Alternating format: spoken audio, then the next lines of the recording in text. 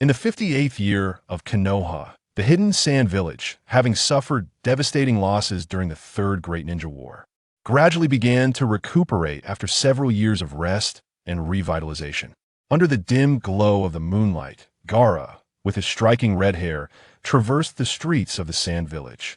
He ascended to the rooftop via a wooden ladder at the corner of a wall, gripping the railing as he gazed into the distance.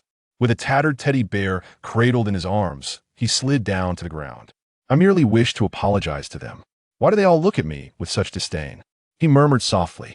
Earlier that day, Gaara had inadvertently harmed a comrade when the power of the tailed beast within him surged uncontrollably.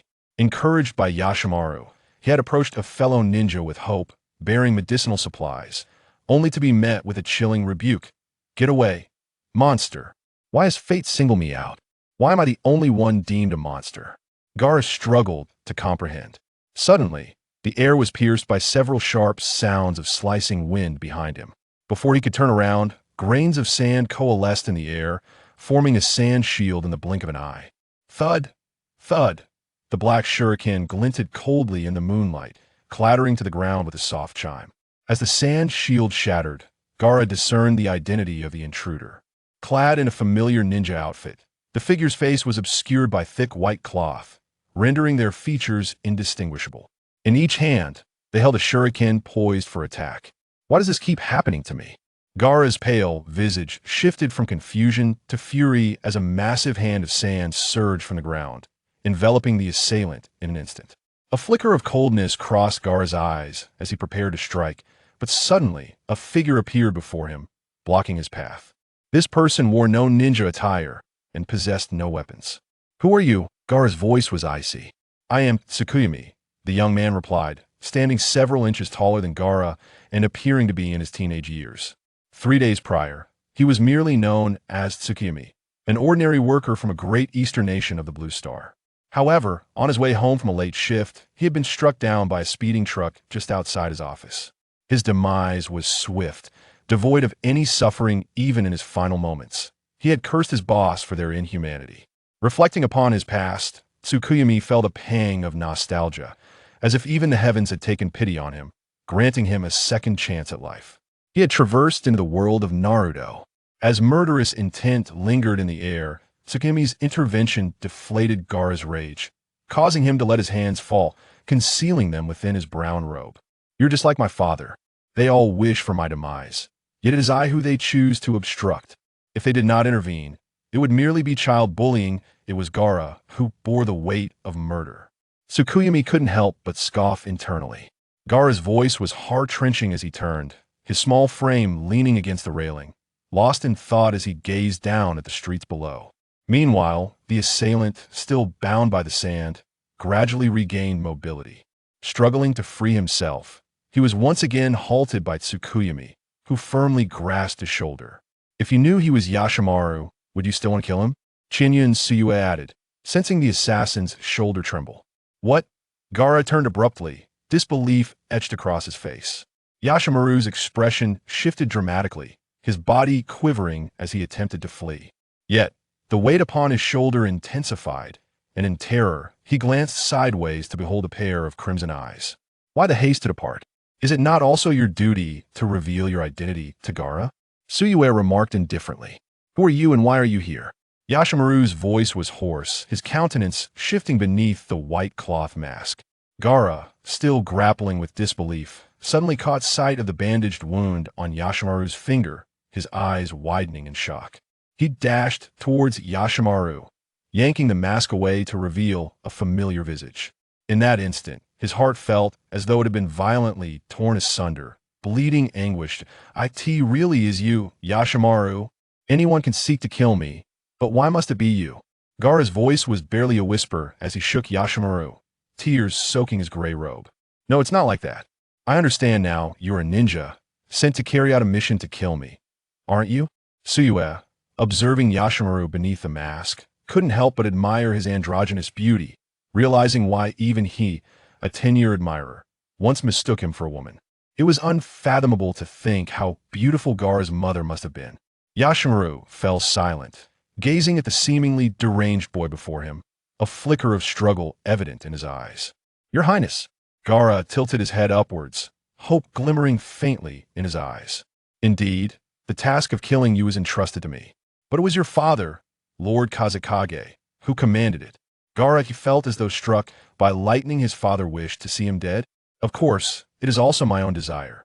Gaara, I have harbored a deep-seated hatred for you." Yashamaru's gaze turned towards the inky sky. "My sister died in childbirth. Because of you, you are the one who took her life. I will kill you to avenge her. Do you understand?" Gaara's hands fell limply to his sides as he staggered backward, shaking his head with a bitter smile. He retreated until he stumbled against the railing and collapsed to the ground. Tears streamed down from the corners of his mouth, making it impossible to discern whether he was crying or laughing. He curled into himself, desperately clawing at his heart, murmuring softly, "No wonder. I truly believed you, and my mother loved me." Gaara's pupils grew increasingly unstable, as though something within him was fighting to break free, trembling uncontrollably. A glimmer of disappointment flashed in Yashamaru's eyes. Had he failed? Gaara's current state was unmistakably the prelude to becoming a tailed beast. At that moment, Sue stepped towards Gaara, sorrow welling within him at the scene before him. He reached out to wipe away Gaara's tears. "Do not cry, your uncle is deceiving you." "What?" Gaara lifted his head, tears glistening in his eyes, looking pitiful. "Hey, what are you talking about?" Yashamaru snapped. "Isn't it? Everything happening now is merely an illusion." Suketsu abruptly pulled Gaara up, fixing his gaze on Yashamaru. Gaara helplessly clutched his teddy bear, his eyes darting between the two, unable to discern right from wrong. "Trust me." Suketsu gently caressed Gaara's crimson hair, and suddenly, a flash of red light flickered in his eyes as they appeared before Yashamaru. Yashamaru tightened his grip on the kunai at his waist, adopting a defensive stance. Suketsu pointed to Yashamaru's other eye, which was now swirling with a deep darkness, and softly spoke, "Because with this eye, I can reveal to you the entirety of their deception." In the Wind Shadow Hall, hurried footsteps echoed. "You have arrived. Lord Wind Shadow has been awaiting you for some time." Two elite guards respectfully inquired at the entrance. Yashamaru, a trusted aide of the Fourth Wind Shadow, was summoned in the dead of night, indicating a matter of utmost urgency. Yashamaru nodded. "You may leave. Remain vigilant around the Shadow Hall." "Understood." After nodding, the two swiftly departed, and Yashamaru pushed open the door to see Raza standing by the window, gazing outside. Gaara has lost control. Upon hearing the voice, Raza turned and got straight to the point. "Half an hour ago, he used the power of the tailed beast to kill Chinin. This." Yashamaru felt a surge of anxiety. "I sincerely hope this is merely an accident after all. We have invested so much effort in nurturing the tailed beast, so I need you to assist me in verifying this." Yashamaru furrowed his brow slightly, feeling reluctant. He understood that Raza's verification essentially meant to assassinate Gaara. This was not the first time he had been assigned such a task by now. He had already attempted to assassinate Gaara 6 times. As a ninja, obedience to orders was his duty, yet repeatedly targeting a beloved one had long since exhausted him. "I know you have held back in the past, but this matter is of great significance. You must exert your full strength. I need to ascertain whether he can retain his sanity under overwhelming murderous intent." "Very well, I shall go. However, Lord Wind Shadow, if this test goes well, could you grant me one request?" Yashamaru was aware that Raza's decisions were unchangeable, yet he still wished to advocate for Gaara. "What is it?" Raza inquired. Yashamaru's gaze was intense. "In the future, please extend him a bit more paternal affection." Raza paused slightly, looking at Yashamaru. Yashamaru elaborated. "Gaara is a very obedient child. I believe that even if he is killed, it is not born from his initial desires. For all these years, I have endeavored to provide him with a maternal warmth even as a Jinchuriki. His childhood should not be solely filled with disdain and hatred. Yet, I'm not his sister, and Gaara still needs a father."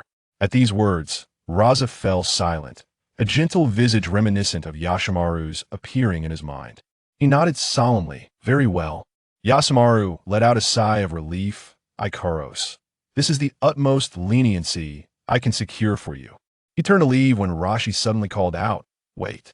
Rashi pondered for a moment and said, "Should your identity be uncovered, you must convey to him that your assassination stems from a deep-seated hatred towards him. His mother, in her final moments, was filled with loathing. It was his presence that brought about the demise of Kariuro. Ikaros's name is the noose that Kariuro has fashioned for him, destined to become a being that loves only himself, Ashura. Chapter 2. Retracing the Past, the Power of Remembrance. Enough, Lord Windshadow. Even a gentle soul like Yashamaru could not suppress a flicker of irritation upon hearing those words. Do you not think such deceit is excessively cruel to Gaara? You are well aware of how deeply his sister loves him, and you know he harbors an unwavering affection for his mother. Roseza replied coldly. Precisely for that reason, shattering the last vestiges of his hope is essential. Only through profound despair can he control the power of the tailed beast, thereby truly becoming the ultimate weapon of Sunagakure. No, the impact on him would far exceed that of several assassination attempts. He would undoubtedly go berserk. Yashamaru recalled the moment when Gaara drove a kunai into his own arm, a wave of sorrow washing over him.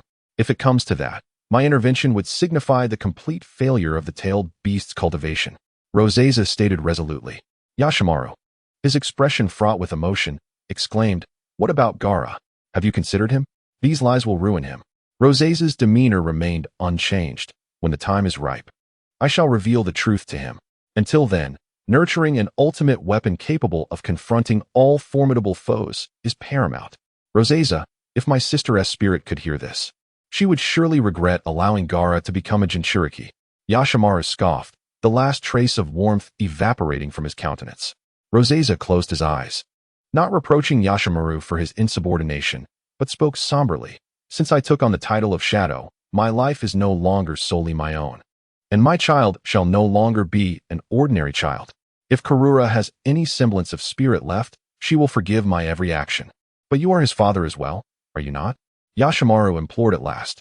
I am the Wind Shadow. Roseza inhaled deeply, his voice steady. And you are a ninja. A ninja bears the weight of all darkness and endures pains unfathomable to ordinary souls. Yashamaru found himself at a loss for words. His clenched fists gradually relaxed. After a prolonged silence, he bowed his head before the man before him. Lord Wind Shadow, I shall strive to fulfill this mission, and I hope you will uphold your earlier promise. Suddenly, the scene before them vanished, revealing Gaara's tear-streaked face. Is this real, Yashamaru? Gaara pressed his face into Yashamaru's embrace, holding him tightly. In that fleeting moment, he felt the profound love Yashamaru harbored for him. Such genuine affection could not possibly be a fabrication. Yet, Gaara soon realized that Yashamaru was toppling backward, and Tsukuyomi reached out, his gaze flickering as the three of them found themselves in a corner. What is happening? What is wrong with Yashamaru? Gaara inquired anxiously. Tsukuyomi replied, the retrace technique consumes vast amounts of mental energy from both the caster and the subject. Do not worry. He shall awaken shortly. Gaara lifted his head. Was what I just witnessed real? His voice trembled slightly. Although he had begun to believe it, he still feared it might merely be an ephemeral dream. Indeed, the fragment you just witnessed was the conspiracy between Yashamaru and your father prior to the assassination attempt on you. Everything you encountered tonight is a test devised by the Wind Shadow to gauge your deceit. As for your mother, she is both magnificent and deeply affectionate towards you. The sand surrounding you serves as the finest testament to her love. Is this sand truly proof of my mother's affection? I, Gaara, extend my hands, allowing the grains to slip through my fingers. Suddenly, Shikaku retrieves a shuriken that had just fallen to the ground and thrusts it towards my chest. I do not flinch, for a colossal hand of sand swiftly appears to intercept the shuriken and protect me. Do you see? You are now cradled in her embrace. Whenever you find yourself in peril, she will manifest, loving you in this unique manner. I, Gaara, gently place my hand upon the sandy hand and close my eyes. Having lived in gloom and darkness for so long, I finally unveil a genuine smile from the depths of my heart. After a while, I slowly open my eyes, joy radiating from within. Thank you, I can feel it. I caress the sandy hand until it transforms into flowing sand and vanishes. However, I still do not comprehend, Shikaku. Yakumo was sent by my father to assassinate me, aiming to create the ultimate weapon. What is this ultimate weapon? I murmur softly. Shikaku approaches the railing, and I follow closely behind. The village hidden in the sand is situated in a vast desert, with neatly arranged earthen houses extending into the distance. Surrounded by towering sandstone formations, it is the tailed beast within you. If you can fully harness that rampaging power, You will become the most formidable weapon of the Sand Village. Shikaku elucidates. I do not condone the act of assassination, but the motive behind it is for the sake of this village. Gaara, the purpose of Wind Shadow nurturing you to become the Jinchuriki is not for slaughter, but for protection. I fall into contemplation, nodding. Is this what my uncle often refers to as the will of the shadows? Shinyun Shikaku smiles gently. That is merely the obsession of a group of old souls regarding the village they built. There is no need to dwell on it. You only need to discern what you wish to protect. Gaara ponders this, then shifts the topic. Were you using a ninjutsu just now? To be precise, it is a visual technique. Shikaku gestures to his own eyes, a power he discovered after arriving in this world. Upon acquiring these eyes, Shikaku initially believed he had been reincarnated into the Uchiha or Hyuga clans, only to realize he belonged to neither. The ability to perceive the memories of others is truly marvelous. Are you a resident of the Sand Village? I inquire. Shikaku pauses, taken aback by my childhood wisdom, and after a moment of contemplation, responds truthfully. No, I am not from the Sand Village. In fact, I do not belong to this world at all. Reflecting on the parents from another world, he considers how distressed they would be upon learning of his accident. Then you and I are alike, both lonely souls. I, Gaara, exclaim, feeling a surge of excitement. Shinyun Shikaku smiles faintly. It's not too bad, merely a lack of belonging. I grasp his garment, looking up at him with clear, innocent eyes. Then let me be your sense of belonging, Shikaku. From now on, we shall no longer be so lonely. As the moonlight stirred within, this sentiment may well represent Gaara's utmost acknowledgement of another. Gaara, born amidst the tragedy of his mother's demise during childbirth, grew up deprived of maternal affection, coupled with a father devoid of humanity, who not only imprisoned the tailed beast within him, but also subjected him to incessant assassination attempts. One can understand the origins of Gaara's brutal nature in the original narrative. He reached out to gently stroke Gaara's hair in affirmation, his peripheral vision catching a glimpse of Yashamaru nearby. It seems your uncle is about to awaken. Perhaps you should have a heartfelt conversation. At that moment, Yashamaru opened his eyes, confusion clouding his thoughts. Suddenly recalling the events that had transpired, he attempted to grasp his ninja tools, only to find his body rendered immobile as if drained of all strength. Yashamaru, the pain here has subsided. Gaara lifted Yashamaru's hand and placed it against his own chest. My lord, what transpired just now? Where is that person? Yashamaru surveyed his surroundings, realizing that Tsukuyomi had vanished without a trace. What just happened? Nonetheless, the success of tonight's trial was indisputable. Gaara had not succumbed to chaos and fury, a smile of relief gracing his face.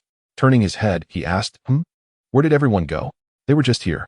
However, he did not dwell on this for long, a resolute glimmer igniting in his eyes. Yashamaru, I have made a decision. I shall strive to suppress the monster within me. I wish to protect you and father, to safeguard Tsukuyomi. I shall become the Kazekage.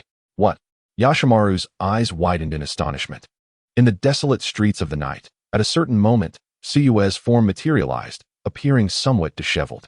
Had he not managed to steady himself against the wall, he might have collapsed. He hurried to a secluded corner to rest. The burden of these eyes was still too great for me at present, especially after employing rewind. The one drained was not solely Yashamaru. Finding a quiet corner, Tsukuyomi inhaled deeply, seeking respite. Yet, thankfully, my actions have, to some extent, influenced Gaara. As our bond deepens, the system's acknowledgement value also increases. Before him, a phantom panel materialized. Unlocked ability. Translocation. Unlocked ability. Rewind. Current acknowledgement value, Gaara 40. Cumulative 50 for energy recharge. As a host of a tailed beast, one must not only endure the scorn and ridicule of those around, but also remain vigilant against assassination attempts. Surpassing my expectations, a recognition value of 40 has been achieved. Upon reaching a 50% acknowledgement value, I can enhance translocation, while rewind necessitates a full 100%. Tsukuyomi murmured, his spirits lifted. These eyes of mine possess distinct abilities, representing time and space. The initial power of the left eye is translocation, enabling the selection of any 2 points within space for instantaneous transport. Currently, translocation can only teleport within a 10-meter radius, yet for Tsukuyomi, this is sufficient. With this ability, Tsukuyomi deftly evaded the desert's wild beasts and sandworms, ultimately arriving at the village hidden in the sand. The initial ability of the right eye is the recently employed retrospect, which allows the user to access a fragment of another's memory. It remains uncertain what further applications may be developed. He has designated this pair of eyes as the forbidden eyes. Closing his eyelids, Tsuyu massages his temples to alleviate the stinging pain induced by the ocular technique. Suddenly, a sense of crisis surges within him. Without hesitation, Tsuyu activates transference, causing his body to vanish and reappear in the center of the street 10 meters away. In the spot he had just vacated, a stream of sand erupts from the earth, transforming into a spear that thrusts skyward. Had he not evaded in time, he would have surely been impaled by the sand spear. Chapter 3. The Future of Sand Hidden. I must look further. The faint golden hue of the sand spear shimmers under the moonlight, leading Tsuyu to deduce the identity of the assailant. It is Yashamaru, sent to assassinate Gaara while lurking in the shadows, waiting for Gaara to lose control. Perhaps a shadow of pale gray darts from the side. Wielding a kunai that glints with a cold gleam, the sharp edge slices through the air, aimed at Tsuyu's throat. In response, Tsuyu swiftly retrieves a kunai from his tool pouch to parry.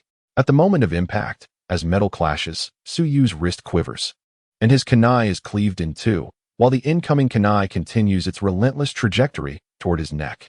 Reluctantly, Tsuyu activates transference once more, narrowly escaping this lethal strike. Upon landing, Tsuyu feels a heaviness in his head. The intense use of ocular techniques has left him somewhat drained, rendering the scene before him slightly blurred. Lacking even the basic proficiency in utilizing kunai, yet possessing such formidable instantaneous movement, could this be an unrecognized bloodline limit? Raza steps forward, and Tsuyu musters the strength to stand upright, at least maintaining an imposing demeanor in front of the fourth Kazekage. I have experienced the hospitality of the sand-hidden village. Tsuyu exclaims, a hint of irritation in his voice.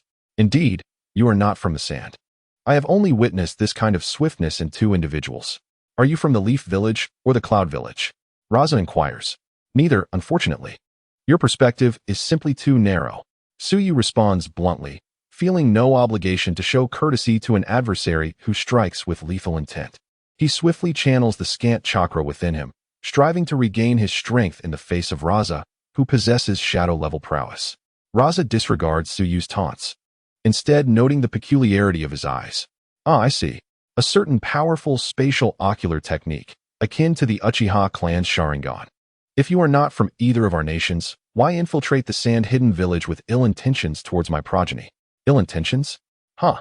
If I harbored such designs, what then would you call the assassination attempts orchestrated by the Kazekage? Tsuyu laughs heartily. Raza retorts coldly. Gaara is of utmost importance to the sand hidden. Our actions are of no concern to outsiders. Tsuyu scoffs. Is it not merely an ambition to cultivate a Jinchuriki? To entrust the hopes of dozens of Jonin and thousands of Chunin upon a mere 6-year-old child? Does the Kazekage's vision extend only this far? Raza's facial muscles twitch. Tsuyu's words strike like a steel nail into his chest, causing the palm gripping the kunai at his side to draw blood. Meeting Raza's hawk-like gaze, Tsuyu feels a slight chill in his heart. He contemplated his circumstances, realizing that retrospection was nearly futile against someone of Rasha's caliber. While he could still utilize jump a few more times, yet it was uncertain whether he could escape. At that moment, he suddenly noticed numbers flickering on the panel in his mind. Current recognition value, Gaara 40. Current recognition value, Rasha 10. Cumulative recognition value, 5,050 available for charging. Would you like to charge? He was momentarily taken aback. What was happening? Rasha had acknowledged his words. He glanced at Rasha, only to find the latter's gaze clouded with sorrow. Rasha suddenly recalled the day Gaara was born, when Kariura grasped his hand. Her smile was gentle and serene, and despite her frail body from premature birth, she still smiled as she entrusted Gaara to him. Rasha, look, our child is so adorable. We must provide him with a peaceful world. Over the years, Rasha felt he had done his utmost. 10 years ago, the third Kazekage had vanished, and with the onset of the Third Great Ninja War, he had been summoned to take the mantle of Kazekage in a time of crisis. Subsequently, the surprise attacks from the Water and Lightning countries, coupled with the pressure from Konoha, left Sunagakure and him gasping for breath amid the turmoil.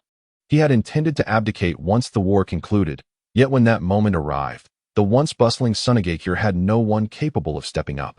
He had no choice but to guard against the movements of the four nations, while simultaneously rebuilding Sunagakure. all the while caring for the pregnant Kariura. Kariura had told him that the affairs of the state outweighed those of the family, urging him to bring prosperity to the village and provide a stable home for their unborn child. On the day Kariura passed away, the third Jinchuriki's training had failed, and the daimyo of the Wind Country had united to apply pressure on him. If he could not present a solution soon, they would further reduce military capabilities.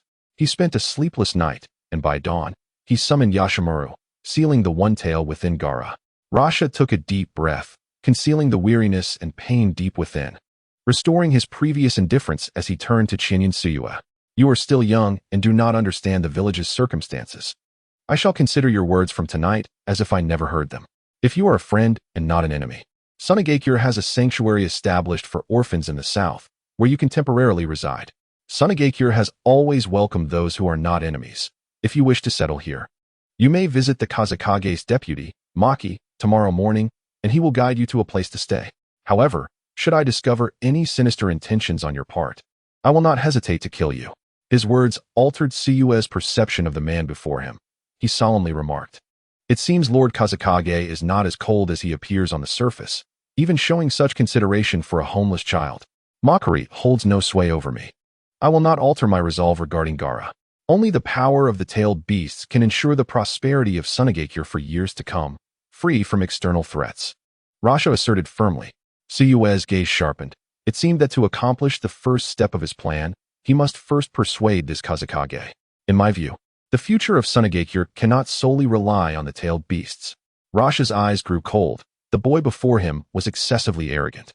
Though your ocular technique is formidable, it must be paired with strong offensive capabilities to unleash its true power.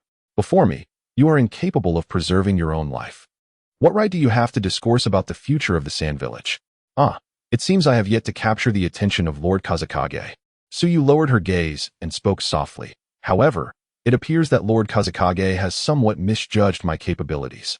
When did I ever claim to lack formidable offensive ninjutsu? Her eyes seemed to be veiled in a crimson mist, with countless fine lines visible in the depths of the scarlet. Accumulated recognition value. 50 can be charged for advancement. Charging for advancement completed. A transformation unfolded before Qianyun Suyu. The surrounding dim and blurred scenery became vivid, the world illuminated as if it were day. This was the power of her newly advanced ocular technique, unlocking a new ninjutsu while nearly doubling the distance of teleportation. All of this was thanks to the 10% recognition contributed by Luo Sha just moments ago. Then, why not allow you to test the effectiveness of this new technique first? A sudden flash of red light appeared in Suyu's left eye as her ocular technique activated, and her figure vanished in an instant. Luo Sha remained steadfast, acutely aware of Suyu's anomaly. Yet he understood that the power of the Kazakage was not something that could be easily unraveled by mere words. Knowing the effect of teleportation, which allowed instantaneous travel from one location to another, Luo Sha's eyes darted, and at the moment he sensed Suyu's presence, the golden sand surged upward. Suyu reappeared to his left, and Luo Sha commanded the golden sand to strike at her while coldly stating, "Since you were so intent on death, do not blame me." Sand Binding Coffin. Chapter 4. The Power of Starfall and Annihilation in Space. The flowing sand transformed into multiple tendrils rushing towards Suyu. Yet she no longer evaded as before. Her chakra converged in her left eye. Heavenly Starfall. As the words left her lips, the sand surged toward her. But what unfolded astonished Luo Sha. The golden sand, which he prided himself on, began to dissolve just as it was about to make contact with Suyu. "What is happening?" Luo Sha exclaimed in shock, as the vanished golden sand severed its connection with his chakra, revealing what appeared to be a black hole before Suyu that drew in and obliterated the golden sand. As the sand flow receded, Suyu directed her gaze at Luo Sha, her hand extending forth. A profound sense of crisis surged within Luo Sha, and instinctively, he made a swift judgment. Sidestepping to the side, the deep red of her eyes resembled a blood moon that consumed all. Luo Sha was horrified to discover that a section of the golden sand barrier beside him had quietly vanished. Had he not evaded in time, he would have surely sustained grave injuries. Suyu withdrew her gaze, her eyes returning to their usual calmness. "What do you think of this technique? Does it still meet the approval of Lord Kazakage?" Luo Sha regarded Suyu intently. Her extraordinary speed combined with the bizarre ninjutsu reminded him of a long-lost acquaintance. "What is that?" He cautiously inquired. To divulge one's hidden cards to another is not the conduct of a true ninja. Tsuyu smiled. However, Lord Kazekage is neither my enemy, nor am I a ninja. Consider this a token of allegiance to you, my lord. Shinyan Tsuyue pointed to his left eye, stating, the world I perceive is composed of countless spatial particles, and my unique chakra allows me to establish a connection with these spatial points. The technique Kinyusian enables me to activate a specific point nearby with my chakra, causing it to rapidly contract and create immense gravitational force in a brief moment. Its effect is akin to that of Shinra Tensei, with the distinction that Shinra Tensei distorts and annihilates the viewed space, whereas Kinyusian results in the instantaneous collapse of a nearby spatial point, leading to annihilation. Terrifying. Luo Sha remarked gravely. No wonder even my gold sand defense proved ineffective. With such a fearsome ocular technique. What are your intentions upon arriving in Sunagakure? Shinyan Tsuyue smiled. Lord Kazekage, do you acknowledge my qualifications for negotiation? Luo Sha scrutinized him cautiously. As for my intentions, I shall speak plainly. I wish to reform the current system of Sunagakure, harnessing its power to merge the 5 nations and establish a new regime that transcends them all. Luo Sha appeared to hear a grand jest, scoffing, huh? Merging the 5 nations? Your ambition is rather excessive. How can one know the outcome without attempting? Tsuyue countered, his expression unwavering. Seeing Shinyan Tsuyue's calm demeanor, Luo Sha was taken aback. Are you serious? Tsuyue replied, his face unchanging. This ailing world requires someone to overturn it. To bring new light to this land that has long since decayed. Luo Sha inhaled sharply, feeling as though he were conversing with a madman. The history of the ninja world is marked by decades of strife and countless grievances among the 5 great nations. Do you think it is as simple as you suggest? His piercing gaze fixed on Tsuyue, he continued coldly. Even the illustrious Konoha, under the leadership of the Sage of the 6 Paths, could not achieve such a feat. Yet you dare to propose that the currently weakened Sunagakure oppose the ninja world? Absurd. Oh, is Lord Kazekage refusing without even contemplating? Shinyan Tsuyue responded with little emotional fluctuation. Luo Sha snorted derisively. What is there to consider? I cannot lead Sunagakure to its doom. Tsuyue's eyes brimmed with regret. I have always believed that Sunagakure's struggles stemmed from external constraints, but it seems more due to the Kazekage's reluctance to embrace change. Content to remain in a corner. Are you provoking me? Luo Sha's gaze turned icy. Tsuyue shook his head. I merely wish for Lord Kazekage to recognize reality. The ninja world is rife with conflict. The strong thrive while the weak perish. Given Sunagakure's current state, how many more years does the Kazekage believe it can endure? This evening, I have spoken too much. I bid you farewell. With that final remark, Tsuyue turned away without hesitation. Luo Sha, watching Tsuyue's retreating figure, wore a grim expression. Wait. Tsuyue paused, a smile playing at the corners of his lips. You are correct. Sunagakure is indeed a step away from annihilation. Do you know that I, Luo Sha, tread on thin ice in this position? One misstep could lead to irreparable consequences. Shinyan Tsuyue replied calmly. It is merely a choice between natural demise or a desperate gamble. However, how is it that Lord Kazekage, who once single-handedly turned the tide in the 3rd Great Ninja War, has lost the audacity that characterized his earlier years after so many years in power? Luo Sha gritted his teeth and spoke. Do you truly have confidence in reversing the dire straits of Sunagakure? That depends on the trust Kazekage places in me, replied Tsuyu. Luo Sha pondered for a moment before softly saying, after all, this concerns the welfare of hundreds of thousands of villagers in Sunagakure. I require time. Of course, I can wait. Tsuyu replied with a smile. In the distance, Yashamaru rushed towards them, and Shinyan Tsuyu took his leave without lingering. Lord Kazekage. Moments later, Yashamaru arrived before Luo Sha and knelt on one knee. You have come, said Luo Sha. I know, although it was somewhat unexpected.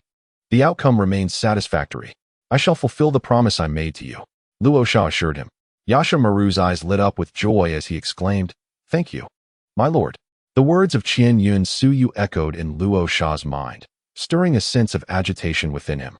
If there is nothing else, you should return and rest, he urged. Yashamaru hesitated. The man named Shinyan Tsuyu. I have encountered him, and he is quite dangerous. Inform the guards to remain vigilant, and notify me immediately of any unusual occurrences. Understood. Yashamaru's heart sank. If even Lord Kazekage perceived him as a threat, The man's origins must be formidable. Yet, there was no need for excessive worry, for at least he knew that the man was neither a spy from Konoha nor Kumogakure. He must have other intentions for coming to Sunagakure. Indeed, my lord, I find his eyes to be quite peculiar. Yashamaru furrowed his brow. The combination of extraordinary speed and elusive spatial attacks could very well herald the emergence of the next yellow flash. Upon mentioning Minato Namikaze, Luo Sha felt a tinge of nostalgia. He was a true genius who instilled fear in the hearts of the four great nations during the Third Great Ninja War and was one of the few enemies Konoha held in high esteem. My lord, that is not what I meant. Besides space ninjutsu, he must possess a technique that allows him to probe into my memories alongside Gaara. Yashamaru recounted the events that transpired before and after his unconsciousness. Luo Sha was moved by his words, the power to delve into one's mind. Yes, I understand. As for Gaara's situation, allow me to deliberate further. Chapter 5. Is this the sensation of taking a life? Upon exiting Sunagakure, Xianyun Suyu found the desert night to be chilling to the bone. The fine sand whipped through the air, stinging his face. The frailty of Sunagakure was indeed evident, as such a harsh environment severely stunted its development. Were it not for the fourth Kazekage employing the sand gold technique to forcefully prolong the village's existence, the name of the five great nations may have long since faded into obscurity. 3 days had passed since he arrived in this world. He vaguely recalled that it took him quite some time to discern that he had entered the world of Naruto. Instantly, he felt a sense of relief. For he was a seasoned fan of the series, with a photo of Naruto and Hinata's wedding adorning his bedside. Upon waking, he realized he was not far from Sunagakure. Yet the relentless sands had caused him to lose his way for 3 full days before finally finding the correct direction. Fortunately, at the last moment, I managed to intercept the crucial event of Yashamaru's assassination attempt on Gaara. The rejection from the Kazekage was entirely understandable, as Sunagakure is currently in a pitiable state of weakness. While it may not directly compel Gaara to make a decisive choice, it certainly plants a seed of ambition within him. Ambition tends to swell, especially in the case of a leader like the Kazekage, who would not be content to allow Sunagakure to remain eternally marginalized. However, the village's current power is far too feeble. Mere survival is a challenge. Yet that was the past. The future of Sunagakure holds promise for greater strength, for I have arrived. Xianyun Suyu declared confidently. As for why he chose Sunagakure over other ninja villages, it was, of course, because it is the place of his awakening. If one were to liken his journey to a rebirth, then this locale is his home. Moreover, the prospect of elevating the currently weakest Sunagakure to the pinnacle of the five nations, or even sweeping through the entire ninja world, presents an unparalleled sense of achievement. In the distance, 2 shadowy figures appeared, stealthily approaching Suyu, prompting him to quickly find a concealed spot to hide. As the figures drew nearer, he discerned more clearly that they wore the forehead protectors of Sunagakure and were merely 2 ordinary genin, lacking any notable disguises. One of the ninjas, who was significantly taller, carried a bag slung over his shoulder. Initially, Suyu assumed it contained large ninja tools. However, as they passed by, the burlap sack stirred, revealing something within was struggling. The other scrawny ninja, noticing the commotion, chuckled. Yamashiro, did you perhaps skimp on the dosage? The little beast has awakened so soon. Realization struck Suyu. The bag contained a sedated beast. The act of ninjas hunting beasts was commonplace, and he gradually lowered his guard. As the two moved a short distance away, the taller ninja suddenly shouted, "This little nuisance is causing too much trouble. She won't make it to the rendezvous. We need to administer more tranquilizers." With that, Yamashiro cast the bag to the ground. As he unfastened it, a shadow lunged out. Unfortunately, before it could reach Yamashiro, the scrawny ninja reacted swiftly, capturing the shadow. It turned out to be a girl of about 7 or 8 years, her throat gripped by the ninja, her pale face contorted in pain. Given that this scene unfolded near Sunagakure, the furtive demeanor of the two clearly indicated that they had abducted the girl after rendering her unconscious. "Who are you? Why are you capturing me? Lord Kazekage will not let you go." The girl struggled to articulate. Xianyun Suyu narrowed his eyes slightly. What expression would Gaara wear upon discovering such an incident outside his village? Humph. That old fool is too preoccupied with his own affairs to concern himself with trivial matters like this. Do not fret. Just sleep well, and when you awaken, you will know where to go. Yamashiro retrieved a small vial from his ninja toolkit and produced a pill. The other ninja pressed firmly on the girl's jaw. forcing her mouth open, her eyes betraying a look of despair. In that fleeting moment, she ceased her struggles, her gaze fixated on a distant point. Utterly astonished. Yashamaru grinned wickedly, pinching the pill between his fingers, poised to force it into the girl's mouth. However, upon noticing the bewildered expression of his companion, he turned around to find another person standing behind him. "Who are you?" Yashamaru inquired, only to see Chinyan Suyue extend a hand directly. The towering ninja, witnessing Suyue's lips move, was plunged into darkness before the sound of his voice could reach his ears. To his companion, the formidable ninja's head tilted downward, severing from his body, the cut remarkably smooth, with not a single drop of blood. It was only after 2 seconds that a spurt of crimson flowed forth. Reaching half a meter in height, glancing at his own hand, Chinyan Suyue pondered, "Is this the sensation of taking a life? It seems rather trivial." Perhaps it was due to excessive gaming, as he now perceived this world as merely another game. The emaciated ninja reached for his weapon, freezing in place as he stared blankly at the corpse on the ground, his throat constricting, unable to utter a coherent sentence. Suddenly, his gaze became vacant, as the profound darkness in Suyue's eyes seemed to ensnare his very soul. "Sound ninja?" Chinyan Suyue furrowed his brow, only to relax moments later. So it was Orochimaru himself who had come seeking him. "You are acquainted with Lord Orochimaru? Then you must know he was one of the legendary Sannin of Konoha. If you kill me, he will surely seek vengeance." The gaunt ninja appeared to glimpse a glimmer of hope, desperately clinging to Orochimaru's reputation. Chinyan Suyue scoffed. "Orochimaru will avenge you?" With a casual flick of his hand, an unnatural hole materialized in the ninja's chest. Bang! Life ebbed away as he collapsed to the ground, blood mingling with fragments of organs, pooling around him. The yellow sand danced in the wind, and the girl felt a shudder of fear at Suyue's ruthless methods. Casting a glance at the lifeless bodies, her stomach churned in revulsion. Chinyan Suyue approached the girl, donning a gentle smile. "You must be from the village. What is your name?" The girl stammered, "Shanshan Yushana. Where are your family? Do you know the way home?" Suyue felt a tinge of disappointment. She was merely an ordinary child from Sunagakure, unable to enhance his prestige. Shan Yushana nodded slightly, then shook her head, her courage bolstered a bit. "My parents are gone. I live in a shelter." A war orphan. How fortuitous, a chance encounter. Suyue quickly contemplated and replied, "I was just pondering how to navigate. Perhaps you could guide me, Shana?" Shan Yushana stiffened, her gaze drifting to the 2 corpses on the ground, yet she rigidly nodded. "Do not worry. I shall not harm you." A shiver coursed through Shan Yushana, quickening her pace. Along the way, Suyue inquired about the 2 individuals from earlier. "I saw those 2 about half a month ago," Shana revealed, implying that the sound ninjas had been masquerading as sand ninjas within the village for at least 2 weeks. Has Sunagakure been infiltrated to this extent? Chapter 6. The worries of the wind shadow. The following day, when Chinyan Suyue awoke, he discovered that Shan Yu Sanai had already departed. A commotion erupted outside, and as he stepped out, he observed a group of children lined up in an orderly fashion. At the forefront was Sanai, who soon rushed towards him, carrying 2 bowls. "Brother Suyue, I saw you sleeping soundly, so I didn't wake you. I brought you some rice porridge." After spending a night together, Sanai had begun to perceive Suyue as a good person, albeit somewhat fierce.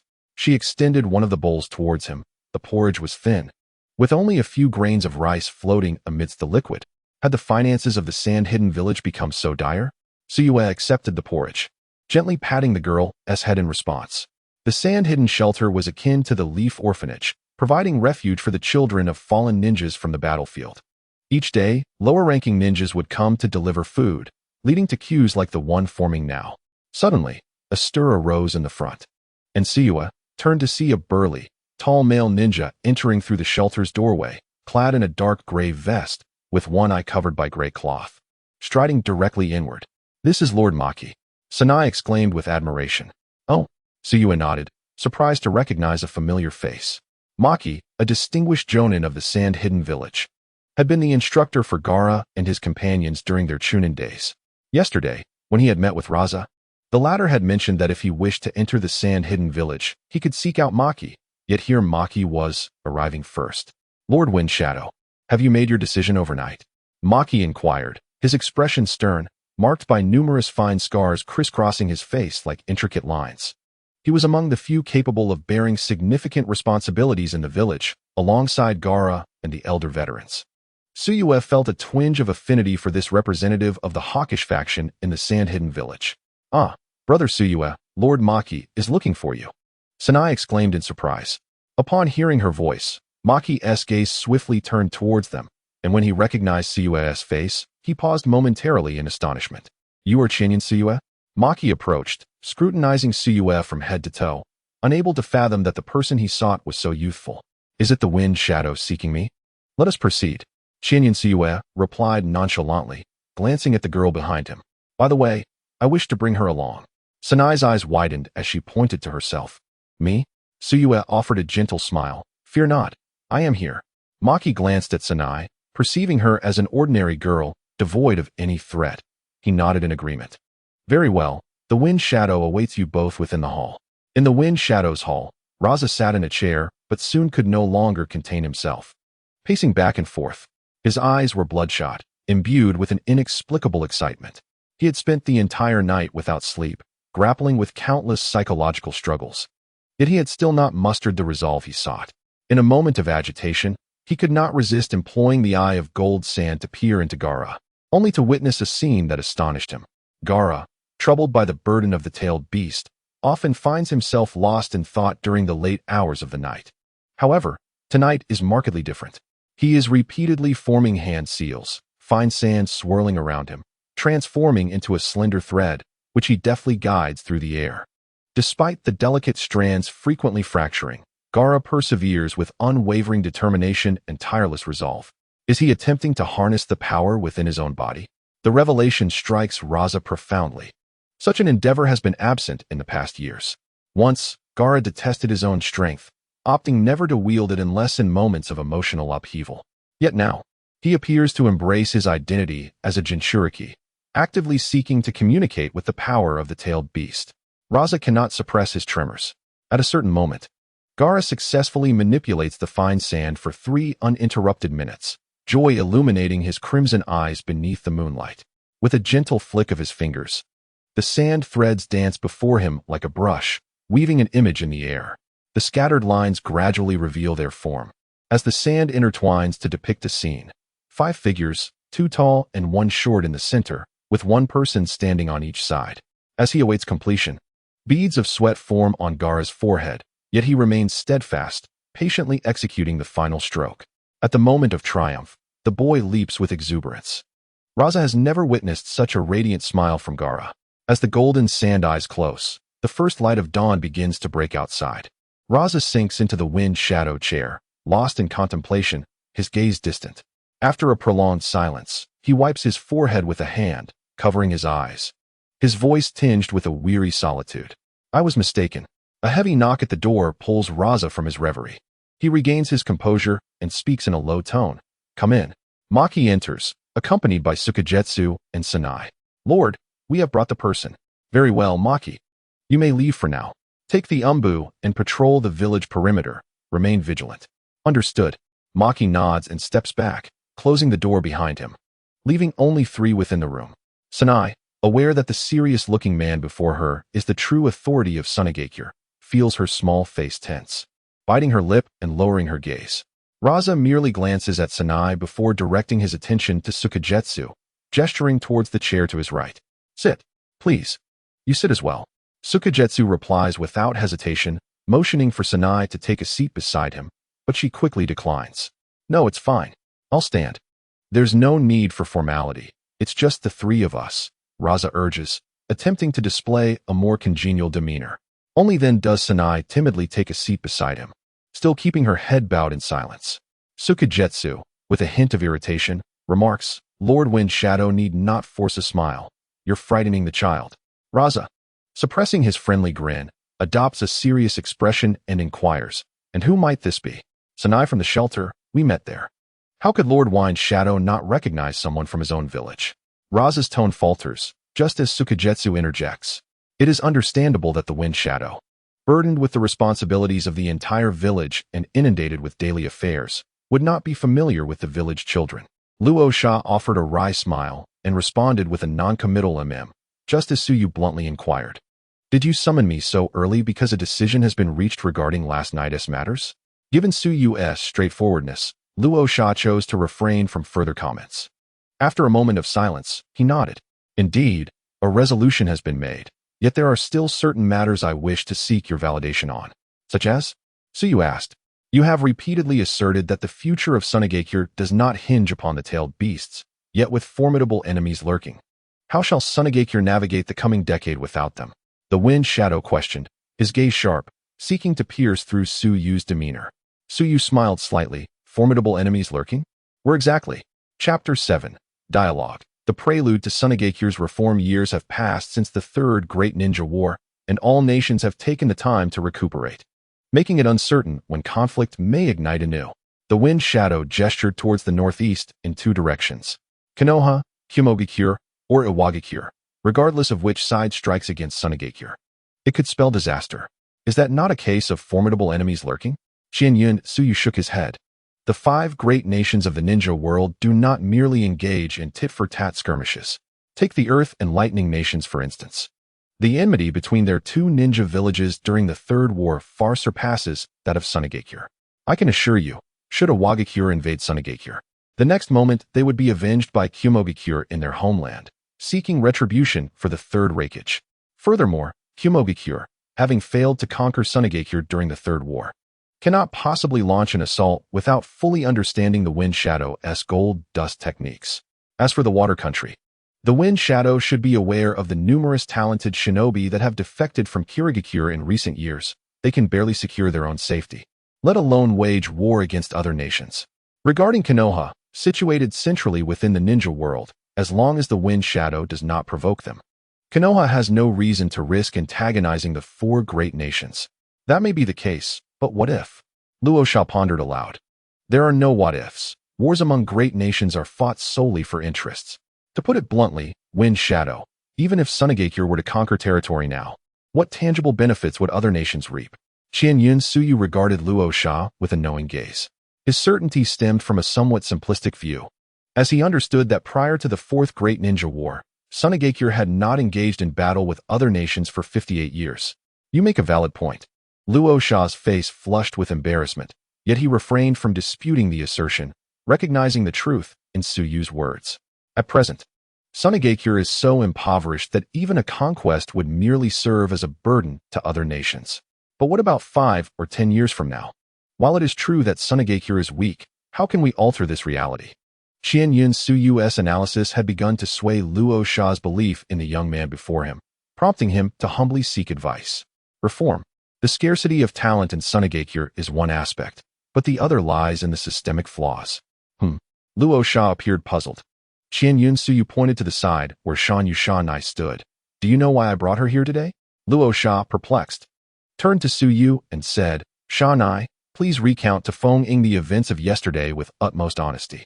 Shanai lifted her head and caught Feng Ying's gaze, feeling an involuntary sense of trepidation as she glanced at Tsuyu. Tsuyu nodded encouragingly, and Shanai felt an overwhelming sense of encouragement, something she had not experienced since her parents' departure.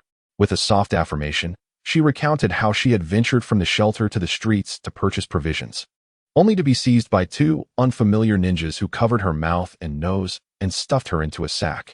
Luo Sha maintained a calm demeanor at first, but a chill ran through him upon learning that her captors were clad in Sunagakure attire. They are certainly not ninjas from Sunagakure, Shanai. Do you know which nation's spies they belong to? Shanai shook her head, while Tsuyu interjected, they are not from the 4 great nations. They are from the Sound Ninja, a rogue faction established by Orochimaru. Orochimaru? A slender figure emerged in Luo Sha's mind. Resting his elbows on the table, he supported his chin with a fist and nodded thoughtfully. I see. I shall instruct Maki to investigate this Sound Ninja. No need, Tsuyu replied coolly. I am well aware of Orochimaru's background, and you need not concern yourself, as I have my own plans. The crux of the matter lies in the fact that Sunagakure may already be infiltrated by ninjas from the 4 great nations, or even by obscure ninjas from lesser villages like the Sound. Thus, the first step must be to eradicate these parasites. Luo Sha agreed wholeheartedly. Indeed, I shall dispatch trusted allies to thoroughly investigate the backgrounds of all ninjas in Sunagakure, though I am uncertain how to handle those with ambiguous identities. That is simple. Yashamaru has likely informed you of the capabilities of my other eye. For those whose identities are uncertain, We shall detain them for a thorough investigation." Suyu asserted confidently. Luo Sha's eyes lit up as he clasped his hands in gratitude towards Suyu. "Thank you. Moreover, I have already organized various problematic systems and regulations concerning the village. You may implement them at your discretion, Lord Fengying. You have long harbored these thoughts. How can you be so certain you can persuade me?" Luo Sha gazed deeply at Suyu, finding the youth somewhat intimidating. "Is the truth not evident before us?" Suyu replied nonchalantly. "However, there is another matter that pertains to Fengying and is crucial for the village's development." Suyu smiled faintly, speaking softly. "It concerns finances." Luo Sha had begun to inexplicably trust Suyu. "Speak. I wish for you, Lord Fengying, to utilize the sand gold technique to provide funding for development and wartime preparations after we cleanse Sunagakure of these parasites. To the utmost extent." Suyu was aware that Sunaгаkure's finances had been strained for years. Its survival thus far was due to Luo Sha's unique ninjutsu. Yet, as the leader, Luo Sha could not devote all his efforts to gold mining and could only manage daily expenses with difficulty. To rise, however, mere sustenance would not suffice. Luo Sha must fully implement his ninjutsu. Suyu's proposal left Luo Sha in a quandary. "I find no issue personally, but if I immerse myself in alchemy, what will become of the village? What if Gaara were to run amok?" Suyu shook his head, stating that he already had a strategy in place. Aside from Lord Kazekage, there were still 2 elder advisors in Sunagakure who could temporarily oversee the situation. As for Gaara, Lord Kazekage might consider a wager that within the next fortnight, Gaara would completely master the power of the tailed beast. Suyu was acutely aware of the current state of Sunagakure and had devised his plan long ago. Loza's eyes flickered with hesitation, but he swiftly set aside his doubts, demonstrating the resolve befitting a Kazekage. He reflected that, when he first assumed the role, he too had pondered such possibilities. Although he possessed the skills to thrive, he had failed to truly seize the opportunity to transform Sunagakure, his ambitions vast, yet unfulfilled. He firmly believed that Gaara could tame the tailed beast, and thus felt certain that he would lose this bet, prompting him to propose another wager instead. Loza rose, his gaze igniting with fervor as he looked toward the distant yellow sands. "Shinyan Suyu, I wager on the future of Sunagakure. I bet that one day, as you foretold, we shall lift our heads high within the shinobi world. Not merely lifting heads, but sweeping across the shinobi realm." Suyu corrected him. However, the Kazekage abruptly shifted the conversation. "Merely believing in you is insufficient. Sunagakure is home to 2 elder advisors, both of whom fought alongside the first Kazekage in the shinobi wars, and their prestige rivals my own." "Chio and Ibiz?" Suyu inquired. "Indeed. After the Third Great Ninja War, the 2 elders retreated to advisory roles within the village council. It would not be difficult to invite them back to lead. Yet I wonder if you can earn their trust as I have." Loza seemed to relax for the first time in years, a subtle smile gracing his lips. "Oh, what do you think, Lord Kazekage?" Suyu chuckled in response. The 2 shared a moment of mutual amusement, but after a brief pause, the Kazekage regained his composure and decisively slammed his hand on the table. "Very well. Tomorrow, we shall convene a meeting of Sunagakure." Chapter 8. A New Ninjutsu.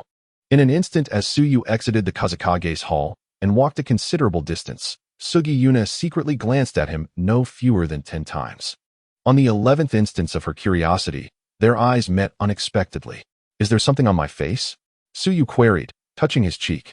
Contemplating the possibility that he had unwittingly left rice grains on his face while speaking earnestly, Yuna quickly shook her head. "No, it's just that I find it quite remarkable. I've heard from others that Lord Kazekage is usually stern and unyielding, yet seeing him today, he doesn't seem as serious as the rumors suggest." Suyu chuckled softly. "When the weight of an entire village rests upon one's shoulders, it's only natural that anyone would struggle to find humor.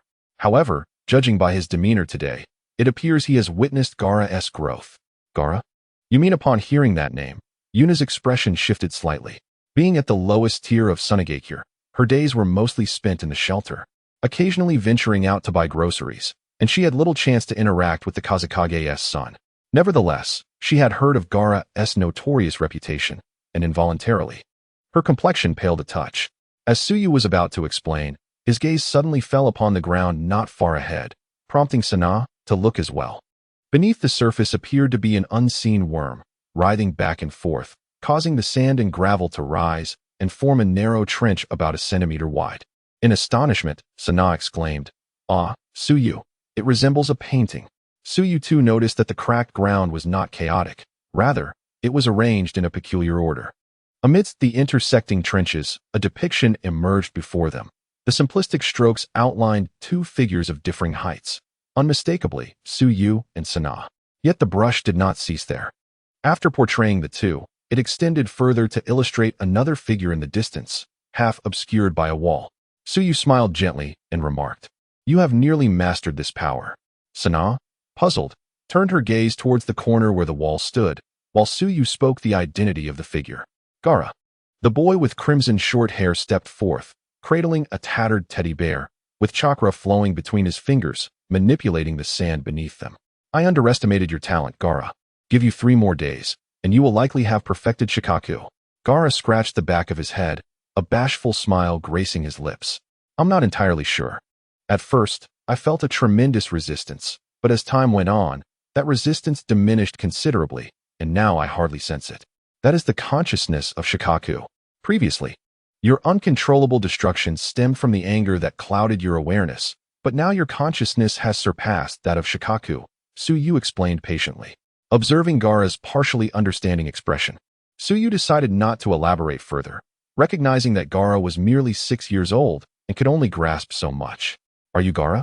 After much hesitation, Sana finally overcame her prejudice, for the boy before her appeared gentle and serene, in stark contrast to the terrifying reputation she had heard.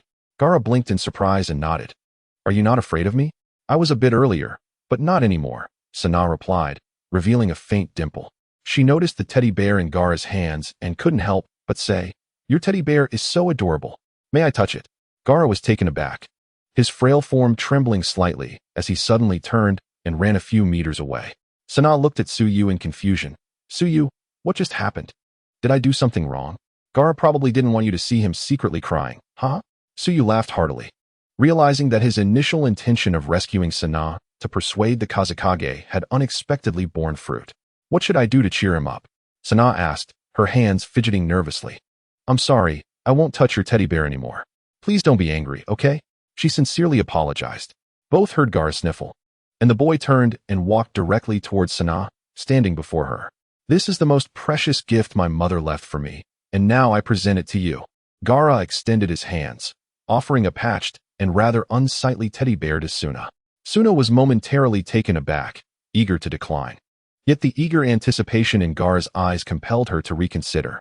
She glanced at Tsuyu, who seemed lost in thought, gazing skyward while slowly distancing himself from the two.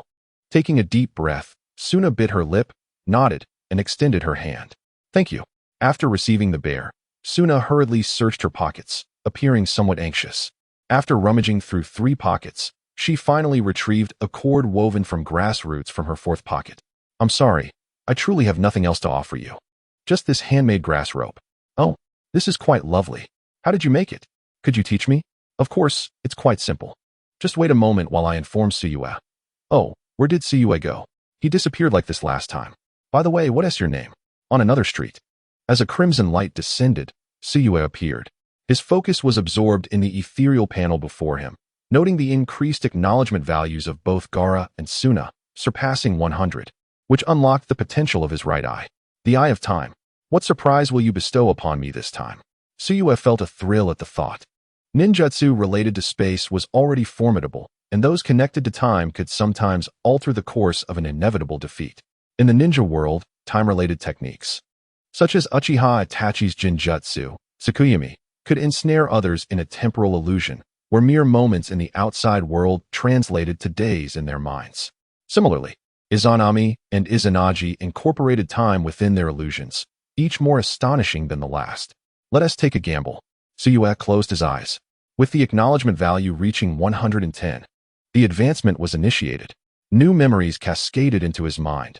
Tsuyu inhaled deeply and exhaled slowly. The new technique was named Shinai. It could decelerate time for the opponent within a defined range, while simultaneously accelerating his own speed by the same factor. At this stage, the multiplier was 1, resulting in a 4-fold speed advantage over the opponent. If executed alongside the techniques of leap and starfall, it would undoubtedly be a lethal strike when the adversary was unprepared. Chapter 9 now. Can you truly listen to what I have to say? Tsukuyomi was quite pleased with the effects of his new technique. The only drawback being its limited range, effective only in close proximity. In long-range confrontations, it felt somewhat futile. However, much like Leap, the range of Shinai would extend as he unlocked more techniques. With Shinai, even elite J-Nin would not be beyond my reach.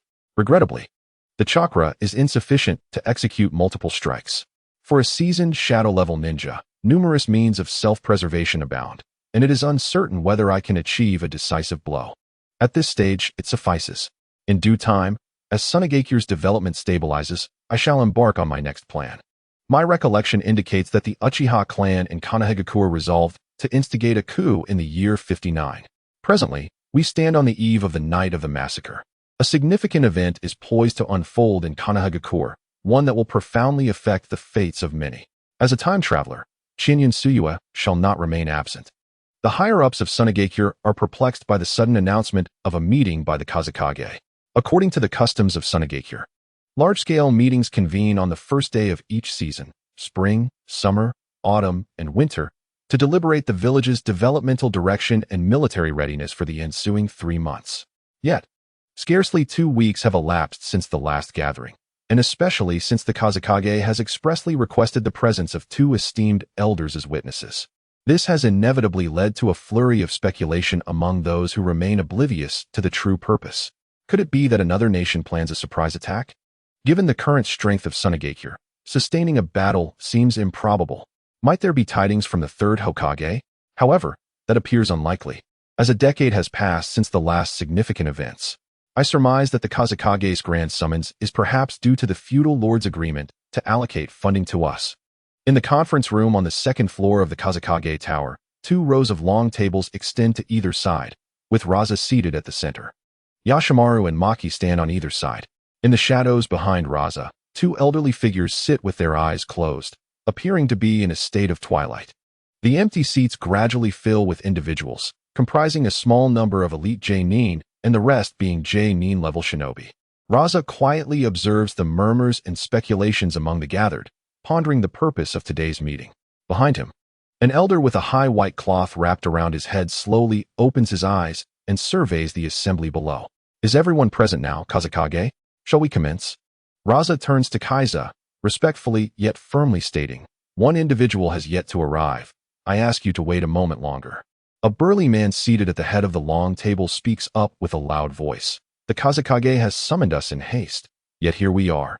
And the meeting has yet to begin. I wonder which deity commands such reverence. Raza casts a sidelong glance at him. He is the head of a prominent clan in Sunagekure, known for his notable achievements in the Second and Third Shinobi World Wars, which has rendered him somewhat arrogant. The purpose of today's gathering is to discuss the village's forthcoming development. Is it appropriate to commence before the proposer of the plans has arrived? I shall see whose influence is so considerable that the entire upper echelon of Sunagekure must wait for one individual. The rugged ninja retorts coldly. Just then, a figure appears at the entrance. Shinyan Tsukuyomi approaches the assembly. "Oh, everyone is already here. I sincerely apologize for the delay. This building is quite labyrinthine, and I only just located the venue." Tsukuyomi expresses her apologies to the gathered crowd as she walks toward the last remaining chair in the outer area. At this moment, Chiyo, beside Ebiz, opened her eyes, a glimmer of brilliance piercing through her murky gaze. Suigetsu felt her scrutiny and turned to see her countenance, instantly deducing the identities of the 2 elders. "With everyone gathered, let us commence." Chiyo spoke softly, as if drifting back into slumber. "Very well, let us begin." FGA nodded slightly, rising to signal the assembly before taking his seat. The rugged ninja could no longer contain himself. Pointing at the young Suigetsu seated at the lowest end of the table, "Wait a moment. Before we start, I must inquire, which child dares to sit at our table?" Arsuna turned his head toward him. "Allow me to introduce you all. This is Suigetsu, a master of space-time ninjutsu, a formidable strength. The purpose of this meeting is to discuss certain decisions regarding the future of Sunagekure with him. I seek your opinions." The rugged ninja scoffed. "FGA, have you lost your senses? Are you truly entrusting the future of Sunagekure to such an inexperienced brat?" Arsuna's expression darkened. He had emphasized Suigetsu's prowess. Yet the rugged ninja still pressed on. Just as he was about to respond with authority, he noticed Suigetsu rising and approaching him. And you are? The rugged ninja also stood, towering nearly 2 meters, exuding an impressive presence. I am Bantaro, an elite jonin of Sunagakure. Unfamiliar. Ignorant. Bantaro retorted coldly. Suigetsu had reached Bantaro, locking eyes with him and gesturing toward the figures seated above. Lord FGA, Arsuna, Chio, Ebz, Makiura. I am acquainted with them all, yet you, I do not know. Do you understand what this implies? Suigetsu spoke evenly. Should someone in the future craft a manga based on the history of the ninja world, you, Bantaro, a distinguished elite jonin, would leave no trace of your name. How tragic. Bantaro slammed the table in fury. Although he did not grasp Suigetsu's meaning, the mockery in his tone was unmistakable. What did you say? He clawed at Suigetsu with one hand, intending to teach this insolent brat a lesson. Suddenly, he felt a weight pressing down. His hand suspended midair as if ensnared in a quagmire, his rising form seemingly trapped by an illusory mire. In a flash, Suigetsu seized his wrist with one hand, while the other curled as if gathering energy. Gazing into Suigetsu's eyes, an overwhelming aura of lethal intent enveloped him. Should he dare to advance even slightly, his body would be shattered. Cough, cough, cough. From above, Chio suddenly coughed twice. Suigetsu's focus wavered, his pupils slightly shifting, and Bantaro seized the opportunity to break free. Retreating while gasping for breath against the table, Suigetsu cautiously glanced at Chio. The chakra emanating from her voice alone could influence others, showcasing the formidable strength of this venerable elder. Chio coughed more violently, and after wiping her mouth with a handkerchief, she reiterated, "Let us begin." The atmosphere grew tense. All present were the pinnacle of Sunagakure's strength, and they were acutely aware of the earlier exchange, as well as its implications. The youth is remarkably strong, possessing the qualification to engage in dialogue with their tablemates, and as the two most esteemed elders among the assembly, they have recognized the prowess of Chinyan Siue. After a brief interlude, Siue returned to her place, leaving Banzuro, eyes filled with trepidation, behind. May I now speak without interruption? After exchanging glances with Fengying, Siue addressed the bowed heads of the assembly. As Fengying mentioned, today's discussion was initiated by me, and all present are administrators of Sunagakure, capable of representing it to some extent. There are several matters I wish to discuss. In fact, they can be succinctly summarized in one phrase. Sunagakure requires reform. Chapter 10. You are but a parasite intruding upon the core of Sunagakure. Upon hearing the word reform, the expressions of the assembled ninjas shifted noticeably. Suyue observed their faces in silence, noting a phenomenon. Those seated at the left long table engaged in curious and puzzled murmurs, while the expressions at the right long table darkened, with some, including the earlier mentioned Banzuro, subtly revealing their discontent. Yet, out of respect for Suyue's earlier display of authority, none dared to voice their dissent. Fengying gestured for Suyue to continue. Indeed, Suyue mused internally, contemplating the arrangement of the two long tables, which represented the clan system of Sunagakure and the grassroots groups that had arisen through hard work. The state of Sunagakure is evident. The foundations built over the past 40 years have been entirely lost in the Third Shinobi World War. Moreover, due to various reasons, a decade has passed. And while the other four nations have regained vitality, Sunagakure languishes in decline, deteriorating day by day. Ultimately, the geographical conditions of the Land of Wind play a role. But equally so do the decaying systems inherited from the village's inception. Therefore, to foster development, it is imperative to shatter the shackles imposed by our predecessors. What do you all think? With her elbows resting on the table, Suyue calmly inquired. I disagree. A burly man at the opposite long table raised his hand. He gazed at the assembly and slowly articulated, Brother Suyue, I do not mean to target you specifically, yet your ideas have been voiced over the past decade. Even Fengying once led an attempt at reform for a time, but ultimately, it was abandoned. Why? Reforming the system requires both capital and time, not to mention the potential for unrest within the village. Although we all understand that reform aims for a brighter future for Sunagakure, what about the villagers? They will merely perceive you as disrupting their tranquil lives. The resistance you face, Brother Suyue, as an outsider, may be beyond your comprehension. The explosive-haired man's remarks resonated with the sentiments of many, prompting a wave of agreement. Suyue nodded, first politely inquiring, May I ask your name? The man with the explosive hair clasped his hands in greeting. I am Shijizi. Ah, I do not know you, but I shall remember your name henceforth. Suyue expressed her appreciation for his perspective, acknowledging it as a challenge she must confront. Shijizi scratched the back of his head and smiled sheepishly.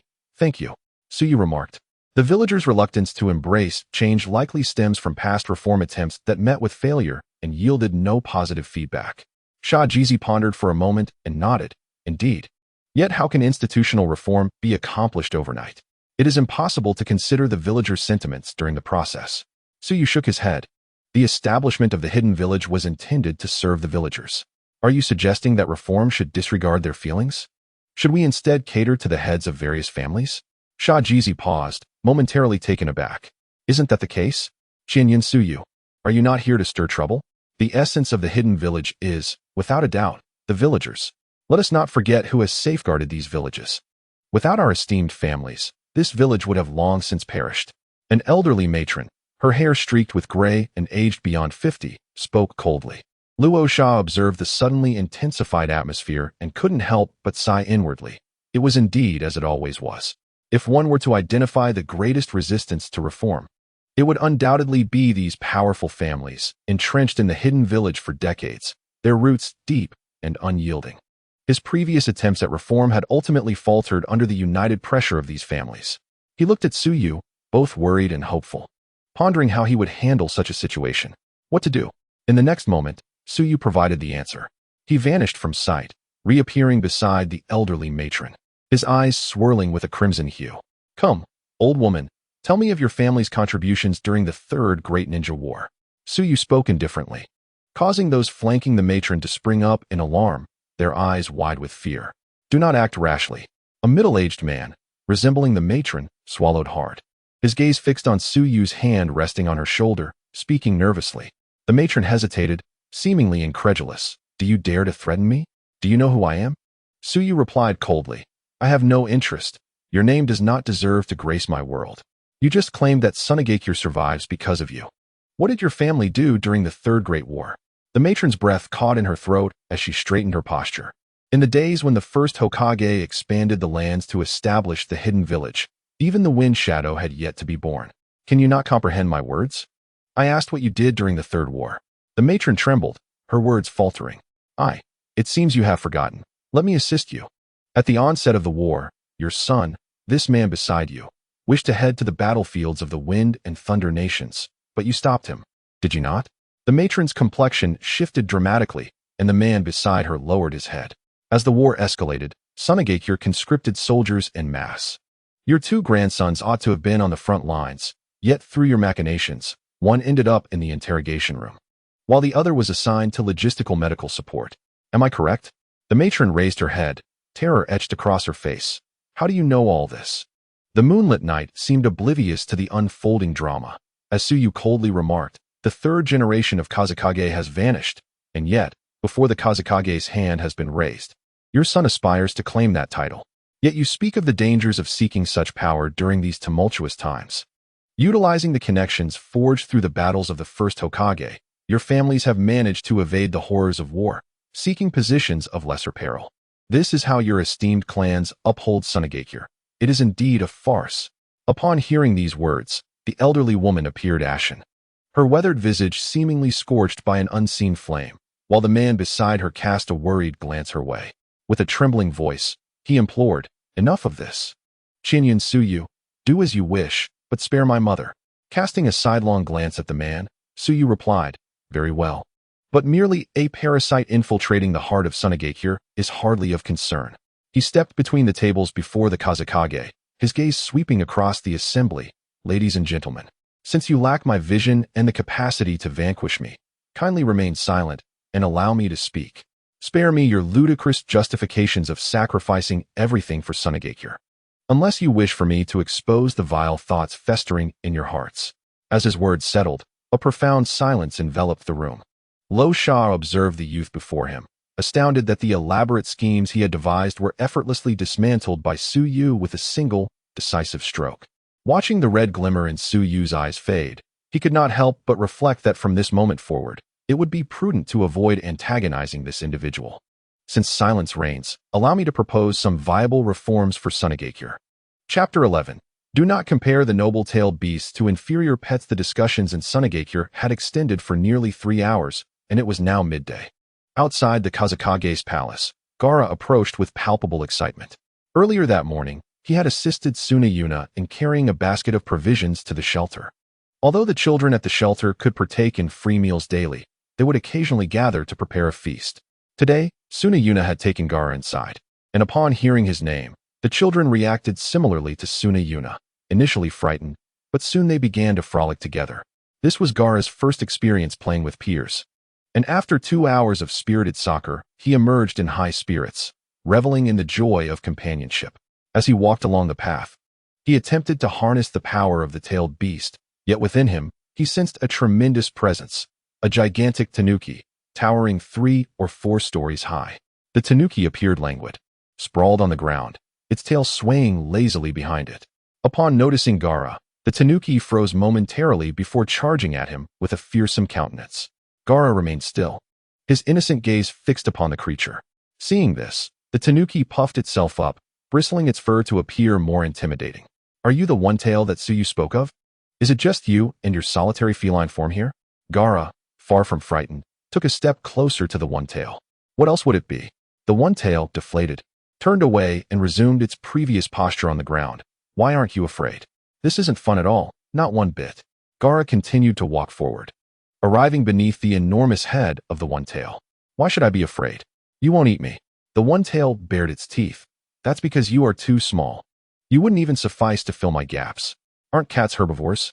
In the sanctuary, there were 2 cats that were usually fed leftover rice porridge. Do not compare a noble-tailed beast with those inferior household pets. Moreover, ordinary raccoons are omnivorous, consuming both meat and vegetables.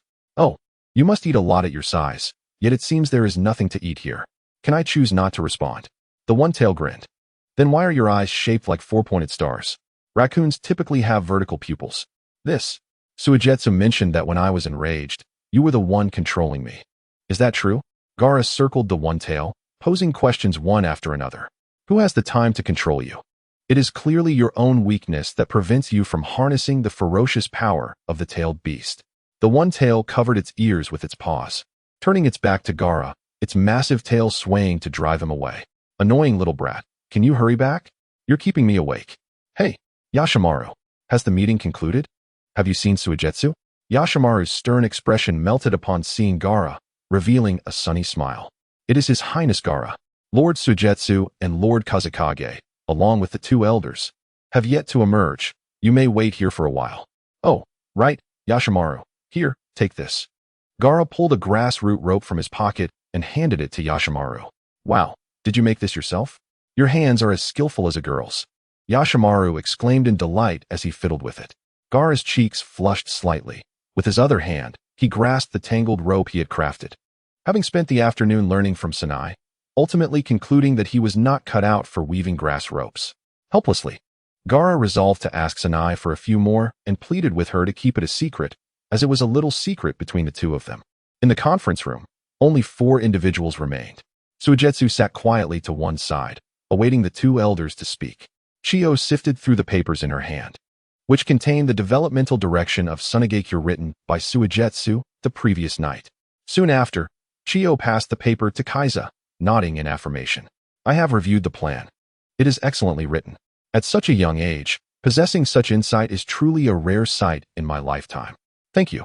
Suigetsu smiled, accepting Chiyo's commendation. Your ninjutsu is truly not inherited from Konoha? I have heard that there is a clan in Konoha that specializes in heart manipulation techniques, Chiyo inquired, still puzzled. Of course. You are referring to the Yamashiro clan's mind switch technique, which can indeed read memories, but my ability is far more potent. Suigetsu replied, maintaining his composure. Chiyo's furrowed brows gradually relaxed. She excelled in manipulating puppets and possessed an acute sensitivity to chakra. She had just enveloped Suigetsu in the faint chakra present in the air, ready to detect any subtle expressions he might exhibit. The enigmatic Tsuyu displayed no trace of deceit. Since the Kazakage trusts you, we shall also extend our trust. She stated, the matter of reform is of utmost significance. We are willing to allow you to take charge of Sunagakure and assist you in your reforms. But there is a stipulation. Speak. Tsuyu replied. The Chiyo exclaimed with fervor, I must ascertain that you possess the requisite capability to lead Sunagakure. Before we embark on formal reforms, I shall bestow upon you the title of Jonin, but you must first accomplish a task to prove your worth. Chiyo turned to the side. What does the Kazekage think? Raza merely gazed silently at Tsuyu. A slight smirk played upon Tsuyu's lips. Indeed, the cunning fox would not relinquish power so easily. Very well, the title of Jonin shall suffice for now. I have further plans, and for the time being, I can only remain in Sunagakure in the guise of a shadow. I ask that you refrain from publicizing this. As for your request for proof of capability, would subduing the tailed beasts suffice? Tailed beasts? Chiyo exclaimed in surprise. Raza interjected. Last night, I observed Gaara in secret. He is now capable of harnessing 50% of the tailed beast's power. I am confident that it will not be long before he can completely tame it. Tsuyu has played a significant role in this process. Chiyo was taken aback. I see. No wonder the Kazekage is so resolute this time. With this, the safety of Sunagakure need not be a concern in the short term. Chiyo regarded Tsuyu thoughtfully and said, the tailed beasts have always been of paramount importance to Sunagakure. Since you can assist in taming them, I have no objections. From this day forth, Sunagakure shall develop according to your plans. Tsuyu nodded in satisfaction. Of course, but I believe one task alone cannot adequately demonstrate my abilities. I have another matter that I believe you will find intriguing. Would you like to hear it? Chiyo furrowed her brow. At her advanced age, what could possibly hold her interest? Raza was slightly taken aback as well, sensing that Tsuyu's demeanor suggested something significant. Tsuyu continued. Once Gaara has gained control over the tailed beast and the reforms in Sunagakure are on track, I shall depart from the village for a while. Where are you going? Raza inquired earnestly. Tsuyu fixed her gaze upon Chiyo and spoke softly. To find someone who has troubled you for over a decade. Sasori. Chapter 12. The concept of night. At this revelation, Chiyo instantly rose. Her gaze locked onto Tsuyu. What did you say? Who are you searching for? She struggled to suppress the excitement surging within her, yet her voice trembled uncontrollably. Sasori. Tsuyu reiterated, with a resounding crash. Chiyo's grip on the table shattered from her overwhelming agitation, causing her chakra to spiral chaotically. The elderly Hirozo stood beside her. Raza stared at Tsuyu in astonishment, incredulously asking, You know Sasori's whereabouts? He has been missing for over a decade. Chiyo's eyes regained their clarity, shimmering with tears as she softly inquired with a mixture of hope and fear, Is he still alive?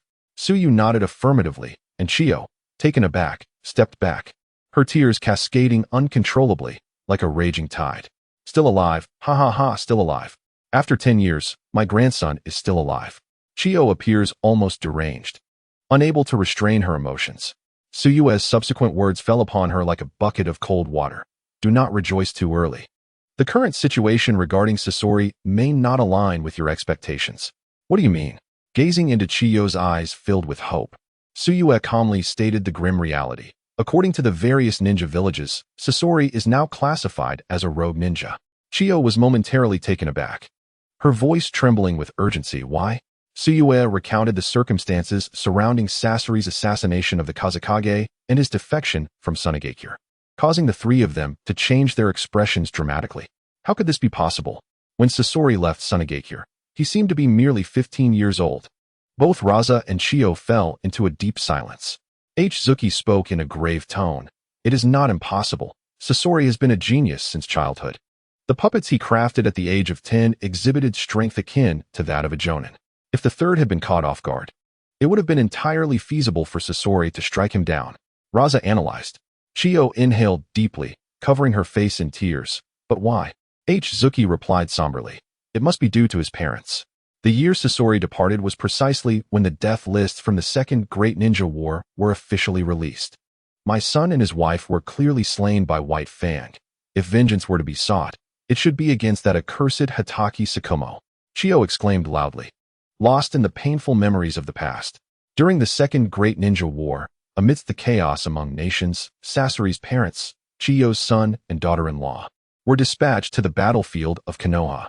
They encountered Hatake Tsukuyomi, known as White Fang, who mercilessly slaughtered the Sunagakure forces, and Sasori's parents perished in that conflict. The animosity between Chiyo and White Fang runs deep.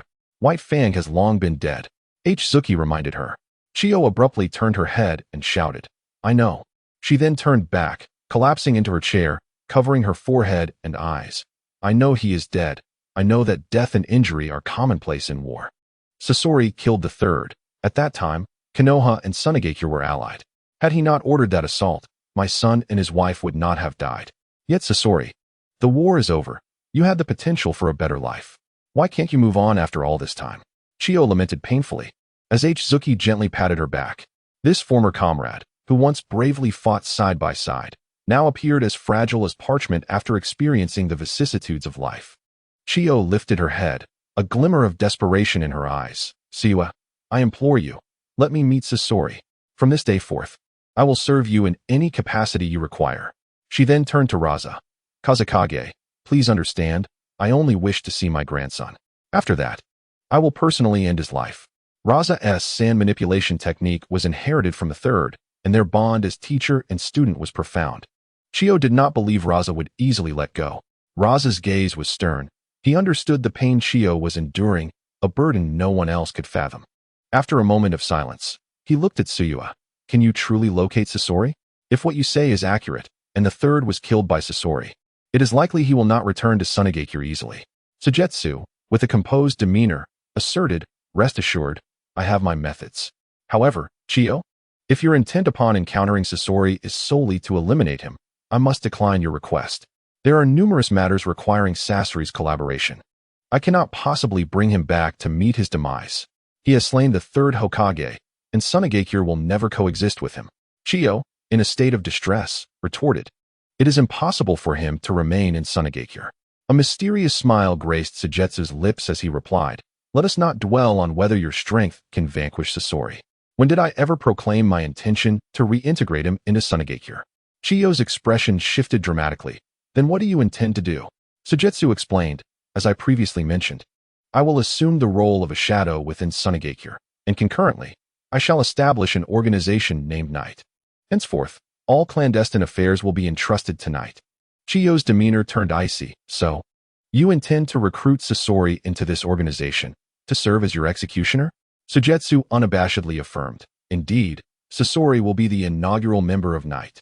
Chiyo fell into a contemplative silence, her expression fluctuating between uncertainty and resolve. What does the Kazekage think? Rashi, with his arms crossed, spoke gravely. Sujetsu, do the words we exchanged previously hold any weight? He was referring to the resurgence of Sunagakure. Sujetsu responded candidly, of course they do, and my purpose in founding Night transcends mere national conflicts. There are matters I have yet to fully comprehend, hence I cannot divulge them to you. However, I assure you, I shall fulfill all I have stated. Sujetsu, your secrets are indeed numerous, Rashi remarked with genuine admiration. Very well. In that case, we shall await your updates. Chiyo scrutinized the young man before her. Her gaze laced with complexity. What I just mentioned remains valid. As the discussions in Sunagakure concluded, Rashi called out to Sujetsu upon their departure. Just now, Maki reported that the head of the Murakumo clan is the old crone you previously intimidated, who has stepped down from her position. Oh, that old hag possesses a modicum of sense, preserving what little dignity she has left, Sujetsu scoffed. Rashi nodded. Though the elders of the prominent clans may have lost their former vigor, they remain esteemed figures in Sunagakure. Your words today have undoubtedly offended them all, and I cannot guarantee they will not act in a manner that exceeds propriety. In any case, exercise caution in the coming days. Upon hearing Kazekage's well-intentioned warning, Sujetsu laughed heartily. I rather look forward to discovering who dares to confront me. Rashi suddenly felt he had misallocated his concerns. Perhaps it would be the prominent clans who would truly face misfortune. Emerging from the Kazekage's hall, Gaara approached enthusiastically, eager to showcase the grass rope he had just woven while recounting his encounter with Shikaku. Sujetsu, upon hearing this, was taken aback. He knew Shikaku to possess a whimsical nature, yet in the original narrative, it had been rather intimidating upon first appearance. It must have been the manifestation of Gaara's darker emotions after his transformation that swayed Shikaku, resulting in both human and beast adopting a more savage demeanor. Lost in thought, Sujetsu knelt and affectionately ruffled Gaara's hair, grinning mischievously. Allow me to impart a lesson. The next time you encounter him, inform him that residing within you comes with certain conditions. In order to maintain a prolonged stay, one must periodically pay rent. Chapter 13. The Mechanism of Recognition Value. Current Recognition Value. Gaara, 65 Raza, 50 Chiyo, 15. Recognition value of 130,200 required for charging. Tsukuyomi glanced at Gaara beside him, noticing the child exhibited little wariness. Since the night of the assassination, Gaara's recognition value had been steadily increasing. Simultaneously, Chiyo's presence appeared on the interface. Currently possessing a pitiful 15, it seemed he would have to wait until he found Sasori. Raza remained unchanged at 50, though Tsukuyomi was not particularly concerned. As long as Sunagakure continued to develop steadily, Raza's recognition value would inevitably rise. Logically, both Ebizo and Chiyo, as elders, should have comparable recognition values. However, even his name was absent. Among the elite J-nin familiar within the upper echelons of Sunagakure, Maki also lacked a recognition value. Previous conjectures were incorrect. Not all characters from the original work possessed a recognition value. It appeared that only those whose lives I had significantly impacted would yield a recognition value. Without him, Gaara would have spiraled into chaos that fateful night, transforming into a heartless killing machine. Without him, Raza would have quietly perished years later, replaced by Orochimaru. As for Chiyo, it was due to Sasori. If this were the case, unlocking subsequent ocular techniques would undoubtedly prove more challenging. It seemed the journey to Konoha needed to be prioritized. Gaara tugged at Tsuyue's clothing, prompting Tsukuyomi to turn. What is it? Gaara pointed forward, where several dark figures obstructed their path. One figure wielded a long knife and donned a mask, while the other two were shrouded in black cloth. The trio regarded Tsukuyomi with disdain, their murderous intent palpable. They were not clad in ninja attire, yet the vast chakra coursing within them was anything but ordinary. Suddenly, two more figures appeared behind, encircling Tsukuyomi as they slowly advanced. Tsuyue's gaze flickered, a cold smile gracing his lips. I have only just emerged from the Shadow Hall. Are you all so eager? He continued. And those disguises you wear, who are you trying to deceive? The leader, knife in hand, scoffed. What does it matter if you know? We merely fear that killing you would cause trouble for the Kazekage. Tsukuyomi casually reached to scratch his ear, a smirk playing on his lips. Kill me? Is that truly within your capabilities? With a flick of the wrist, the knife-wielding figure revealed a glimmering blade. Do you think by subduing Bancher, you can truly rival an elite J-nin? That man is merely a waste discarded by his clan. If you can survive, we shall see. With that, the knife wielder surged forward, charging at Tsukuyomi. Tsukuyomi shook his head. No wonder you are so pathetically weak. Could it be that all those in the upper echelons of Sunagakure ascend solely through connections? As he spoke, he pushed Gaara to the side. The masked figures, recognizing Gaara as the Kazekage's son, instinctively drew back. Once Gaara had exited the encirclement, the five assailants unleashed their jutsu, launching an assault towards Tsukuyomi. Brother Tsukuyomi, are you all right? Gaara inquired anxiously as he sank to the ground. Tsukuyomi let out a soft huff. Gaara, observe their ninjutsu techniques closely. It will benefit you in mastering the tailed beasts. With that, Tsukuyomi executed a body flicker technique, evading the combined assault of 5 adversaries and appearing at a different location. It's merely a spatial ninjutsu. We anticipated this. The swordsman retorted coldly. Wind release, breakthrough. One individual unleashed a wind-based technique, his form transforming into a blade-like gust that surged toward Tsukuyomi. Competing in speed with me? How amusing, Tsukuyomi replied softly, a flash of crimson light darting past. The wind user's attack struck the ground, creating a 2-meter-wide crater. Yet, his expression was one of confusion, unable to comprehend how Tsukuyomi had vanished. By the time he realized, a chilling kunai was pressed against the carotid artery of his neck. Nothing more than this, Tsukuyomi declared, twisting the kunai and striking the man's acupoint with the hilt. The man felt an overwhelming force wash over him, his mind growing hazy, before Tsukuyomi sent him sprawling with a kick. The assault was far from over. After the wind had split, a towering whirlwind, rising to the height of 3 men, erupted from the ground, sweeping up sand as it charged toward Tsukuyomi. Wind release. Tornado break. The practitioner, a stout figure, bellowed, Die for me. In the next breath, he witnessed Tsukuyomi's silhouette blur, emerging unscathed from the whirlwind. How is this possible? The stout man gasped, astonished that his most powerful attack had failed. Tsukuyomi seized him, tossing him into the air like a mere chick, and with another kick, sent him flying as he had done to the previous foe. Another individual rushed towards him, slamming his hand onto the ground. Sand binding coffin. Pillars of sand surged upward, twisting like a bull's horns, ready to constrict him. Yet, Tsukuyomi, like a specter, evaded the gathering sands before they could coalesce. He stood before the half-crouched ninja, planting a foot on his chest.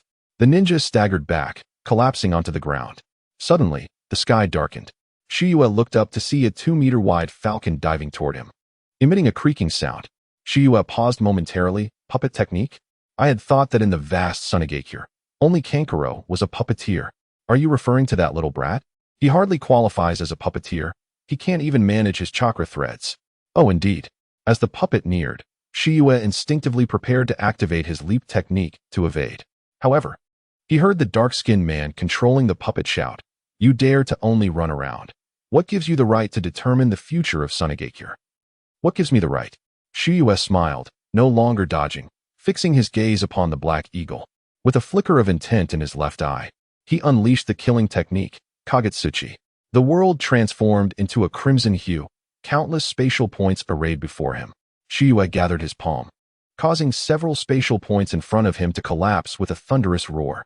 The objects within those points were torn apart by the immense gravitational force generated in an instant, returning to the void. It was the power that annihilates all.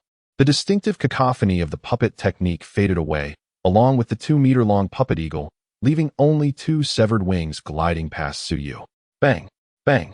The dark-skinned youth stood frozen in place, his palm trembling, yet he could no longer sense his puppet. Simultaneously, the most menacing aura, imbued with murderous intent, materialized behind him. A glint of cold light flashed as the wielder of the blade executed a teleportation technique, seizing Tsuyu's arm, rendering him unable to escape. Although the means were somewhat despicable, farewell. The blade wielder raised his long knife. With you? Tsuyu echoed the initial words. The blade wielder bared his teeth, his body quaking as chakra surged into the blade, descending upon Tsuyu. Tsuyu's gaze fell upon the hand gripping his arm, his eyes igniting with a fierce crimson and deep black, accompanied by 2 ripping sounds. Blood splattered, and chunks of flesh and skin flew in all directions. The instant the blade wielder's knife met Tsuyu's shoulder, everything before him froze. An indescribable resistance emerged, and his movements became sluggish as if encumbered by molasses. A droplet of blood, escaping from his body, splattered onto his face, and the blade wielder, puzzled, wondered how blood could spray forth without the blade even making contact. A stabbing pain coursed through him, enveloping his every nerve, and he glanced down in horror at his hand. Chapter 14. Clearing the final obstacle to reform. All transpired in the blink of an eye. The blade wielder's knife remained poised, its edge hovering a mere half-centimeter from Tsuyu's neck, as Tsuyu grasped the back of the blade. The blade wielder collapsed to the ground, cradling his left arm, his eyes filled with dread and heart-wrenching agony. "Ah!" he howled, rolling on the ground, his anguished cries echoing for hundreds of meters. The recent skirmish quickly drew the attention of the security department, and several elite shinobi clad in gray armor appeared. Upon witnessing the sprawled figures, they were momentarily taken aback. These 5 were also shinobi from Sunagakure, having recently advanced, the youngest among them not yet 20. Concurrently, they were all distinguished scions from prominent families in Sunagakure, with the blade wielder being Murakami Yu, the grandson of the clan leader, poised for future advancement to elite shinobi. "Did you do this?" The head of the Sunagakure security department, a familiar figure to Tsuyu, Yashamaru inquired. Tsuyu rubbed his temples, a dull ache pulsing at his brow. He tossed the knife to Murakami Yu and nodded silently. Yashamaru found himself in a predicament. Having attended the preceding negotiations in Sunagakure, he was aware of the enmity between the 2 parties. It was evident that the 5 had sought confrontation and that Tsuyu acted in self-defense. However, given the involvement of prominent families, Yashamaru hesitated to take decisive action, opting instead to instruct his subordinates to seek the Kazekage while he observed the situation unfold. A separate group approached, all wearing masks and led by Maki, a member of the Umbu. What transpired? Maki scanned Tsuyu and the others. Yashamaru briefed him on the events, and Maki nodded, casting a sidelong glance at Tsuyu, contemplating his formidable prowess. "Murakami Yu, did your grandmother not advise you upon your return not to provoke Tsuyu again? The guards have already bandaged the wounds of Murakami Yu." Upon hearing this, he squeezed out a smile and remarked, "Indeed, it was mentioned." However, Maki's brow furrowed even deeper. Despite the pain, Murakami Yu persevered, proudly walking up to Tsuyu. Tsuyu cast a cold glance at him and said, "What is this? Do you not wish to keep your other hand?" Maki and Yura exchanged glances, sensing a potential upheaval. Yet, what transpired next left everyone astonished. Murakami-yu, with a furrowed brow, suddenly knelt on one knee with a thud. Tsukuyomi, you are a formidable warrior, and I acknowledge your strength. The onlookers were taken aback, as was Tsukuyomi, who stood momentarily stunned. Murakami-yu surveyed his surroundings, and the other 4 individuals approached Tsukuyomi as well. In the war 3 years ago, I was merely 10 years old, a genin. Accompanying my father to battle on the Wind and Thunder battlefield, I, Murakami-yu, vanquished a total of 9 enemy genin and 1 nin. All of this is duly recorded. As for these 4, we fought together. While they may not have slain as many as I, they exhausted their final shuriken and kunai. My grandmother indeed wished to assign me to the logistics division because my brother is frail. I am the heir of the clan. However, I refused, for I do not wish to be deemed a failure. Tsukuyomi, by stating this, I merely wish to convey that not all from prominent families are the cowards you claim them to be. The crowd continued to swell, with members from various clans gradually arriving. 2 members of the Murakami family supported an elderly matriarch, who quietly observed the unfolding scene. The Wind Shadow had also arrived, standing at a distance, surveying the situation. Murakami-yu clenched his fists and declared, the development of Sunagakure has waned significantly over the years, and I too feel discontent and rage, yet we find ourselves powerless. The entirety of Sunagakure is shrouded in despair. What can a handful of us achieve? Until your arrival, despite your harsh words, branding us as parasites, I believe you spoke the truth. Today, if we manage to kill you, it would only indicate that the so-called reform of Sunagakure is but a farce. Murakami-yu turned to look at his severed hand and continued, now, I comprehend that reform is no joke. Sunagakure has welcomed a genuine dawn. I extend my respect on behalf of the Murakami clan. The Shinaro clan, Chongling, Giri, and Xinyao gathered as Tsukuyomi observed the 4's antics with a smirk and said, come, rise. May I pose a question to you? The individual stood up, and Murakami-yu lifted his head and asked, what is it? At that moment, Gaara dashed to Tsukuyomi's side, and she affectionately patted his head, saying, at 20 years of age, are you all still so juvenile? Do your parents know? The tense atmosphere was instantly shattered, and laughter erupted among the crowd, leaving Murakami-yu and the others blushing with embarrassment. I shall remember this name, Murakami-yu, Tsukuyomi remarked, glancing at his severed hand. Were it not for my intentional restraint, you would have lost your life by now. Murakami-yu resolutely replied, no matter. I came here with the intent to kill you.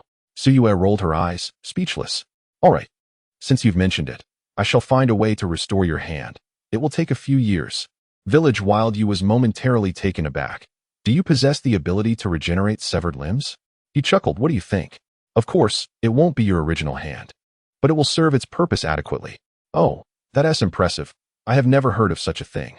The last remnant of resistance against the reform of the sand-hidden village dissipated.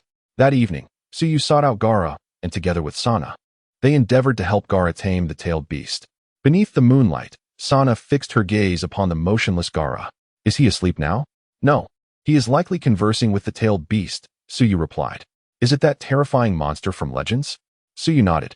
A subtle shift occurred in Gaara. Faint, dark patterns began to emerge on his limbs, densely climbing toward his forehead. Is this the sealing technique for the tailed beast? Wind Shadow, who was observing nearby, thought to himself, should the tailed beast go berserk, my current abilities may not suffice to seal it. It is up to Gaara now. The faint darkness deepened into an inky hue, as chains seemed to envelop Gaara's pupils. At a certain moment, an ancient aura emanated from Gaara, transforming the boy's skin from pale to a wheatish tone. Gaara abruptly opened his eyes, startling Sana, who stumbled back 2 steps, stammering, has the monster emerged? Tsukuyomi shook his head, noting that Gaara's pupil shape remained unchanged, clearly still reflecting the essence of a youth. What is happening, Gaara? Has something gone awry? Gaara stared blankly at the two, hesitating for a moment before speaking candidly. It says that you two make it shy. Tsukuyomi, Sana? Moments later, only Gaara remained in the field, while Tsukuyomi and Sana stood at a distance. An ancient, primal aura, tenfold more potent than before, surged from Gaara's body, seemingly infusing even the flora around him with untamed vigor. Finally, Gaara slowly opened his eyes, which had transformed into brilliant, golden, 4-pointed stars. He first glanced at his hands, reaching forward to grasp. Once assured of his presence in the real world, Gaara, also known as One-Tail Shikaku, emitted a sharp, sinister laugh. Hee hee hee. Hee hee hee. I have finally returned once more. Chapter 15. Under the moonlight, a promise with the two young ones with a fit of maniacal laughter. Gaara's slender form began to undergo a transformation. The dark patterns around his eyes completely obscured them, extending down to the sides of his nose. Simultaneously, the exposed areas of his arms and thighs turned a sandy hue, adorned with intricate, azure markings resembling intertwining threads, while a tangible brown chakra enveloped his entire being. In essence, Gaara retained his original physique, merely enhanced with features characteristic of One-Tail, akin to Naruto's four-tail state. Plop. Greetings, Shikaku. Tsuyu appeared beside Gaara, addressing the tailed beast within him. A sudden laughter came to an abrupt halt as it slowly turned its head, revealing a mouth filled with sharp teeth. Saliva dripped from Gaara's lips, landing on the ground and hissing as it corroded the surface, creating small pits. Are you the friends that little brat spoke of? It cackled. How audacious to befriend a Jinchuriki of a tailed beast. Tsukuyomi frowned, fixating on the drool staining Gaara's chest, warning. If you wish to avoid having a mighty tailed beast scrubbing laundry in the restroom, you'd best contain your saliva. Shikaku paused for a moment, glancing down to see the large wet patch on his chest, hastily wiping away the remaining drool. Strange, why are these little brats no longer afraid of me? Shikaku murmured softly. Tsukuyomi approached Gaara, observing the unique four-pointed eyes of Shikaku, and calmly stated, Gaara has likely informed you that he aspires to become the perfect Jinchuriki, and he requires your assistance. Shikaku scoffed, crossing his arms with a sense of pride. Humans are ever so greedy. You went through great lengths to seal me away. And now you seek to seize my power. What of that brat Rasha? Was it he who summoned you? Why does he not dare to show himself? Tsukuyomi shook his head. It's not a matter of courage. If the Kazekage were to intervene, our conversation would hardly be so tranquil. Shikaku's expression darkened. What do you mean? Do you think I fear you? Fear is not the issue, but surely you would prefer not to spend another decade in darkness. Tsukuyomi retorted. Huh. It's all due to you despicable humans. Shikaku sneered, with Gaara's face twisted in a grimace. After being confined for so long, how could it not harbor grievances? Anger may fade with time, yet it never truly vanishes. If we trace back to the beginning, it was you who brought calamity to the world, Tsukuyomi remarked. However, discussing this now bears no significance. Let us strike a bargain. You guard Sunagakure for 5 years, and I grant you freedom. Shikaku's gaze flickered. Freedom, such a distant concept. Do you speak with certainty? Indeed. Tsukuyomi replied. How can you represent Sunagakure? Moreover, can Rasha truly allow me to leave? If I depart, this child will perish. Tsukuyomi spoke with serenity. Those matters are of no concern to you. Simply witness the outcome when the time comes. As for Gaara, I assure you I possess the means to ensure his survival. At this juncture, Tsukuyomi revealed a peculiar smile. Perhaps by then, you may find yourself begging to remain within Gaara. Shikaku erupted in a series of cackles, shaking his head. You overthink it. While sleeping in this place is comfortable, staying here indefinitely would bore me to death. Tsukuyomi nodded. Then it is settled. For the duration of these 5 years, Gaara shall be your master, and you are to accompany him in growth and battle. After 5 years, I shall return you to the ninja world. Shikaku stroked his chin. Master? No. That term is too unpleasant. Let us choose another. How about calling it comrade, as we fight together? Shikaku clapped his hands, declaring with satisfaction, yes, from now on, we shall be comrades. Gaara's pupils gradually contracted, returning to their usual state. He widened his bright eyes and inquired, how did it go, Tsukuyomi? Were you successful? Tsukuyomi smiled and nodded. It's done. From this moment forth, you shall be the perfect Jinchuriki. Whenever you encounter challenges or dangers, simply seek him out for assistance. As he spoke, Tsukuyomi cast his gaze towards a distant point. There, a sand-formed eye quietly shattered, scattered by the wind. In the wind shadow hall, Raza exhaled deeply and waved his hand, dispelling the eye of sand. Sir, it is getting late. Yashamaru voiced his concern, noting that Raza had not slept for 2 consecutive days. Oh, indeed, it is quite late. Raza stood and removed his wind shadow cloak. Yashamaru took it, slightly astonished, and asked, You seem rather fatigued today. Should you not return home to rest? Raza retorted, What's the matter? Nothing at all. Yashamaru was taken aback. The last time Raza mentioned returning home to rest was years ago when the tailed beast had gone berserk. Oh, by the way, Yashamaru, you should also retire early. Tomorrow morning, assist me in drafting a report on the successful taming of the tailed beast. I must pay a visit to the daimyo's residence. Of course. Yashamaru was momentarily stunned. Taming the tailed beast? Gaara had truly succeeded? No wonder the wind shadow appeared so cheerful today. Tsukuyomi gently poked Gaara's forehead, saying, "Little one, once you master the power of Shikaku, your strength will surpass mine." Gaara chuckled and patted his chest, declaring, "I will strive diligently. I shall protect everything around me." However, beside them, Tsuneyuna appeared somewhat despondent. She had also begun training in recent days, but no matter what she did, she could not sense the slightest trace of chakra. This was something even Tsukuyomi could not remedy, as the ninja world prioritized bloodlines. And it was indeed challenging for an ordinary citizen with limited talent to make a significant mark. Tsukuyomi smiled gently and continued, "With this, I can depart with peace of mind. Where are you going? Can you take me with you?" The two children asked in unison. Tsukuyomi, reclining against the railing, languidly replied, "I am off to a village called Konoha. Not just yet, but I promise that once you fully master Shikaku's power, I will take you along." Tsukuyomi placed his hands on the shoulders of the two children, and Gaara and Yuna sat side by side with him. "And Yuna, you must also put in the effort. Even with Gaara's protection, you cannot afford to be lazy. Once we reach Konoha, I will introduce you to new companions. How does that sound?" Gaara and Tsuneyuna nodded eagerly. Gaara extended his finger. "Then shall we make a pinky promise?" "Pinky promise. Absolutely, pinky promise." The moonlight cascaded down, enveloping the trio like silver silk. The world lay tranquil and serene, with only three shadows dancing in the breeze. Tsukuyomi reclined on the ground, stretching his body, while the two children nestled against his arms, soon drifting into a rhythmic, gentle slumber. A long-forgotten warmth crept into Tsukuyomi's heart, and at that moment, he fully embraced this world. Chapter 16. The Blaze of Displacement, the buried bloodline limit at the entrance of Sunagakure. Two ninjas affixed a new announcement to a sturdy tree trunk. Soon, a crowd gathered, eager to scrutinize the contents of the notice, engaging in animated discussions. I wondered what this reform regulation from Sunagakure entailed. It seemed rather perplexing that the higher-ups had decided to implement sudden changes. Remarkably, the reforms appeared rather plausible, such as the transformation of mandatory conscription into a voluntary reward and punishment system. Those who distinguished themselves on the front lines would be rewarded, while the timid could contribute to the logistics. Yet, it was evident that such a system would eventually be abolished. Did they think the prominent families would allow the common folk to live so comfortably? You know nothing. This reform initiative was jointly ordered by Lord Kazekage and the two esteemed elders, and even bears the seal of the 5 great clans.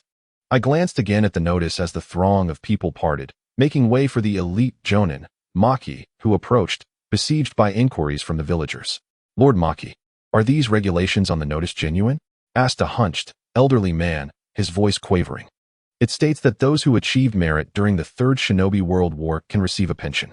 I personally eliminated several chunin and 2 jonin during the Second War. But alas, my spine was severed by the enemy, leaving me unable to fight any longer." Maki's gaze was laden with complexity. Without this reform, it was likely that such civilian heroes would remain forever obscured. He nodded affirmatively. "Dear elder, you have already achieved extraordinary merit. As long as your accomplishments are documented in the war record, you shall receive your due compensation." Thank you, thank you." The old man's eyes brimmed with tears, and his frail form straightened slightly. Maki turned his attention toward the gates of Sunagakure, where 4 lower ninjas struggled to carry a 10-meter-long pillar, shimmering with a golden hue, placing it beside the announcement. "This is one of the 2 sand-gold iron pillars meticulously crafted by Lord Kazekage over the past few days. One has already replaced the beam of the Kazekage's hall, and this remaining one is available for anyone who wishes to take it home. Prior to this, I had the members of the 5 great clans attempt to lift it, and thus far, none have succeeded." The crowd gasped, observing the 4 ninjas drenched in sweat as they struggled with the pillar, which surely weighed 1,000 pounds.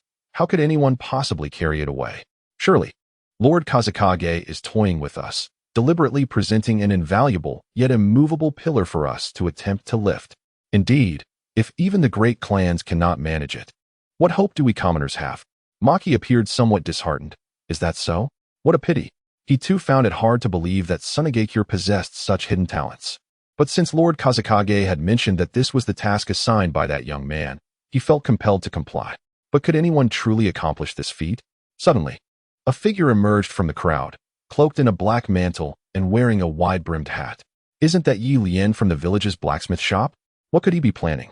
Maki gazed at the approaching figure, his heart racing. Though obscured by his garments, the man exuded an intense aura. Would Lord Kazekage's words hold true? Certainly. Would you like to give it a try? The man named Yi Lian let out a cold snort as he approached the sand-gold pillar. His body was surging with chakra, and the exposed muscles shimmered with a fiery crimson glow, the unleashed power causing the ground beneath him to cave in. Maki's eyes sparkled with brilliance. Could it be that Sunagakure had indeed concealed such talent? Yi Lian's strength, though not greatly surpassed his own, emanated a chakra presence distinctly different from the ordinary 5 elemental natures, resembling some form of bloodline limit. Boom! The sand-gold pillar stirred, cradled in Yi Lian's crimson hands, and was effortlessly extracted from the earth. Thus, step by step, Yi Lian carried the sand-gold pillar back, taking 10 deliberate strides before, with a thud. He reinserted it into the ground. Remarkable.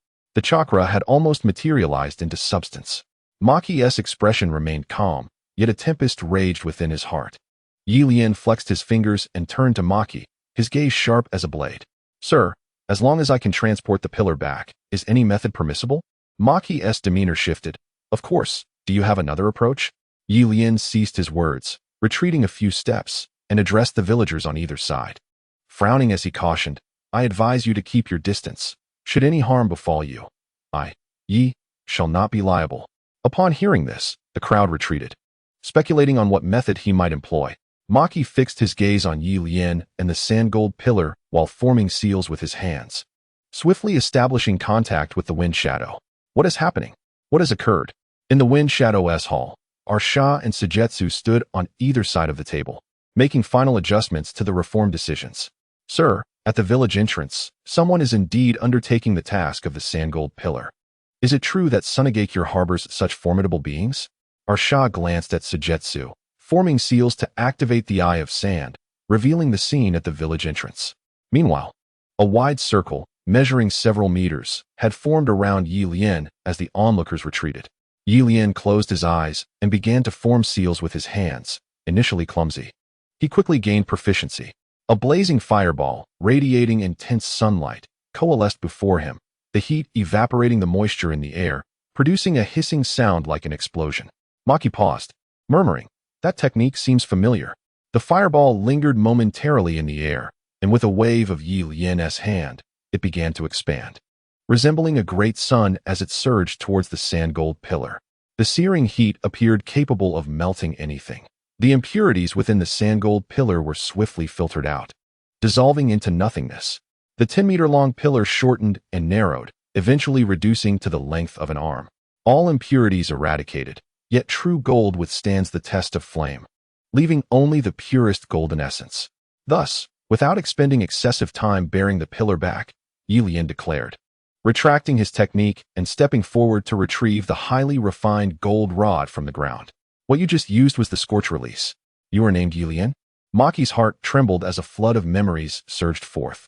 Indeed, it is the scorch release inherited from my sister. Yi Lian turned to Maki, slowly removing his cloak and the conical hat atop his head, revealing a head of verdant green hair. His delicate features stood in stark contrast to the crimson hue of his arms and palms. Your sister, Maki murmured, his throat tightening as he confirmed his suspicions upon glimpsing the somewhat familiar visage, hesitantly uttering a name. Yi Tsang. In unison, Luo Sha and Maki spoke. And upon hearing this name, Suyu appeared contemplative, maintaining a demeanor as though he were watching a performance. Is she the female ninja you sent to her death in the Land of Mist? Luo Sha, accustomed to Suyu's uncanny knowledge, nodded decisively. Indeed. One of the most outstanding ninjas during the Second and Third Great Ninja Wars, her prowess surpasses even Maki's. I never imagined her brother survived. Yi Lian. After all these years, I remained oblivious. Chapter 17. Yi Tsang. An unspoken past then.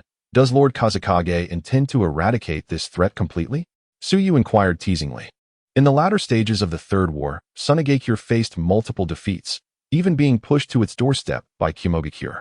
To cope with the dual pressures from Konoha and Kumogakure, Sunagakure was compelled to negotiate with the Land of Mist, with only one condition from Mist: the surrender of the Scorch-released ninja, Yitsong. Luo Sha reclined in his chair, gazing up at the ceiling of the Shadow Hall, shaking his head. Eradicate? Certainly not. Having missed the opportunity once, I could never let it slip by again. At that time, sending Yitsong to her demise was a necessity of circumstance. Now that you are here, at least I can ensure Sunagakure's safety for 5 years. It seems Lord Kazekage looks down upon me, believing I can only safeguard Sunagakure for 5 years? Tsuyu laughed. Luo Sha offered a wry smile. Who can predict what will unfold in 5 years? However, if Yi Lian's destiny is tied to his sister's death, preventing him from becoming a ninja, then a life for a life should release his burdens.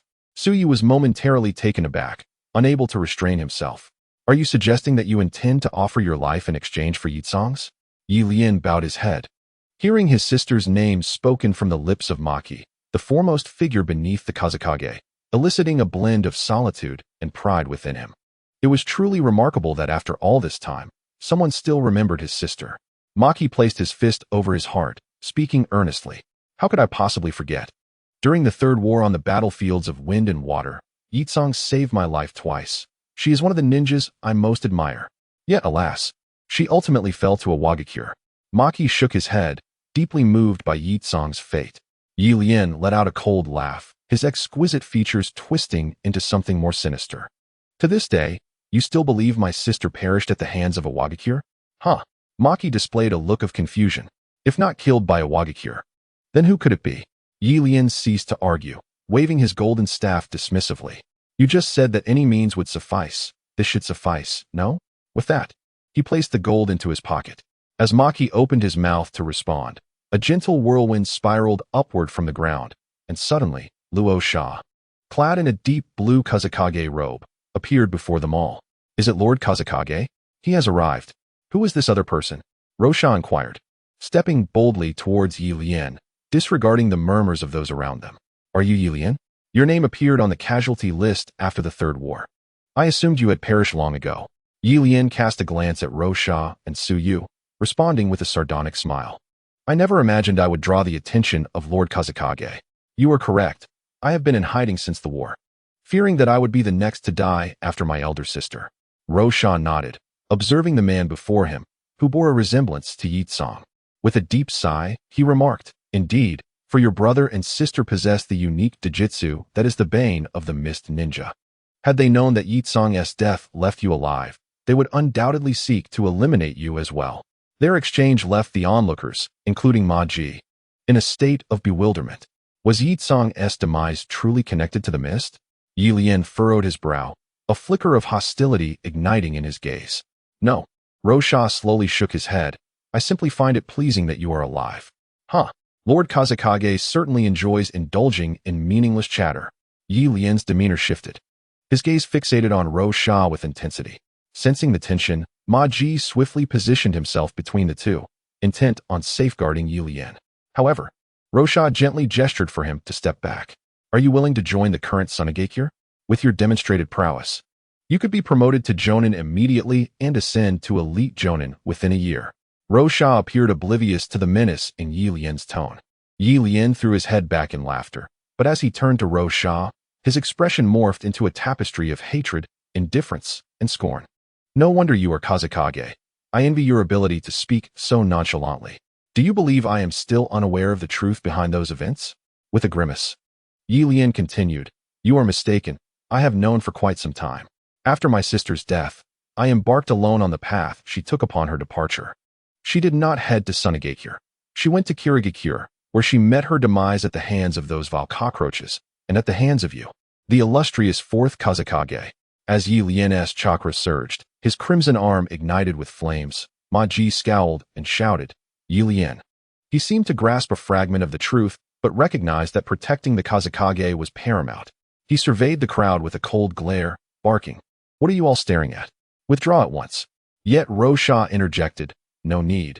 This matter has been concealed for a decade, and it is time for it to come to light. He advanced closer to Yi Lian, standing slightly taller, his red hair billowing in the wind. With a soft voice, he recounted the events of the past. During the Third War, I ordered Yi Tsong to negotiate with Kirigakure. In truth, the two nations had long established an agreement. The true purpose of her mission was to lead her to her death. With Yi Tsong's demise, the two nations would ally against a Wagakure. Rosha's face hardened, his eyes devoid of emotion as he spoke these chilling words. The fury within Yi Lian intensified, and as Luo Sha uttered his final word, Yi Lian struck, enveloping both men in a blaze of searing flames. Observing this, Ma Ji acted without hesitation, seizing Yi Lian's shoulder with one hand while brandishing a kunai aimed at his throat with the other. In midair, however, Luo Sha grasped Ma Ji's wrist and calmly stated, "Ma Ji, do not act rashly." Meanwhile, Yi Lian's hand had already grasped Luo Sha's chest, the flames consuming the fabric of his upper garment, revealing his sun-kissed shoulders and torso. At the same time, the excess fire scorched his skin, emitting faint crackles. Everything unfolded in the blink of an eye. By the time those around them reacted, the three had already formed a tense standoff. Yi Lian's eyes brimmed with tumultuous anger as he vociferously demanded, his teeth biting into his lip, "Why must you send Yi Tsong away?" Luo Sha stepped forward, engulfed by flames, yet unwaveringly locked eyes with the man before him. "The current Sunagakure is not what it once was. I believe there will come a day when we can stand atop the mountains. But the road ahead is fraught with peril. Yi Lian, Sunagakure needs your assistance." Yi Lian trembled violently, his pupils dilating and constricting as he bellowed, "I ask you, why did you kill my sister?" The searing flames had already charred Luo Sha's skin, yet he fell silent for a moment, refraining from explanation, simply whispering, "Once you ascend to the rank of elite jonin, you will have the opportunity to become the next Kazekage." Yi Lian's facial muscles twitched uncontrollably. Luo Sha offered no explanation, yet it felt as though everything had been said. Why? Yi Lian staggered back, the orange flames burning fiercely around him. He collapsed to the ground, pounding the earth with his fists, blood splattering everywhere, not ceasing until a young woman emerged from the crowd. "Yi Lian, is that you?" The speaker, clad in a gray vest, was a chunin. Yi Lian lifted his gaze, and for a fleeting moment, he averted his eyes upon seeing her. Suyu glanced briefly at the woman, whose face bore a similar purple paint to Rin's, and the name surfaced in his mind. "Is that Zhenshu?" The woman who suddenly appeared was Zhenshu, Yi Tsong's apprentice, who had sealed Yi Tsong during the Fourth Great Ninja War. "Yi Lian, you are still alive?" Upon discerning the situation, Zhenshu approached Yi Lian without fear of his scorching flames. "Zhenshu, it's you?" Yi Lian averted his gaze and rose to his feet. "Lord Kazekage, I am not yet your match. If you seek death, killing you will bring me no sense of accomplishment." Yi Lian fixed his gaze upon the Kazekage, declaring, "But I shall not relinquish my quest for vengeance on behalf of my sister. One day, I will defeat you honorably to bring solace to my sister's spirit, and I hope you will acknowledge my challenge." Luo Sha maintained his usual composure, nodding, "Very well. Then regarding your path to becoming a ninja, Yi Lian interjected with a scoff, "I too shall defeat my opponents honorably and become a ninja." Observing the unfolding drama, Suyu suddenly stepped forward. "Yi Lian, in 5 years, if Sunagakure goes to war with Kirigakure, Lord Kazekage will appoint you as the vanguard." Yi Lian cast a glance at Suyu, furrowing his brow momentarily before relaxing it, and with a clenched fist he spoke fiercely, "That would be most excellent. I shall ensure that those wretched rats lurking in the shadows will face the wrath of my sister and feel the searing power of my flames." He then turned to the waiting Zhenshu, expressing his remorse. "I apologize, Zhenshu, for my disappearance over these years. It was due to my uncertainty in confronting Sunagakure. I failed to grasp what my sister was so determined to protect, and I remain blind to the value of this world and this ninja village. I am in search of an answer. Now, has Yi Lian found it?" Zhenshu, still in her teenage years, bore a youthful countenance. And who could foresee that this young kunoichi would one day stand strong on her own? Uncertainly, the recent reforms in Sunagakure have ignited a flicker of hope within me. In the Wind Shadow Hall, Maki presented a half-black, half-white mask to Suyu, who donned it upon his face. "Indeed, it fits perfectly," Lo Sha remarked. "This was specially crafted. It can withstand battles below the level of a shadow without breaking, ensuring your true identity remains concealed."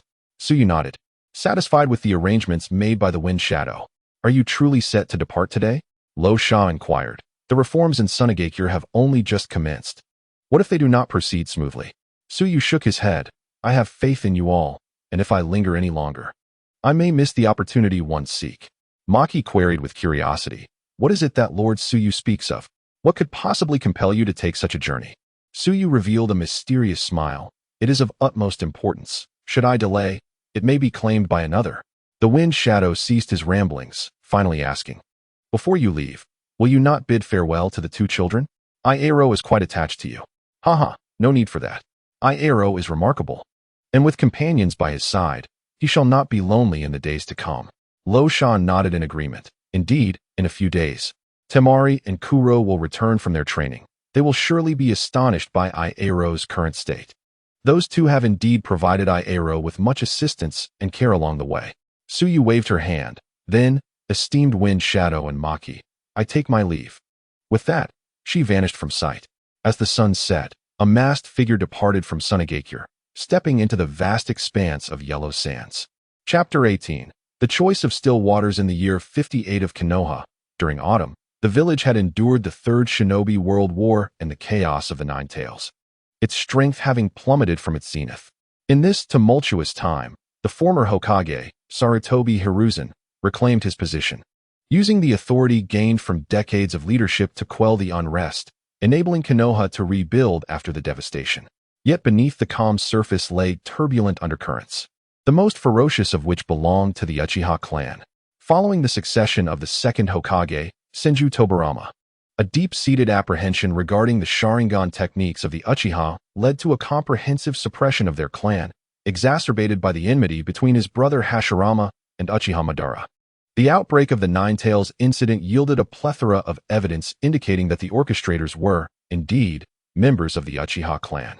This only heightened the unease among the inhabitants of Konoha, while the Uchiha clan, under the mounting pressure from the villagers and the higher echelons of the village, grew increasingly radical.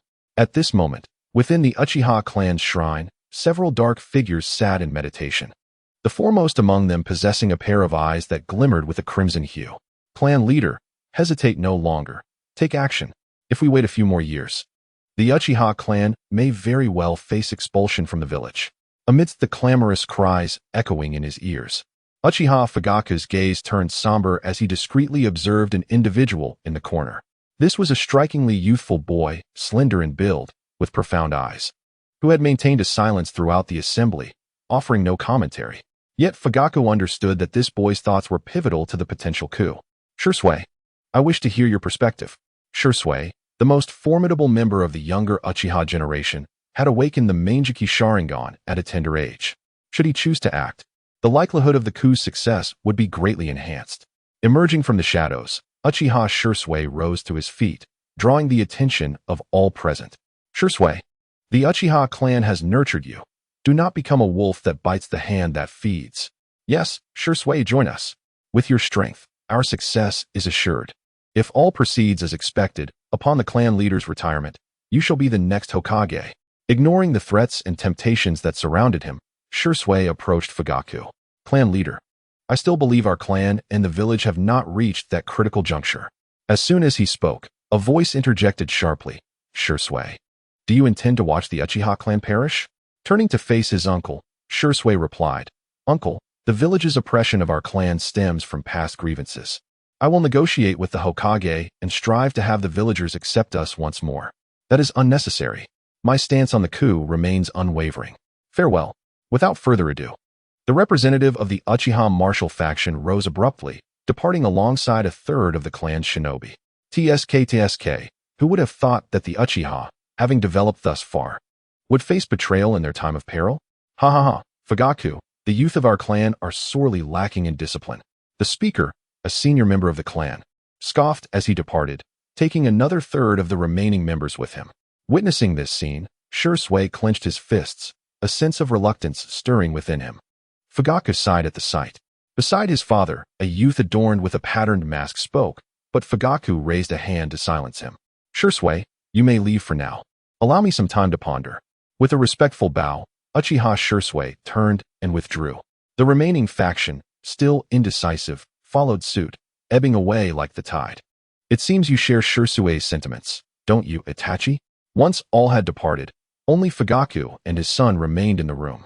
Uchiha Itachi, who had not removed his mask, had only recently joined the Umbu of Konoha and was summoned by the clan to attend the assembly. He would soon be dispatched on a mission. Itachi Uchiha hesitated for a moment before gently nodding. "Father, please grant us some time. I shall endeavor to resolve our grievances alongside Shursui." Uchiha Fugaku lifted his gaze to the desolate shrine, his voice low and oppressive as he murmured, "It is too late. At tomorrow's gathering at the South He Shrine, all Uchiha clansmen will be in attendance. The outcome, I fear, will not be within my purview as the clan leader." It appeared that the chieftain had already made his choice. Stepping out of the family shrine, Shursui spoke softly, brushing his fingers across his eyes. "At this juncture, we must resort to our final measure." He exited the door, intent on consulting the Hokage. Suddenly, his expression sharpened, his chakra surging forth as his Sharingan activated. Scanning the distance. No one. After a moment, Shursui withdrew his ocular technique in confusion. With his keen eyesight, it was nearly impossible for anyone to remain undetected beneath his scrutiny. Yet, despite his thorough search, he found nothing. Was his sense of being watched merely an illusion? Shursui dismissed his musings and set off towards the Hokage's hall. Shortly after Shursui departed, a figure emerged from the very area he had just inspected. "Impressive, Shursui. I have made every effort to conceal myself, yet I still fell within your perception," mused Shinyan Suyua, gazing at the silhouette fading beneath the moonlight.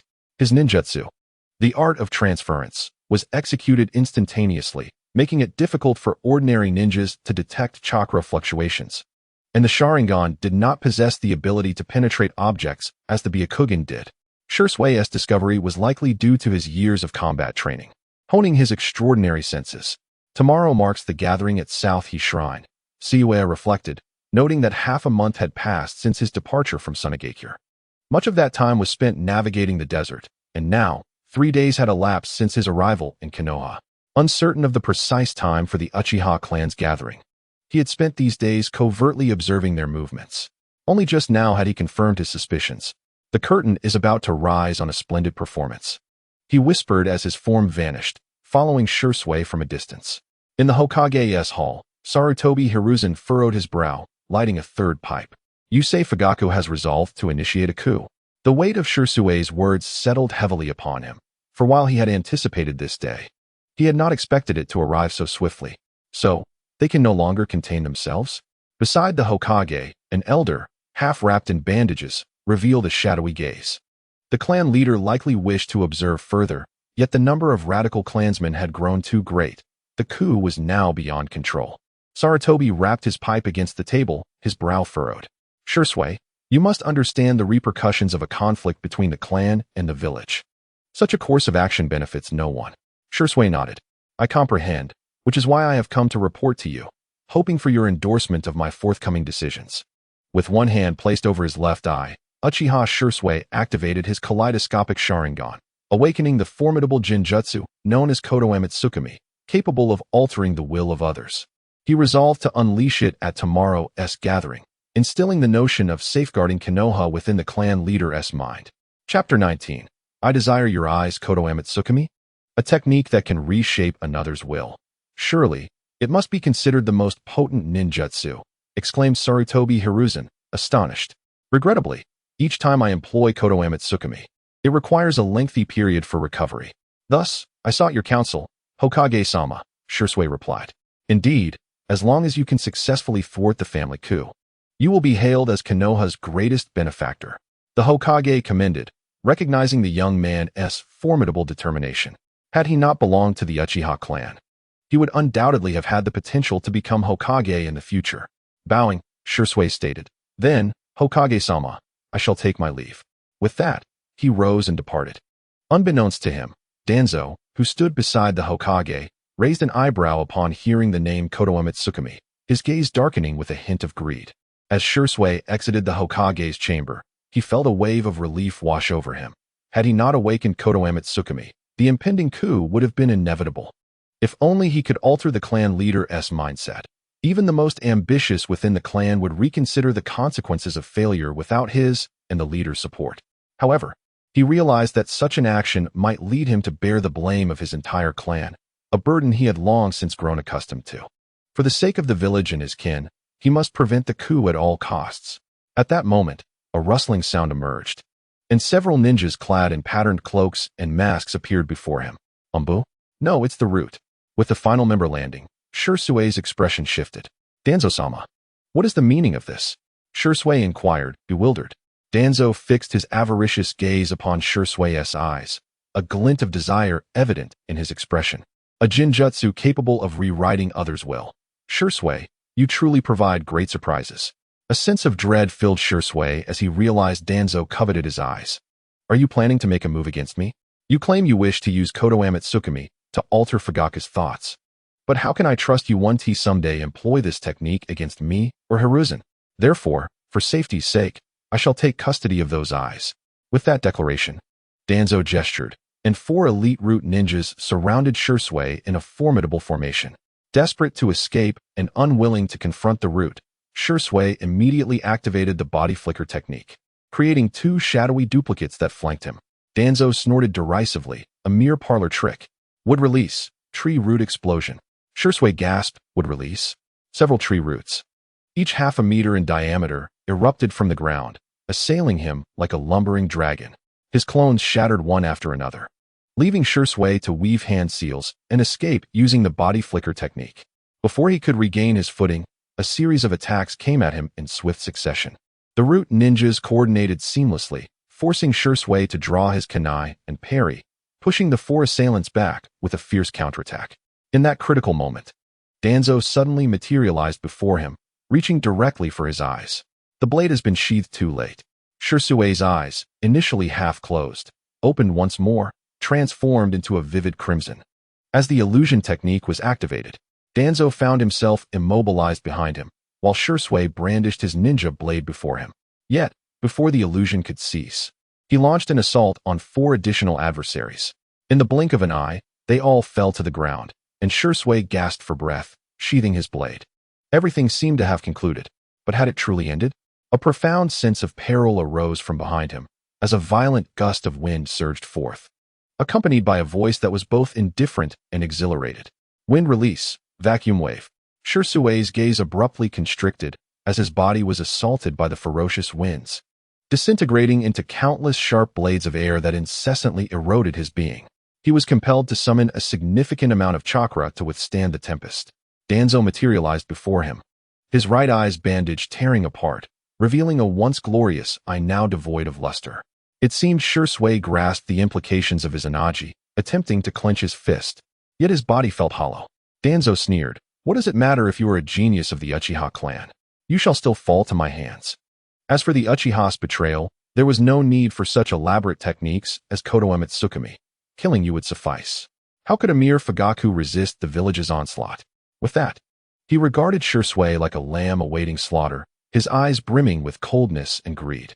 The mightiest illusion is now mine.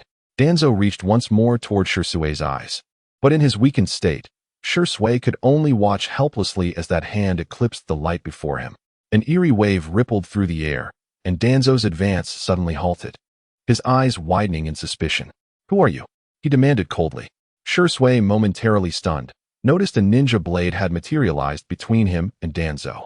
The wielder of the blade was clad in a robe adorned with dark patterns, their visage concealed by a black and white mask, rendering their identity unrecognizable.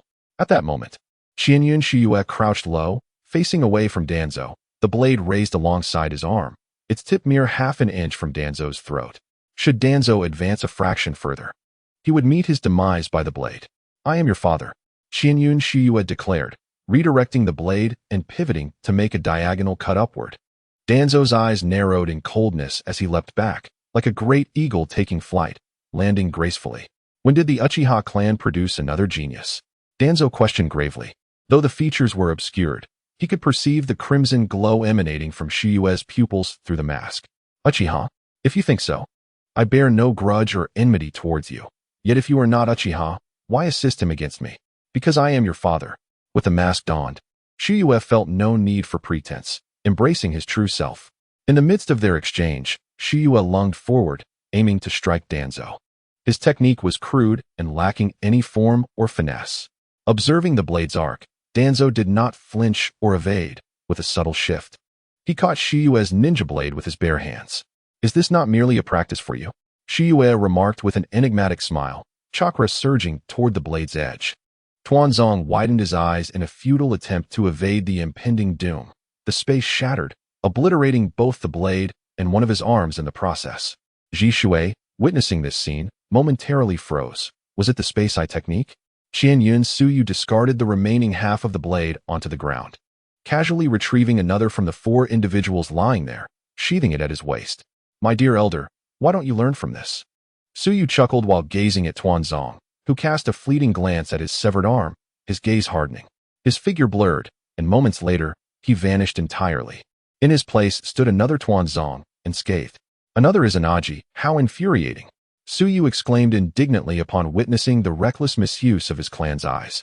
Oh, I see now. This space ninjutsu, usable only at close range, utilizes the blade as an extension to tear apart the space it touches. Tuanzang's eyes flickered as he sensed the troublesome nature of the situation. Regardless of your motivations, having chosen to aid the Uchiha clan, you have become an adversary to me, Tuanzong, and indeed to all of Konoha. We shall see how this unfolds. Tuanzong retreated 2 steps, his form gradually transforming into smoke before vanishing entirely. Suyu sighed softly. At least I have managed to incapacitate that ancient wretch, truly a challenge to slay. Nearby, the gravely injured Uchiha Ji Shui approached, clasping his hands in gratitude. Thank you for saving my life. However, you do not appear to be of the Uchiha clan, as I cannot sense the bloodline power within you. Suyu regarded Ji Shui, who, despite his disheveled state, exuded a remarkable elegance, and nodded in acknowledgement. Yet Tuanzong speaks the truth. We are unfamiliar with one another. May I inquire about your purpose for rescuing me? Ji Shui could not restrain his curiosity. Because I desire your eyes. Suyu uttered those chilling words, sending a shiver down Ji Shui's spine. Chapter 20.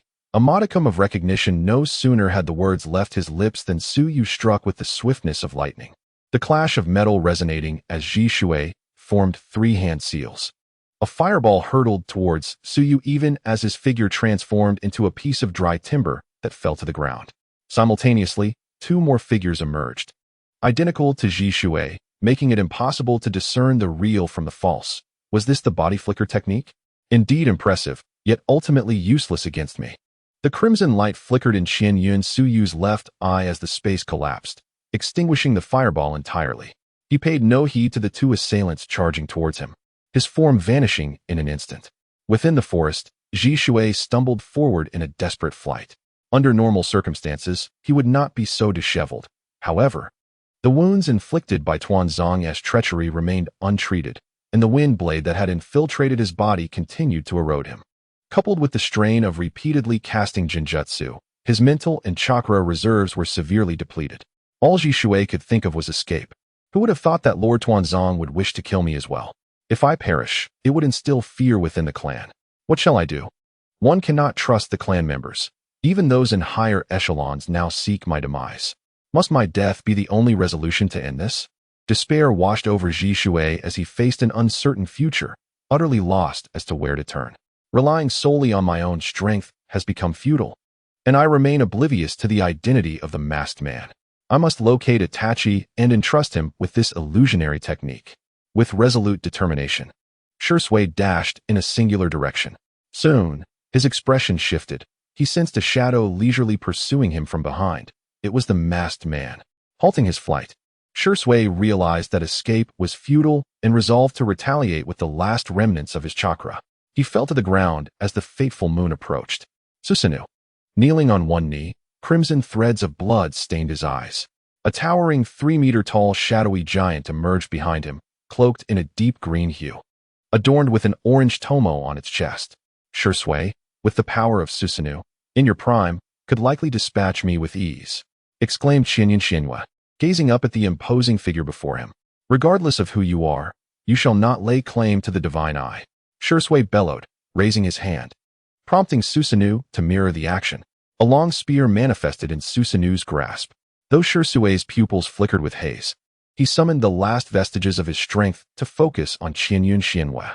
The spear surged forth with the ferocity of a tempest, crashing into the ground where Xianhua stood, creating a massive 4-meter-wide crater.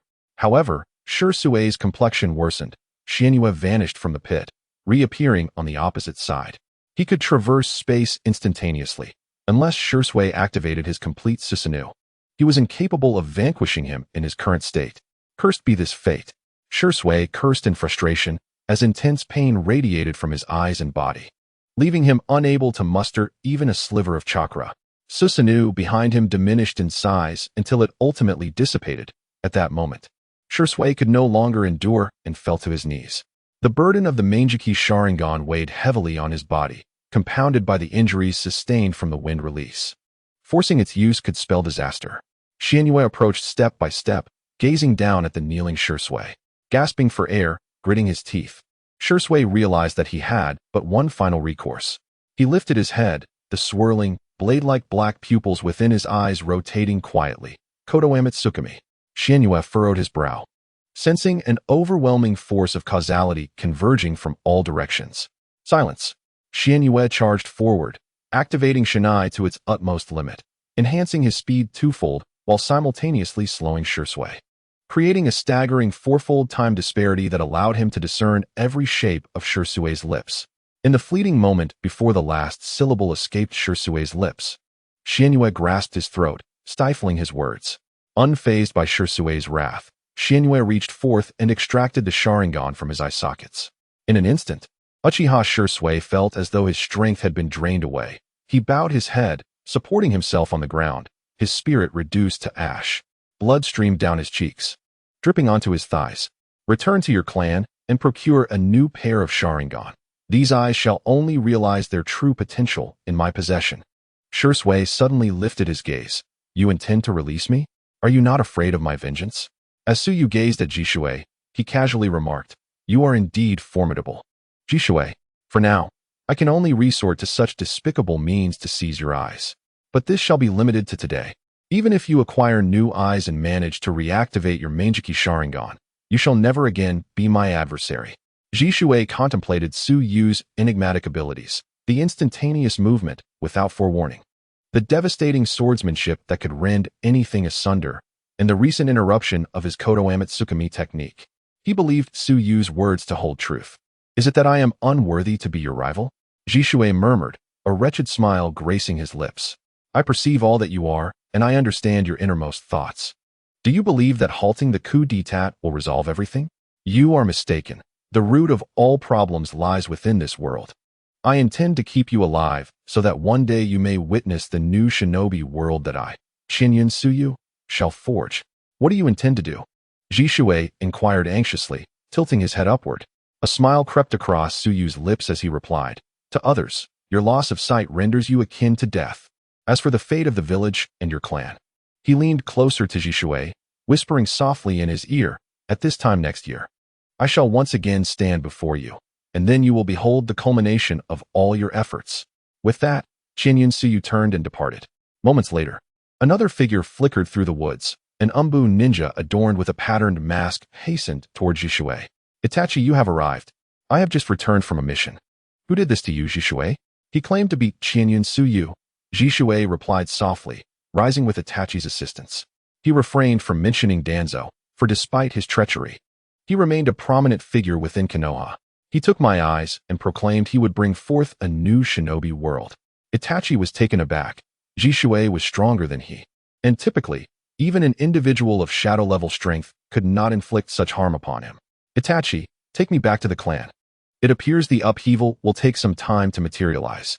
The two made their way back side by side, while in the distance, Shinyan Tsuyu revealed himself among the branches. Ah, Jishui, it seems you are fully aware yet persist in your endeavors. Within his interface, another individual appeared, Jishui. Though the acknowledgement was a meager 1%, it signified Jishui's recognition of the truth. The world itself was indeed flawed. Chapter 21 Ichiraku, Naruto. Meatball Ramen Current Recognition Value. Gaara, 75 Raza, 65 Chio, 25 Jishui. 1. Accumulative Recognition Value. 166,200 can be charged, fear not. Although our methods differ, our goals align. The original outcomes have proven that your paths are futile. Henceforth, allow me to take charge.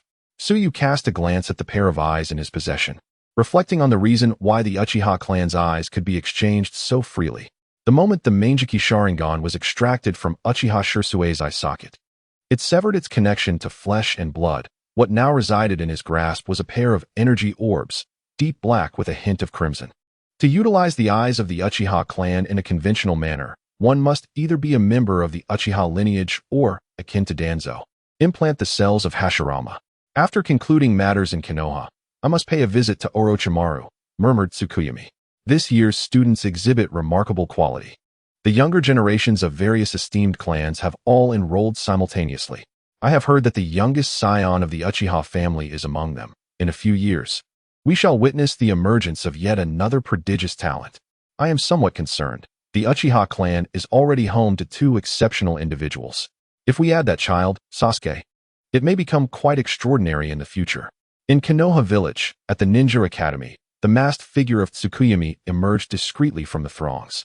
Overhearing the animated discussions of parents nearby, the crowd merely cast a fleeting glance his way, for in this village, donning masks, tattoos, and colored contacts was commonplace. And curiosity was absent.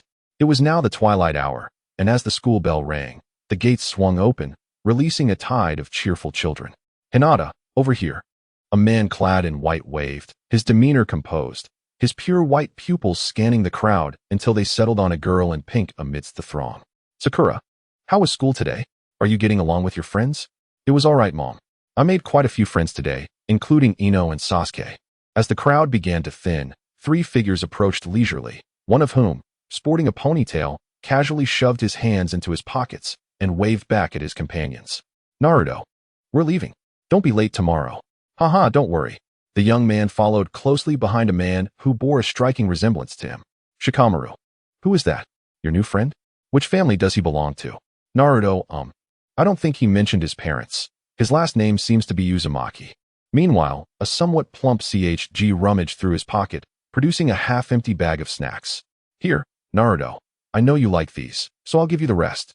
Naruto scratched his head, feeling a bit embarrassed and wanting to decline, but CHG walked over and stuffed it into his hands. Oh, it's nothing. Next time. You can treat me. It's the same. Naruto patted his empty pockets, striving to maintain a confident smile. Thanks. I'll treat you to Ichiraku ramen next time. As he watched CHG leave with his father, Naruto's smile gradually faded, replaced by a tinge of melancholy. He squeezed the half bag of snacks CHG had given him, forcing down saliva as he tucked it into his pocket. I can't eat it all at once. I'll save some for later. The pocket money that Hokage Grandpa gave me last time is still a bit left, and with this month nearly over, if I conserve enough for the next 2 days' instant noodles, it should be sufficient to buy 2 bowls of ramen. Naruto calculated meticulously. The once bustling entrance of the school has grown quiet. Naruto, gathering his thoughts, patted his stomach and revealed a genuine smile. Grandpa Hokage was indeed right. I can make friends after starting school. As he prepared to leave, he noticed that the crowd had dispersed, leaving only one person behind, a figure wearing a mask. Naruto instinctively assumed this individual was a parent of another student, glancing back at the school, which had already closed its gates. The peculiar man surely wasn't he there to pick him up, so Naruto decided to ignore him and continue on his way home. Suddenly, a languid voice called out from behind. Hello there, little friend. Naruto paused in surprise. Was this man truly looking for him? Turning around, he responded, Hello, sir. Do you know me? Who are you? The masked figure approached, half squatting down. I am not just a sir. You may call me Brother Tsuyu. And yes, I certainly know you, Uzumaki Naruto. Moreover, I am acquainted with your parents. Upon hearing the mention of his parents, Naruto's expression brightened instantaneously. You know who my parents are? Where are they? Why did they leave me behind? Where can I go to find them? A barrage of questions bombarded Tsuyu, who smiled gently and extended his hand. Before I answer your questions, might you take me home? Naruto hesitated momentarily, feeling a bit embarrassed as he replied. You want to come to my house? Is that all right? Is it inconvenient? Oh no, not at all. It's just that my room hasn't been cleaned in a long time, so it might be a bit messy. Naruto lowered his head, feeling somewhat guilty. Tsuyu chuckled heartily. No worries, no matter how messy it is. I'm just curious if Naruto would be willing to bring me home to play. A spark of joy lit up Naruto's face. Of course. Apart from Grandpa Hokage, no one else has ever visited our home. If you, Brother Tsuyu, would like to come, I would be absolutely delighted. Then let us be on our way. Underneath the mask, Tsuyu smiled softly, taking Naruto's small hand.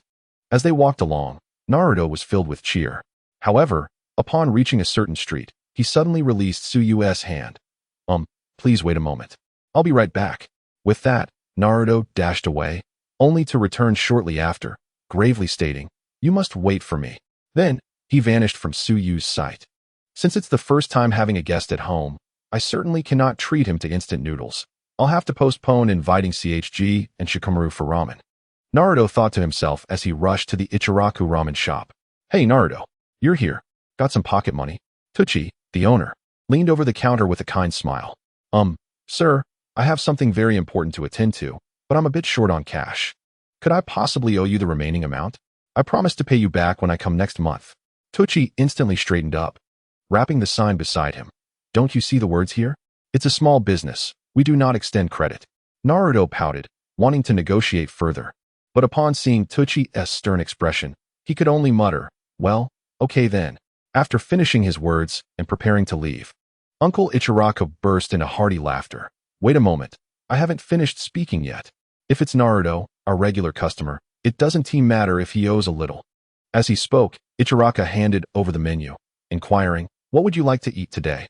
Naruto's mood fluctuated greatly. He thumped his chest defiantly and exclaimed, "Uncle Ichiraku is always like this, humph. I want this." Ha ha ha. Life serving ramen can be quite dull. Occasionally teasing Naruto adds some amusement. "All right, 1 serving of meatball ramen. And let's add 2 extra meatballs for Naruto." Naruto joyfully shouted, "Thank you, uncle. Oh, and don't forget the Naruto rolls." Of course. About 10 minutes later, Sujetsu saw Naruto approaching, a bag in hand, his face radiating joy. "What's this?" Sujetsu inquired playfully, having stealthily followed Naruto earlier and witnessed the entire exchange. "Hee. You'll find out soon enough. Let us hurry back. It'll be less tasty if it cools down." The two, one tall and one short, traversed the winding streets and arrived at Naruto's home amidst the shifting shadows of dusk. Naruto, brimming with excitement, fished out his keys to unlock the door. Just as Sujetsu was about to follow him inside, Naruto suddenly turned and blocked the entrance. "Hey, Sujetsu, just wait a moment. It'll be ready soon." Then, Sujetsu heard the sound of rummaging from within the room. Naruto was shoving a bag filled with instant noodle boxes and trash into a corner when he was startled by an unexpected figure. "Huh? How did you get in here?" Naruto patted his chest, but the door wasn't even open. Sujetsu took a glance around. This must be the room Naruto had received after the 4th Hokage's demise. The small space, long neglected, had grown damp and gloomy. Come, Sujetsu. Try the ramen. It's incredibly delicious meatball ramen, and it even has my favorite Naruto rolls." Is there a special reason you're wearing a mask? If it's inconvenient, I can wait in the kitchen until you finish." Naruto handed Sujetsu a pair of chopsticks, and Sujetsu accepted them, feeling a warmth within. "No need." He slowly removed his mask, revealing a sun-kissed, handsome face. "You must have not had any for quite a while. Let us enjoy the delicacies Naruto recommends together." Sujetsu showed no hesitation, diving into the meal with gusto. The sounds of slurping filling the air. "Wow, Sujetsu, you really are quite young." Naruto marveled, then dashed to the side, retrieving some cookies and a box of milk from the cupboard, inspecting carefully. Luckily, it hasn't expired. With excitement, he poured the milk into a cup and handed it to Sujetsu while he munched on the cookies. "You mentioned knowing my parents. Where are they?" After a few bites, Naruto couldn't contain his curiosity. "They have already passed away," Sujetsu replied, his tone calm, showing no hesitation despite Naruto's youth. "Oh, I see." Naruto fell into a brief silence, seemingly processing the information before purposefully adopting a nonchalant demeanor. "I had an inkling all along. After all, the Hokage had mentioned that they were slain by the Nine Tails." As I was pondering, Naruto suddenly grabbed a tissue from the table and haphazardly wiped his face, clearing his nose. Sujetsu continued to eat, seizing the moment between bites to glance at Naruto and remarked, "It's been ages since I've savored such delectable food." "Thank you, Naruto." "Huh. Haha, it's nothing. But the meatball noodles and Naruto rolls are truly delicious. I'm glad they suit your palate. Hee. By the way, what were the names of my parents? What kind of people were they?" I asked the Hokage, but he merely said that the deceased cannot return to life.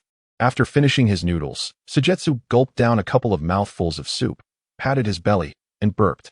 "Naruto's parents. Let me think." Naruto leaped down from his chair and hurried to Sujetsu's side, filled with anticipation. "Your father is Minato Namikaze, and your mother is Kushina Uzumaki." As for what kind of people they were, that's a rather difficult description. Sujetsu smiled and pondered. Let me consider how best to convey this to you. Naruto let out a soft "oh," a hint of disappointment in his eyes, yet he still nodded enthusiastically. All right, thank you, Sujetsu.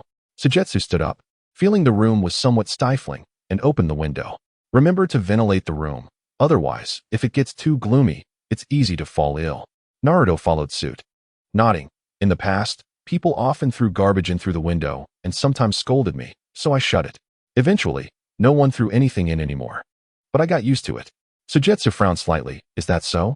Chapter 22. A heist. I shall slay anyone who dares to touch me. As the last rays of twilight filtered through the window, casting a glow upon their faces, Naruto leaned against the window, waving outside. Sujetsu felt a sudden impulse and asked, Naruto, you treated me to ramen. You must have very little money left, right? Naruto was about to shake his head in protest when Sujetsu approached him. Squatting down to zip up his jacket. I'll step out for a moment. As a friend of your father and having indulged in your ramen, I feel it is only fitting to reciprocate. With that, Sujetsu leaped out of the window. Wait for me. Sujetsu waved his hand, although Naruto was unsure of his intentions. He obediently nodded.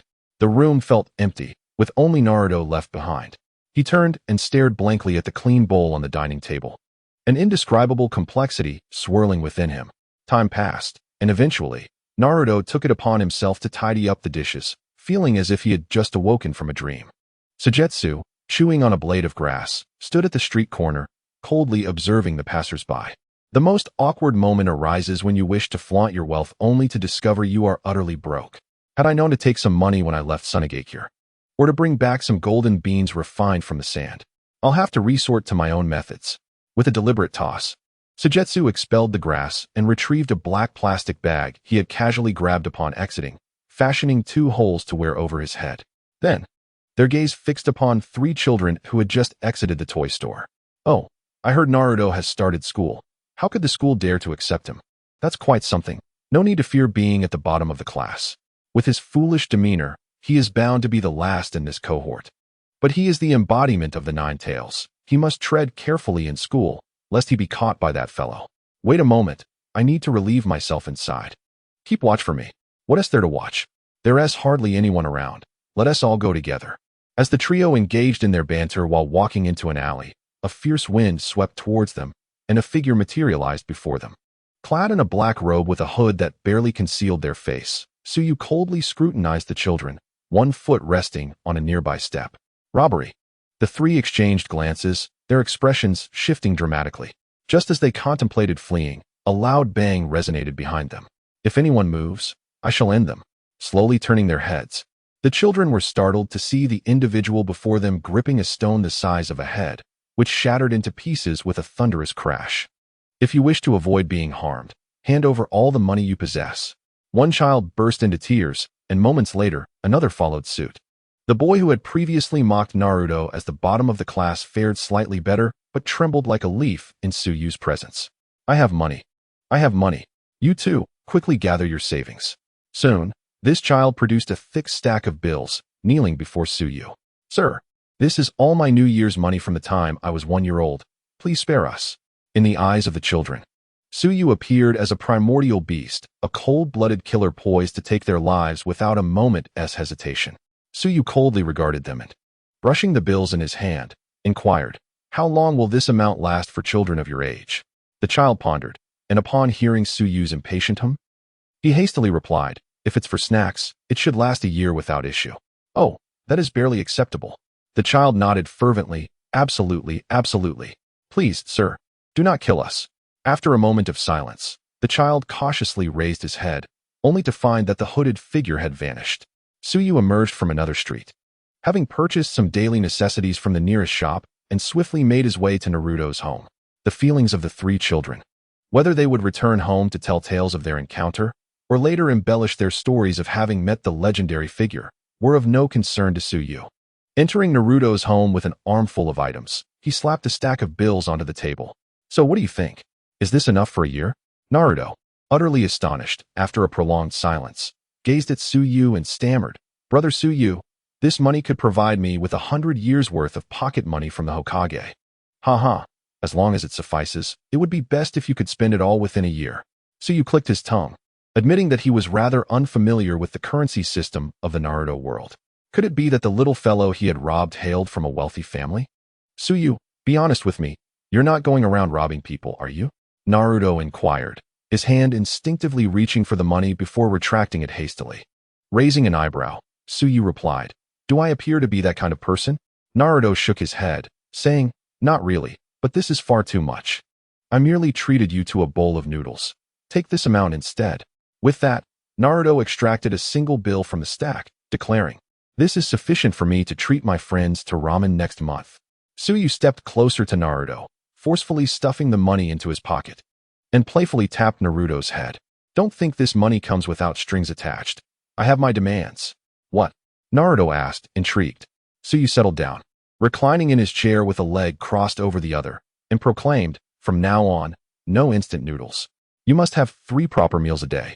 And no picky eating. Even if there is no Naruto-style ramen, you must finish your bowl. Naruto nodded eagerly. I can manage that. Hey, it's just eating. I excel at that.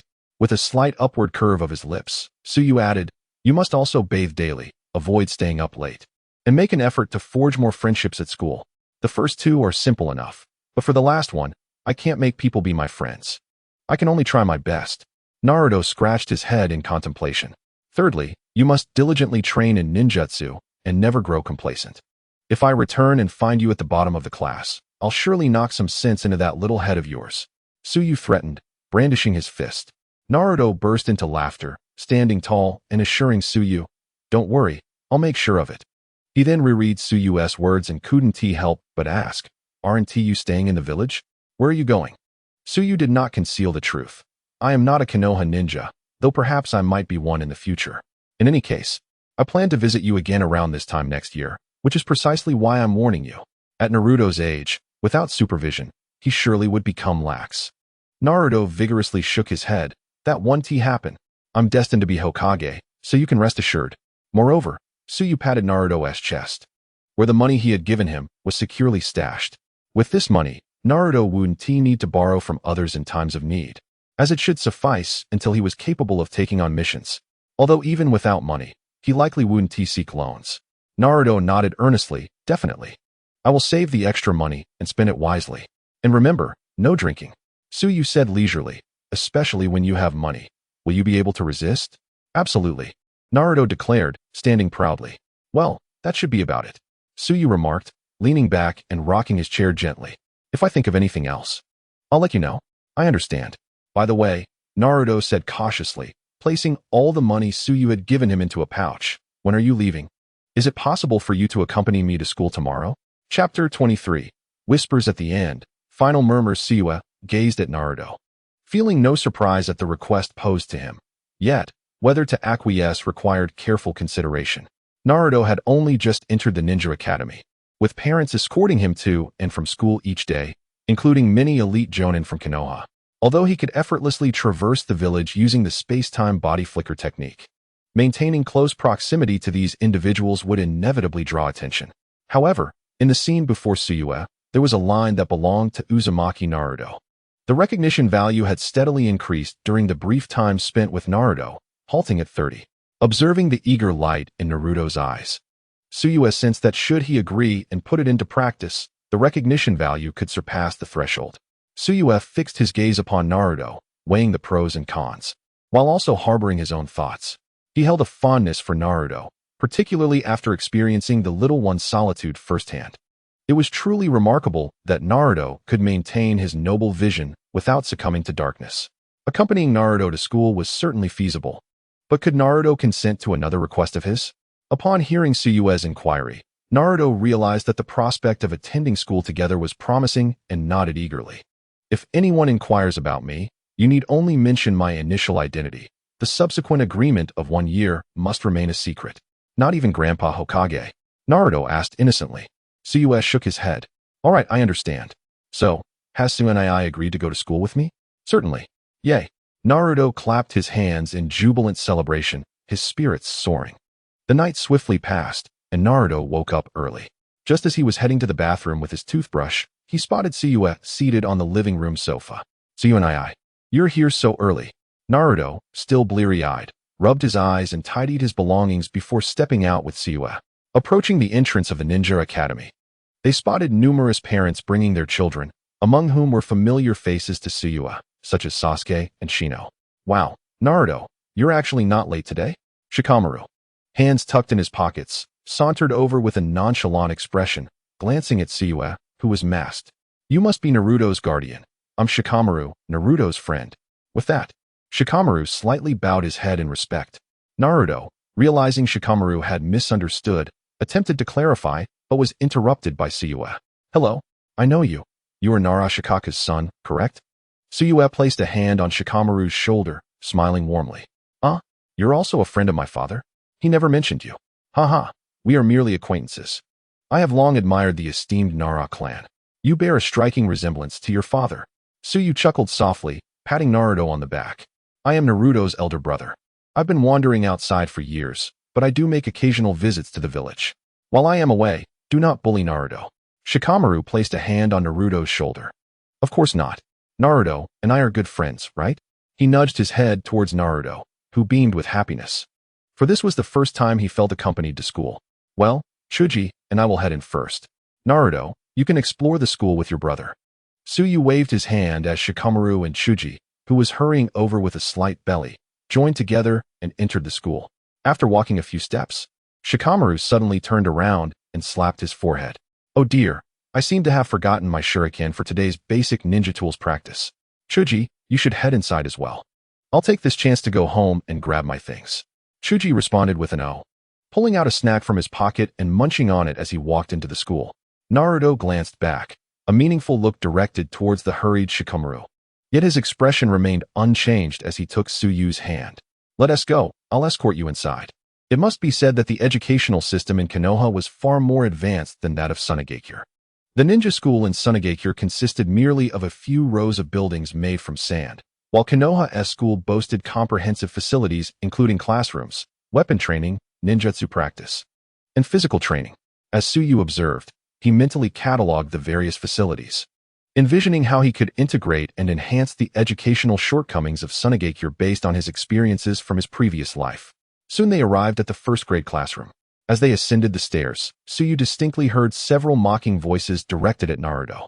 Naturally, Naruto caught wind of it too, yet his expression remained unchanged. Still radiant with a smile, he subtly leaned closer to Tsukuyomi, tugging gently at his clothing.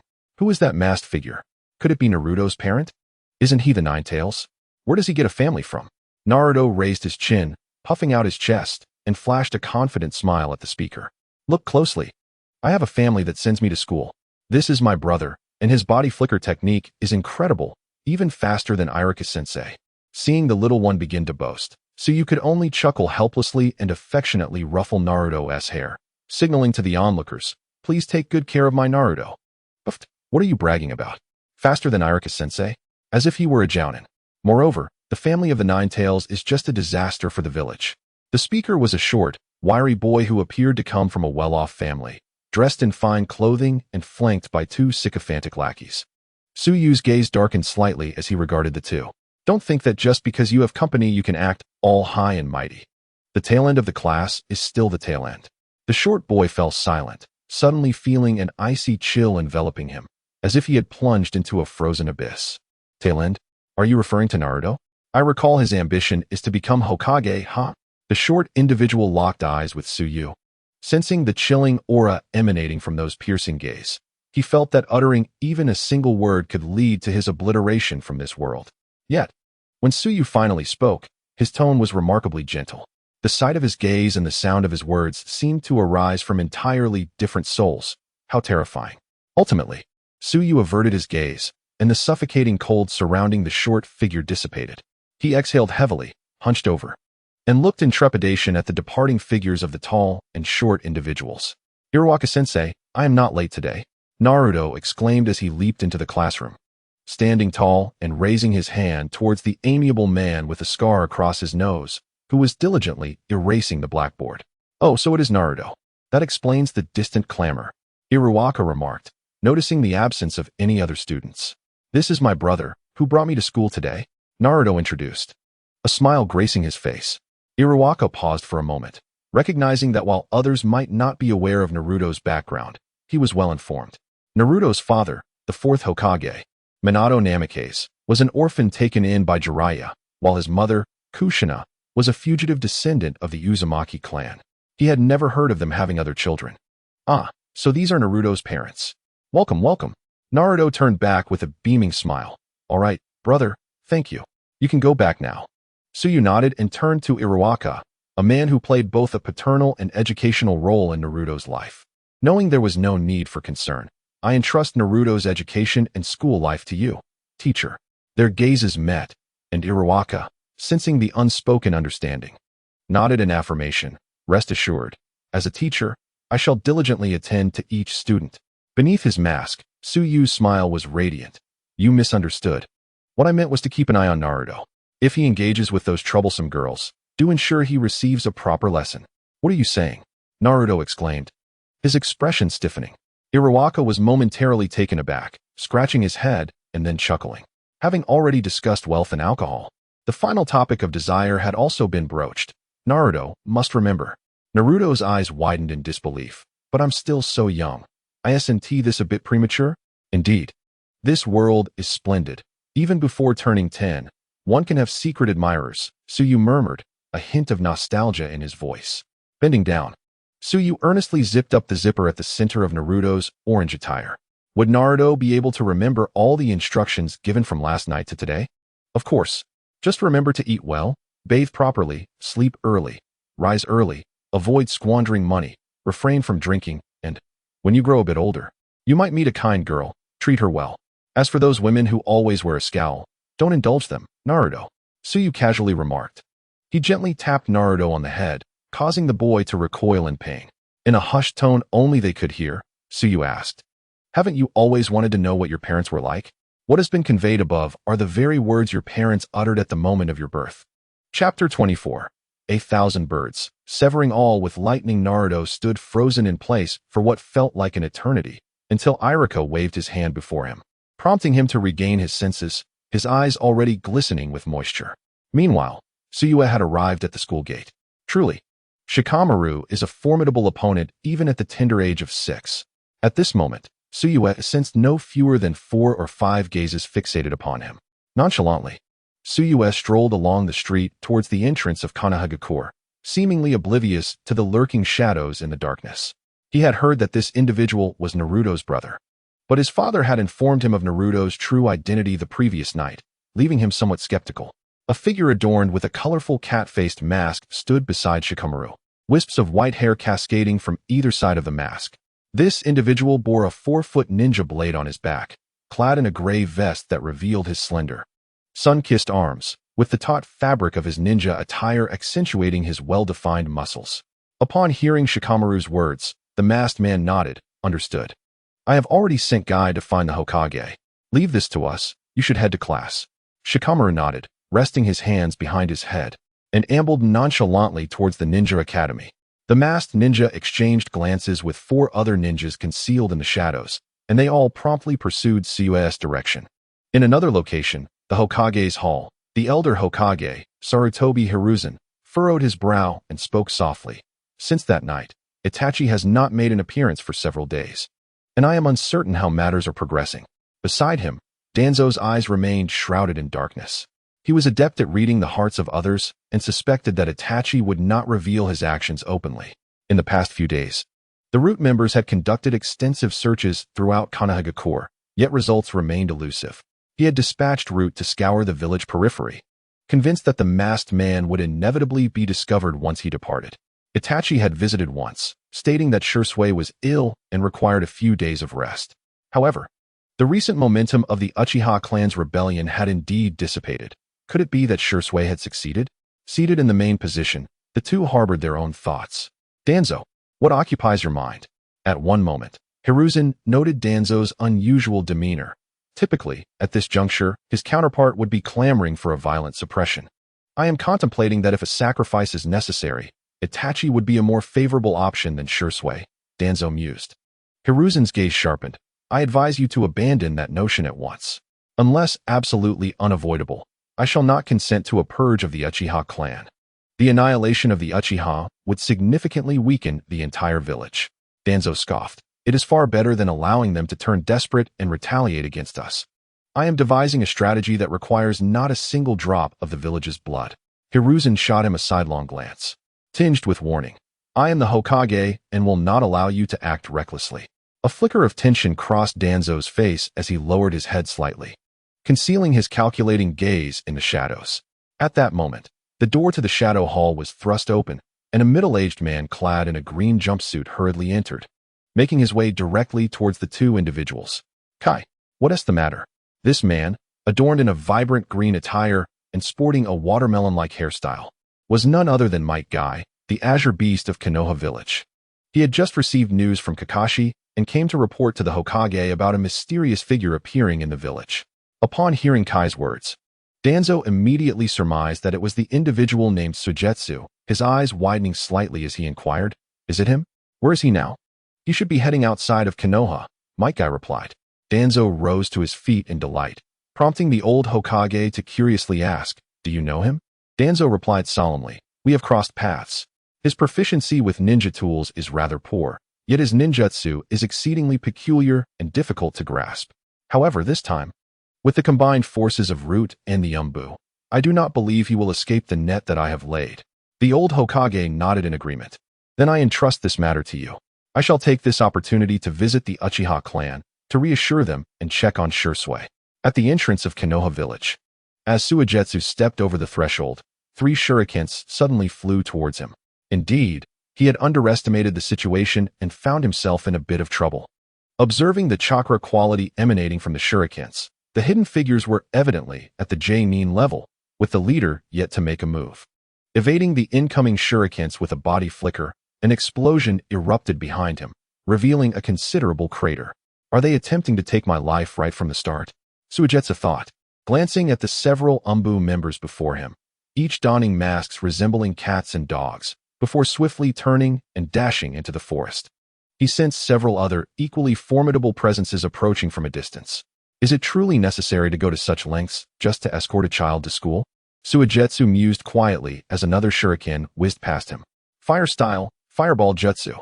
Just as Suigetsu was about to step into the forest, a figure suddenly appeared beside him, the leader of the Umbu, leaping through the air while forming hand seals from a distance of 10 meters.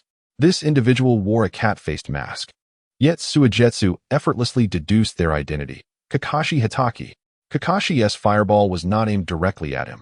Rather, a 2-meter-wide fireball rolled toward his path, the intense heat evaporating the air in its wake.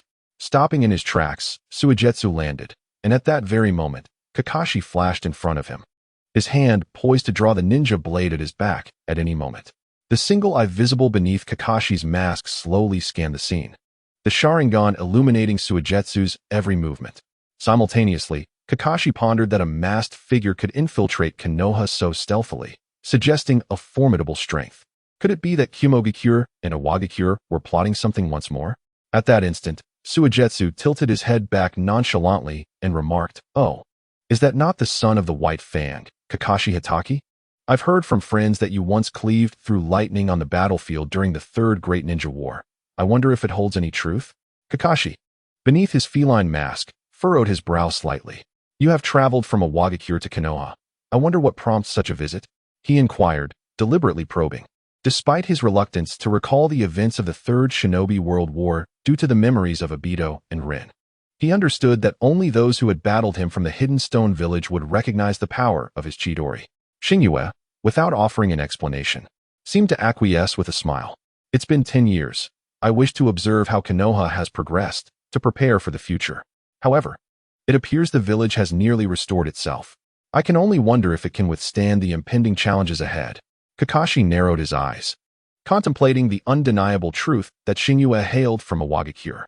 Gathering a surge of lightning in his palm, he pondered, is he foe or friend? In the next moment, a piercing sound resonated through the heavens as the lightning burst forth from his hand, unleashing countless tendrils of white electricity that crackled and hissed, akin to 1,000 birds taking flight. Xingyue was taken aback. Within the confines of his crimson gaze, the overwhelming pressure of the lightning distorted the surrounding space, making it difficult for him to pinpoint his own position. Kakashi struck, his Chidori manifesting as a lightning blade, aimed directly at Xingyue. Chapter 25. The Embodiment of Protective Will. Divine Might. How swift, Xingyue thought, as the lightning chakra surged within him, amplifying his vitality. The sheer velocity rendered him unable to discern Kakashi's movements. The power of Chidori in Kakashi's hands truly possessed the ability to cleave lightning. Such speed was likely beyond the reach of all but a few, those of the shadow level and above. Yet Xingyue was ready, seizing the moment. As Kakashi breached the space surrounding Xingyue, he felt an inexplicable sense of stagnation, as though he were mired in mud. The lightning was less than half a meter from Xingyue, yet it seemed utterly unattainable. Gravity? Magnetism? Kakashi briefly entertained several thoughts, ultimately dismissing them all. His expression darkened as he concluded, time-space. The Chidori pierced through Xingyue's form. However, it merely struck an illusion, a fleeting shadow left behind by the temporal stasis. The thunderous explosion of the lightning blade reverberated as it struck the ground, creating a crater around Kakashi. The earth scorched and cracked, with flashes of lightning flickering. On the other side, Xingyue, having emerged from the space, was sensed by others and swiftly surrounded.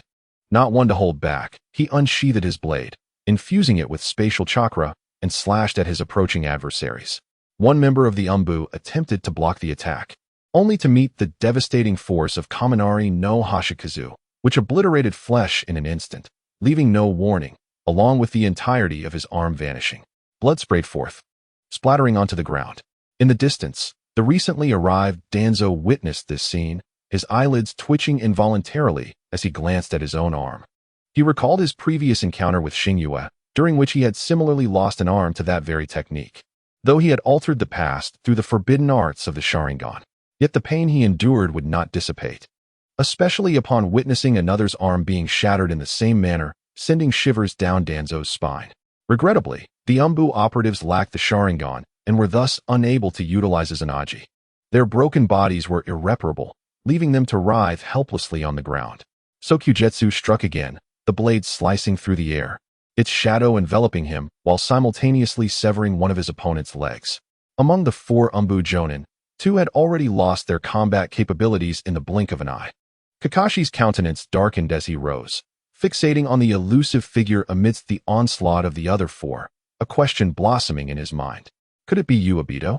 Kakashi instinctively recalled the companion who had bestowed upon him a single Sharingan, but he quickly shook his head, discarding the thought. The abilities of the individual before him bore similarities to Kimui, yet their methods of attack were markedly different. Everyone fall back, Kakashi bellowed, facing Sokujetsu's spatial ninjutsu. Ordinary Jonin would merely walk to their doom. It was at this moment that Kakashi stepped forward, sheathing his kunai and removing the forehead protector from his eyes. Was he about to employ the Sharingan? Sokujetsu's heart stirred at the sight. A crimson eye emerged from the hollow of Kakashi's mask as he steadied his breath, gathering lightning in the palm of his hand. You create such a commotion at the gates of Konoha. Do you truly not consider the consequences? Or perhaps a Wagakure is prepared to wage war. Sokujetsu cast a glance at the beastly form of light coalescing in Kakashi's hand and replied with a hint of resignation. I merely came to take a casual stroll. Who could have anticipated your immediate attempt to intimidate me with explosive tags? I was left with no choice but to impose a minor consequence. You consider severing limbs a mere minor consequence? It is difficult to fathom the extent of your bloodlust. Sokujetsu shrugged. Do you believe me when I say I cannot control my strength? He spoke the truth, though he despised being attacked without provocation. Sokujetsu was not one to indiscriminately strike others. The issue lay in the fact that his current offensive ninjutsu was limited to a single technique, the Meteor of Kinyu, which, once unleashed, would undoubtedly obliterate a swath of space. With 2 Umbu charging to eliminate him, he could not simply stand idly by and endure their onslaught. While he could throw a skill to intimidate them, neither possessed the Sharingan nor the overwhelming prowess of Kakashi, rendering them incapable of perceiving the impending spatial obliteration. What choice did he have? Of course, voicing this rationale would likely garner disbelief, so he opted for silence. Kakashi snorted coldly, his gaze growing icier. If that is the case, further discourse is futile. I shall serve as your adversary. Chidori, Thunder Beast Pursuit. With that, the spectral form of the beast in his hand transformed into a tangible entity, charging towards Sokujetsu, who merely raised an eyebrow before vanishing. The Thunder Beast pursuit was a transformation of Raikiri, capable of morphing the lightning in his palm into a wolf's head to chase down its prey. However, given Kakashi's summoning beast, it was more probable it would take the form of a dog. Closing his eyes to sense, Kakashi soon detected Sokujetsu's chakra signature from another direction. The airborne lightning Fong, yet to touch the ground, was redirected and pursued Sokujetsu. What a troublesome situation, Tsuyu remarked, as a flash of crimson light swept through, obliterating both the encroaching Leia and the surrounding space. He pinched his brow with 2 fingers, a sharp pain piercing his eyes. Is this your primary method of attack? One that allows instantaneous spatial jumps and another that inflicts bizarre harm in the vicinity? Indeed, formidable. Kakashi, slightly hunched, realized that 2 uses of Raikiri had already drained half of his chakra. No longer wishing to prolong the battle, he closed his right eye while the 3 tomo in his left eye began to rotate slowly, accelerating. The tomo transformed into the scythe of the Grim Reaper, gradually linking together. In that instant, the chakra radiating from Kakashi dissipated entirely, swiftly converging towards his singular left eye through his internal pathways. The world shifted to a hush, as if only the newly awakened, transcendent Manjiki Sharingan remained, surpassing all other Sharingan. It was over. Might Guy halted, taken aback by the tenacity of this adversary, who had compelled the renowned copy ninja, Kakashi, to reveal his trump card. Danzo gently caressed the protrusions on his right arm, each representing a fallen member of the Uchiha clan. His gaze fixed fervently on Kakashi's eye. He pondered if there might be an opportunity to replace one of the eyes represented on his arm with that from Kakashi's left. Several Umbu and distant root members felt a chill run through them, unaware that Kakashi still possessed such a hidden hand. Hatake Kakashi extended his hand, once more concealing his closed eye to prevent any line of sight interference while executing his jutsu. Merely opening his eye to manifest the Manjiki had already drained a significant amount of his mental energy. His remaining chakra could only sustain one final attack, and he needed to ensure absolute precision. His somber gaze fell upon Tsuyu as he spoke. This need not have escalated to this point, but your abilities are simply too terrifying. Should war break out between the fire and earth countries, your mere presence could lead to countless casualties in the Hidden Leaf village. For the safety of the village, and to prevent the needless sacrifice of my comrades, I must take this opportunity to eliminate you completely. Even at the cost of revealing this Manjiki Sharingan, I am prepared to pay the price. The terrifying power unleashed from the Manjiki threatened to recoil upon him. Kakashi's body trembled as the sanguine light in his eyes blossomed, akin to a flower unfurling towards the sun. In Tsuyu's perception, the world around Kakashi became unstable, particularly the space surrounding that eye, dissolving into nothingness. All he could see was chaos unraveling. Kakashi gritted his teeth, and, at the very moment he drained his last vestige of strength, softly uttered the 2 words, Kamui. In the world of Hokage, this ultimate offensive ninjutsu also manipulated space, twisting and entwining it to inflict horrific harm. Kamui. At this moment, enveloped by the power to annihilate all, it surged forth from all directions, bearing down upon Qianyun Tsuyu. Tsuyu attempted to leap out of the Kamui's reach, but found it impossible. The space surrounding him twisted and converged in a vortex towards his being.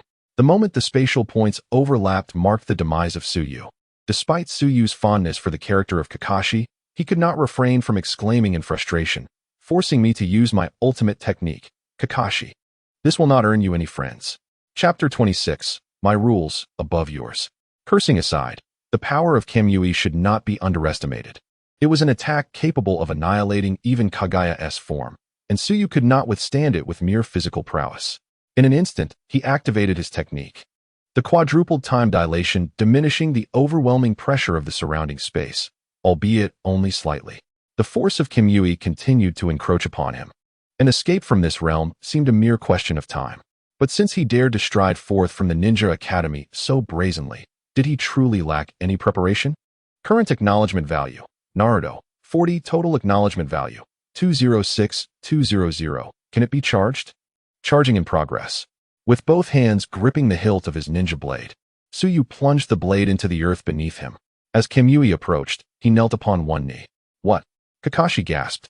Having unleashed Kamui, he believed it to be over, collapsing weakly backward, only to be caught by the newly arrived Might Guy. What is that? Guy frowned, his gaze fixed intently on Tsuyu. How could this be? Why? Kakashi's expression twisted in disbelief as he struggled to rise, the crimson hue in his eyes fading. In his perception, the encroaching spatial points surrounding Tsuyu were being absorbed. Whoosh! A purplish-black tether erupted from Tsuyu's blade, soaring into the cloud-laden sky, cleaving the scene before him in two. Tsuyu stood, and the Kamui that should have torn him apart was now nowhere to be found. I refused to believe it. Kakashi could not accept such a reality. He shoved Might Guy aside and lunged forward, intent on activating his Sharingan once more. Yet, the chakra within him had been entirely depleted, rendering him inferior to even a mere genin. What could possibly be the reason for this? Kakashi muttered in discontent, gazing at his own hands as the world within him began to crumble. Because my rules reign supreme over yours. Tsuyu withdrew the ninja blade from the ground, raising it above his head, the dark line crackling with energy. It was a lightning bolt, materialized and dark as the abyss. The ink-black clouds in the sky converged, flashes of crimson lightning illuminating the scene, resembling divine retribution. At this moment, Tsuyu, standing steadfast, was the embodiment of divine punishment. Whom shall I choose? Tsuyu's gaze surveyed all present with an air of supremacy. The four Umbu members retreated, overshadowed by Tsuyu's radiance, fearful to make any move. Further back, members of Root lowered their hands, and with a clink, the ninja blade fell to the ground. Guy caught the faltering body of Kakashi, retreating swiftly, a deep azure aura emanating from his form. In the shadows, countless pairs of eyes from various factions of Konoha village stared blankly at the scene unfolding before them. Ultimately, Tsuyu's gaze fell upon Danzo, who cowered at the back, his eyes darkened by a hint of fear. Ah, my dear son has arrived. Tsuyu chuckled with a hint of amusement. Then it shall be you who tests my prowess. With that, a brilliant flash of white light illuminated the world from within the clouds, followed by a thunderous roar that lasted 3 seconds. In that moment, beneath the wrath of heaven, all beasts trembled in fear. Tsuyu stood resolutely, his blade poised before him, resembling a divine being. 8 thunder gods, slash. Boundless spatial laws and endless violet-black thunder coalesced at the edge of his blade. With a single stroke, he unleashed his strike. From hundreds of meters away, Danzo beheld the crimson hue threatening to overflow from Tsuyu's pupils. No, it was not merely an eye, but the blazing sun itself. Danzo seemed to witness the searing sun barreling towards him. Beware, his target is Lord Danzo. Someone shouted, but the warning was cut short, fragmented and dissolved into nothingness. Kakashi's eyes welled with blood tears, the side effects of his earlier full exertion of Kamui crashing upon him at that moment. His vision darkened, and he collapsed to the ground. Kai's azure aura momentarily vanished, replaced by a crimson mist that enveloped him entirely. He clenched his fists, unwavering in his focus. In an instant, all those standing before Danzo vanished without a trace. Yet it was not over. The lightning, replete with severed spatial fragments, bore down upon Danzo. At last, the dual beams of black and white light engulfed Danzo, and in his final moments, all that was visible was a single eye. Within that bloodshot gaze, only terror remained. As he was consumed by the lightning, that strike would forever be etched into the depths of his heart. My lord, a voice cried out, charging towards the vacant space. Indeed, including Danzo, the tree upon which he stood, the ground, the flowers, and the insects, all had vanished without a trace. Suddenly, Tsuyu cast his gaze towards a specific point, arriving in an instant with merciless derision. You truly are an indestructible cockroach. What grievance do you hold against me? A hoarse voice thundered with rage as Danzo's figure re-emerged. Izanagi, a technique to alter all negative states and revert to a state of unscathed existence. In his fury, he could not comprehend why this faceless wretch had targeted him. It was he who had thwarted Danzo's quest for the Kenjutsu. Today, amidst so many witnesses, he had concealed himself in the shadows. Yet, in the end, it was he who faced death. He repeatedly revisited his memories, having never encountered this figure in a black and white mask, nor had he ever heard Tsuyu's voice. It was Kakashi who sought to end your life, not I. Why do you pursue me? Danzo's face contorted with madness. Tsuyu gently brushed his hand along the blade's edge, stealing a glance at the tempestuous power Danzo concealed beneath his dark cloak. Knowing that you would not perish, I decided to test my new ninjutsu on you. How does it feel? The bloodshot eyes of Danzo resembled a spider's web. How does it feel? Witnessing the shattering of one's own limbs. Witnessing the obliteration of one's own body. only to have consciousness fade at the very last moment. What other emotion could he harbor besides despair? A profound despair that consumed his entire being? His hand, which gathered the wind blades, trembled incessantly, yet he could not bring himself to strike. The lightning and annihilation had vanished, yet fear lingered, embedding itself within his soul. Tsukuyomi laughed maniacally, only to suddenly cough and spit blood. Bang, bang, bang. The blade in Tsukuyumi's hand shattered inch by inch, disintegrating into dust and scattering with the wind.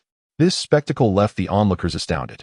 Danzo's palm was poised to unleash the wind blades, and he laughed heartily, roaring, "So you have reached your limit." Indeed, Tsukuyomi had anticipated this. The 8 Thunder Divine Slash is a variant of the new ninjutsu, the 8 Thunder Divine Realm. This realm can absorb spatial points around it, creating a vacuum of sorts, capable of nullifying all attacks, including Kakashi's Kimui, which inflicts spatial damage.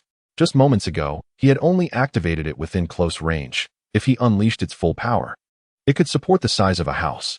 As his ninjutsu advanced, it would only grow stronger. Of course, his restraint stemmed from wanting to test this blade. The 8 Thunder Divine Slash converges the absorbed spatial points into a singularity, and then it strikes. It bears some resemblance to the Tailed Beast Bomb. However, while the Tailed Beast Bomb absorbs the chaotic energies of black and red from the space, what he absorbs is space itself, a pure defense, contrasted with a pure offense. This technique drained him completely, exhausting all his reserves. Watching Danzo's eyes flicker with ferocity and hesitation, Tsukuyomi continued to smile. "Indeed, I have reached my limit," he said, as he approached Danzo and whispered, "Oh, pitiful rat, having witnessed my power that rivals the divine, do you still dare to strike?" Danzo's eyelids twitched violently. The wind blades in his hand began to tremble violently, and after a long pause, he lowered his gaze to his quaking hands. "Why should I not dare? I truly do not dare." The first cry was a release of pent-up frustration. The second murmur resembled a lament of despair. From the side, a stone spear pierced through, and Tsukuyomi barely evaded it. Another individual from the root stepped forward, taking Danzo away. "Lord Danzo, please rest assured. Your chakra has been completely depleted. We shall handle him from here." As he spoke, over 20 members of the root, both present and newly arrived, surrounded Tsukuyomi. It was evident to all that Tsukuyomi's strength lay in his spatial ninjutsu. Now, he had become a cornered beast, stripped of its fangs and claws. Yet, Tsukuyomi's gaze transcended the crowd, fixating on an empty expanse. "Having concealed yourself for so long, now that I am in a deadlock, do you not intend to reveal yourself?" Chapter 27. Another fierce general joins our great plan. Upon hearing the phrase, "Chinyan Tsukuyomi," the root members were momentarily stunned, turning to survey their surroundings. However, the area was tightly encircled, rendering it impossible for anyone to infiltrate. Not even a shadow was in sight. Danzo coldly commanded, "Stop this charade and eliminate him." Although he had lost the will to confront Tsukuyomi, he was adept at directing others. At the sound of his superior's orders, the root ninjas snapped back to attention and charged towards Tsukuyomi in unison. Just as their blades were about to reach him, an unexpected turn of events occurred. Several streaks of dark light surged from an unknown source, striking the root ninjas and sending them sprawling. Danzo scanned the vicinity. "Another guest has arrived? Who might you be?" Meanwhile, Guy, who had been poised to strike, retracted the faint crimson mist of chakra enveloping him, now clearly perceiving that both Tsukuyomi and Kakashi were incapacitated. His foremost concern became the safety of his old friend. He hoisted the unconscious Kakashi onto his shoulder, unaware of yet another twist in the plot. The gathering witnessed the dark projectiles descend, realizing they were shurikens. Indeed, more enemies had emerged, but where were they? Moments later, a flamboyant, childlike voice echoed through the arena. "Ah, where could the problem lie? How could I have been discovered? Perhaps it was my growling stomach that gave me away? If only I had eaten before coming out." Despite the Umbu's heightened vigilance, the speaker remained unseen. Danzo's expression darkened. 2 individuals had appeared in Konoha without warning, and if word spread, the village's defenses would become a laughingstock. "Forget him. Eliminate this person." Understood. The root members resumed their advance towards Tsukuyomi. At that moment, the hidden speaker gasped in surprise. They've made up their minds to kill him. What now? Shall we continue to watch the spectacle? But according to the plan, it shouldn't be time for us to reveal ourselves yet. You seem rather curious about this individual. Ha ha ha. The voice continued, curiously conversing with itself. Oh my, is there truly something in this world that you fear? How intriguing. I find myself quite curious now. Ignoring the enigmatic voice, the root members, following Danzo's lead, swiftly approached Tsuyua. Suddenly, blood erupted from their midsections as a 2-meter-long chain, composed of razor-sharp blades, sliced through several of them. The chain cleaved the roots, surged upward once more, while the masked man in the whirlpool leapt in place, childishly brandishing his chain blades back and forth. Reminiscent of a shepherd boy on a mountain waving a whip to guide his sheep home. Oops, wrong target. The one you seek to kill is over there. I'm just a passerby. Though his voice mocked the simplicity of his actions, the chain blades in his grip seemed to possess a life of their own, relentlessly lunging toward the roots despite the clumsiness of his movements. Another torrential downpour of blood ensued. Tobarama's figure flickered as he enveloped himself in chakra, deciding to intervene, and instantly appeared before the two. Casting a deep glance at the softly smiling Tsukuyomi beside him, Tobarama raised his hand and unleashed wind release, vacuum wave. The fierce wind transformed into solid projectiles, descending upon the heads of the two. The masked man in the whirlpool panicked, exclaiming, I'm going to die. I can't escape. Wait. It seems I got away. The vacuum wave was absorbed by the Kemui and vanished without a trace. Tsukuyomi mused to himself. The speed of that Kemui release is comparable to that of the falling star. Is it time to leave? Well, I'm not quite finished yet. Oh, let us heed your call, but before we depart, allow me to use your power to teach these inferior beings a lesson. The masked man in the whirlpool cackled ominously as he surveyed the surrounding root ninjas. A slight distortion rippled through the space, and with a series of explosive sounds, several ninjas burst apart from various points, chests and limbs alike. Such injuries, though grievous, would not be fatal. They would simply endure a lifetime of agony. After this display, the masked man lingered, casting a wistful glance at his handiwork, as if feeling a twinge of regret. He then staggered toward Tsukuyomi, bending slightly to meet his gaze. Locking eyes with the masked figure beneath the mask, Tsukuyomi replied, I noticed you the moment we first crossed paths. Indeed, the very instant I entered the Ninja Academy. Oh, what an unprecedented ability you possess. It seems to counter my own. The masked man pondered, but soon erupted with excitement. It appears our Grand Above the Moon plan is about to gain another formidable ally. How thrilling. Let us see your sincerity then. Tsukuyomi smiled. Shall we proceed? What about the one who is completely out of control? How vexing. I wish I could just leave you here. The masked man feigned a dramatic display, seemingly ready to charge through the throng of inferior beings. With a mock-serious demeanor, he suddenly scooped Tsukuyomi into his arms in an unexpected move. Oh dear, you're so heavy. I can hardly move. Have you not relieved yourself after your meal? Tsukuyomi thought he might be tempted to strike him. Come now? I was merely trying to amuse you. Fortunately, the masked man quickly returned to his usual self, draping an arm around Tsukuyomi's shoulder. As he prepared to leave, he bowed respectfully to the assembled crowd. Well then, my friends, farewell. I shall return. As he spoke, under the gaze of all present, the masked figure swept his palm over the two individuals and vanished into thin air. Following a moment of profound silence, Danzo, who had been holding the wind blade in his palm, seemed to finally find an outlet for his pent-up frustration. With a thunderous crash, a towering tree nearly 10 meters high collapsed behind him. He surveyed the remaining two root members before issuing a command. Inform the others to intensify the patrols throughout the village if anyone encounters an issue within their jurisdiction. They are to bring the culprit to me. As Sujetsu and the masked figure leaped through the fabric of space, each disappearance and reappearance felt astonishingly surreal, akin to traversing through time and space, something his temporal forbidden eyes could not yet achieve. Aren't you capable of reaching any marked location? Why then do you flee? The masked figure awkwardly touched the white side of his head. Can I refrain from answering that? Understood, you cannot fully utilize his power. You can only mark locations at close range. Sujetsu remarked. What about him? Let him come out. Oh, even the last remnants of mystery have been shattered. I am incensed. The masked figure suddenly felt a wave of intense frustration, as the confidence he had painstakingly built was ruthlessly shattered.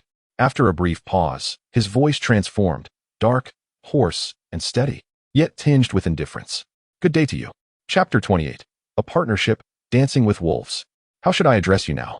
All of Sujetsu's strength dissipated, and he leaned back against the tree trunk. The masked figure's black robe billowed in the wind. The blood-red hue of his Sharingan faded, leaving only a deep, shadowy void. What do you mean by now? I mean, should I call you Madara or Obito? Sujetsu replied with a slight smirk. Exhausted, he slid down the trunk and sat on the ground, breathing heavily. The masked figure's breath hitched, and after a long moment, a hint of murderous intent emerged in his hoarse voice. What do you know? Take a guess. Sujetsu found that these three words were sometimes a universal formula when one wished to appear profound yet was at a loss for words. A rhetorical question was invariably a safe bet. Indeed, the masked figure fell into silence once more, seemingly contemplating. Bringing you out does not imply I won't kill you. Yet Sujetsu remained composed, placing his hands behind his head. Then let us dispense with the tedious probing and get straight to the point. For instance, how should I address you? Uchiha Madara. The masked figure intoned solemnly. Very well, Obito Madara. Obito, you have been scheming against me from the very beginning? Do you realize that had I not intervened, you would truly have perished? Obito sat cross-legged on the ground, at eye level with Sujetsu. Indeed, ha ha ha. I was fortunate to win the gamble. Sujetsu laughed heartily. Fortunate, you say? Of course, Obito would not believe it, yet he remained unperturbed. Since you are aware of my identity, you must also know about Akatsuki, right? Indeed. What do you think of it? An organization aimed at overthrowing the shinobi world and attaining ultimate power? I have no interest. Shuyue plucked a handful of tender grass leaves from the side, extracting the soft stems and savoring them. Obito fell into silence once more and softly remarked, You truly know too much. And so what? I will kill you. Shuyue, feigning hurt, clutched his heart, revealing a hint of sorrow. It is indeed a pity, but since you have resolved not to join Akatsuki, we shall not conspire together due to differing paths. I cannot allow someone with your capabilities to live, as you pose a potential threat to Akatsuki. As he spoke, Obito's scarlet pupils flared once again, and the space around them began to warp. Yet, Shuyue appeared indifferent to Obito's threat, spitting out the grass roots and regaining some strength before standing up. Allow me to correct you. Not joining does not imply differing paths. I simply grew weary of being a cog in the wheel and wished to become my own boss. Obito displayed a flicker of confusion, attempting to comprehend terms such as entrepreneurship and boss. Furthermore, not joining Akatsuki does not preclude cooperation. It merely transforms our hierarchical relationship into a partnership. As long as it is mutually beneficial, I shall certainly welcome it. Obito rose as well. The organization behind you is Knight, Shuyue stated confidently. The opposing faction to Akatsuki, Knight? Is fate truly destined to take an opposing turn, as the name suggests? Obito's gaze darkened, resembling deep black ink. Shuyue shrugged and said, An organization is merely a tool to achieve its goals. The outcome depends on the true intentions of the puppeteer behind the scenes, does it not? Obito chuckled, his laughter hoarse, akin to a black crow perched on a branch at midnight. Fascinating. You are indeed a perilous individual. Collaborating with you will inevitably lead to my own undoing. Shuyue chuckled lightly, basking in the radiant sunlight. TSK, TSK, TSK. The true Uchiha Madara would not be so hesitant as you are. Is it fear of failure stemming from deep-seated obsessions? Obito's figure floated gracefully, as if devoid of substance beneath his robe, and his spiral mask appeared suddenly, mere inches from Shuyue. Through the hollow of the mask, Shuyue once again glimpsed the kaleidoscope shaped like a scythe, emanating a shimmering glow from the abyss, with two deep crimson eyes locked onto his. Obito spoke, his voice a guttural rasp, akin to a specter that roams the earth devouring souls. It matters not.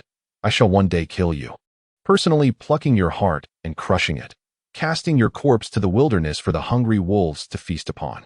My dear, are you prepared to embrace death?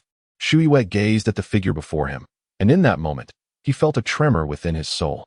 He suddenly found it difficult to comprehend how Naruto had managed to persuade Obito. Through those eyes, he perceived an intense hatred for this world, a hatred that materialized into a force capable of transforming a living being into a malevolent spirit. Shuyue understood that until Obito's desires were fulfilled, this hatred would never dissipate. He is unlikely to change his mind. He will tread the path he has chosen to the very end. Collaborating with him is akin to dancing with wolves. Beneath the black and white mask, Tsuyu's face flickered with a myriad of emotions: panic, fear, excitement, and more. I await your response. This also provides me the opportunity to personally dispatch you, Tsuyu declared. After a long pause, Obito stepped back, reverting to his previous tone, cold and indifferent. That would be best, he remarked. What is going on? We were just having a pleasant conversation, and now it's turned to threats of violence. Oh, don't be angry. He's just stubborn, but he's a decent fellow. Whenever I crave something, he indulges me, even if I cannot feel hunger. The masked man from the vortex chattered incessantly, while Tsuyu recognized that Obito had departed, leaving only the transformed figure of Akatsuki. Overthinking it, we merely reached an agreement. Tsuyu stated. Oh, an agreement? Is that true? But he hasn't said anything at all. Ignoring him, Tsuyu addressed another persona of the masked man. Then allow me to make a request first. Where is the rogue scorpion from Sunigakure? Are you referring to that red-haired brat? I want to tell you we've been watching him for months. Tsuyu responded calmly. In exchange, I shall offer you something of great interest to you in the future. How about that? Whoa. You're quite the unscrupulous customer. Apologies. But this is a small business. We do not extend credit. Akatsuki vehemently refused, but soon his one large eye began to twinkle. No, that little redhead is formidable. Are you really willing to let him go so easily? Akatsuki lowered his head, extending his hands from his robe in a gesture of surrender. Oh, truly a bargain for that individual named Scorpion, who is hidden deep within the desert. I will inscribe the exact location for you using my techniques. Shortly thereafter, Tsuyu emerged from the woods, a dark mark now present in his palm, allowing him to sense a specific coordinate. Akatsuki wished to follow him, but Obito seemed preoccupied with other matters. As they parted ways, Akatsuki reluctantly held on to his hand, humming a parting tune. Tsuyu also departed from Konoha. Chapter 29, Departure. Breaking free from the chains of fate with a clatter of excitement, Sasuke Uchiha was the first to burst through the school gates, joyfully sprinting home. The events that transpired outside the village had been sealed away after the departure of the two enigmatic masked figures, leaving Sasuke, who had practiced shuriken techniques all day, blissfully unaware. All he knew was that his brother and Shursui had promised to treat him to the sweets he had longed for. You're back? You didn't slack off at the Ninja Academy today, did you? Of course not. Where's my brother? Upon entering, Sasuke spotted his father sitting at the entrance and inquired eagerly. He's in Shursui's room. You should go see him, Uchiha Fugaku replied, his expression devoid of any emotion. At the gathering at the Nanha shrine, as he had anticipated, the clan was already stirred up with fervor. He had also prepared himself for rebellion. But upon seeing Shursui approach, with two streams of congealed blood and tears cascading down his cheeks, everyone, including himself, was left in stunned silence. Within the Uchiha clan, Shursui was undeniably the strongest, so who could have inflicted such harm upon him? Yet, Shursui made no mention of his injuries. The clan members urged him to don the Sharingan left by their ancestors in the family shrine, asserting that with his abilities, even a mere 3-tomo Sharingan would enable him to wield power akin to that of a shadow. Shursui calmly shook his head, remaining silent during the meeting before quietly departing. Accompanying Shursui was his son, Itachi Uchiha. Sasuke, having missed the gathering at the Nanha shrine due to school, was completely unaware of Shursui's injuries and appeared perplexed by his father's words. Was it just my imagination, or did my father and the others seem oddly different? Sasuke wandered into another courtyard, where a variety of flowers swayed gently in the breeze, though they seemed somewhat wilted from the sun today. He knew that his brother had a fondness for sweets, and Shursui enjoyed tending to flowers. It was evident that Shursui had been too preoccupied to water them in recent days. As he stepped through the door, Sasuke called out loudly, "Brother, I'm back. Which sweet shop are we visiting today?" Receiving no response, he pushed the door open to find two figures standing within the room, clad in black. Shursui had his eyes covered with a black silk cloth, a long blade protruding from his back, and a finely crafted kunai hanging at his waist. "Shursui, why are you dressed like this?" Sasuke quickly realized something was amiss, and, after a brief pause, asked, "What happened to your eyes?" Itachi stood nearby, his demeanor heavy, his eyes deep like an ancient well.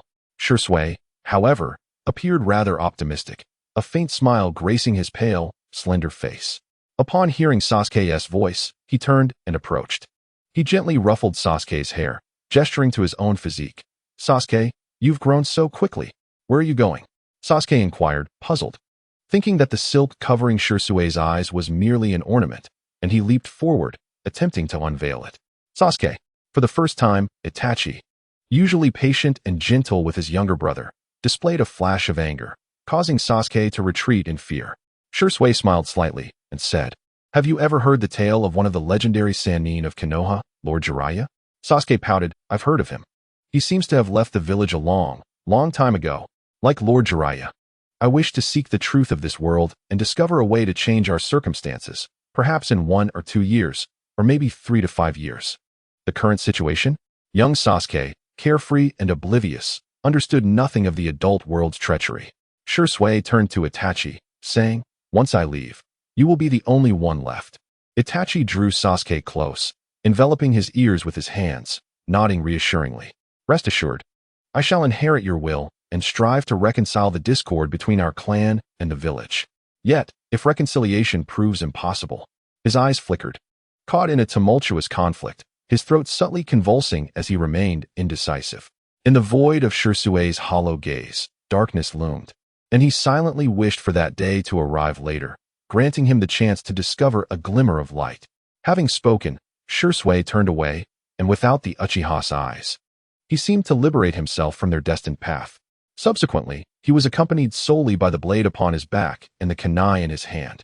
On the very day of Sokujetsu's departure, Konoha convened a high-level meeting to deliberate on the fierce battle at the entrance. According to Kakashi's conjecture, one could not dismiss the possibility that Sokujetsu had deliberately cast himself in the role of a Wagakure. Nevertheless, the conflict between the two great nations, ignited during the battle at Kamizukabashi in the Third Great Ninja War, had deepened animosities, making it highly probable that a Wagakure had been spying on their adversaries. In the aftermath, Sarutobi Hiruzen grew suspicious regarding Danzo's survival at the hands of Sokujetsu. According to a unified account from Guy and the Umbu, the purple lightning Sokujetsu had unleashed at that moment seemed to surpass the destructive capacity of a full-strength attack from a Kaga-level ninja.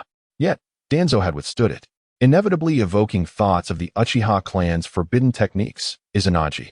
It was rumored that the two had engaged in a fierce argument over this matter, further deepening the rift between the Umbu and Root. Naturally, such frictions among Konoha's highest echelons remained unknown to outsiders. Under stringent information lockdown, only a select few were privy to the events. In Sunagakure, at a certain location, sand accumulation technique, Gaara clasped his hands together, channeling his mental energy as a mound of fine sand began to gradually amass before him, eventually taking the form of 3 diminutive sand figures. Wind release, cutting technique. Countless razor-sharp wind blades crisscrossed around the sand figures, smoothing their rough surfaces until they became polished. Ultra-small sand binding coffin. Ultimately, Gaara infused the sand figures with water elements, manifesting a palm-sized figurine before him. "Wow, amazing!" With a round of applause, Gaara picked up the newly crafted sand figurine from the ground and handed it to a curly-haired boy beside him. "Thank you, Gaara. This is candy my mother asked me to give you." The curly-haired boy received the colorful assortment of sweets from his pocket, continuing, "She said she had scolded you before and felt embarrassed to come out, hoping you could forgive her." The boy gently caressed the sand figure representing him and his parents, expressing his gratitude once more. "Never mind, Suna, the candy is for you." Gaara shyly scratched the back of his head, handing over all the sweets to the supervising Suna. After the curly-haired boy departed, the two crouched facing each other, with Suna laying out her apron on the ground, now brimming with an array of trinkets. There were candies, thumb cookies, miniature toy cars, and more, along with a smattering of coins. Today has brought an abundance of rewards. Gaara, you are truly formidable. The sincere praises of a young maiden invariably tug at the heartstrings of a youth. Upon hearing Sand's commendation, Gaara pursed his lips, humbly responding, "No. It is the great cat who is remarkable. All of this wisdom has been imparted to me by it." With a hint of excitement, Gaara continued, "The great cat has declared that once I grow a bit more, I will be able to completely merge its power, becoming the perfect Jinchuriki." At that moment, Shikaku, lazily resting within Gaara's inner space, propped up its large head and murmured softly, "Humans are truly strange. Mere snippets of ninjutsu can bring such joy. However, aside from that old coot, Fubuki, this lad seems to be quite a commendable host." Chapter 30, Shikaku's monologue and the incident of the traitor after the first Kazekage, Reto. Captured Shikaku, the beast remained sealed within the body of a monk named Fubuki for a considerable time. Fubuki, being the Jinchuriki, was confined in an underground cell, deprived of sunlight. His only companions were a flickering blue lamp and the beast within him. When Shikaku was first captured, it was inherently violent, harboring immense animosity toward humans. And it constantly hurled insults at Fubuki, who suppressed it with his own body. Gradually, however, Shikaku discerned that Fubuki was unlike other ninjas. Not only did he exhibit no fear, but he repeatedly urged Shikaku to let go of past grievances. Initially, Shikaku found the bald monk to be exceedingly tedious, often preaching about righteousness and morality, maintaining a posture of prayer except for when he was eating or sleeping. Had it not been for the impenetrable seal of Reto, Shikaku would have long since silenced the old monk. As time wore on, the interminable solitude wrapped around Shikaku. In that confined world, the only being it could converse with was the old monk. Does everything you do hold any meaning? Humans have even forgotten your name. This was the question Shikaku posed to Fubuki during the 20th year of its imprisonment, when the one delivering meals referred to him as Shikaku. Fubuki is Shikaku. As long as you remember me, that is enough, was Fubuki's response. In that moment, Shikaku felt a flicker of warmth it had not experienced since the passing of the Sage of Six Paths. In an instant, all its brutality vanished. It seemed to return to its youth, recalling moments of banter with other tailed beasts. Humph, all I remember is that old bald donkey kept me suppressed for decades, Shikaku lazily remarked from the ground. From that point on, Fubuki became the perfect Jinchuriki, possessing the ability to break free from that sunless prison. Yet, the old monk confined himself within, dedicating the latter part of his life to teaching the tailed beast, instilling a touch of humanity into Shikaku. Eventually, the old bald monk passed away. The Second and Third Shinobi World Wars erupted in succession, leading to successive defeats for Sunagakure, which then recalled Shikaku. However, by then, Fubuki was already in his twilight years, and thus, by decree of the daimyo of the Land of Wind, Sunagakure was compelled to seek a second Jinchuriki. They either feared or loathed Shikaku, who held no fondness for them. Eventually, it found itself sealed within the body of a newborn child, Gaara. The young child is unable to control the raging power within, and the feelings of the sealers and the sealed can resonate with each other. Hence, whenever Gaara is met with disdain and insults, he succumbs to a violent outburst. The darker his mood, the more intense the outburst becomes. Shikaku merely observes this scene silently. Throughout the long time spent with F, its hatred for humanity has dwindled significantly, yet it refrains from making any attempts to engage with them. Until one day, when the 6-year-old Gaara enters the sealing space and steps into its realm. Gaara's eyes naturally close, and after a moment of perception, he opens them wide to gaze at San. It is the presence of Tsukui. I can sense Tsukui's aura, having mastered the power of the tailed beast. His perception now extends across the entirety of Sunagakure. At the village entrance, a figure appears, a black and white mask, a deep black cloak, Tsukui.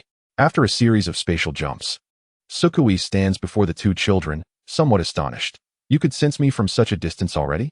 Where is your father? He is in the Shadow Tower. I see that he has been overwhelmed with work these days, his desk piled high. During Tsukui's absence, Gaara has reconciled with his father, Raza. Raza recounted the bittersweet memories surrounding Gaara's mother's passing, finally untying the last knot in Gaara's heart. Now, he resembles a normal child, enjoying paternal love and companionship. Tsukui nods, encouraging the two to continue their play, while he himself heads to the Wind Shadow Palace. You've returned. Raza greets him with joy and warmth. The reforms in Sunagakure have been fully implemented.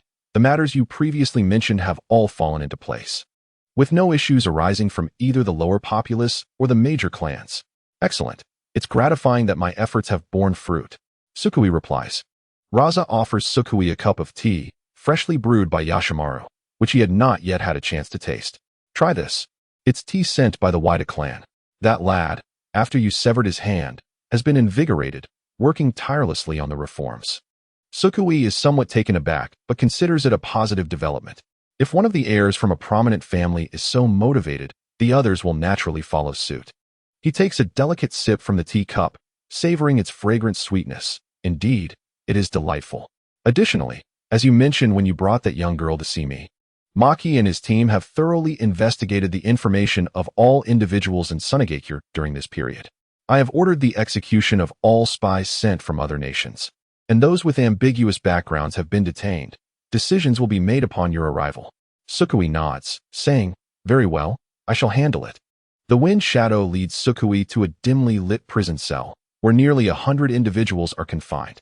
Upon seeing Raza, the crowd begins to shout in protest. Lord Wind Shadow, why have we been imprisoned? What wrong have we committed? Had we known that Tsunegakure would treat outsiders in such a manner, we would have never set foot here.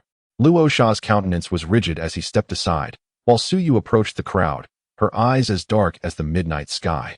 Those who met her gaze initially sought to appear unyielding, yet suddenly their pupils quivered, a wave of excruciating pain coursed through their minds, causing them to collapse to the ground. As the retraceability activated, Tsuyu glimpsed fragments of their memories prior to arriving at Sand-Hidden Village, one of which featured a diminutive elder with an unusually large nose. They were sent by the Great Wildwood, Tsuyu stated expressionlessly, moving on to the next individual. It was not until she had sifted through the memories of the last person that she stepped back and closed her eyes. The hundreds of individuals were divided into two groups. Indeed, Sand-Hidden Village had become porous, with 3/4 having received missions from their homeland. The remaining individuals were either locals of Sand-Hidden, acquaintances from various nations, or children rendered homeless by the ravages of war. Is this everything? Tsuyu inquired as she turned back. The Wind Shadow nodded, albeit with some hesitation. According to Maki's report, there is still one individual unaccounted for. However, the likelihood of him being a spy is quite low. Who? The director of the shelter you visited earlier, named Kuya? As Tsuyu rubbed her temples, she followed the Wind Shadow out of the prison, with the innocuous individuals trailing behind them. Upon exiting, the Wind Shadow gestured with his hand, and soon a series of heart-wrenching screams echoed in the air. Take me to see. Whether for the future construction of Sand-Hidden or the formation of night, Tsuyu could not afford to overlook any potential vulnerabilities. The two arrived at the shelter, where the Wind Shadow's gaze fell upon a modestly dressed man surrounded by a group of children. Upon noticing the Wind Shadow's presence, the man patted the children beside him, approached the two, and bowed gently. Lord Wind Shadow, and this esteemed individual. Lord Wind Shadow, I believe there is no need for further investigation. I am already acquainted with him. Tsuyu interjected suddenly. The Wind Shadow expressed a hint of confusion, but soon he saw Tsuyu approaching Kuya, a smile curling at the corners of his lips. Just as I was looking for you. How has Orochimaru been faring lately? Chapter 31, Decapitation of Do. Shadows of healing fade away. Kuya's body stiffened momentarily, but he quickly masked his reaction, donning an innocent smile. I know the names of all the children here, but it seems the individual you mentioned, Orochimaru, is not among them. Tsuyu clicked her tongue in astonishment. Truly, a professional spy. Your subtle expressions are impeccable. Kuya shook his head. I do not comprehend your words. The Wind Shadow, now realizing the situation, gazed at Kuya with a flicker of anger. Are you suggesting he is affiliated with Orochimaru? Tsuyu nodded, unabashedly exposing his true identity, a rogue ninja from Konoha. Yakushi Kabuto. Kabuto's expression shifted dramatically. He could not fathom how Tsuyu could utter his name so directly. Was she perhaps an ally of Danzo? Nonetheless, he attempted to conceal his trepidation, striving to maintain an air of composure. I am Kuya, a resident of Sand-Hidden Village.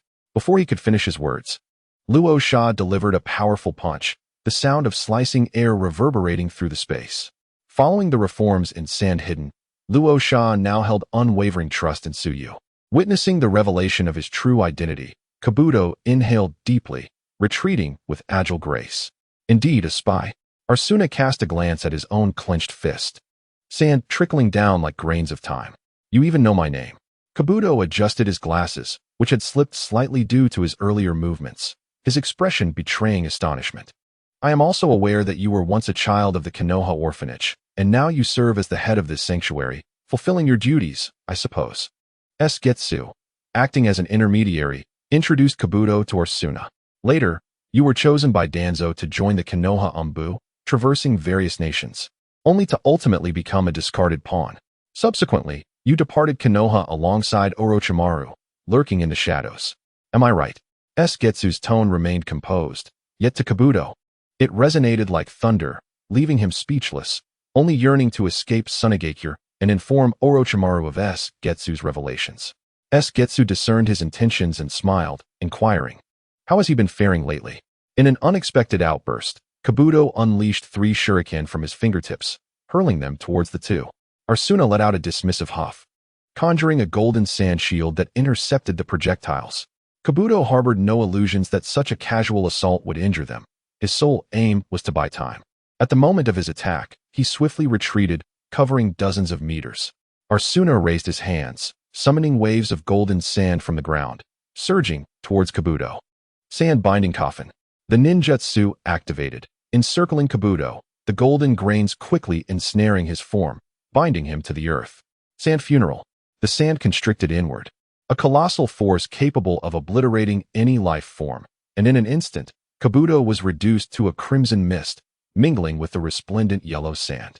Yet Arsuna was taken aback, for the body bore no trace of chakra.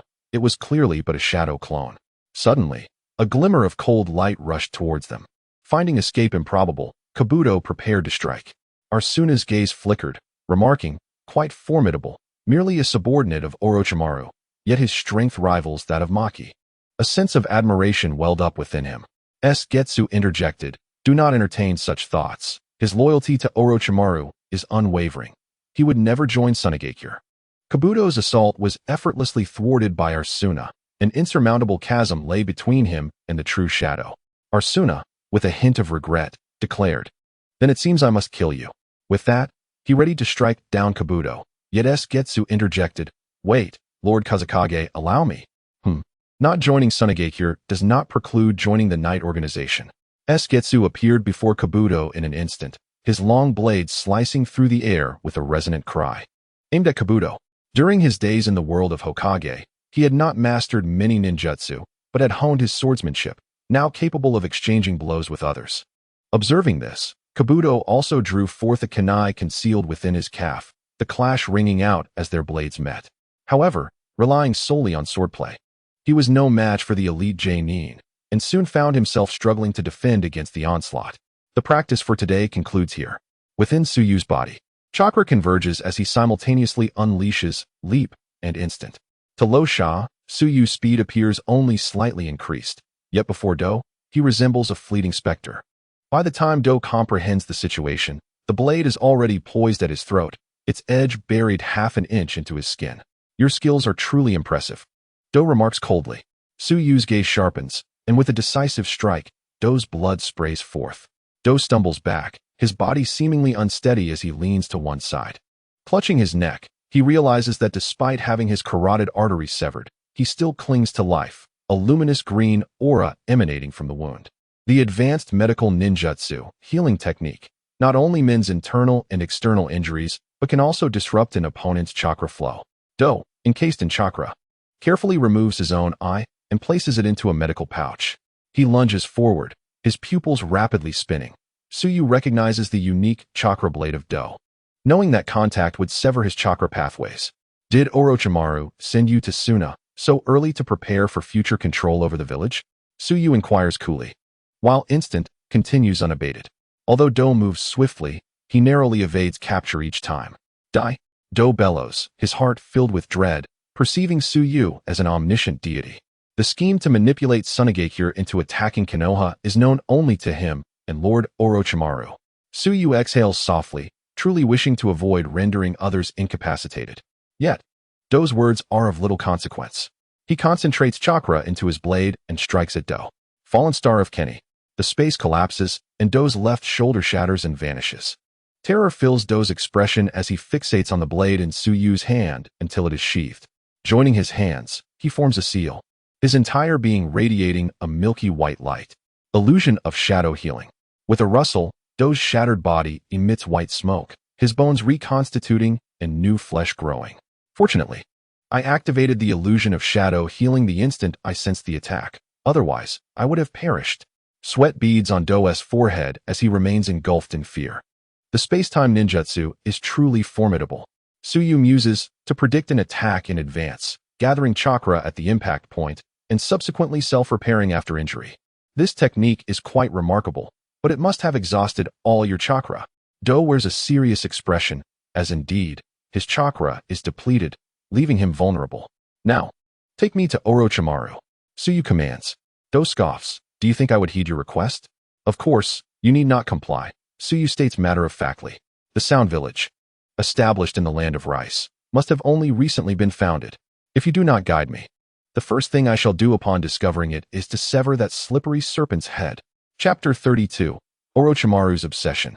The annihilation of Konoha, the looming threat posed by Suigetsu, rendered Kabuto momentarily silent.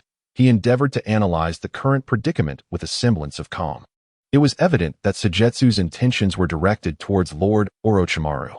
Given Orochimaru's formidable prowess, it was not certain that he would be bested by Suigetsu. Yet victory would undoubtedly come at a great cost. After a moment of contemplation, Kabuto made a decisive choice and nodded gently towards Suigetsu. "I can take you to meet Lord Orochimaru, but it must be just you." "Not a problem," Suigetsu replied nonchalantly, casting a glance at the figure of Rasha behind him. "Lord Gaara is quite occupied and has no time for you." Rasha, having complete faith in Suigetsu, returned to his task of refining sand, while Suigetsu followed Kabuto towards the land of rice. With a swift motion, they traversed through the woods, the rustle of startled birds and beasts echoing around them. The land of rice, a small nation nestled between the great nations of wind, fire, and earth, had yet to establish its own hidden village and remained in a state of agrarian simplicity. Within a cave, droplets of water fell from the stalactites above, producing a rhythmic patter. Orochimaru held a vial of potion, swaying it gently, his alluring form twisting lightly as his elongated, pale eyes surveyed his surroundings. His visage, an enigmatic blend of righteousness and malevolence, bore smooth, cold skin, with two purple lines etched sharply above his nose like the strokes of a blade. 58 years since Konoha's founding had passed since Orochimaru's defection from the village, during which he had journeyed with Kabuto across various lands, ultimately arriving in this loosely governed nation. How fleeting life is. Why squander it on meaningless conflicts? Would it not be better for the 5 great nations to convene and discuss the secrets of immortality? Orochimaru licked his lips, and a kneeling ninja behind him, one of the sound ninjas he had cultivated over the years, displayed commendable talent, having been dispatched to gather intelligence in Konoha. Yet, he had not anticipated that, in less than a decade, Iwagakure would once again provoke Konoha. If a confrontation were to ensue, it would indeed facilitate my search for experimental materials. Orochimaru's crimson tongue flicked over his lips as he gestured for his subordinate to withdraw. He raised the vial aloft. The viscous, pale green liquid within was teeming with writhing life forms. Another failure. It appears that to truly grasp the essence of life, I must seek out the remains of the former Hokage and procure a body of sufficient quality. Orochimaru lamented, casting the vial aside into the basin, which was already accumulating nearly 100 similar vessels. Suddenly, his faintly golden slit pupils flickered with intrigue, and his delicate movements halted, a smile of ambiguous intent gracing his features. His voice carried the weight of authority inherent to his station. "Kabuto, is this your acquaintance from Sunagakure? Why did you not inform me beforehand?" Kabuto and Suigetsu emerged at the cave's entrance. Suigetsu gazed around, taking in the surroundings, while Kabuto swiftly approached Orochimaru. Leaning closer, he recounted the events that had transpired, causing Orochimaru's golden eyes to narrow with interest. "Oh, a sand ninja proficient in space-time ninjutsu? How curious that I was unaware of this until now." Upon uttering these words, Orochimaru turned, his voluminous sleeves suddenly billowing, and countless dark brown snakes surged forth, lunging towards Suigetsu. "Shadow Serpent Hand." Orochimaru's voice was deep, his gaze reminiscent of a lurking, ravenous wolf. Suigetsu remained motionless, the ground fracturing beneath him, his figure shrouded in dust before gradually revealing itself. Unscathed. Indeed, it was the realm of space-time, given Kabuto's disposition. He would hardly disturb my experiments unless pressed to a dead end. Orochimaru turned back to his potions. Kabuto lowered his head, appearing somewhat sheepish. Suigetsu sheathed his ninja blade and spoke calmly. "Can we discuss matters now? I require your assistance." Orochimaru's tone was languid. "Speak." "The whether I acquiesce depends on potential conflicts with my schedule." He was not merely a scientist, but a self-disciplined one, never failing to adhere to his meticulously crafted plans. "Join Knight, the organization I founded," Suigetsu boldly proposed. In the vast expanse of the Naruto world, if a team were to be assembled, Orochimaru would undoubtedly be among the foremost names. His prowess rivaled that of the legendary 3 ninjas, and whether through Edo Tensei or his formidable research capabilities, he was indeed a significant figure. However, Suigetsu harbored little fondness for this little snake. Knight? Sounds akin to Akatsuki, yet another organization yearning for change? Orochimaru turned, his gaze ominous, yet Suigetsu felt no malice. "Oh, have you already discerned the existence of Akatsuki?" Tsukuyomi found himself rather vague regarding the past encounters of those outside the main protagonists. Haha, I have encountered a leader named Pain, who has caused me considerable distress. Have you consented to join them? Tsukuyomi inquired. Orochimaru, however, revealed a charming smile. Of course not. But I am quite curious about that individual's eyes. The Rinnegan? I fear that even if you obtained it now, you would not master it. Orochimaru replied nonchalantly. Who knows? After enduring some hardship, one learns to be cautious. As for joining, let us discuss it once I achieve results. Join Knight, and I shall fulfill all your desires. Tsukuyomi spoke with serene conviction. Orochimaru was momentarily taken aback. All that I desire? In an instant, his visage contorted grotesquely, his neck elongating as his head darted towards Tsukuyumi's shoulder. What if what I desire is you? In a flash, the blade gel, a pale white soul, emerged from the decapitated body of Orochimaru, enveloped in a viscous slime that rendered it quite repulsive. Orochimaru's body replacement technique. Tsukuyomi brandished a long blade, positioning it before his chest, its edge directed towards the heavens, his thumb gliding gently along the blade's surface. The next time I strike, you shall not be so fortunate. Orochimaru's form writhed, twisting and coiling upon the ground before gradually rising beneath Tsukuyumi's feet. He stood slowly, his cold, piercing gaze and the purple markings on his pale skin mirroring the severed head that lay a few meters away. Alas, it is a pity I cannot procure your eyes. Thus, I shall have to make an alternative request. Orochimaru flicked his serpent-like tongue, his gaze imbued with a hint of madness as he spoke languidly. What if my desire is the annihilation of Konoha? Chapter 33. I am willing to bow and submit. In bygone days, with Danzo's backing, Orochimaru vied for the position of Hokage, yet he achieved not a fraction of what the considerably younger Minato Namikaze had accomplished. Subsequently, his human experiments were uncovered. Although the third Hokage spared his life, Konoha could no longer harbor him. Thus, he fled the village alongside Kabuto, and from that moment forth, the destruction of Konoha became Orochimaru's obsession. A smirk of mockery traced Orochimaru's alluring face, for he had learned from Kabuto that Tsukuyomi hailed from Sunagakure. The original intent of sending Kabuto to infiltrate Sunagakure was to lay the groundwork for future plans. However, he did not anticipate being discovered, nor that Tsukuyomi would seek him out, wishing to bring him under his command. Was Orochimaru merely a pawn to be manipulated? By casting Konoha into turmoil, he intended to convey to Tsukuyomi that his ambitions surpassed those of the young man. No matter how formidable Tsukuyumi's abilities, it was inconceivable for him to oppose Konoha on Orochimaru's behalf.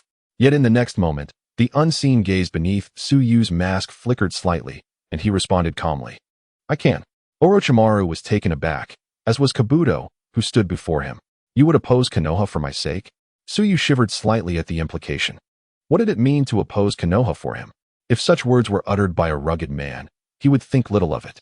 But this was Orochimaru, affectionately dubbed Snake Ant by the vast online community, a true master of the Edo Tensei technique, who had transformed into a woman. He suppressed the chill that coursed through him and nodded. Indeed, if you join the night and pledge your loyalty to me, I can guarantee that you will witness the fall of Konoha with your own eyes. At this, Kabuto clenched his fists tightly, his gaze fixed intensely on Tsukuyomi. Orochimaru's expression morphed into one of intrigue as he circled around Tsukuyomi, returning to face him. His elongated eyes seemed to delve into the depths of Tsukuyumi's soul. The entire shinobi world cannot accept me, yet you wish to recruit me? Truly, that is a hard proposition to believe. Orochimaru licked his long tongue, his golden eyes glimmering with a hidden light, his voice gravelly and low.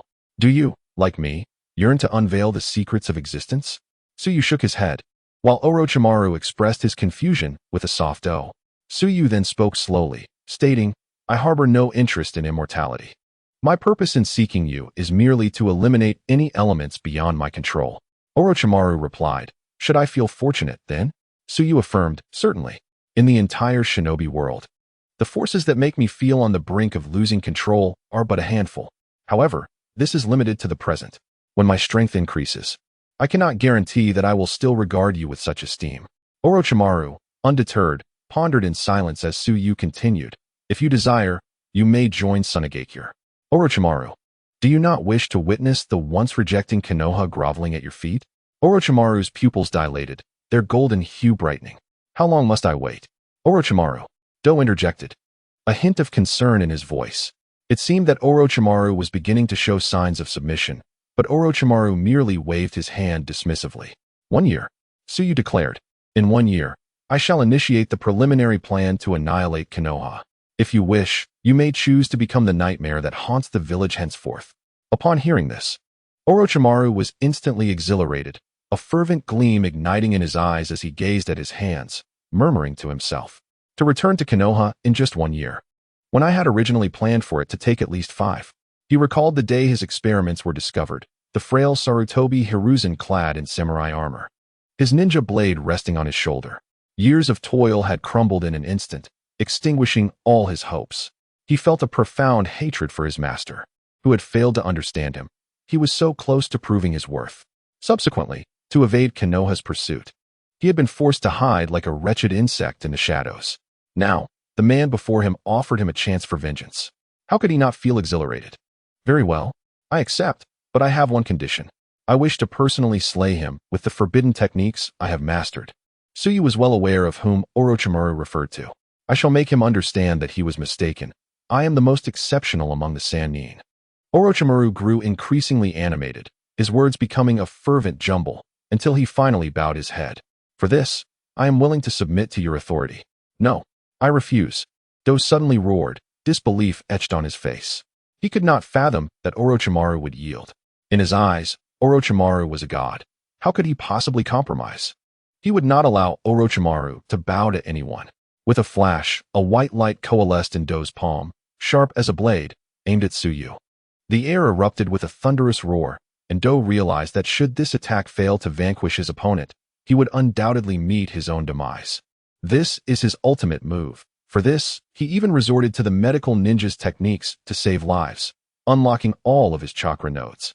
The chakra ignited, his palm glowing with a pale light that transformed into ghostly flames, evaporating everything in its path.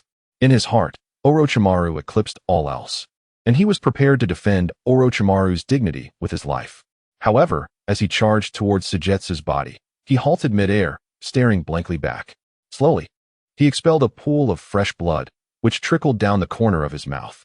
A dark brown snake's head penetrated his chest, hissing and flicking its tongue. The snake gradually retreated as Kabuto fell back, fixating on Orochimaru. He had not anticipated that the assailant would be Orochimaru. No, it should indeed be Orochimaru. Kabuto let out a laugh, his eyes rekindled with light. This was the Orochimaru he revered, one who regarded no one with deference, even willing to kill those closest to him at a whim. This was the essence of Orochimaru that captivated him, the reason he wished to follow him to the ends of the earth. In that fleeting moment, Kabuto could not articulate whether it was hatred or pain. Perhaps it was neither. He simply felt an emptiness in his heart. Kabuto collapsed, his face hitting the ground, his body convulsing. A nuisance, Orochimaru remarked coldly, not sparing Kabuto another glance. Yet Sujetsu fixed a penetrating gaze upon Orochimaru, uttering words that sent chills down Orochimaru's spine. Orochimaru, you truly are an intriguing individual. Sujetsu crouched down. What? Sujetsu flipped Kabuto over, revealing his face, with a gaping wound where the snake had pierced him, dangerously close to his heart. Indeed, Orochimaru's attack had not struck directly at the heart, but rather at an acupoint perilously near it, capable of swiftly extinguishing life force upon penetration. My plans moving forward require both you and him. Heal him swiftly. Do not feign before me. My eyes can see through everything. Sujetsu leaned closer to Kabuto's face. Kabuto's eyes remained wide open, and Sujetsu whispered, unfortunately, Orochimaru does not seem as formidable or ruthless as you believe. Join me, Kabuto. I will grant you a brand new identity, one that will allow you to affirm the significance of your existence, a unique identity. Simultaneously, trust me. Should a repeat of earlier events occur, I will ensure your complete disappearance from this world. Chapter 34. The Worth of a Stray Dog. Sujetsu glanced at Orochimaru. You won't hold it against me for stealing your subordinate, will you, Orochimaru? Orochimaru walked towards the nearby laboratory table, a low, rasping laugh escaping his lips. Just a dying man. I will not retain one who dares defy my orders. Sujetsu clicked his tongue in admiration. You truly are a cold-blooded serpent. You shield him from death, yet your feelings for him are merely utilitarian. Orochimaru held a vial of pale purple liquid in hand, squatting down to pour it into Kabuto's mouth. The efficacy of the liquid is remarkably potent in mere moments. The blood pooling at the chest solidifies, while the shattered flesh within rides slowly. A wild dog, oblivious to the path home, would gladly follow you if you merely acknowledge it. Tsuyu could not help but scoff, truly a slippery serpent, always capable of uttering the most odious remarks. Orochimaru chuckled coldly. And what of now, my lord? Do you intend to escort me back to Sunagakure? Surely, you would prefer to remain here. I will inform you when there is news from Konoha. In the meantime, focus on your experiments. After saying this, Tsuyu turned to leave, but suddenly recalled something. Oh, one last request. Do not send anyone to Sunagakure to capture people. Target more from the land of water, earth, and thunder. I am not very familiar with them. Having departed from Orochimaru's lair, Tsuyu felt he had resolved a troublesome matter. Just a few days after returning to Sunagakure, the Kazekage sought him out, informing him that Kabuto had arrived, dressed in the coarse garments he wore at the shelter.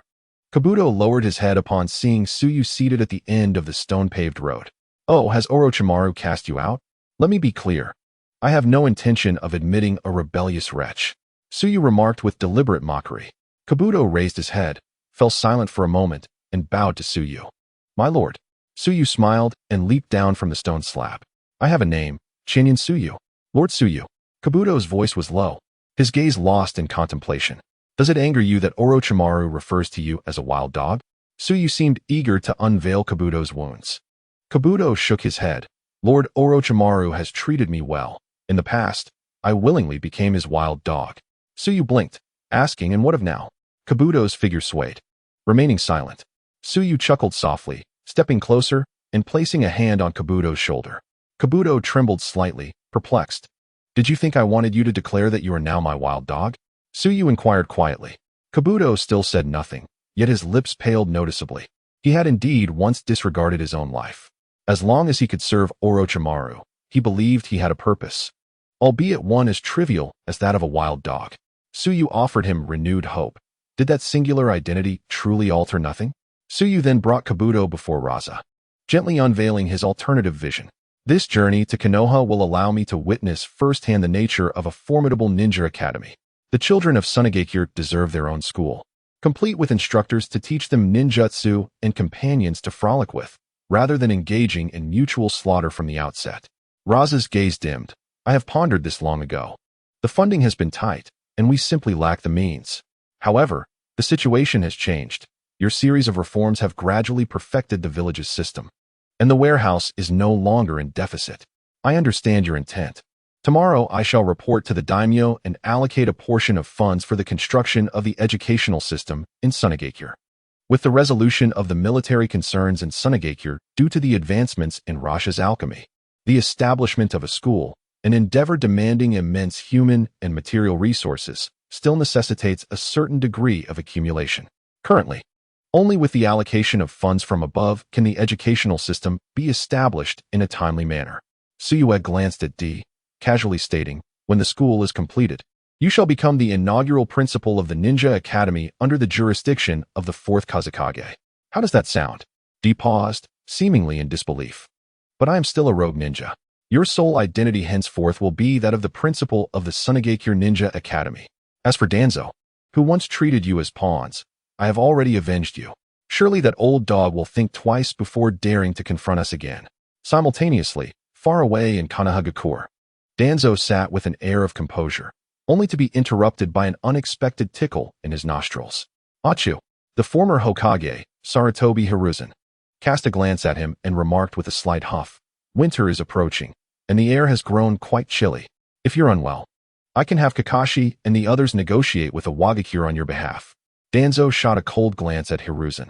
Although he could not ascertain the cause of his sneeze, he was determined not to lose face before the elder Hokage.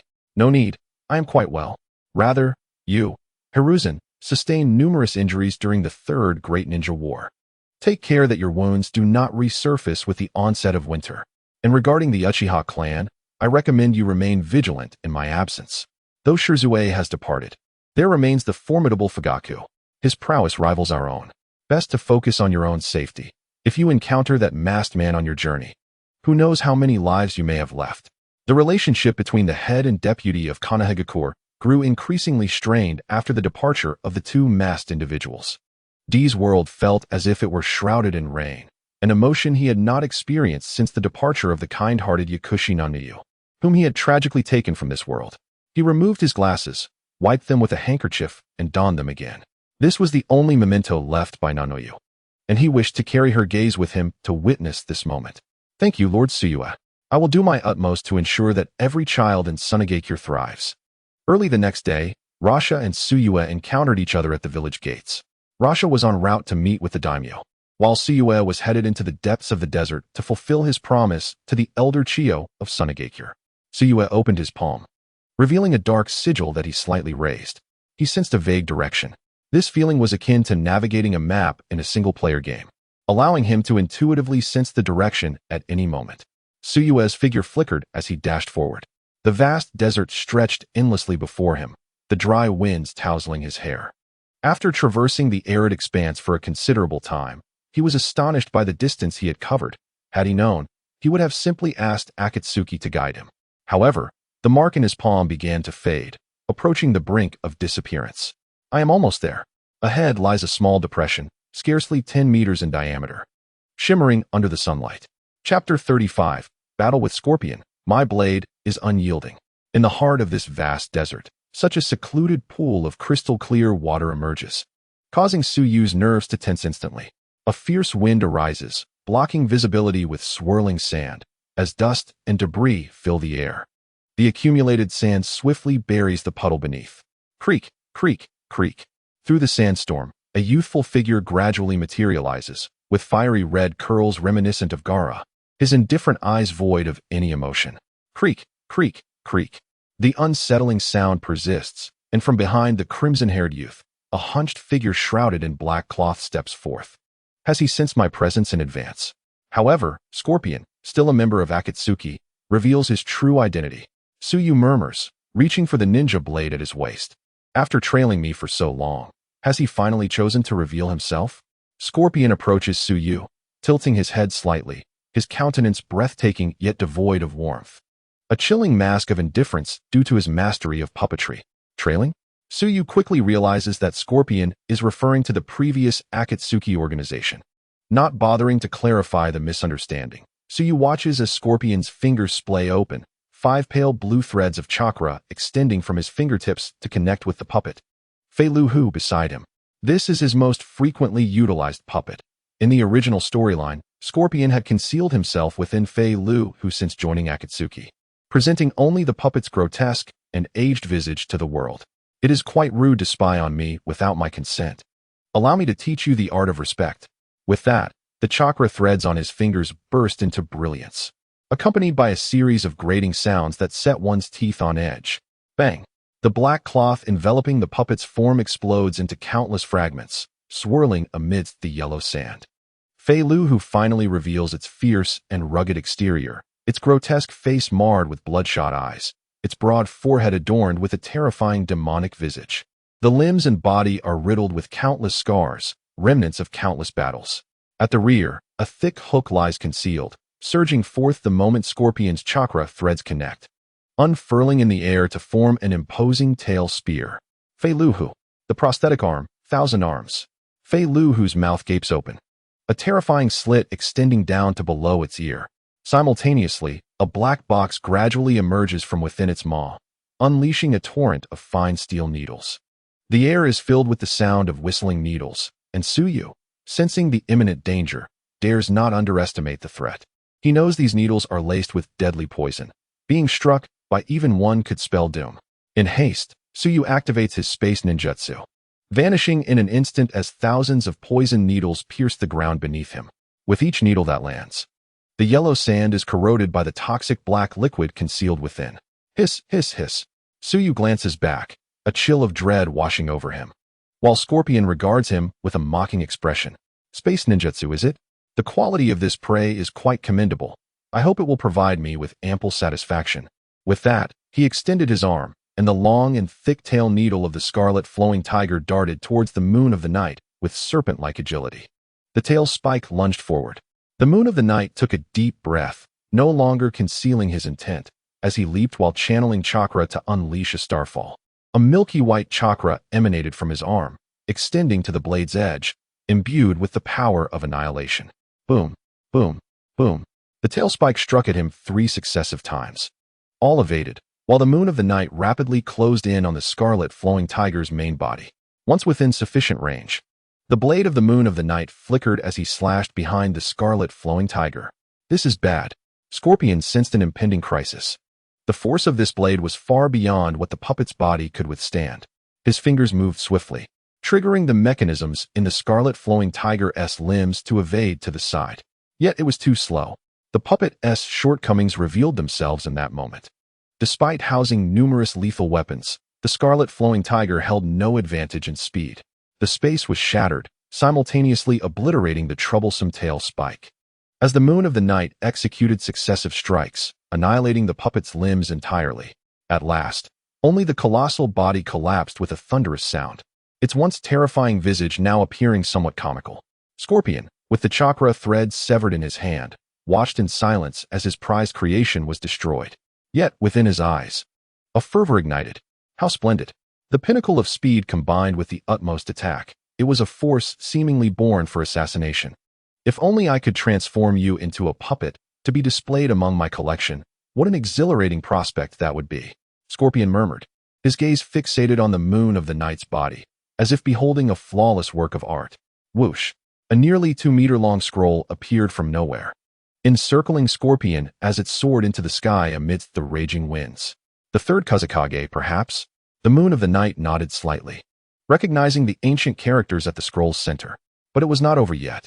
From Scorpion's hands slid 2 identical scrolls, colliding together and instantly transforming into a myriad of fragments, hurtling skyward alongside the initial scroll. Bang, bang, bang. In an instant, the sky was obscured. Above, a shadow clad in deep black, a flowing robe billowing, violet-black hair swirling, resembling Ashura. Hundreds of figures aligned to the left and right, like a dark cloud overshadowing the sun, while the moon of the night stood before them, like a mere droplet in the vast ocean. Creak, creak, creak. The chilling sound reverberated as countless figures intertwined, as though trapped in a hellish realm. Merely witnessing this scene tightened the moon of the night's heart, sending shivers through him. After all, he had only recently entered this world, his battles thus far either solitary duels or overwhelming encounters with mere minions. Yet now Scorpion, after unleashing the 100 machines and the third Kazekage, presented him with an entirely different sensation. Hundreds of cold, unyielding gazes fixated upon him. As if each pair of eyes belonged to Scorpion, he was one among many, just as he had felt a moment of trepidation when confronting Obito. The sight of Scorpion now instilled a flicker of fear within him. No, I cannot falter. I must not succumb to fear. This world is shrouded in darkness, and only absolute strength can compel all to bow before me. From the very beginning, I must assume the role of the one who controls everything and reigns supreme in this realm. Tsuyu endeavored to steady his breath, casting his gaze once more upon the multitude of puppets above him. What of the third Kazekage? What of the 100 machines' manipulation? My blade is far from ineffectual. With a surge of fervor, Tsuyu swiftly evaded the incomplete activation of Scorpion's technique and lunged towards the nearest adversary. His crimson and obsidian eyes ignited simultaneously. And at that moment, the flow of chakra surged forth with a velocity that shattered all constraints. With a swift slash, the blade penetrated the specially treated, resilient form of the puppet. Inside, it was hollow. With a flick of his wrist, Tsuyu shattered the puppet's body, cleaving it in two with a single stroke. Kill. Scorpion tilted his head back, sending forth 10 fine strands of chakra from the tips of his fingers towards the myriad of puppets, each thread further bifurcating into 10, linking to different puppets. Under Scorpion's chakra influence, hundreds of puppets formed a vast web. Beneath this web stood Tsuyu, brandishing his blade, with a fierce battle spirit surging within him. Chapter 36. The Realm of Sand and Iron, the Divine Realm Swish. Creak, creak, creak. Under Scorpion's command, the horde of puppets surged towards Tsuyu, their attacks interweaving without interference. Although numerous, most of the puppets possessed strength ranging from Chunin to Jonin. Tsuyu severed the heads of 3 puppets in swift succession and then used Kinyu to rend their bodies apart. This is overly tedious. The best course of action is to target the true body. Forcing the puppets besieging him to retreat, Tsuyu once again activated the body flicker technique, charging directly toward Scorpion. Is he intent on eliminating me, the puppeteer? Scorpion remained utterly still, his hands simultaneously emitting a radiant line of chakra, far thicker than that used to control the other puppets. In the sky, the figure cloaked in black suddenly turned his gaze downward, vanishing and reappearing before Scorpion. Magnetic release, iron sandwall. Countless black particles erupted from the ground, coalescing into a dark wall before Scorpion and the third Kazekage. A manifestation of the latter's unique bloodline limit, magnetic release. A tremendous force tore at Tsuyu. The third Kazekage's magnetic ability could absorb all magnetic materials, including the ninja blade in his hand. Breakthrough. Tsuyu switched to his other hand, concentrating chakra to unleash the primal Kinyu meteor. The magnetic wall was cleaved open, a significant gap forming, though it continued to absorb the surrounding iron particles, slowly regenerating. Seizing this opportunity, Tsuyu dashed forward, his ninja blade radiating brilliance as he struck downwards upon the third Kazekage. The Kazekage's form began to slowly split apart, collapsing to either side. His hands remained poised in the ceiling gesture, and behind him, as his shattered body fell, the visage of Scorpion was revealed. Scorpion revealed a somewhat deranged smile. Thousand hands manipulation. Venomous blade.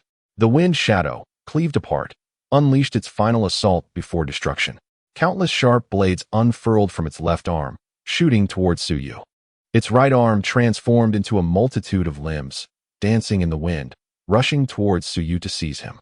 Simultaneously, in the sky, the magnetic sand-iron barrier that had just been breached swiftly contracted, spreading towards the ground.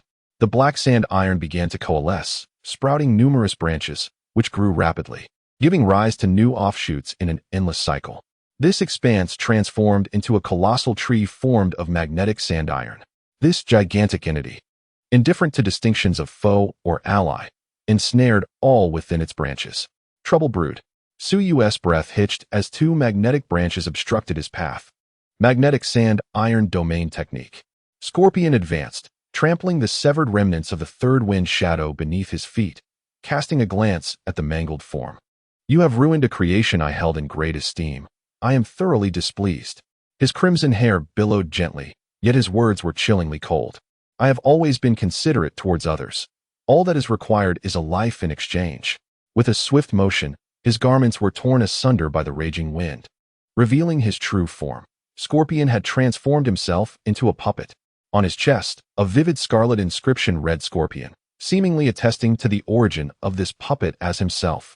Two scrolls materialized in his palms, which he immediately shattered, extending dark iron tubes from his hands. Bang, bang, bang. Tsuyu's heart beat steadily as he beheld this scene, fully aware that the ultimate confrontation was at hand.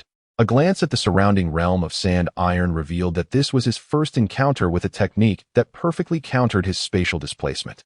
This area was under complete control.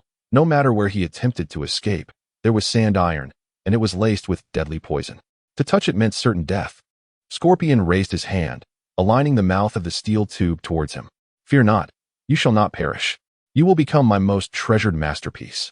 The world will marvel at your unparalleled speed and your ability to annihilate all. Now, in the twilight of death, let us achieve eternity. Scorpion grinned, blood-red patterns emerging across his body as he activated his forbidden technique. Infernal prison formation. Devastating erosion flow. Enormous flames and boundless corrosive waters erupted from his arm, surging towards Tsuyu.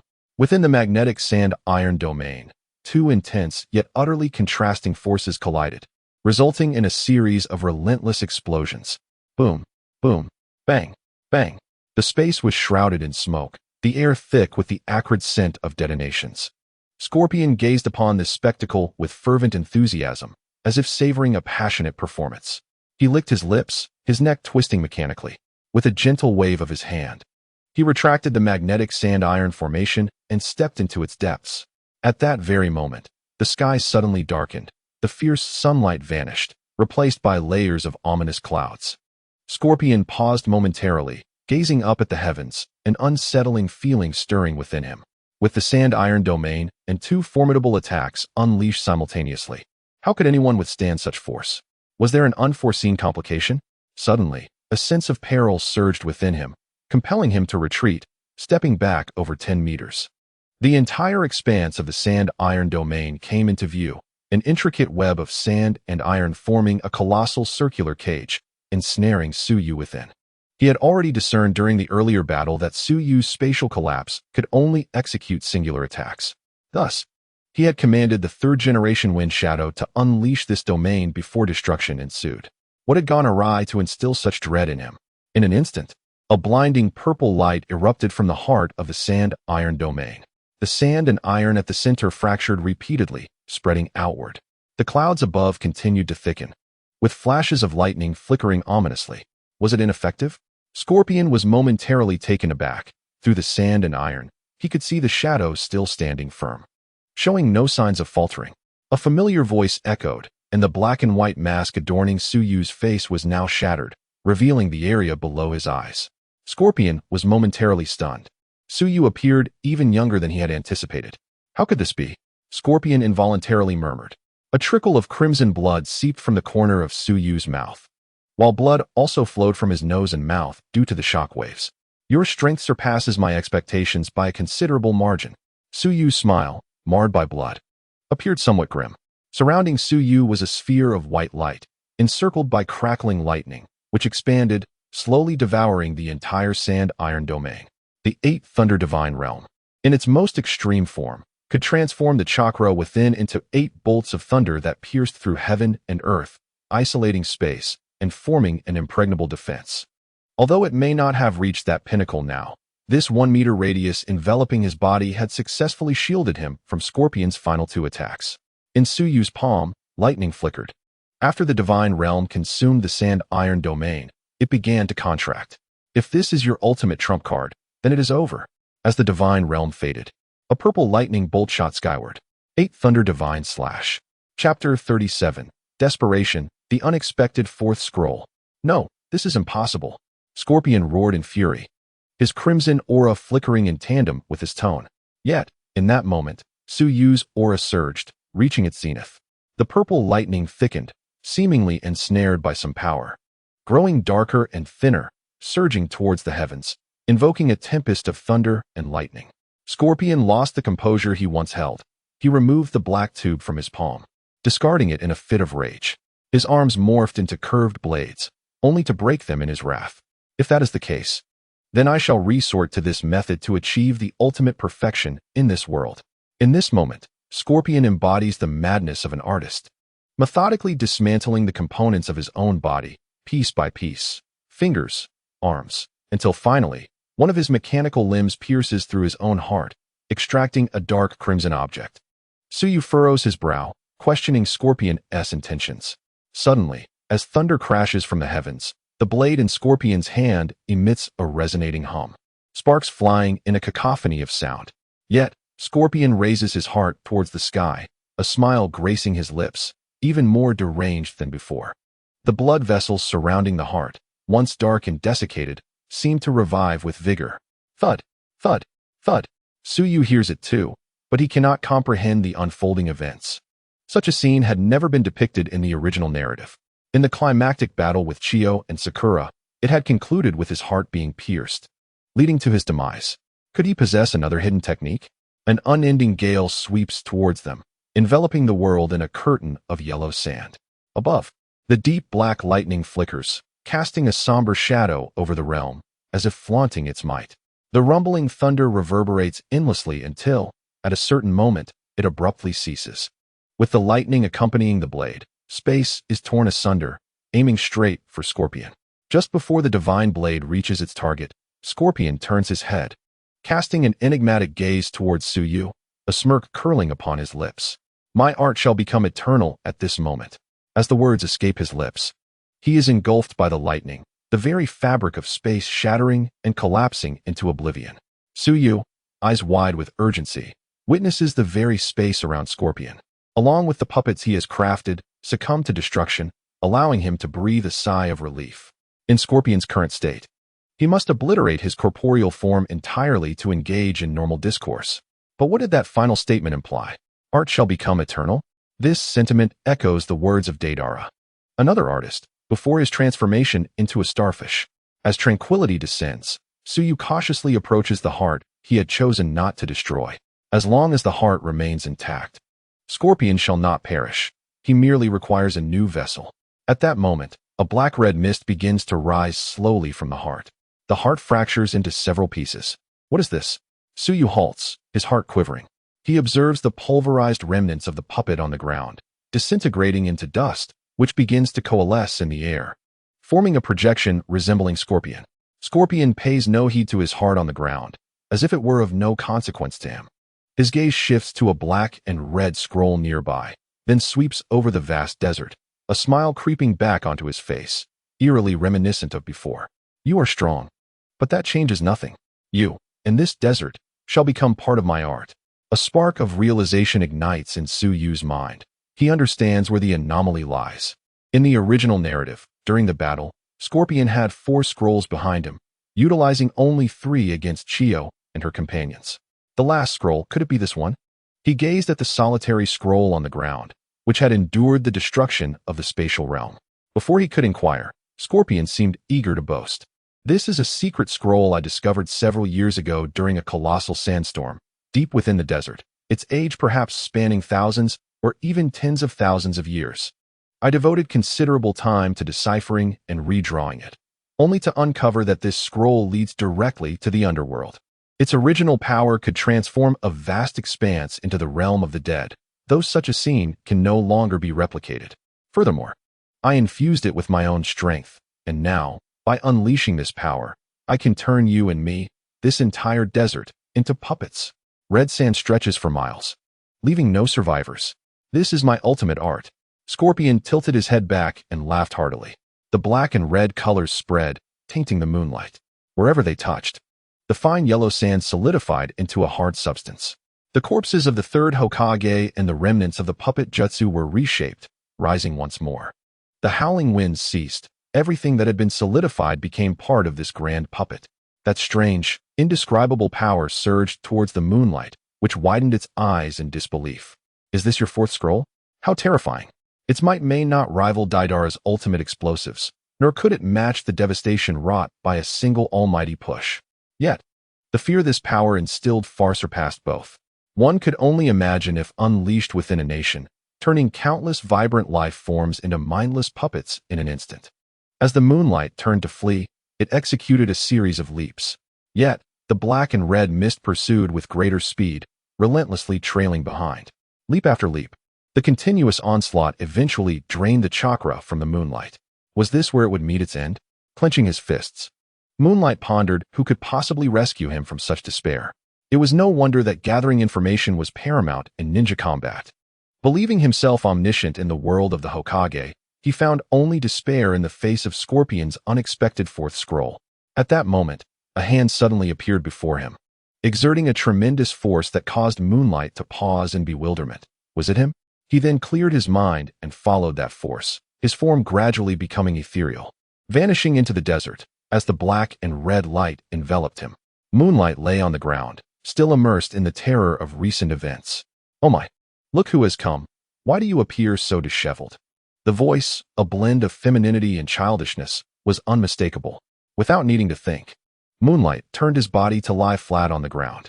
Taking a few deep breaths, he sat up to find a figure clad in white standing before him, its rear end facing him. What are you staring at? White Setsu.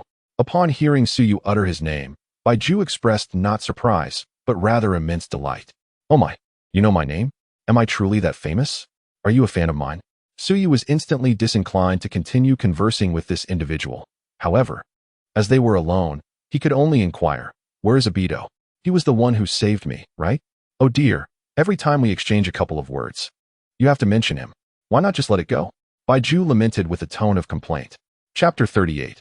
The scheme with Obito. Yes, he took you out. Another wave of dizziness overcame Tsuyu as he felt the damp earth beneath him. After a few moments of adjusting to the surrounding darkness, he beheld the masked figure before him, standing with his back turned. Where's this place? Tsuyu rose to his feet and surveyed the area. It was an unknown location, far from the 5 great nations. Obito's voice remained as deep and resonant as ever. Why did you save me this time? And why bring me here? Tsuyu's mood gradually lightened from the earlier turmoil caused by the scorpion, returning to his previous composure. Obito turned around, revealing a single eye peering from the vortex, deep and inscrutable. I am curious about you, and do not wish to witness your demise so easily. Obito's earnest tone prompted Tsuyu to ponder his intentions. Did he wish to recruit him into Akatsuki?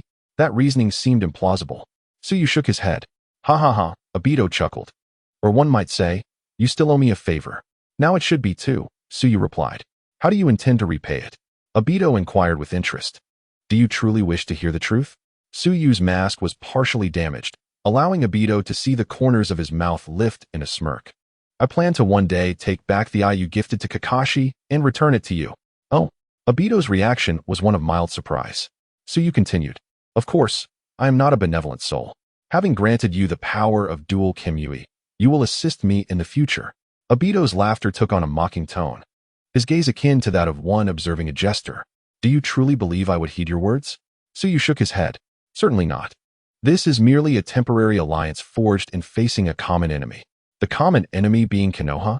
Obito recalled the day Tsuyu infiltrated Konoha and battled against the Root Zumbu. Unfortunately, Konoha is merely a fragment of my adversaries. My true foes are the entirety of the world. Tsuyu retorted. Coincidentally, I feel the same. Obito gazed at Tsuyu through the deep crimson of his concealed Sharingan, remaining silent for a long while before shaking his head. I do not require your assistance. When the time is ripe, I shall retrieve that eye myself. Tsuyu displayed a look of skepticism. Will you truly? Obito remained silent, prompting Tsuyu to assert, you will not. If you truly intended to, I would not even broach this subject. He jested, well aware of the events of the 720 episodes of Naruto. While he was uncertain of Obito's thoughts, he was distinctly aware of his actions. Kakashi's Kimyui remained with him even during the climactic battle, during which he hardly encountered the masked man. After a moment of silence, Obito spoke softly. On the day of my rebirth, I vowed to sever all ties to the past. Naturally, Kakashi's eye must be relinquished as well. To me, it is merely an ordinary Sharingan. With so many from the Uchiha clan, should I go about collecting them one by one? You are aware of my history with Kakashi, and likely cognizant of my schemes. Thus, a mere Mangeki is insignificant. However, I do not necessarily need to act personally to achieve my ambitions. Since encountering you, I have sensed an unexpected variable in my plans. Perhaps one day, I shall reclaim that eye when I believe I can no longer control you. Shuyue smiled faintly. The power of dual Kamui is something I have long anticipated. Obito shifted the topic. And what of now? With Orochimaru and Sasori found, what is your next plan for Tsunagakure, or rather, for yourself? Shuyue took a deep breath, his gaze flickering. I initially intended to seek you out later. But since you have brought me back, I shall speak plainly. The current situation in Konoha is dire. The Uchiha clan and Konoha's leadership are at odds, and a war is inevitable. I wish to seize this opportunity to unite various forces and deliver a concentrated strike against Konoha. Oh, I did not realize your animosity with Konoha ran so deep. Shuyue appeared somewhat resigned. To be frank, I hold no personal grudge against Konoha, but from Tsunagakure's perspective, as the foremost of the 5 nations, a conflict between our nations is unavoidable. I merely wish to exploit this opportunity to diminish Konoha's strength, ensuring they remain subdued for the coming years. An excellent strategy. So, you wish to leverage my power? Obito remarked with admiration. Shuyue readily admitted, indeed, alone, I may not be able to persuade the Uchiha clan, but with you, a true Uchiha, it will be a different matter. We need not cause excessive bloodshed. Merely sowing discord among the Uchiha and establishing a prolonged rivalry between nation and clan will suffice. Having articulated his thoughts, Shuyue turned to Obito. Obito rested his hand on his chin, deep in contemplation. It sounds rather exhilarating. If the goal is to divide Konoha, it is certainly worth a try. After their discussion concluded, Obito led Shuyue back to the site of their earlier terrifying memories. The ground resembled a thick layer of decking, creaking underfoot. The shattered puppets he had reduced to dust now lay neatly arranged, reminiscent of the terracotta warriors of the Qin dynasty. This entire desert had transformed into its current eerie form due to the final scroll unleashed by Sasori. Ultimately, Shuyue arrived at the center, the very place where their battle had transpired. The scroll that released the black and red smoke, turning all into deathly puppets, had vanished without a trace. The heart of the scorpion remained in place, its surface adorned with intricate patterns. Tsuyu grasped it gently, sensing that even a slight pressure would cause it to shatter. When it was first extracted from the puppet, it pulsed with a robust vitality, but now that essence had vanished, leaving the once vibrant veins desiccated. Unfamiliar with the art of human puppetry, Tsuyu was perplexed by the scorpion's current state. Was it truly dead? Having promised Chiyo to bring back her grandson, he felt a twinge of conflict upon returning with this relic. After all, it was the scorpion that had intended to kill him. He had not sought to end its life. With a resigned sigh, Tsuyu carried the scorpion's heart back to Sunagakure. He sought out Raza and informed Chiyo of his arrival, causing her to hasten her steps upon learning it was related to the scorpion. "Is this the scorpion?" she inquired, momentarily taken aback as she beheld the heart encased in a special vessel. Tsuyu nodded and recounted the events following the assassination of the third Hokage. Cradling the scorpion's heart in her hands, Chiyo trembled, her lips gradually losing color. After a prolonged silence, she closed her eyes, contemplating that perhaps this was the retribution for all his deeds. Tsuyu remarked, "The scorpion's heart may still possess a flicker of life, albeit faint. I can present it to Orochimaru to investigate if any ninjutsu could restore it to its former state." Chiyo lifted her gaze. "If that is the case, I am truly indebted to you. If all else fails, I still have one final recourse."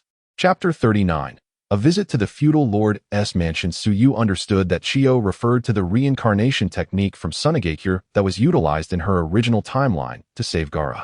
There was no need. Orochimaru had long been clandestinely researching Hashirama's cells and the essence of life, so there should be a means to revive the scorpion, though whether he would regain his previous strength remained uncertain. After informing Chiyo and Raza, Tsuyu entrusted the heart to Kabuto for delivery to Orochimaru. Raza wore a somber expression, and once the matter of the scorpion was resolved, he approached Tsuyu, seemingly filled with indignation. "I have informed the feudal lords about the establishment of a school, yet it was met with refusal on the grounds that there is little necessity for financial investment in the current Sunagakure." Raza sighed heavily, slamming his hands upon the table in frustration. "Indeed, the village has been weak for far too long. The lords cannot simply place their trust in us." "Is that so?" Tsuyu queried, perplexed. "With your power as Kazekage, after enduring oppression for so long, why not directly confront the feudal lords?" Kazekage paused, seemingly unable to grasp Tsuyu's suggestion. "Confront? We are a ninja village, subordinate to the land of wind. How could we possibly do so?" At that moment, Tsuyu comprehended why ninja from the shinobi world consistently emphasized their identities and why, despite their formidable strength, ninja villages still faced constraints from the feudal lords. Even those of significant power, such as the Kage, were compelled to acknowledge the hierarchical relationship between the nation and the village, helplessly witnessing Sunagakure's annual decline in military funding and the drastic reduction of their forces. Thus, it would be left to him, as an outsider, to impart a lesson in strength to the feudal lords of the Hokage world. As dusk approached in the residence of the Wind Country's daimyo, a tall, gaunt, and somewhat withered old man stood before a lotus pond. Behind him trailed a plump, fair-skinned steward who cradled a delicate tea set in his hands. "Esteemed daimyo, this is the fine needle tea presented by the neighboring small nations this year. Do indulge." The daimyo tilted his head back, his face a mass of wrinkles, and his murky old eyes sparkled with the arrogance of authority. He tossed a handful of rice grains into the lotus pond, and instantly, several golden koi leapt from the water, twisting and turning in a mesmerizing display. "Excellent. We shall procure more of this tea in the future. I am quite pleased." The daimyo took a gentle sip, a glimmer of light igniting in his eyes as he proclaimed with clarity, then drained the cup and dabbed his mouth with a handkerchief. "What news from Sunagakure? Has Raza's request for funding been declined without any unusual behavior? How could that be? It is merely a ninja village. If not for our annual military funding, it would have perished long ago. Do they dare to rebel?" The daimyo's brow relaxed slightly. While that may be true, one must not underestimate the prowess of the stronger ninjas, who can contend with 10 foes at once. The short, rotund steward's eyes darted as he ingratiated himself, saying, "Shall I instruct to cut Sunagakure's funding by half? That might not be prudent. They have contributed significantly to the Wind Country." The daimyo furrowed his brow again. The steward scoffed. Significant contributions? Had they not suffered defeat in the Third Shinobi World War against the other nations? We would not be in such a position of weakness among the 5 great nations. Frankly, such a village is dispensable. We could always allocate funds to establish a new one if need be. Moreover, esteemed daimyo, you still require substantial funding for the swimming pool you envisioned in the desert. The steward rubbed his hands together, chuckling.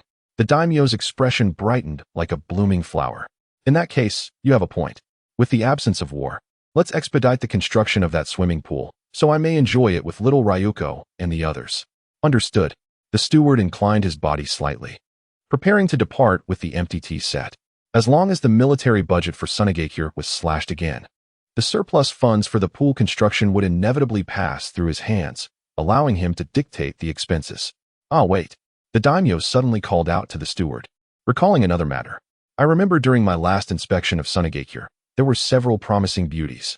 See if you can manage to bring a few of them over with minimal expenditure. After speaking, a few seconds of silence ensued, and the daimyo grew impatient. Where are you? Just as he turned, a chilling sensation crept over his neck, sending him into a state of sheer terror, causing him to stumble and fall to the ground. Who are you? The daimyo slowly raised his head, and the sight before him nearly caused him to faint. The steward had not yet left. His body lay in a pool of blood, his massive head severed, eyes wide open in shock. Still wearing the smile that lingered from their last conversation, before him stood an individual, cloaked in a formidable black robe, adorned with a mask embodying the duality of yin and yang, obscuring their features, save for a pair of abyssal eyes that pierced through the mask. Do not concern yourself with my identity. I have come to inform you of the demands of Sunagakure. Heed them well. Do you comprehend? Shinynsu spoke with an undeniable authority, her voice cold and merciless.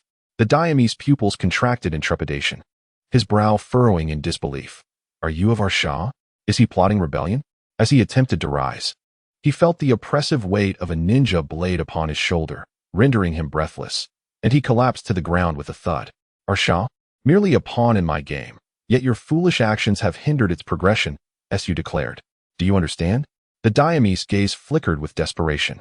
Complying with our Shah's demands would jeopardize the completion of his desert pool by year's end. A sharp sound sliced through the air, the sting of the blade's edge coursing through him, his eyes widening in terror as he grasped the ninja blade, tears nearly spilling forth. And no, I understand. I shall draft the required funds immediately. No, right this instant. Su chuckled, bemused by the frailty of the wind country, driven by indulgence and devoid of resolve. Very well. Remember your words.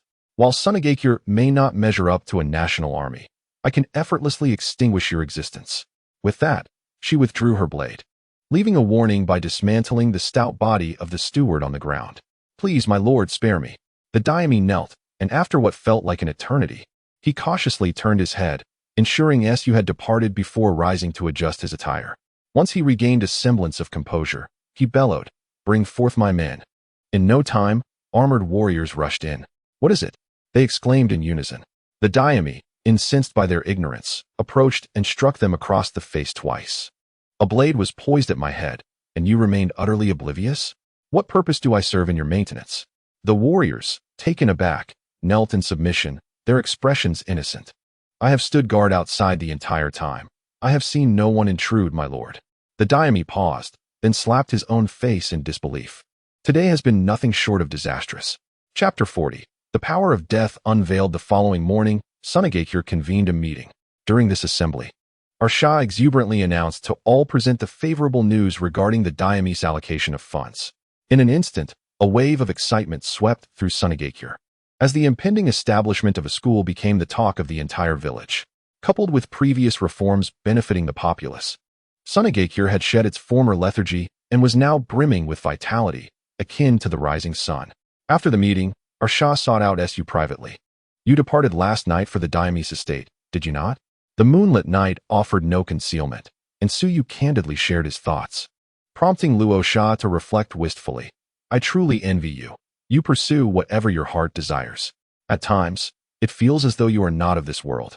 Your manner of doing things is entirely distinct. Tsuyu paused momentarily, intrigued by the statement.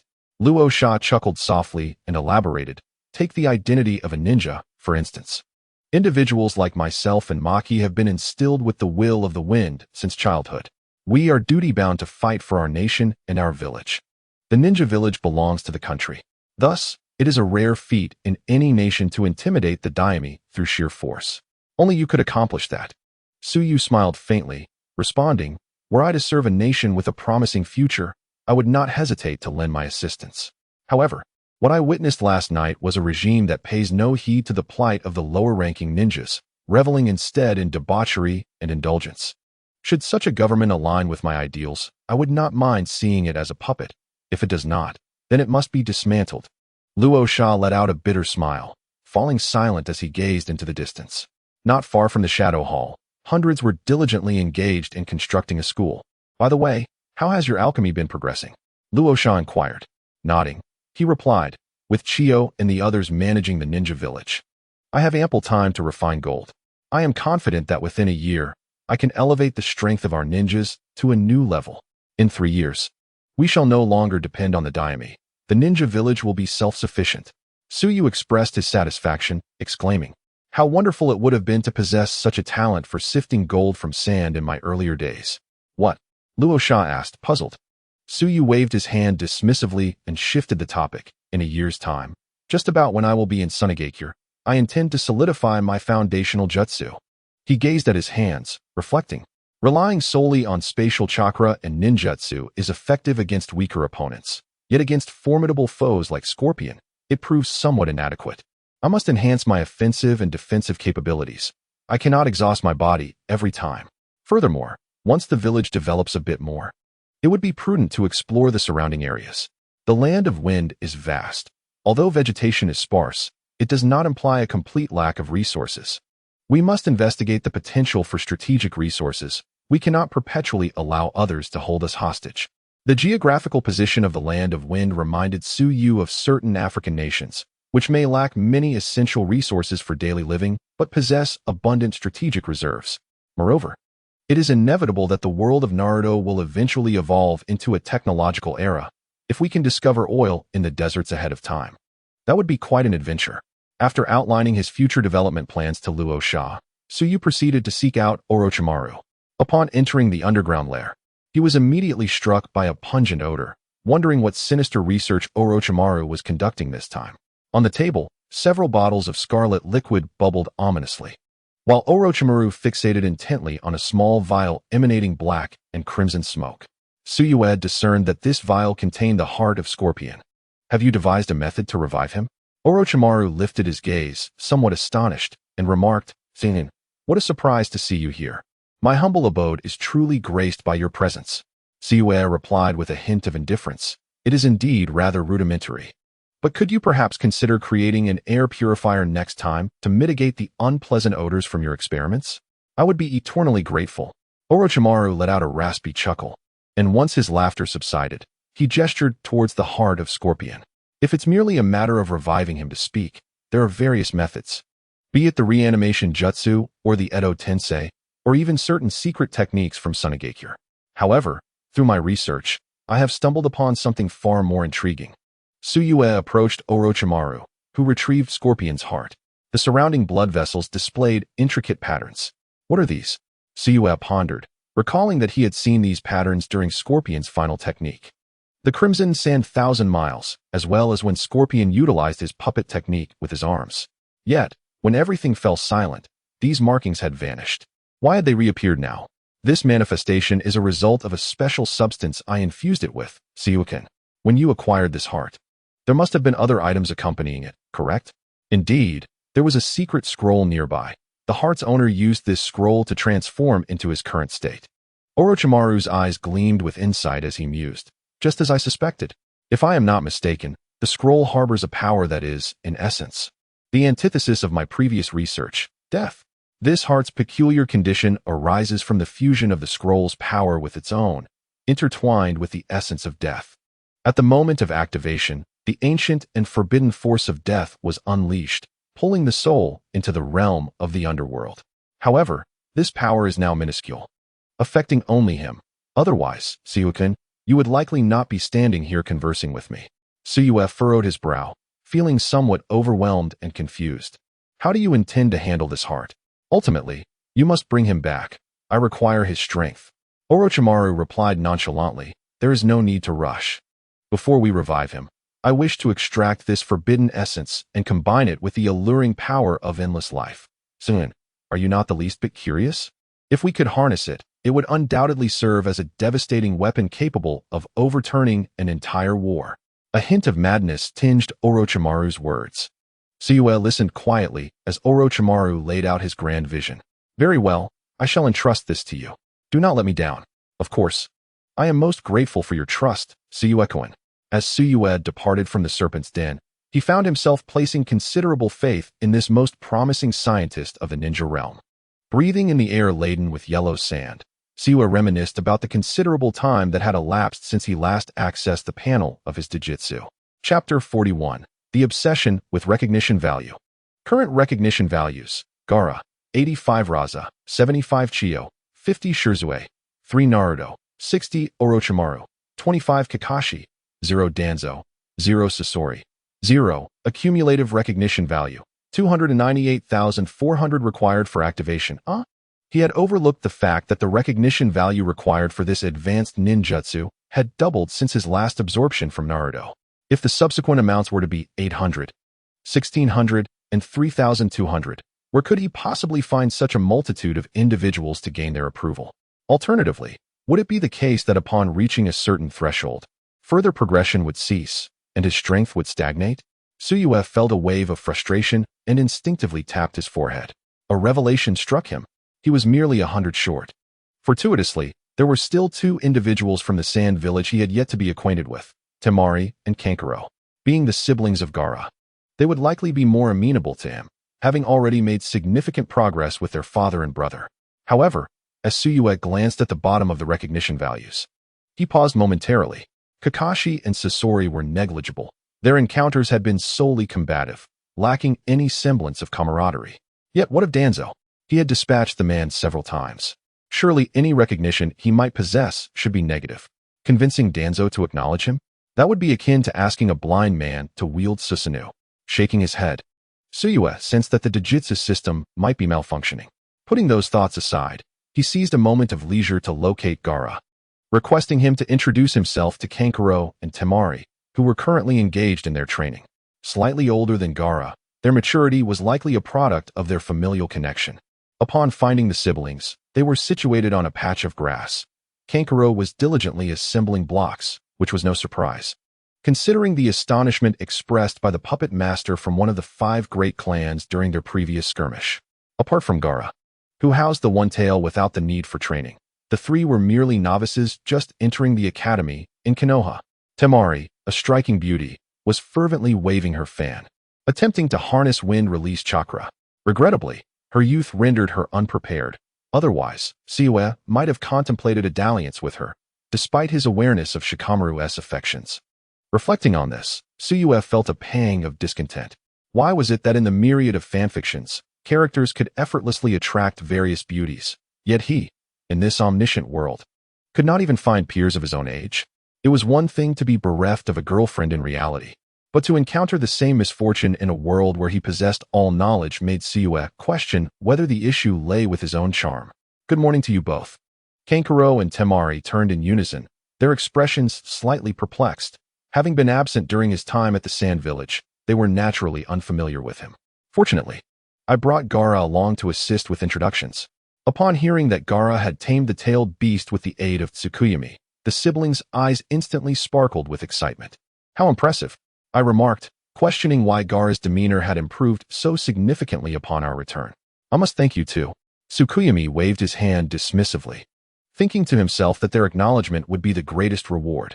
The 2 siblings, eager to please, quickly added their names to Tsukuyomi's panel. Shikamaru, 101,520. Kankuro, 81316. Indeed. Children are quite easy to persuade. A simple conversation and their recognition points surged. So, Tsukuyomi, could you assist me in assembling these wooden blocks? I feel I am on the verge of condensing my chakra threads. Yes, Tsukuyomi, I find the small fan uncomfortable. I wish to create one as tall as I am. But there are aspects I do not fully comprehend. Could you teach me? Gazing into their bright, eager eyes, Tsukuyomi hadn't yet replied when Gaara confidently thumped his chest and said, "Don't worry. Tsukuyomi is exceptional. These are mere trifles." He turned to Tsukuyomi with sincere eyes. "Right, brother?" Tsukuyomi replied, "Since you call me brother, what more can I say?" However, observing their enthusiasm, He mused that if he could resolve these two requests, their recognition points might accumulate to 400. Thus, for the next half-day, Tsukuyomi's task was to entertain the children of the hidden sand village. As dusk approached, the two joyfully presented their finished products to Tsukuyomi, bowing in gratitude, exclaiming in unison, "Thank you, brother." Tsukuyomi reluctantly raised his hand, responding, "You're welcome." Once the siblings had vanished from sight, he quickly accessed his panel. Current recognition points: Shikamaru, 50; Kankuro, 50, total 398. Reaching 400 will allow for advancement. Gazing at the numbers on the screen, Tsukuyomi clenched his fists in silence. Objectively speaking, the siblings had been quite generous. An afternoon of play had earned them both 50 points. Yet, why was he stuck at this critical juncture? Could they not afford him just a smidgen more recognition? Nearby, Gaara waved his hand, his innocent face inquiring, "Tsukuyomi, what's wrong? You've been dazed for quite a while." Tsukuyomi turned, casting a sharp glare at Gaara. "You too. Could you not be a bit more cooperative?" Gaara's recognition points: 85. As for Shikamaru and Kankuro, Tsukuyomi had no choice but to vent his frustrations on Gaara and could not help but roll up his sleeves and seize him. "Quickly, right now? Just 2 more points of recognition, please." Startled by Tsukuyomi's demeanor, Gaara took 2 steps back, timidly responding, "No, I truly recognize you, Tsukuyomi. You are the most important person in my life." Tsukuyomi gave Gaara a playful smack on the rear. "Do not deceive me. You clearly only have 85 points. Increase it." Gaara, feeling aggrieved, began to weep. Wiping away his tears, "Tsukuyomi is a villain. I no longer wish to play with him." After uttering these words, Gaara broke free from Tsukuyomi's grasp and dashed back to the Kazekage's hall, likely to report to his father. Meanwhile, the recognition value on the panel began to fluctuate. Gaara, 858379. "Wait, I was wrong. Brother, you are indeed my brother." Tsukuyomi's eyes widened in surprise as he hurried after him, bewildered by the notion that one's recognition could not only fail to increase, but could also diminish. Did this mean one had to coddle those who acknowledged him continuously? In the following period, Tsukuyomi confided in Raza about his desire to study basic ninjutsu, prompting Raza to seek out Maki and Yura, the village's foremost experts in ninjutsu, to instruct him. During the rapid development of Sunigakure, negotiations between Konoha and Iwagakure concluded with Iwagakure confirming that the yin-yang mask from that day did not belong to them, leading to a renewed pact of non-aggression between the two nations. Yet, the situation did not end there. Konoha confronted Kirigakure and Kumogakure in an effort to uncover the true identity of the masked man, only to be met with failure at every turn. With all their spies eliminated, Sunigakure found themselves unable to report accurate information, and due to their weakened reputation, Konoha did not even inquire about them. Raza, clearing his mind, devoted himself to mastering the gold sand technique, yielding tons of gold while simultaneously enhancing his own strength. He claimed to be on par with the third Kazekage. Sunigakure was officially embarking on a new chapter. Chapter 42. 6 months later, mastery of the 5 elemental ninjutsu. The wind whispered incessantly, sweeping from the depths of the desert, carrying countless grains of sand that could at times coalesce into fierce sandstorms, causing buildings to collapse and lives to be lost. Whenever a sandstorm exceeded the limits of human endurance, it would invariably be quelled by the formidable ninjas of Sunigakure. Today, however, a stranger appeared from the heart of the desert, clad in a black cloak and donning a yin-yang mask that fluttered wildly in the gusts. Tsukuyomi gazed quietly at the horizon where the earth met the sky, his heart swelling with emotion. The notion of combating the forces of nature, a thought previously unthinkable in his past life, now seemed attainable. Behind him, the stalwarts of Sunigakure, including Gaara, Maki, and Raza, witnessed this moment. The sandstorm that approached was the most ferocious gust of wind in a decade, powerful enough to tremble the ground from several kilometers away. Tsukuyomi inhaled deeply, focusing on his hands as chakra began to gather. Today was the day to validate the fruits of 6 months of labor. The force of the tempest before him transcended the typical strength of a shadow-level ninja. Only Raza, with his bloodline limit of gold sand, could naturally counter it. It was coming. Maki, his eyes covered with a white cloth, felt the wind lift him as he held his breath, witnessing this spectacle. "Can my brother do it?" Gaara, his crimson curls dancing in the wind, had grown taller and matured somewhat, his gaze no longer as innocent as it once was. The visage of Luo Sha remained serene. Over the past 6 months, He had engaged in numerous encounters with Tsuyu and had witnessed the formidable defense constructed by the 8 bolts of thunder that permeated the heavens and the earth. It was more than sufficient to fend off the sand and wind. However, Tsuyu had previously declared that this time, he would refrain from employing space ninjutsu, opting instead to rely solely on the 5 elemental techniques for defense. The wind whistled past his ears as Tsuyu's hands gradually ascended.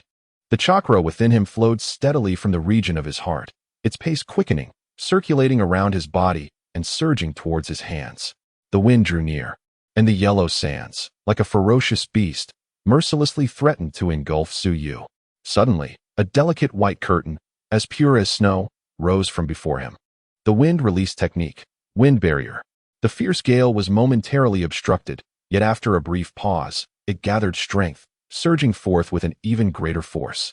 Intent on burying everything in its path, Tsuyu soared into the sky, appearing midair, his hands forming seals. After 6 months of rigorous training, he was no longer the Navi novice of his earlier days, though he could not compete with prodigies like Itachi and Kakashi, who could execute 10 seals in a second at their peak. Nevertheless, his speed in forming seals rivaled that of Itachi during the legendary battle of the Uchiha brothers in the Pacific, neither slow nor unremarkable. Zien Mao Cho. Fire release, great fireball technique. Chakra erupted from Tsuyu's mouth, igniting upon contact with the air and forming a colossal fireball with a diameter of several dozen meters before him. The searing flames incinerated the sands, reducing everything to ashes in an instant, which were then swept away by the remnants of the raging wind. The once dim landscape, obscured by swirling yellow sands, now appeared remarkably clear, as if a massive chunk of the ancient beast's form had been excised. Wei Wei Chou Mao. Water release, great waterfall technique. A torrent surged from beneath his feet, expanding behind him in an instant, creating towering waves of azure. With a commanding shout from Tsuyu, the great waves crashed against the howling winds, sweeping everything in their path and enveloping all debris, bringing it down to the ground. Yet, the wind and sand continued to swirl from both sides, seemingly understanding the need to evade Tsuyu's brilliance, attempting to find gaps to advance. A fierce light emanated from Tsuyu's eyes as his gaze swept over the advancing waves of wind. Chun, ZC Wu. Earth release, earth flow wall. 1,000 meters away from Tsuyu, 2 towering walls of gray earth rose majestically, impervious and imposing. The ground trembled with a series of rumbling vibrations, as countless sandstorms battered against the earthen barriers, creating a cacophony reminiscent of a tempest. Luo Sha, witnessing this scene, felt a spark of admiration. In a low voice, he remarked, though he does not employ space ninjutsu, he has ingeniously fused the 5 elemental techniques with spatial chakra. His ability to unleash ninjutsu at will is truly ingenious. Indeed, the crimson light in Tsuyu's eyes now radiated like a brilliant sun as his world deconstructed into distinct spatial points, allowing his 5 elemental techniques to reach every corner of his perception. Pointing skyward with conviction, Tsuyu's voice resounded like a mighty pine. Lightning release, Thunder Fong. The thunderous serpent erupted from within him, illuminating the dim sky in an instant.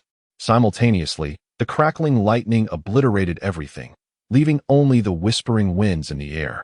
With naught else in sight, the wind release, Vacuous Bullet. This technique, taught to him by Maki and refined by the one-tailed guardian, was one of his most proficient ninjutsu, akin to the lightning release. As wind and thunder surged forth, their presence shook the very heavens and earth. When the lightning faded, the vacuous bullet, bearing the force to shatter the ground and topple cities, clashed against the remaining tempest. In the distance, a girl with golden hair, adorned with 2 explosive orbs, murmured in awe, "Can wind release truly attain such strength?" Temari had just mastered the scythe weasel technique, capable of extinguishing candles 3 meters away, a far cry from the formidable vacuous bullet. At last, everything dissipated, and Tsukuyomi descended gently to the ground. A breeze brushed past him, barely lifting the hem of his garment. A calamity that threatened to annihilate the ninja village had been averted. Although his chakra was completely drained, his heart brimmed with ambition as he lay in the desert, listening to the approaching footsteps of his comrades. "Now, even without space-time ninjutsu, your strength is on par with mine," Arsuna remarked, still marveling at the transformation. 6 months prior, he had arrogantly dismissed Tsukuyomi's qualifications to speak of Sunegakure's future. Yet the latter's growth over the past month left him feeling inferior. Tsukuyomi casually plucked a blade of grass, which had persevered through adversity, and placed it in his mouth. Speaking slowly, perhaps the year we initially agreed upon was a bit excessive. I believe we can commence the next phase now. Arsuna recalled the audacious plans Tsukuyomi had shared, which, though seemingly ludicrous, appeared entirely feasible if executed as intended. Are you heading to Konoha? Tsukuyomi nodded, affirming, yes. Sunagakure aims to advance eastward, and Konoha is an insurmountable mountain we must traverse. He flashed Arsuna a mischievous grin. When the time comes, should Konoha request assistance, do not be overly benevolent. When they can no longer endure, it will be our turn to negotiate. Arsuna shook his head. I never would have imagined such cunning from one so young. Rest assured, I am well aware of the intricacies involved. Gaara approached, his presence robust. The last remnants of tension between him and the one-tailed guardian smoothed by the passage of time. Brother, is it time for you to fulfill the promise you made to me? Gaara stood beside Tsukuyomi, who had undergone a remarkable transformation over the past 6 months. Tsukuyomi smiled gently and nodded. Very well. This time you shall accompany me to Konoha. Chapter 43. The movement of Konoha and the Uchiha at this moment. It was the spring of the 59th year of Konoha, 6 months having passed since the appearance of the 2 masked men in the village. However, the repercussions of that incident were profoundly far-reaching. For the upper echelons of Konoha, the masked men's admission of being from a Wagakure rekindled memories of the harrowing events during the Third Shinobi World War when they faced the onslaught of a Wagakure. With blatant audacity, they infiltrated their own territory and engaged in a fierce battle with an elite jonin at the entrance of Konoha, raising obvious suspicions of inciting war. To uphold the dignity of the foremost ninja village, the higher-ups resolved to dispatch a hawkish delegation led by Danzo to a Wagakure, under the guise of negotiations, but in reality to demand accountability. Meanwhile, the counteraction from the Tsuchikage, Anoki, was even more vehement. He outright denied the identity of the masked man and boldly proclaimed that if Konoha sought to stir trouble, the Wagakure would readily respond. Subsequently, Danzo's visits to the Land of Lightning and the Land of Water yielded no fruitful results. At this juncture, Konoha's leadership shifted their focus to the seemingly inconsequential Sunagakure. On a crisp morning, a high-level meeting was convened in Konoha. Danzo scoffed coldly, being bullied to our doorstep, yet we still seek the approval of the great nations. Perhaps the title of the foremost ninja village of Konoha is better bestowed upon another.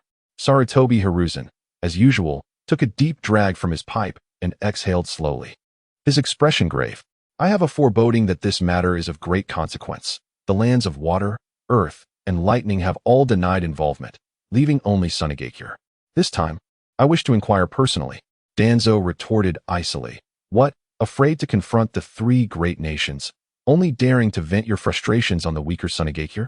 Hiruzen remained unfazed, calmly analyzing. Indeed, in our perception, Sunagakure is weaker than Kirigakure, which is why we have never regarded them seriously and assumed the masked man could not possibly be a ninja from Sunagakure.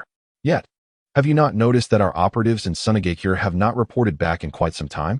Upon hearing this, the high-ranking officials, including Danzo, Mito Kamen, and Konohamaru, exchanged glances, their expressions shifting. Danzo, unusually in agreement, stated, Indeed, the root members I dispatched to Sunagakure seem to have vanished without a trace for the past 6 months. Even if we disregard Sunagakure, we should not be so negligent. Hiruzen sighed heavily, the weight of his age evident in his features. Having been missing for so long, they are likely lost. A month ago, I sent several umbu, instructing them to infiltrate Sunagakure and relay information back. Yet, we have received nothing. A somber mood enveloped the room, with only Danzo's eyes glinting, as if he were concocting some scheme. Mito, Konohamaru. I shall take Kakashi and Guy to meet with the Kazekage, Raza. I leave everything else in Konoha to you. Both elders nodded in agreement, and the former Hokage turned his gaze to Danzo. And you, ever since Shirsue's departure, the Uchiha clan has been unusually quiet these past 6 months. Since Fugaku and the others have shown no signs of activity, we too should remain on standby. Understood, Danzo?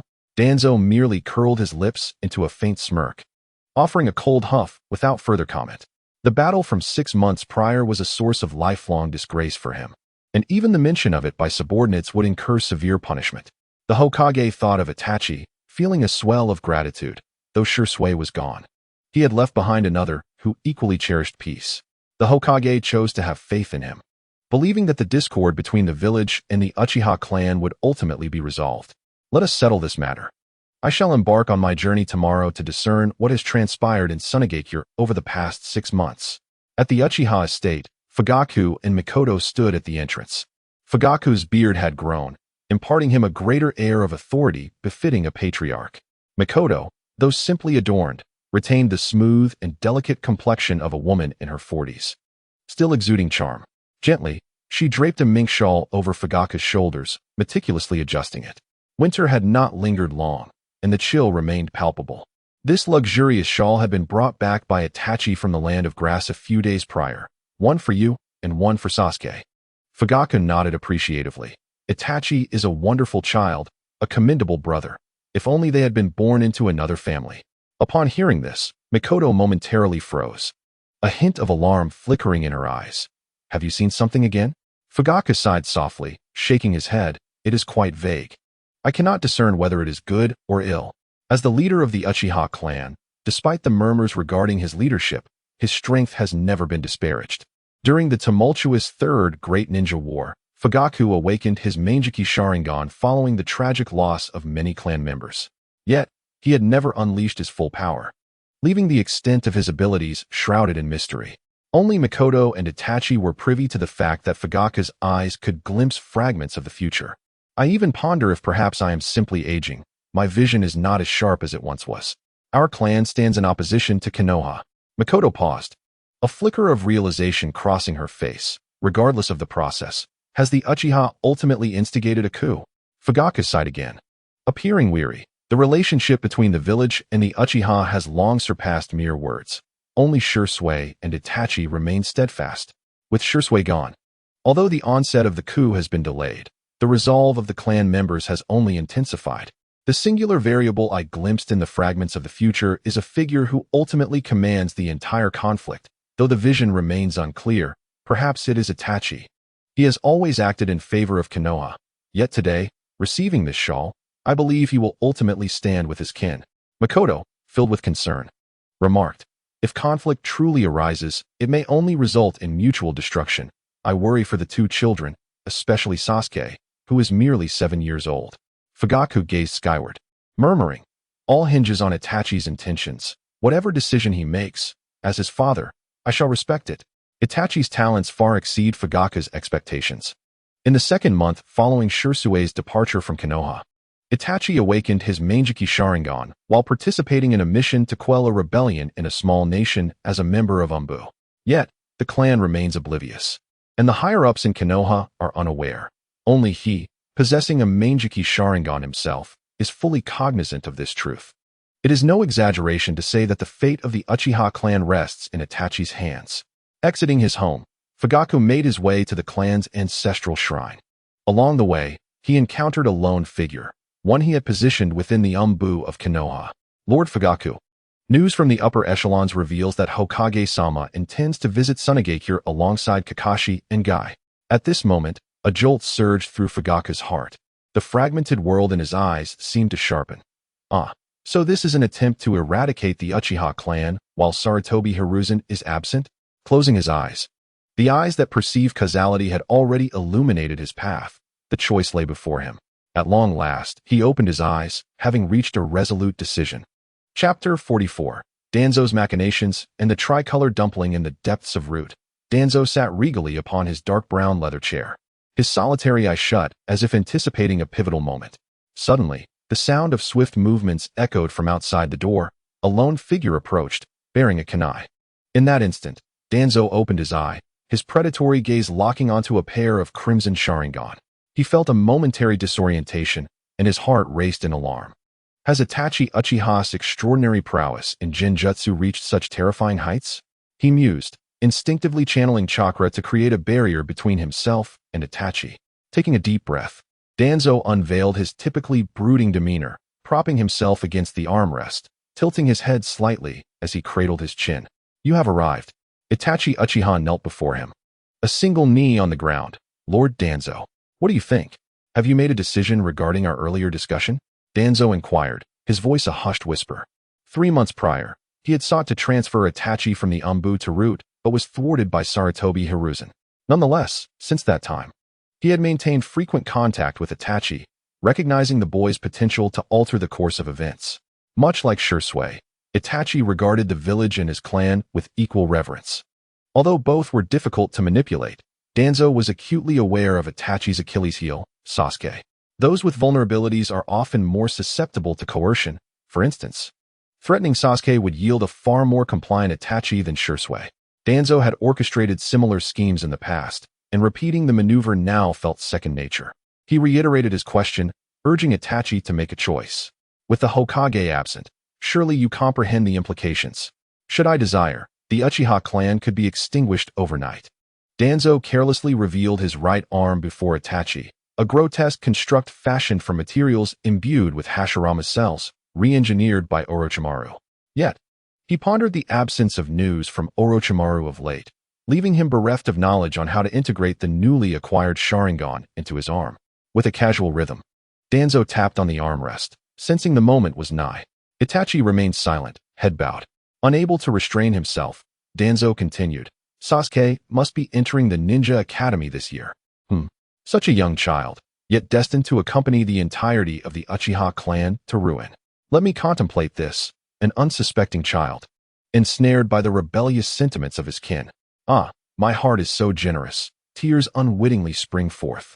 Uchiha Itachi coldly observed the scene before him, fully aware that Danzo's tears were as insincere as those of a crocodile. Yet, he found himself powerless, torn apart within, caught in an agonizing dilemma. On one hand lay the safety of his village and his younger brother, while on the other, the horrific demand to annihilate his entire clan. I may not be able to kill my father. Itachi attempted one final struggle. However, Danzo offered him no respite, revealing a smile as wicked as that of a demon. Child, this is hardly a conundrum. You have me at your back. What you cannot resolve, I shall assist you with. They will all aid you. As Itachi glanced around, shadows loomed, and countless members of the Root organization, their faces masked, lifted their heads, revealing lifeless eyes. At a mere command from Danzo, they would unleash a massacre, sparing neither innocent children nor frail elders. What was he to do? Shursui, I find myself ensnared in the same predicament as before. What would you do? A bitter ache filled Itachi's heart, and after an indeterminate time, he slowly withdrew his ANBU mask from his side. Donning it, he inhaled deeply, then knelt once more before turning to depart. Itachi said nothing, yet Danzo's satisfaction was palpable. He knew Itachi had made the right choice. Upon exiting the Root organization, Itachi breathed in the fresh air, realizing today might be the last day he could live openly under the sun. For from this point onward, he would become something even less than a ghost. Quietly, he walked on, occasionally passing by fellow Uchiha clan members. The familiar streets surrounded him, and he spotted the dessert shop he frequented, often taking his brother there. As if guided by subconscious desire, Itachi entered the shop and, almost instinctively, purchased his favorite treat, tricolor dumplings in purple, yellow, and blue. Upon leaving the shop, he continued forward until a voice called out to him. Hey, Itachi, are you sneaking sweets again? It was a girl's voice, and without needing to think, Itachi knew who it was. His expression faltered, and he sought to evade her presence. Hey, how can you act like you don't know me when I've seen you? It's infuriating. The girl rushed in front of him, hands on her hips, indignantly blocking his path. Izumi. Itachi softly called her name, uncertain of how to confront her, fearing that the filth of his heart would be laid bare before her, especially in the presence of someone he cherished. Hee, as a punishment for ignoring me, you owe me those tricolor dumplings. Uchiha Izumi extended her hand, displaying her cute little fangs. Seeing Itachi frozen in place, she boldly seized the treat. How are your tricolor dumplings so delicious? They taste exponentially better than the ones I buy. Izumi bit into a third of the dumpling, smacking her lips in satisfaction. At that moment, Itachi felt an overwhelming urge to weep. After years in the shadows of the ANBU, he believed his heart had grown callous enough, yet in this instant, it quivered profoundly. What troubles you, Itachi? Izumi inquired, observing his evident distress. Oh dear, what has caused you to act this way today? You are not usually like this. Pouting slightly, she bent forward and noticed glistening tears at the corners of Itachi's eyes. Please, do not cry. I can forego my meal, she said, her voice laced with concern, believing her consumption of the dumplings had upset him. She extended her hand, offering the remaining dumplings to Itachi, feeling a bit embarrassed as she admitted, "I've already had a bite, so I apologize. I can always buy you another portion later." Seeing Itachi remain still, she gently poked his garment with her finger. Itachi lifted his gaze, not taking the dumplings, but instead asked, "Would you mind accompanying me for a stroll by the river?" Without a second thought, Izumi nodded enthusiastically. "Of course. This should be our first date, right?" Itachi forced a smile, though it appeared rather strained, prompting Izumi to tease him lightly. As they walked along the verdant riverbank, a gentle breeze swayed the delicate willows. A flock of green birds flew overhead, settling onto the branches of a large tree above them, chattering incessantly. Izumi removed her shoes and dipped her feet into the cool river, allowing the water, mixed with small pebbles, to wash over her. "Itachi, I should be promoted to Jonin soon. When that happens, I can apply to join the Umbu, and we can undertake missions together. You must promise to protect me." However, Itachi remained preoccupied, and Izumi, not wanting to dwell on it, rested her head gently on his shoulder. Thus, the afternoon passed in serene companionship, with no one privy to the tumultuous thoughts swirling within him. Chapter 45. The undercurrents of Konoha. That night, Itachi returned home in a daze, the whispers of his clanmates surrounding him, revealing that today's meeting had once again revolved around discussions of a coup. Upon entering his room, he found his father, Fugaku, already waiting for him. An unsettling feeling brewed within Itachi as he anticipated the conversation ahead. "Tomorrow morning at noon, you must attend the clan meeting." Fugaku's voice was firm, yet Itachi's trembled as he asked, "Are we planning to initiate the coup?" Fugaku's tone was inscrutable, maintaining an air of calm as he replied, "Yes. The clan has made its decision." Stepping closer, Fugaku gazed intently at Itachi, his voice low and serious. "Have you come to a resolution, Itachi? What about Sasuke?" Fugaku shook his head. "He is too young. It is not suitable for him to be aware of these matters." Itachi pondered, "If we proceed with the coup, can you ensure Sasuke's safety?" A fleeting flicker of emotion crossed Fugaku's eyes, but he remained silent. "Do you truly believe that a coup will guarantee success?" Itachi pressed further. Fugaku responded, "At present, the Hokage and 2 elite Jonin have departed, allowing us to minimize our losses." Itachi lifted his gaze, and in that moment, both of their Sharingan eyes activated, synchronizing into intricate patterns of varied hues. The crimson glow was distinctly visible even from outside the room. After a moment of confrontation, Itachi bowed his head and walked past Fugaku, who remained rooted in place, gazing silently into the empty chamber, his eyes revealing a tangled web of emotions. Regardless of the circumstances, the indignation of the clan members was unyielding. The conflict between the Uchiha and the village had reached a critical juncture, poised to erupt. At the border between the land of wind and the land of fire, Sarutobi Hiruzen had caught sight of Raza, adorned in a blue Kazekage cloak, accompanied by a contingent of Sunagakure shinobi approaching to greet him. The moment he crossed the boundary line, the old Hokage suddenly halted. "Lord Hokage, we have come here without notifying anyone. How could Sunagakure be aware of our arrival?" Kakashi Hitaki inquired, standing alongside Guy to ensure the Hokage's safety. Sarutobi Hiruzen, however, was unperturbed. "If we can place spies in Sunagakure, they can certainly gather intelligence on Konoha. It is merely surprising that they were aware of our presence before we even arrived." It seemed that Sunagakure had changed significantly from its former self. The old Hokage's gaze remained fixed ahead as he sighed softly, recalling the Third Shinobi World War when Kumogakure relentlessly attacked Konoha, ultimately directing their hostility towards Sunagakure. Oh, back then, it was entirely up to Raza. The battles with Minato were indeed a back-and-forth affair. Meanwhile, Guy retrieved Sarutobi Hiruzen's vibrant red Hokage cloak from his belongings, which the old Hokage accepted and donned. "Let us proceed and see what Sunagakure has become today." On the other side, Raza quietly observed the approaching Hokage, deep in thought. It seemed that Chiyo had informed the Hokage of their arrival in advance. Konoha would soon begin to make its move. All he needed was to keep the old Hokage in Sunagakure for a couple more days. With this thought, Raza smiled warmly and stepped forward. Young Raza awaits the Hokage's arrival.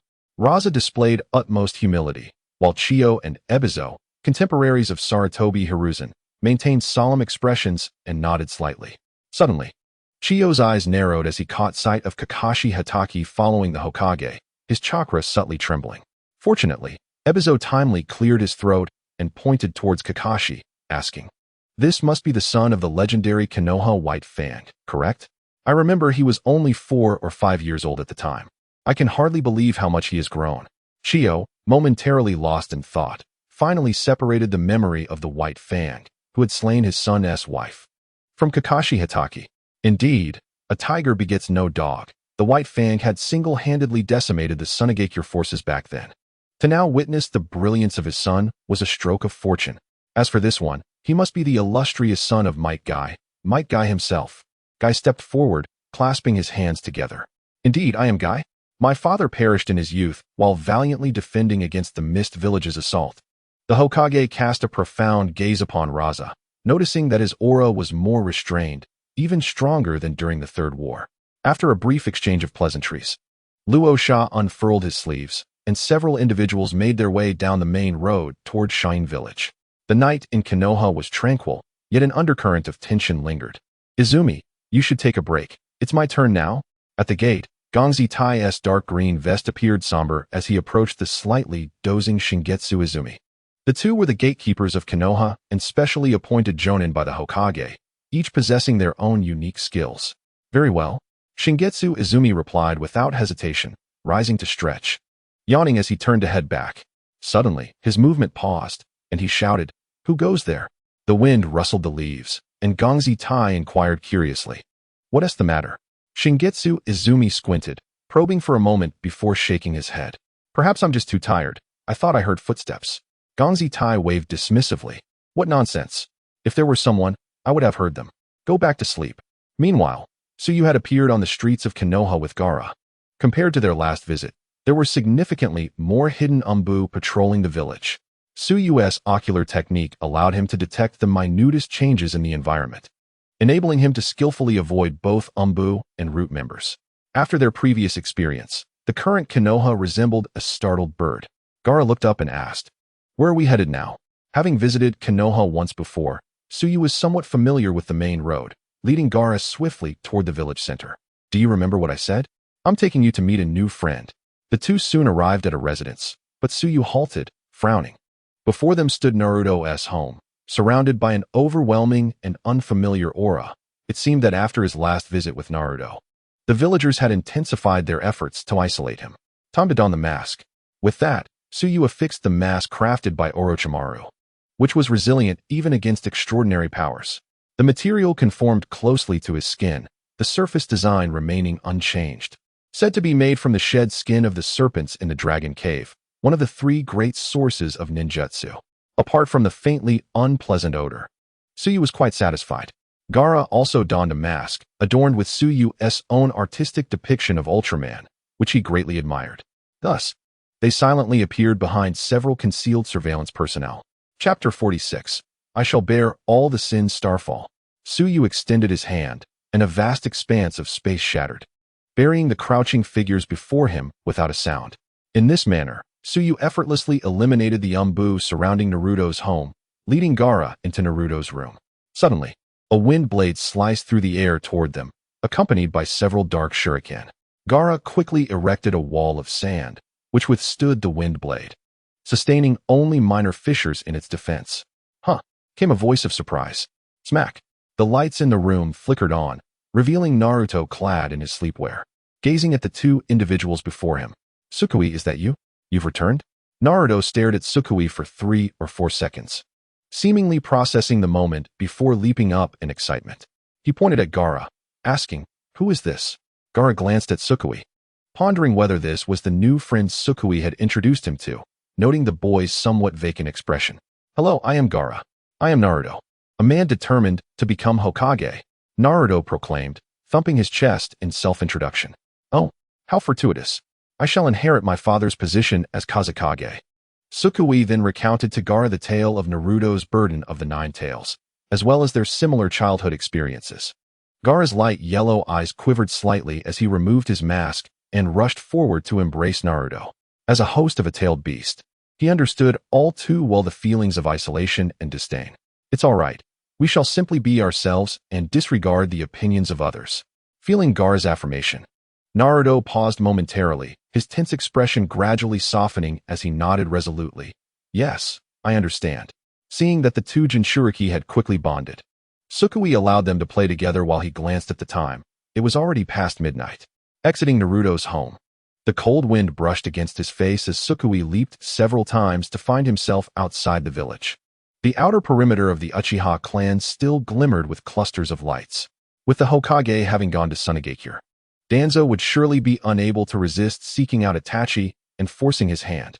Tsukui unveiled his chest, exposing skin that was pale and flawless, devoid of any visible veins. This was the result of his transplant of Hashirama's cells, courtesy of Orochimaru. Though still imperfect, it sufficed. In his crimson and black pupils, a faint shadow began to emerge, akin to a dark shuriken slowly spinning. If this coup could only yield one victor, then let it be me. With a powerful leap, Tsukui soared around the outskirts of Konoha, drawing forth his ninja blade, and under the moonlight, he danced through the air. The glint of his sword slicing through the night as he eliminated the sentinels placed by Danzo and the former Hokage around the village. Thus, he severed the ties between the village and the outside world, including the ninjas stationed at the borders of Konoha. In Tsukui's eyes, Konoha had transformed into an isolated island, resembling a coliseum. On one side were Danzo's root Umbu, aggressively seeking to eliminate the perceived threats posed by the Uchiha clan, while on the other lay the countless Sharingan of the Uchiha. Once all the outer posts had been cleared, Tsukui boldly entered through the main gate of Konoha. GZ. Seated at the entrance, dutifully guarding the gates while perusing a novel laid on the table, suddenly felt a gust of wind and instinctively perked up his ears, his senses sharpening. Rising swiftly, he grasped his blade in one fluid motion. Yet, at that moment, a hard sensation registered at his back. A ninja blade had silently claimed his life. Who dares to intrude alone into Konoha? The blade of Tsuyu glided along his chest, revealing a face of black and white. Steel Zitty's eyes widened in disbelief as he recognized the figure before him. It's you? Indeed. It was he, the masked man who had intruded upon Konoha 6 months prior, inflicting grave injuries upon Danzo with a ferocity that left elite Jonin Kakashi incapacitated for an entire week thereafter. Just like Kamizuki Izumi. You should indulge in a bit more slumber, Tsuyu remarked nonchalantly, then twisted the hilt of his blade, piercing Steel Zitty's heart. In an instant, Steel Zitty's eyes rolled back, and he collapsed to the ground. Tsuyu proceeded alone, clearing away any potential hindrances. With his current strength, as long as he did not reveal himself, no one beneath the rank of elite Jonin could sense his presence. In Sunagakure, during the twilight hours, Sarutobi Hiruzen finished his meal, graciously provided by Raza, and, accompanied by Kakashi and Guy, embarked on a tour of the current state of Sunagakure. He marveled at how swiftly the village had recovered from the devastation of the Third Great Ninja War after years of absence. Had even the daimyo of the Land of Wind reassessed the value of the ninja village? The investment in reconstruction far surpassed that of Konoha. Hiruzen was filled with nostalgia. This was no longer the Sunagakure that had been looked down upon by the other 4 great nations. Not only had Raza's strength significantly increased, but even Chiyo and Ebizo had emerged from their previous traumas, revitalized. As the two villages engaged in conversation, they tacitly refrained from discussing past grievances, for in that war, which had impacted the entire ninja world, there were no true victors. Suddenly, as he walked along the street, he caught sight of a somewhat familiar figure. The individual wore glasses, with fine lavender hair cascading over his forehead, and exuded an air of refinement while holding a book in his hands. Is that you, Kabuto? The Hokage recalled having encountered this person years ago at the Konoha orphanage, though he was merely a child then. Kabuto turned around, and upon seeing the Hokage and his companions, expressed mild surprise. Ah, it is you, Lord Hokage, along with Kakashi and Guy. You're still alive? What brings you here? The old Hokage was astonished, for his intelligence reports indicated that Kabuto had perished shortly after being conscripted into Danzo's root organization. This story is quite lengthy, my lord. After leaving the orphanage, I went through many experiences. Kabuto recounted his journey, including being dispatched by Danzo as a spy across various nations, and ultimately being targeted for assassination. However, he omitted the details of his subsequent association with Orochimaru, as Tsuyu had specifically instructed him to do so. Danzo. Sarutobi Hiruzen clenched his fists, feeling a surge of anger toward his longtime rival and former ally. Yet, He also recognized that, despite his abhorrent actions, Danzo had been indispensable to the higher echelons of power. Throughout the ages, both the Hokage and the nation's leadership had never truly embodied the virtuous ideals they publicly espoused. Danzo and he were two sides of the same coin, the light and the shadow. Only by uniting the two could one become a true sovereign in every sense of the word. The most classic example is the second Hokage, Tobirama, who, despite his formidable strength and popularity among the people, ignited conflicts with the Uchiha clan, evoking both resentment and adoration. This encapsulates the essence of a Hokage. In Chapter 47, Suna's Decision, the first Hokage was the pioneer, the architect of all rules. Even if he had his flaws, they were eclipsed by his monumental achievements, rendering him nearly perfect. The fourth Hokage, Minato Namikaze, appeared to be an almost flawless individual, one who cherished the village, cared for its people, safeguarded the nation, and protected his family. However, this very sense of responsibility led him to shoulder all burdens, sealing the Nine Tails and placing the beast within Naruto. The tragic consequence was his untimely demise during the Nine Tails rampage, leaving his son, Naruto, to endure scorn from birth. This world is not merely black and white. It is a nuanced tapestry of gray. For Konoha, any upheaval or discontent among the populace necessitates accountability. Thus, even if everyone loathes Danzo, Hiruzen Sarutobi cannot afford to join in the hatred, for some responsibilities must be embraced. After a moment of silence, the former Hokage suddenly asked, "D, if I were to invite you back to Konoha as Hokage and offer you the position of orphanage director, would you accept?" D paused briefly before resolutely shaking his head. "Thank you, Hokage-sama, but I am quite content here." Although the children of Sunagakure may be a tad wilder than those of Konoha, they possess their own charm, do they not? As they spoke, several children dashed from the intersection ahead, with Samui leading the way, clearly having assumed the role of the children's leader in Sunagakure after Gaara's departure. The Hokage nodded. "If you ever wish to return, you are always welcome home." D smiled. "This is my home now, but I do hope to visit Konoha when the opportunity arises. And I shall pay you a visit then. I have many lessons to prepare for tonight. You three are welcome to explore."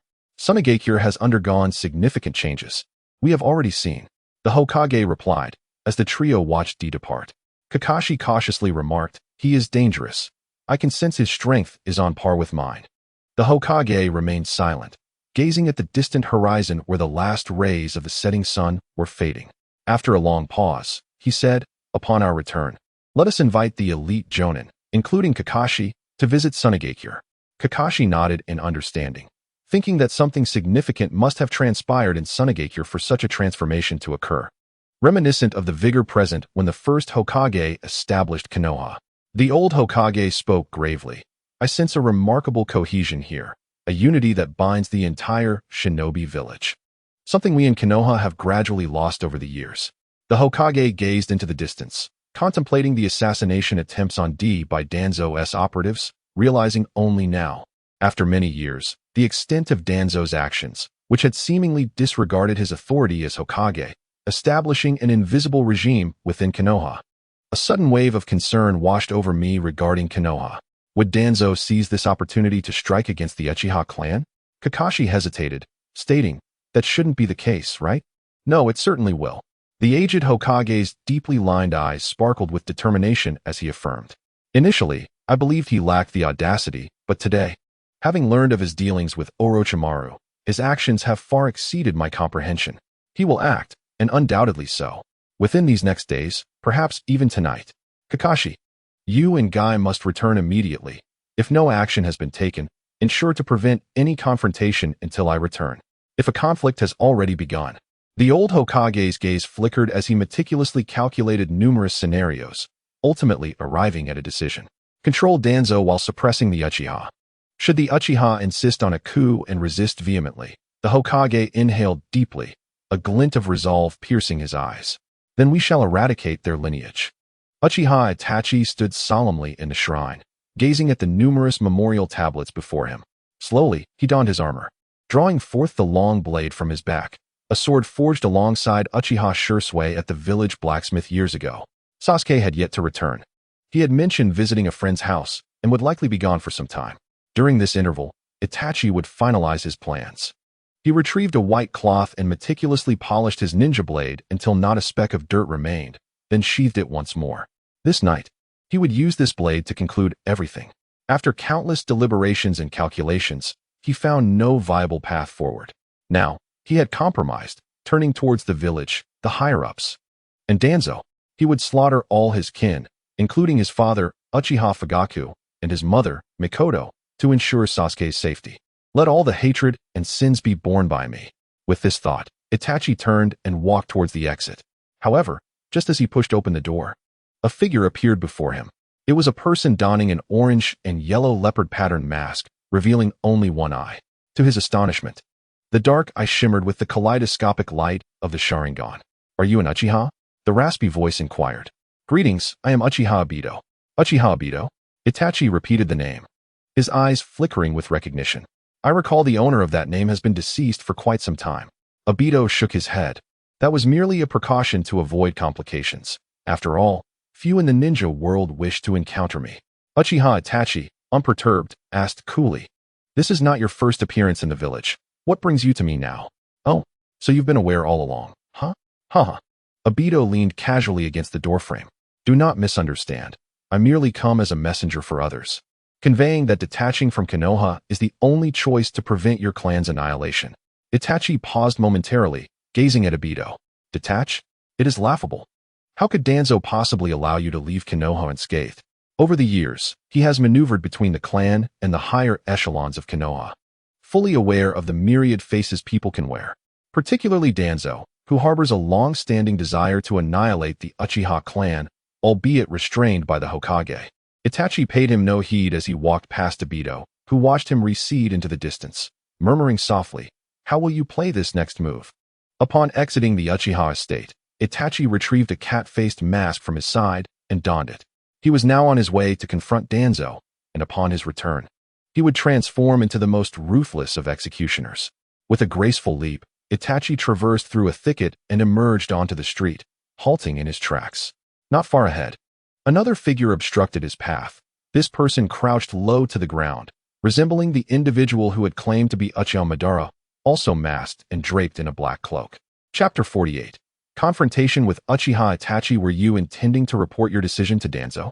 Then return home to slaughter your family, all to secure a bright future for your brother?" Suku's voice was laced with a mocking tone as he toyed with the hilt of his kunai, idly rotating it.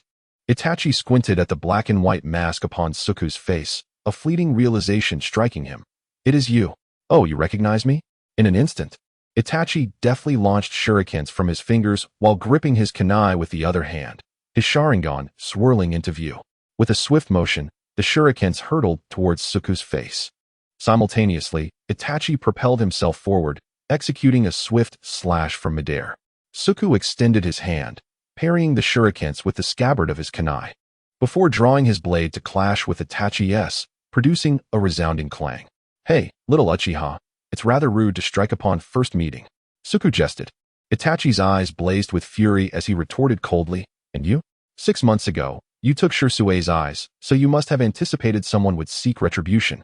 Oh, so that's what this is about. Why didn't you say so earlier?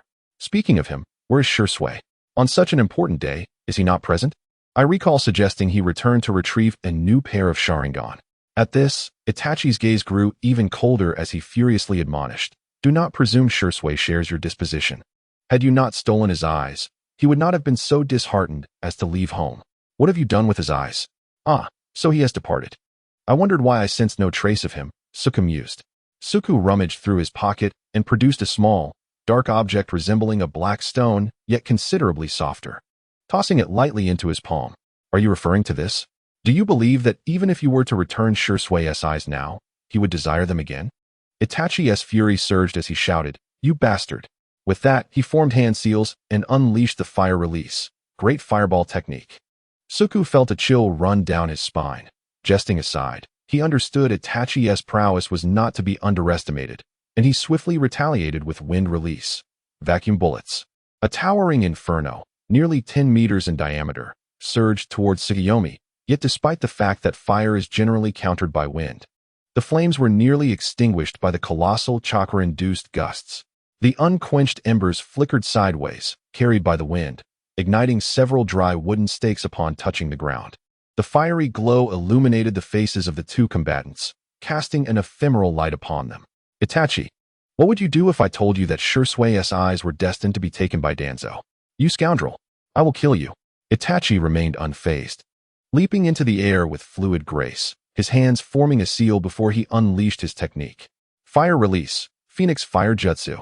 A flurry of shuriken, enveloped in flames, arced towards Tsukuyomi, creating an almost inescapable assault. Fallen Star. Tsukuyomi invoked space-time ninjutsu, causing the fiery projectiles to lose their trajectory, eliciting a subtle tightening of Itachi's expression. Then how about this? His gaze turned frigid as black flames surged forth from his eyes, morphing into a dragon of fire that charged towards Tsukuyomi. Amaterasu.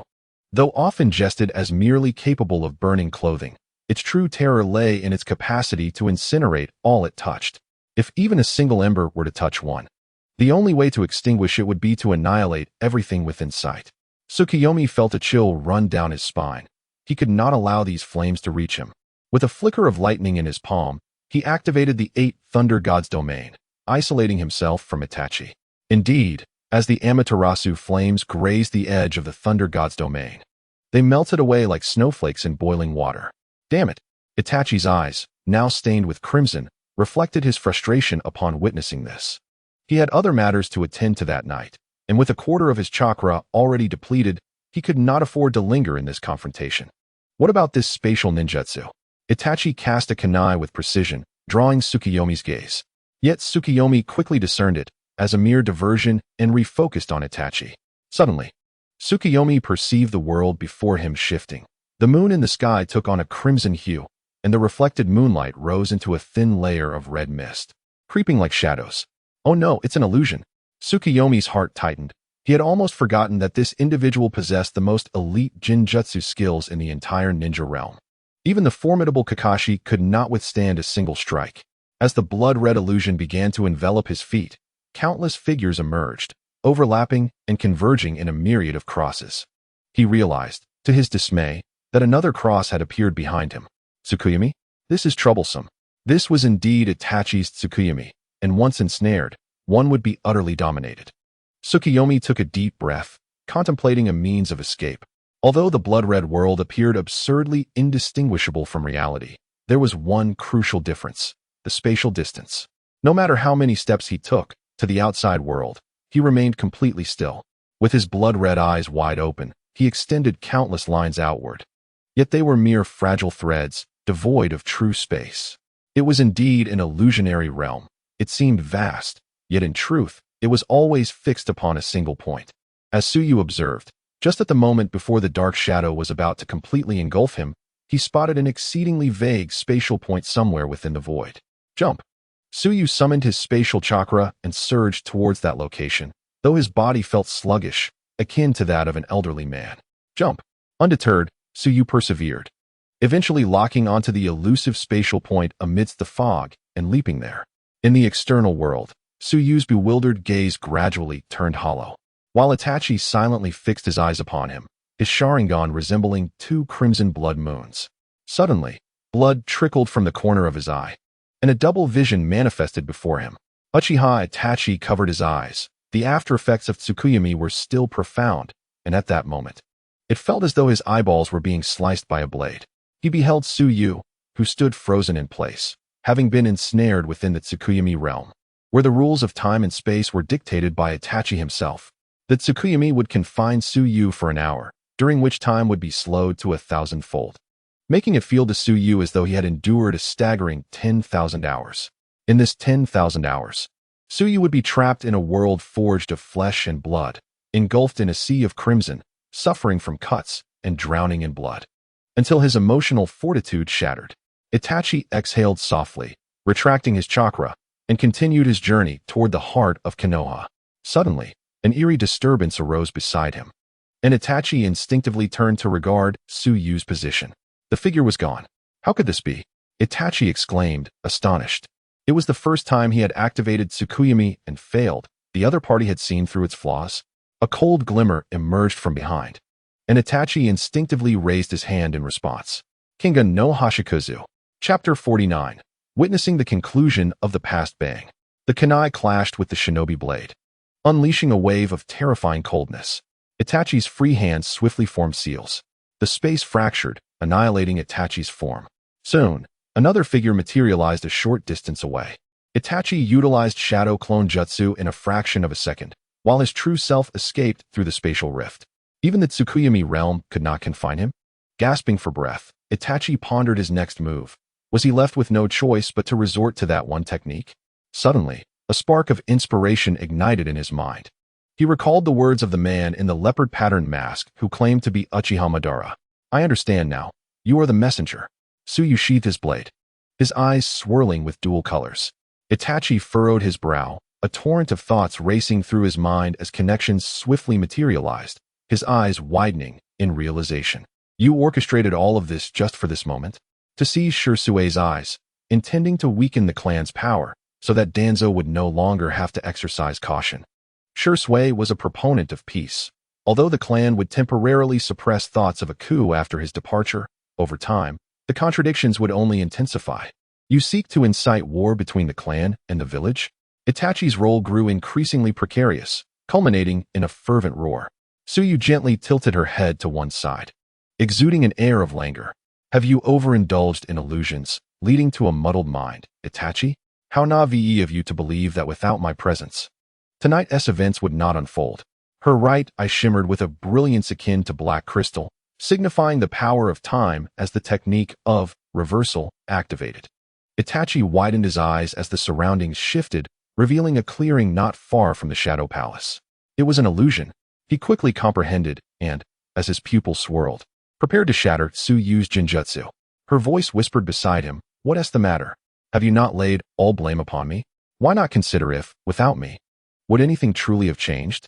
Itachi paused, momentarily taken aback, before relaxing his mind and willingly immersing himself in the world of illusions. Scenes unfolded before his eyes in rapid succession. Shirsue emerged from the Shadow Palace, only to be ambushed by Danzo and his root members during his return to the clan. Shirsue retaliated, using Jinjutsu to control Danzo, yet he refrained from ending his life. Suddenly, Danzo vanished, reappearing before Shirsue.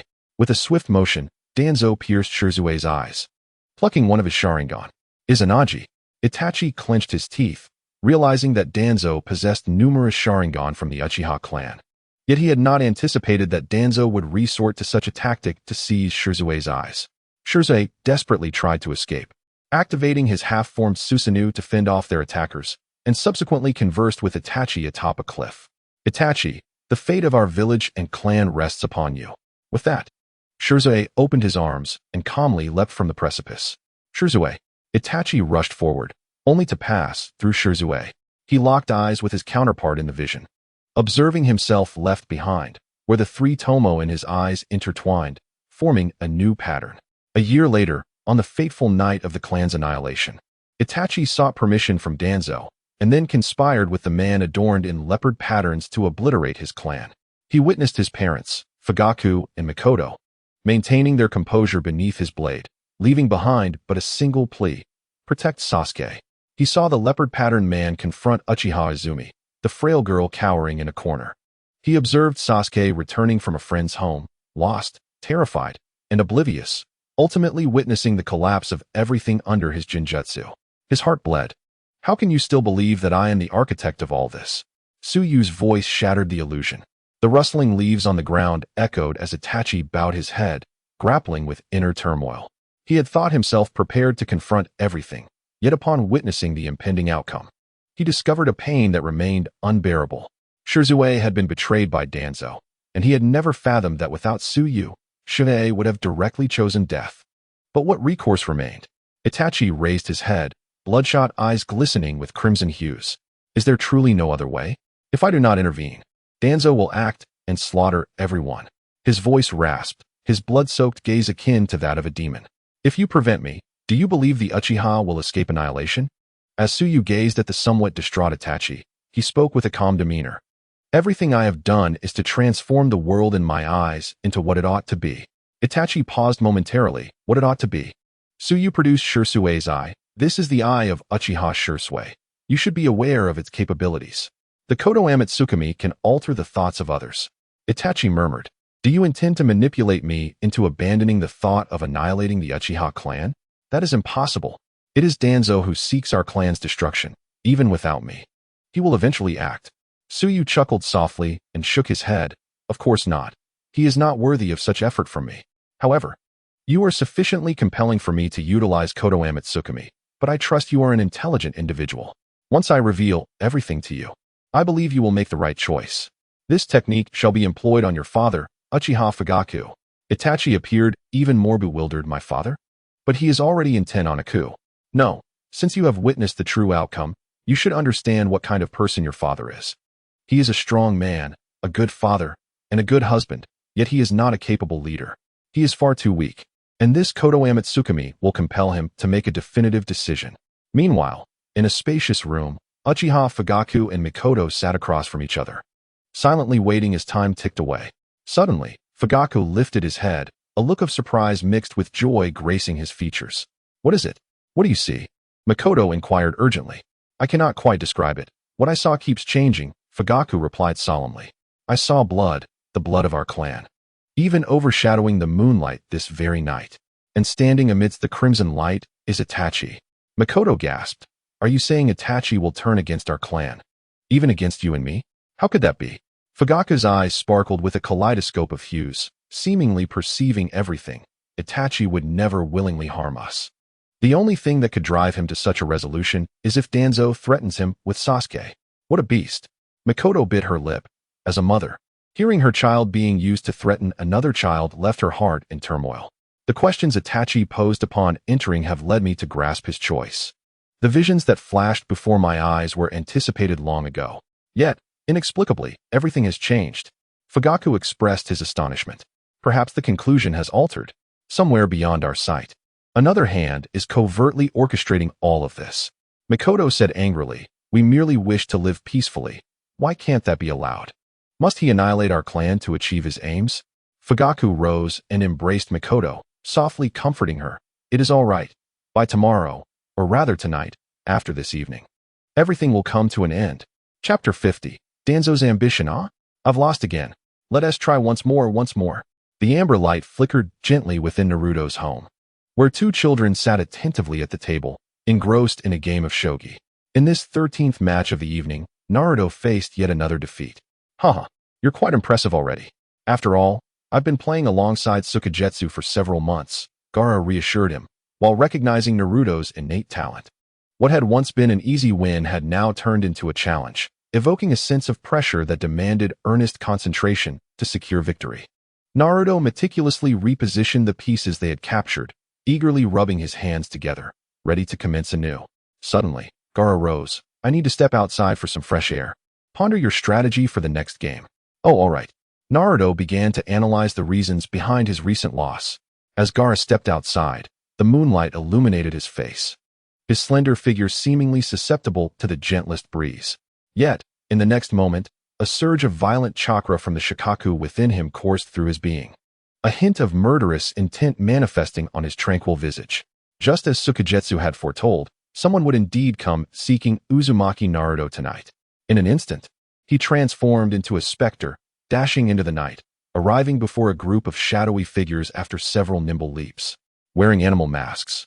These individuals belonged to an organization known as Root. "None shall escape," Gaara declared, donning a mask that shrouded his face, embodying the harbinger of death as he commenced his grim harvest. "Who goes there?" The members of Root sensed an anomaly, halting to survey their surroundings. However, before they could discern anything, a wind blade, 3 meters long, sliced through the air. The sound was akin to a deflating balloon, the force swiftly dissipating. By the time Gaara landed before the group, only lifeless bodies remained strewn across the ground. Sand burial. As the earth erupted in a cloud of dust, swiftly engulfing the fallen, it seemed as though the prior events had never transpired. After executing this grim task, Gaara turned his gaze elsewhere. With the Root members dispatched, Tsukuyomi had mentioned that members of the Uchiha clan might arrive shortly. Thus, he decided to wait outside for a spell. Gathering chakra to his feet, Gaara sped away, his silhouette vanishing into the night. Deep beneath the ground, within the confines of Root, Danzo furrowed his brow. It should have been time for Itachi Uchiha to provide him with a response, yet he had not yet arrived. An individual with orange hair, draped in a matching cloak over his ninja attire, hurriedly approached Danzo, urgency in his tone. Lord Danzo, our operatives report that Orochimaru has been sighted in the vicinity of Konoha. The speaker was Kazekage, one of Danzo's trusted subordinates, who had been by his side for quite some time, alongside the oil woman, Tsurugi. Oh, that serpent has remained hidden for so long. Yet now he resurfaces while the Hokage is away. Has he perhaps deduced my intentions to instigate a coup? Danzo remarked darkly, his gaze laden with foreboding. In the mountains. Yashamaru spoke at an opportune moment. When we received this message, the messenger was gravely injured and claimed not to have seen the assailant clearly. Danzo waved his hand dismissively. That must be the handiwork of Orochimaru, who believes that only the dead can keep secrets. He ensures that the messenger must perish to guarantee the message's safety. However, if he has come, it is likely not merely for the Sharingan. If we can harness his power, perhaps it is time for a change of leadership in the Hokage position. Danzo's ambitions surged. Everything was under his control. Just then, the oil-wielding Nara Shikaku entered, accompanied by Itachi Uchiha. Upon seeing Itachi, the last flicker of Danzo's hesitation vanished. As long as Itachi resolved to annihilate the Uchiha clan, his foundational strength would remain intact, allowing him to navigate the forthcoming upheavals. Why have you arrived so late? Danzo raised his head, looking down at Itachi with an air of haughty authority, reprimanding him coldly. Itachi bowed his head. I apologize, Lord Danzo. I encountered some matters on the way. I have made my decision. I implore you to fulfill your promise and spare Sasuke. Danzo snorted contemptuously, replying tersely, that will depend on your forthcoming actions. Itachi knelt briefly before rising and departing. A smile crept across Danzo's lips as he donned a black cloak lying nearby, concealing the ominous dozen Sharingan on his right arm. Let us proceed. Tonight, I shall reclaim the throne that rightfully belongs to me. With that proclamation, he rose and stepped outside, symbolizing the resurgence of the roots long buried beneath the earth, now ready to bask in the sunlight once more. Nara Shikaku and Yashamaru followed closely behind him, alongside countless pairs of eyes that had been lurking in the shadows. As Danzo emerged from the hidden chamber, he felt a fire igniting within him. Perhaps his ambitions extended beyond merely eradicating the Uchiha clan. The Uchiha had long served as the police force of Konoha, fostering numerous grudges over the decades. The other prominent clans of Konoha, wary of the power of the Sharingan, suppressed their resentment. However, when the walls crumble, the masses will surely rejoice at the downfall of the Uchiha. Furthermore, the decades-long advocacy of peace by the former Hokage, Hiruzen Sarutobi, in maintaining relations with the Uchiha, would be undermined, erasing the brilliance of his legacy as Hokage. Let us not forget, during the Nine-Tails rampage a decade ago, it was the Uchiha's eyes that discreetly manipulated the beast. The villagers of Konoha harbored deep animosity towards Naruto, who was possessed by the Nine-Tails. Their enmity towards the one who controlled the beast with the Sharingan would be even more profound.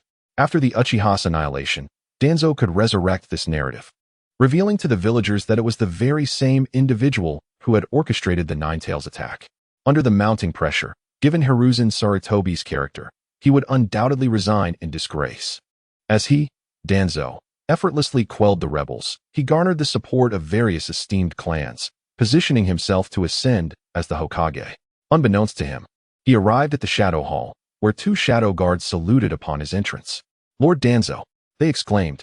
Oh, you may take your leave, he replied. Hisashi has gone to Sunagakure, and I require assistance in dealing with the backlog of documents from the past few days.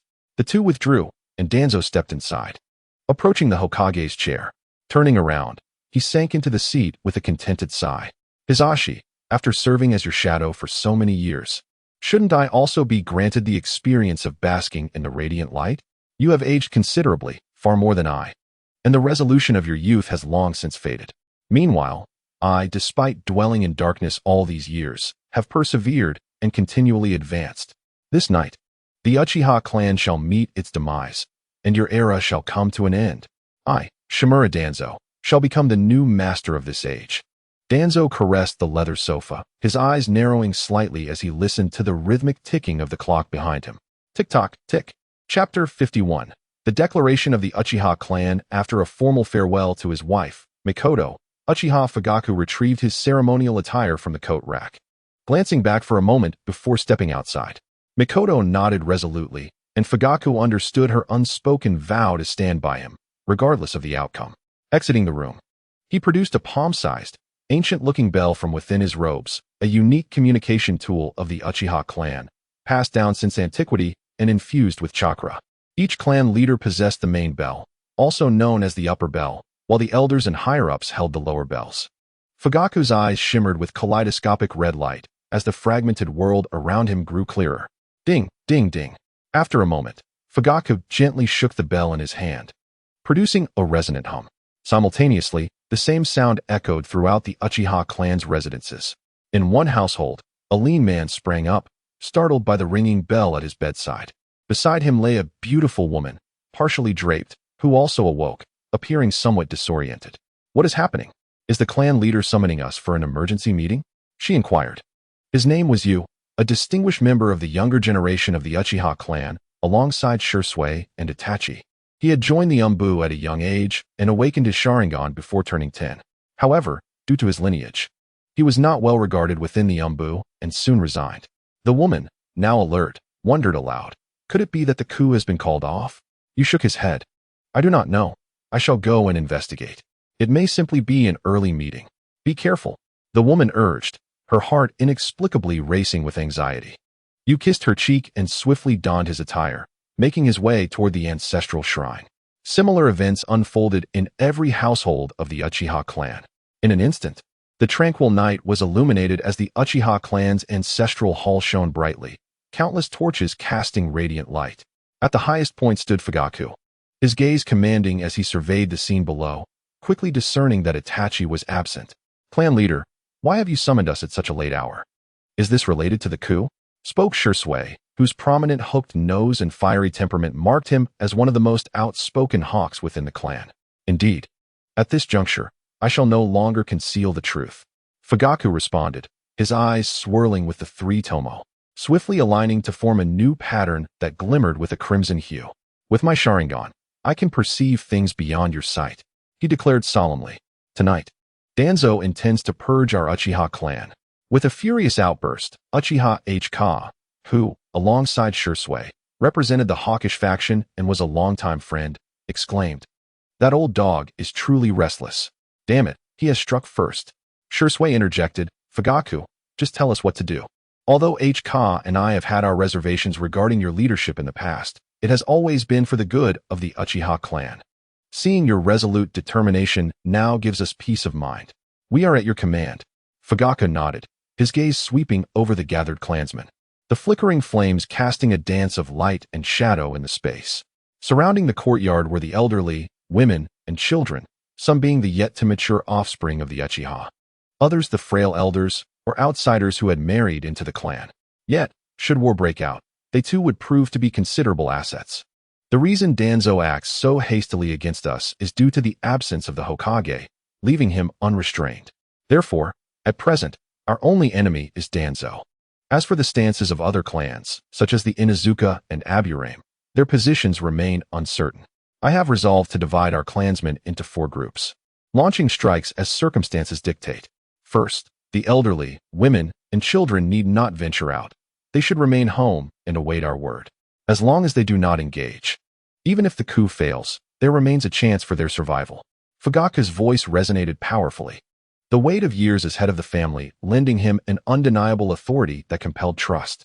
The crowd below nodded in agreement. While the Uchiha were not averse to death, they each had their vulnerabilities, and their willingness to fight for the clan hinged upon the safety of their wives and children. Uchiha Yasuo exhaled in relief. He had long harbored dissatisfaction with Konoha's differential treatment of the Uchiha. Yet his fear for his family's safety had restrained him from taking bold action. He raised his hand in support, a gesture echoed by the Uchiha around him. Fugaku, his crimson eyes shimmering, nodded once more. "Next, the younger generation, those under 20. Your responsibility is to remain within the clan and be prepared to assist at any moment." Uchiha Y, momentarily taken aback, clenched his fist and shouted, "We vow to share the fate of the Uchiha." A chorus of passionate youths echoed his words, only to be met with stern glares from their fathers standing at the forefront. "Our fathers are still alive. What are you shouting about? Uchiha Fugaku spoke calmly. Rain, you must understand that as long as you all are alive, the Uchiha clan shall not perish. You are the shield of the Uchiha. Should the prominent families waver, our coup d'etat may succeed. You are to provide support and engage fiercely. Conversely, if the coup fails, you will become the final bastion of our clan. I implore you to also protect the wives and children left at home. I believe that with everyone's capabilities, you can serve as leverage in negotiations with Danzo. If they truly wish to obliterate the Uchiha clan, you can shield everyone and fight your way out of the village, allowing for the revival of our family in the future. Rain paused slightly, glancing at his wife amidst the distant crowd, and nodded solemnly.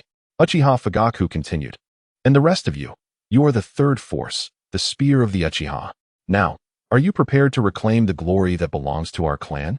In unison, Kazan and others, including Inabi and Hakadai, struck their chests with determination. They divided into 4 groups. Inabi and Hakadai would lead 2 teams, along with gathering the guard forces to surround Konoha. If they encounter Danzo's route, they are to eliminate them without hesitation. If they confront the Umbu, they should engage cautiously to minimize casualties. Understood. Kazan and the others would take the remaining 2 teams and conceal themselves in the shadows, monitoring the movements of the prominent families in Konoha, aiming to restrain them and buy time. Understood. Uchiha Kazan suddenly asked, what about you, clan leader? Fugaku looked towards the shadowed hall, resolute. I, alone, shall be the 4th force. I will seek out Danzo and confront him directly. The group raised their torches, as if to illuminate the heavens. In that moment, the Uchiha clan stood united against a common foe. Unbeknownst to them, a spectral figure appeared atop the roof, the kaleidoscope Sharingan beneath a leopard-patterned mask, quietly observing all below. Chapter 52. Recognizing reality. With the 2 pillars, the sound of soft footsteps echoed throughout Konoha. As the clock struck 1, both Root and Umbu sprang into action. The Umbu received orders indicating that a significant upheaval might occur in Konoha tonight. They would maintain intense surveillance until dawn. Meanwhile, Root, like a silent current in the night, converged stealthily towards the Uchiha clan, having received orders to monitor Itachi Uchiha. Should Itachi take action against his kin, they were to collect the Sharingan from the fallen.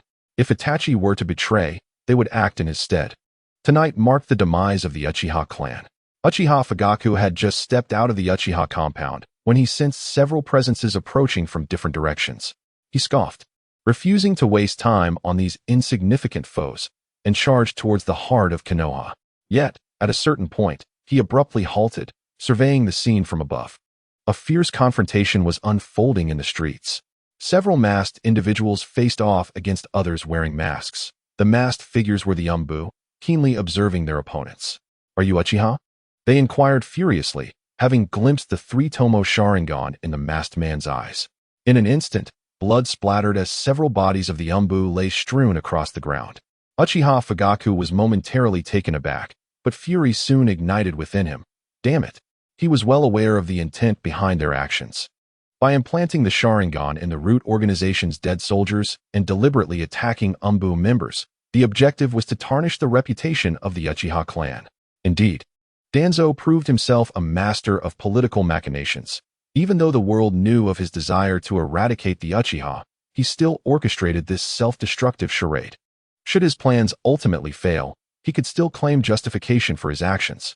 Before long, the commotion attracted nearby Umbu members, who rushed over only to find the lifeless bodies scattered about. All eyes turned towards several Uchiha clan members. Were the Uchiha attempting to rebel against the village? The Sharingan wielders cast anxious glances as more and more Umbu members arrived. Seeing no escape, they hastily drew their kunai. With a swift motion, the Uchiha members began to take their own lives, leaving the Umbu members frozen in shock. Moments later, one of them raised a hand to notify the captains to inform superiors that the Uchiha were in revolt, ordering everyone to enter a state of heightened alert. Uchiha Fugaku felt as though his chest would explode with rage. He clenched his fists, and the last remnants of hesitation vanished. Instead of heading to the Shadow Hall, he made his way to Naruto Uzumaki's home. Meanwhile, Uchiha Itachi emerged from the Roots and soon encountered Chi and Tsuyu. The Roots must have already begun their actions. Soon, someone will come to track me. I wish to ask you for a favor. Is it your brother, Sasuke? Chi and Tsuyu replied reassuringly. Fear not. I shall take him to a safe place. Thank you. Uchiha Itachi expressed his heartfelt gratitude. Go now, and when the time comes, lead your clan through the woods to the south. They shall be there to assist you and guide you to your new home. Understood. Uchiha Itachi sighed in relief, nodding deeply before turning to return to his family. Chiyun Suyu, meanwhile, hurried in the opposite direction. Both Danzo and the Uchiha had begun to take action, and his current mission was to assist in guiding the children. He quickly arrived at a residence where two children of modest height sat on the steps, engaged in conversation. One had yellow, curly hair, while the other, with long black locks, was undoubtedly Sasuke. Sasuke, your fireball technique is incredible. How do you manage to create one so large? The curly-haired boy asked with admiration. If only I could do the same. It's not that difficult. You just need to focus your thoughts. This is nothing compared to my brother. He can produce a fireball as large as a house. Are you referring to Uchiha Itachi? I've often heard my father speak of him, claiming he is a once-in-a-decade genius in Konoha. Sasuke patted his chest confidently. I will surely surpass my brother. Just wait and see. Suddenly, a figure appeared before the two individuals. Shinryun Suyue swiftly tapped Sasuke's forehead. You little black-eyed brat, you must be Sasuke, right? Your brother sent me to bring you back. Sasuke, struck, fell to the ground, covering his forehead with both hands, and shouted angrily. Who are you? I've never seen you before. How could you possibly be sent by my brother? And I'm not a brat. One day I will become a great ninja. Your brother Itachi is a brat in front of me too. What? Do you wish to defy the heavens? Suyue replied, gritting his teeth. Sasuke stood up and attempted to form hand seals. You shall not insult my brother. A fireball erupted brightly, only to be extinguished almost instantly as Shinryun Suyue snuffed it out with ease, delivering a sharp slap to the back of Sasuke's head. Ouch! What was that for? After failing with one attack, Sasuke formed seals to unleash other jutsu, but was seized by Suyue at the shoulder and kicked in the rear. The nearby boy with yellow curly hair was dumbfounded. What on earth is happening? You really need a lesson, don't you? A good thrashing will make you behave. Clapping his hands, Suyue turned to the prostrate Sasuke. What use is mere taijutsu? My brother's jinjutsu is 1,000 times stronger than yours. Sasuke stubbornly retorted. Oh, is that what you mean? Shinryun Suyue activated a time reversal, momentarily turning back time, allowing Sasuke to witness a compilation of moments where he had been beaten. How could I possibly lose to that nine-tails fox? This featured a clip of Naruto delivering a beating. No, that hurts. The scene of being kicked away by Lee was almost painful to watch. Who is this old man? How dare he bully the young? A moment of being pummeled by Killer Bee appeared next. Okay, my brother. Being beaten by my brother is actually not that bad. One instance showed him being knocked down by Itachi. Sweat streamed down both sides of Sasuke's face, dripping onto the ground.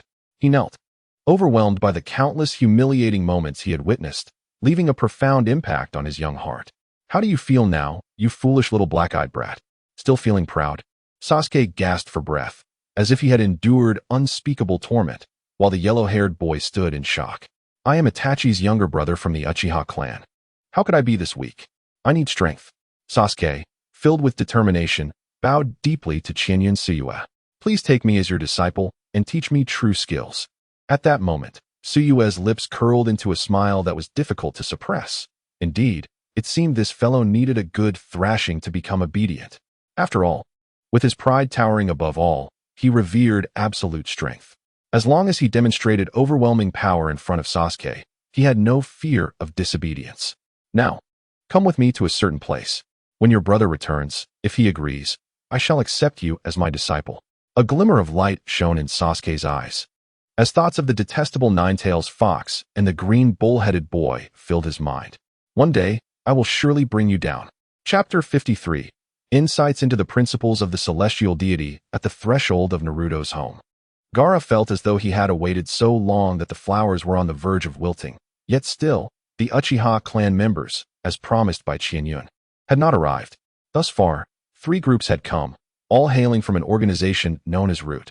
Naruto opened the door, exclaiming, Hey Gaara, I've conceived an extraordinary move. This time, I shall surely bring you down. Gaara cast a fleeting glance around, contemplating returning to his chess game with Naruto, when suddenly, his expression tightened. Wait, I have something to attend to. I shall return shortly. With that, Gaara formed a series of hand seals and vanished from Naruto's sight in an instant. Naruto scratched his head, muttering in confusion, "What on earth is going on?" Simultaneously, Gaara and Fugaku Uchiha materialized in an open area. Beneath Gaara's feet, sand began to flow, and he sensed the formidable presence of the individual before him. Fugaku's face was as solemn as the depths of water. "I never anticipated that Danzo would foresee my every move, sending someone to protect Naruto, of all people, such a mere child." Gaara tilted his head slightly. "Who is Danzo?" "Humph." Fugaku scoffed, and in an instant, he sprang into action, forming hand seals with a deliberate pace that belied its steadiness. Fire style, Phoenix Fire technique. True to his prime, Fugaku's technique, though not as ferocious as Itachi's, exhibited precision and flawless execution. The fireballs he conjured were double in number compared to Itachi's. Boom. Bang. Gaara raised a small hand, and a vortex appeared beneath him, causing a wall of sand to erupt from the ground, enveloping him entirely. Sand technique. "You are a sand-hidden ninja?" Gaara recalled Qianyun's warning about not revealing his identity and remained silent, abruptly lifting both hands. Sand binding coffin.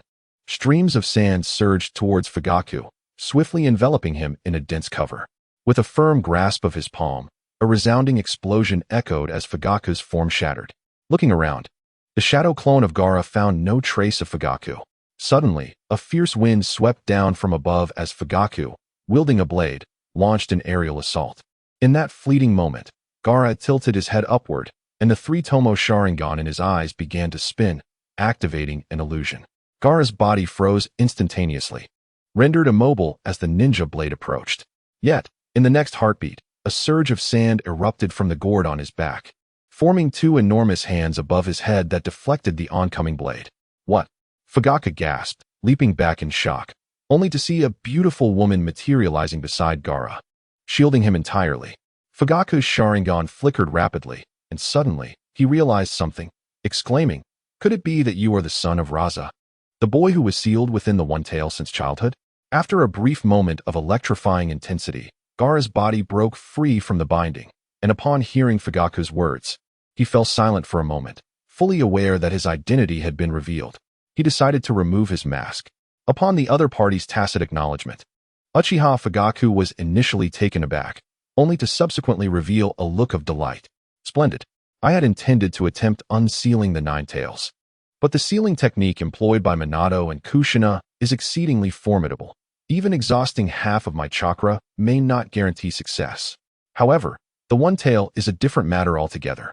The strength of the Sand Village's seal is far inferior to that of the Nine Tails, making the release of the One Tail considerably more manageable." Having said this, Fugaku's eyes gathered chakra, and the three-tomo swiftly transformed into a kaleidoscope as he prepared to activate the seal against Gaara. Suddenly, a ripple in space occurred, obstructing Gaara's figure. "Tsukuyomi, you've returned," Gaara exclaimed, feeling a wave of relief wash over him. Shaking his head, he remarked, "I am no match for him." "Indeed. You have performed admirably." Tsukuyomi gestured for Gaara to continue. "Go on and play with Naruto." Gaara turned to depart, while Fugaku fixed his gaze upon Tsukuyomi. Soon discerning the truth, it was merely a shadow clone. "Do you think so little of me?" Tsukuyomi turned, revealing a faint smile, and without further ado, his crimson eye radiated a brilliant light.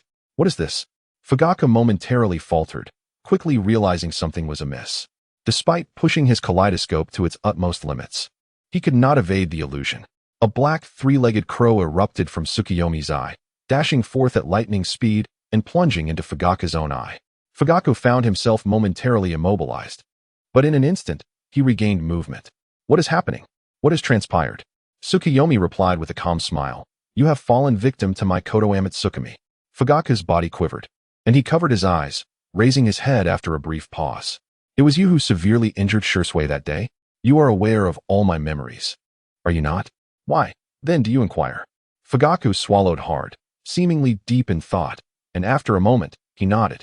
"Yes, I understand. It is indeed Danzo." He spread his arms wide. "But why is it that despite being ensnared by Konoha Tsukumi, aside from gaining a fragment of your memory, nothing else seems to have changed?" Tsukuyomi smiled gently. "People often perceive Konoha Tsukumi as the ultimate genjutsu capable of altering one's thoughts, yet they remain oblivious to its underlying principles. This is something I have only recently learned. Each individual's experiences differ, and thus their realizations vary. How could one possibly alter the perspective of someone who has traversed a wholly different past? How is this paradox to be reconciled? Konoha Tsukuyomi, in essence, implants all my memories within you. Once you comprehend my entire past, you will naturally resonate with my thoughts. The purpose of Konoha Tsukuyomi is merely to utilize my memories as the primary cognition. Fugaku remained silent for an extended period, still bewildered. So, you truly are a time traveler? How could such an enigmatic phenomenon exist in this world? Tsukuyomi merely nodded gently, affirming his words. Lowering his gaze, Fugaku took a long moment before retracting his kaleidoscope eyes. I comprehend now, yet your will does not conflict with mine. Since you have arranged everything, I too shall pursue my desires. He gazed at the Hokage palace, declaring, Danzo dares to manipulate my family of 4 at his whim. I shall surely slay him. Tsukuyomi's lips curled slightly. Be cautious, though his strength may be lacking. His underhanded tactics are plentiful. Fayake, clad in a long robe, turned away, waving his hand in acknowledgement. Meanwhile, on the panel, the entry for Uchiha Fayake instantaneously transformed from 0 to 100. Regrettably, the activation time for this ninjutsu is excessively long. Otherwise, upon encountering others, I could employ the Konoha Tsukuyomi repeatedly and swiftly unlock all space-time ninjutsu. Tsukuyomi lamented, for the eye he had affixed upon himself had quietly lost its luster after executing the Konoha Tsukuyomi. The next time he wished to activate it would likely require several years. Chapter 54. An upheaval in all directions on the outskirts of the Uchiha residential area, several root members adorned in masks fixated on the scene below. They observed a figure approaching from a distance down the street. It was none other than Uchiha Itachi. Prepare yourselves. He has arrived. Do you think he will take action? One asked. Who knows? Regardless, tonight the Uchiha clan shall surely perish. Another responded. I've heard that the infamous Uchiha Itachi is actually quite fond of his younger brother. Our people have already gone to capture Sasuke. With Sasuke present, he won't hesitate to act. If he truly slaughters his entire family, he will undoubtedly become a historical villain of the Uchiha clan, a veritable beast. Well, it's either that he becomes a beast or his whole family perishes. Those are the only 2 options. No matter how one chooses, it can only lead to misfortune. One must admit, Danzo is truly ruthless. I have also heard that Uchiha Itachi has a little wife. Why don't we intercept him? We can wait until he is distracted before he strikes. From the shadows came a series of low, mocking remarks, interspersed with several rather lewd comments. Under their watchful gaze, Uchiha Itachi drew his kunai and, after a fleeting moment on the street, suddenly dashed into a house. The light burst forth, revealing Itachi's shadow as he raised his kunai. When it fell, a liquid splattered against the window paper, causing a tremor of fear among the root members. Indeed, a beast without question. I shall report to Lord Danzo. You too. Inform the perimeter members that they may return. Lord Danzo seeks to seize power, and we will require manpower for the impending standoff against the various clans. With that, the individual leaped away, vanishing into the depths of the night. The remaining members continued to stare intently at the residential area, eager to witness the unfolding drama. However, as time passed, Uchiha Itachi did not emerge, raising their suspicions. What is going on? Wasn't he that merely a regular Sharingan? Why hasn't he come out yet? Suddenly, they sensed something amiss and turned simultaneously. The striking youth stood before them, kunai in hand, coldly observing them. Uchiha Itachi, how did you end up here? Who is that below? Uchiha Itachi tugged at the corner of his mouth and dryly remarked, just a shadow clone. With that, he raised his blade. You dare to betray me. I must inform Lord Danzo. Swish. With a swift motion, Itachi severed the heads of the 2 individuals. His eyes ablaze with black flames that consumed their bodies entirely. Behind him, a sound of applause resonated, prompting Itachi to turn. Truly, you are the prodigious talent of the Uchiha clan. Your methods are undeniably decisive. These hands, I presume, have been stained with countless blood. Chuckled the man in the leopard-patterned mask. Let us proceed to the next location. Itachi clapped his hands together. Obito stepped forward, placing a firm hand on Itachi's shoulder. And the 2 transformed into a whirlpool, instantly transporting themselves elsewhere. The 2 individuals of formidable strength swiftly annihilated the surrounding members of the root organization in a matter of moments. Within the Uchiha Ancestral Hall, their figures materialized, causing immediate tension among the Uchiha clan members present. Itachi, your appearance at this moment. Have you turned your allegiance to the village? Itachi cast a dispassionate glance at Uchiha Rain before addressing the crowd. The root members around have been eliminated. Konoha is about to face a tempest of bloodshed. Please follow me, and I will lead you to safety. How can we trust you? A voice rang out defiantly, only to be met with the sight of Itachi's crimson eyes. Have you, like the clan leader, awakened the Mangeki Sharingan? Itachi's voice bore no emotion. The elders of our clan have departed. It would be effortless for me to end your lives. Whether you choose to follow or not is entirely up to you. With that, he ceased further explanation. The remaining individuals exchanged glances, and one by one, they began to gather their belongings in preparation for departure. Then who is he? Someone inquired, noticing Obito leaning against the doorframe. Itachi glanced over, his brow furrowing slightly. Let us consider him an ally of the Uchiha clan for the time being. Soon, the elderly, the infirm, and the youth of the Uchiha clan were ready, marching in a grand procession toward the village gates. Danzo reclined in the Hokage chair. His eyes narrowed when suddenly news arrived from outside. Lord Danzo, Uchiha Itachi has commenced the purge. I witnessed him slay members of his own clan. Excellent. Danzo clapped his hands, excitement coursing through him as he drew closer to his ambitions. If that is the case, the Uchiha clan no longer poses a threat. All efforts must now be directed toward balancing the power among the various clans. Donning his dark robe, Danzo's shadowy visage brimmed with confidence. By the end of tonight, Konoha will belong to the Yashamaru clan. Remember, should conflict arise, let the Umbu under Sarutobi Hiruzen take the lead, and we shall conserve our strength.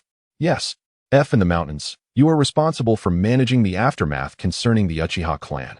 Ensure that all Sharingan are collected. We must not allow anyone to pick up the remnants. This coup d'etat has cost me several Sharingan. I feel quite pained by the loss. As he exited the Hokage's office, the noise of frantic shouts began to invade his ears, accompanied by the hurried footsteps of many. Konoha village was awakening from its deep slumber in the dead of night. What is happening? What has occurred? It seems that a conflict has erupted, possibly involving the Uchiha clan and the Umbu. Has the ambition of the Uchiha family escalated to this point, daring to seize power while the Hokage is away?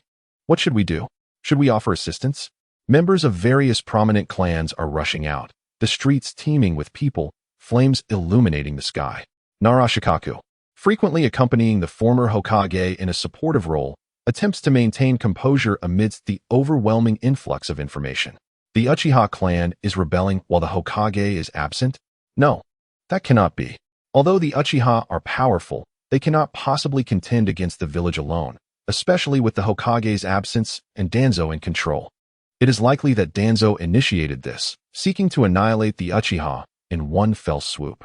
Beside him, Nara Shikamaru looks up at his father and asks, "Other clans have also arrived. What do you think we should do?" Shikaku ponders for a moment before replying. Let us first observe the situation. Without knowing the specifics, recklessly intervening could worsen matters. We must convey our intentions to the Hokage and send someone to Suna to bring him back immediately. At that moment, someone rushes in. It's an elite guard from Sarutobi Hiruzen. Lord Shikaku, it appears that Konoha has been severed from the outside world. Numerous corpses have been discovered around the village. Shikaku is momentarily taken aback and hastily instructs Shikamaru, "Go relay my message to the clan heads. Pig, Butterfly, and I will venture out personally." After speaking, Nara Shikaku hurriedly dons his gear and, along with the Kimichi Choza and Yamanaka Inoichi, makes his way down a narrow path leading out of the village. However, just as they exit the village gates, they are intercepted by Tsukujetsu. Shikaku recognizes Tsukujetsu's attire from 6 months prior, recalling that the previous assassination scheme was his design. Upon seeing him again, Shikaku's expression shifts dramatically. "It is you. Is this entire affair part of your scheme?" Chapter 55. The coordination of Pig, Deer, and Butterfly. Tsukujetsu gazes calmly at the trio, a smirk gracing his lips. "Where might you three be headed?" Shikaku furrows his brow. "Enough chatter, let us engage him." The cooperative techniques passed down through the three great clans come to fruition at this moment, as a Kimichi Choza and Yamanaka Inoichi vanish and reappear on either side, surrounding Tsukujetsu in a triangular formation. Is this a combination technique of the Pig, Deer, and Butterfly? Truly troublesome. Chun-En's eyes shine brilliantly, as if igniting with flames.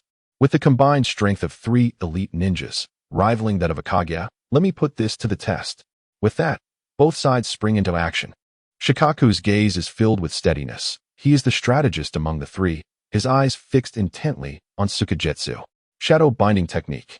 Suddenly, the shadow beneath him elongates and narrows, shooting towards Tsukugetsu's feet. Yet, just as it reaches him, Tsukugetsu vanishes. It is his space-time ninjutsu. Concentrate and capture him. Shikaka bellows.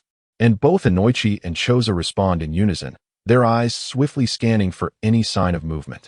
In the mountains, Hachi closed his eyes, simultaneously releasing his chakra as he employed the secret technique of the Yamano clan, perception technique. "Dingswa behind you," Hachi exclaimed.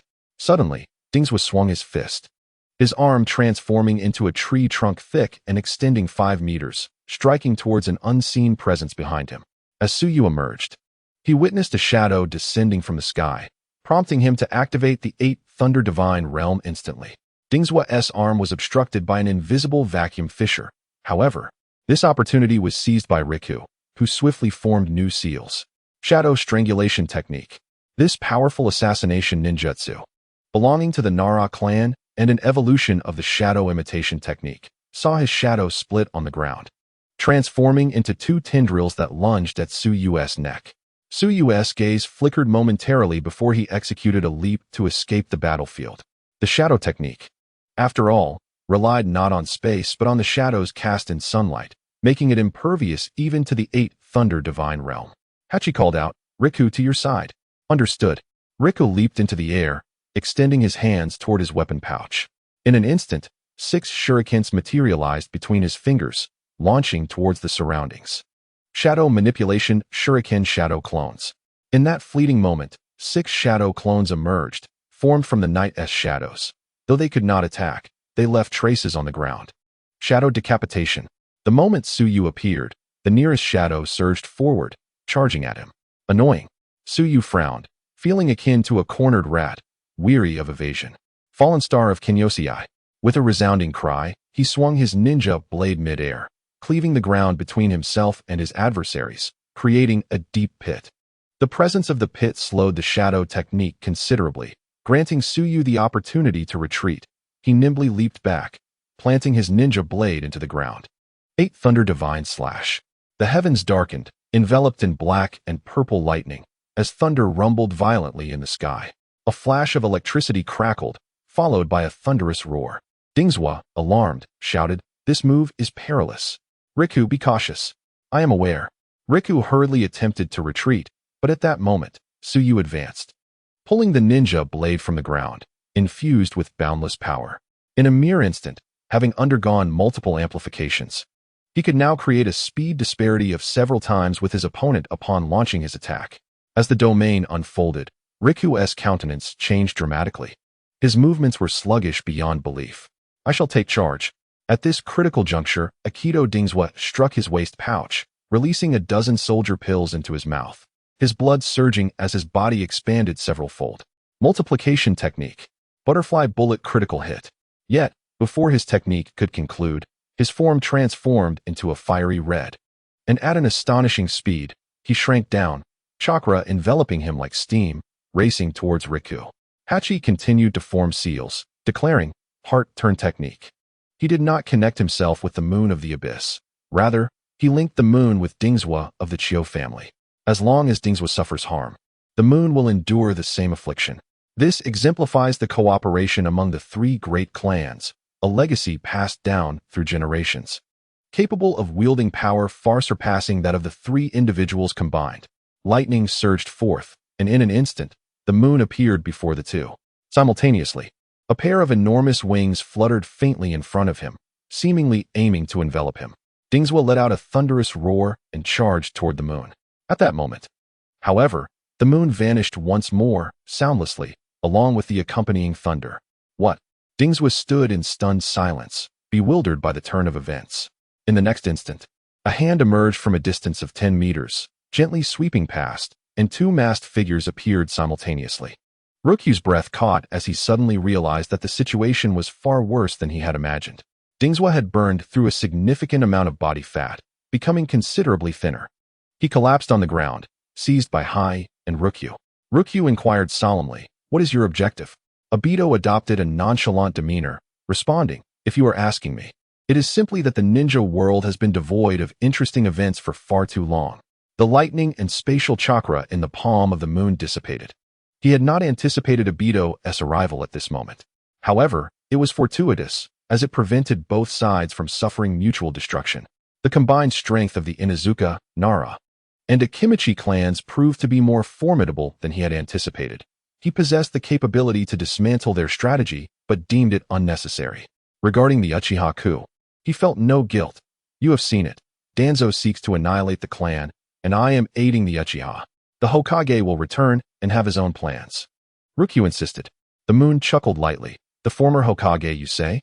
I fear that his position, along with yours, is already ensnared in Danzo's design. What?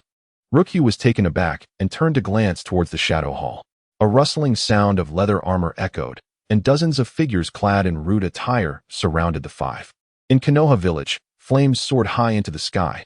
Danzo entered Shikamaru's home with a deliberately steady gait, glancing at the 7-year-old Shikamaru and squinting as he inquired, "Where is your father, Rukyu?" Even Shikamaru's composure faltered at this moment. He pointed toward the village gate and stammered, "He has gone out." "Oh, off to find Sarutobi Hiruzen." "Is he?" "Indeed. They are his people. But honestly, how is it that at such an age, they still resort to calling for their parents when trouble arises?" Danzo observed the child before him, waved his hand, and immediately, 2 individuals rushed forward to seize Shikamaru, taking him captive. Having emerged from the Nara clan, Shikamaru paused slightly, recognizing several familiar faces, including Ino and Choji. "What are the 9 tails? I dispatched individuals long ago to capture him. Why has he not yet been brought in?" "Reporting to you, Lord Danzo, the root personnel you sent appear to have gone silent." "I suspect him." Danzo's eyes widened, a chilling aura enveloping the surroundings. "Ah, the 9 tails. That boy is the son of Namikaze Minato. It is only fitting that I personally extend the invitation." Chapter 56. Fugaku Uchiha. However, just as Danzo accompanied several members of the Oil Woman clan, including Shino, towards Naruto Uzumaki's residence, a figure stood before them. Danzo halted his steps, leaning on his cane, narrowing his eyes to scrutinize the figure ahead. "Fugaku, what brings you here?" At this moment, Fugaku lowered his head, the crimson radiance of his Sharingan illuminating the dark night as he gazed at Danzo, his expression as cold as water. "Where else should I be? Should I stay at home, awaiting my demise?" Danzo smirked, shaking his head with an air of satisfaction. "I must admit, I did not foresee your foresight. Nevertheless, you ought to be more concerned about the safety of your clan. Even with prior knowledge, what can you do? Do you truly intend to resist the entire village with the strength of your clan?" Fugaku advanced towards Danzo, his fists clenched, a robust aura of chakra emanating from within him. "Regardless of my family's fate henceforth, Danzo, I shall slay you here today." "Oh." Danzo slowly opened his eyes, reassessing Fugaku before him. "Where did it all go wrong?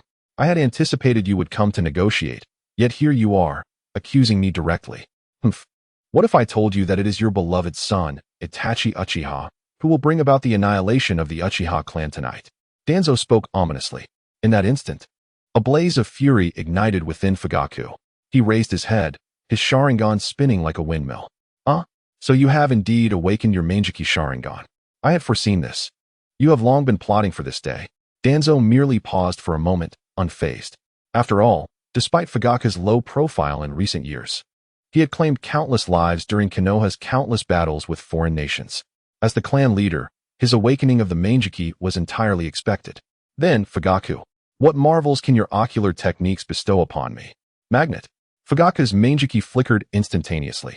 "Kagutsuchi." The moment Fugaku activated his ocular technique, a plume of black mist erupted from his crimson eyes, soaring skyward, swirling around him momentarily before merging into his body. "What is this?" Danzo glanced at the surrounding black mist, sensing something amiss. He attempted to channel his chakra, but found himself unable to dispel it. "What a peculiar power." Fugaku scoffed. "Let me show you the power of Kagutsuchi." He suddenly sprang into action, a short blade slipping from his wide sleeves, hurtling towards Danzo. Danzo met the attack, and the two engaged in a physical confrontation, exchanging blows with equal might for several exchanges. Fugaku sustained a cut on his arm, perhaps due to the excessive consumption of chakra, causing him to waver unsteadily. In contrast, Danzo suffered a stab to his chest, but managed to evade most of the blow, resulting in merely a superficial wound. Is the Mangeki truly so formidable? Wind release, vacuum sphere. Danzo slowly formed hand seals, a grimace contorting his face as he prepared to deliver a lethal strike to Fugaku. But at that moment, his eyes widened in shock, and he clutched his chest, collapsing to his knees. What is this? Towanzo suddenly let out a harrowing scream, arching his body like a shrimp in agony. The onlookers around him were momentarily stunned, rendered speechless. Now I understand your ocular technique. It amplifies my perception of pain. Towanzo's eyes were bloodshot as he struggled to rise from the ground, roaring in anguish. Fuyue, with a solemn gaze, nodded slightly. However, the power of the Kazuchi Sun God is one of calamity. Those affected by your ocular technique will experience a tenfold increase in any negative sensations their bodies endure. Fuyue advanced towards him, but the surrounding roots surged forward to obstruct him. Yet, under the gaze of Fuyue, who possessed the kaleidoscopic Sharingan, they froze, paralyzed. Approaching Towanzo, Fuyue felt Towanzo's fierce resolve as he lunged towards Fuyue's eyes.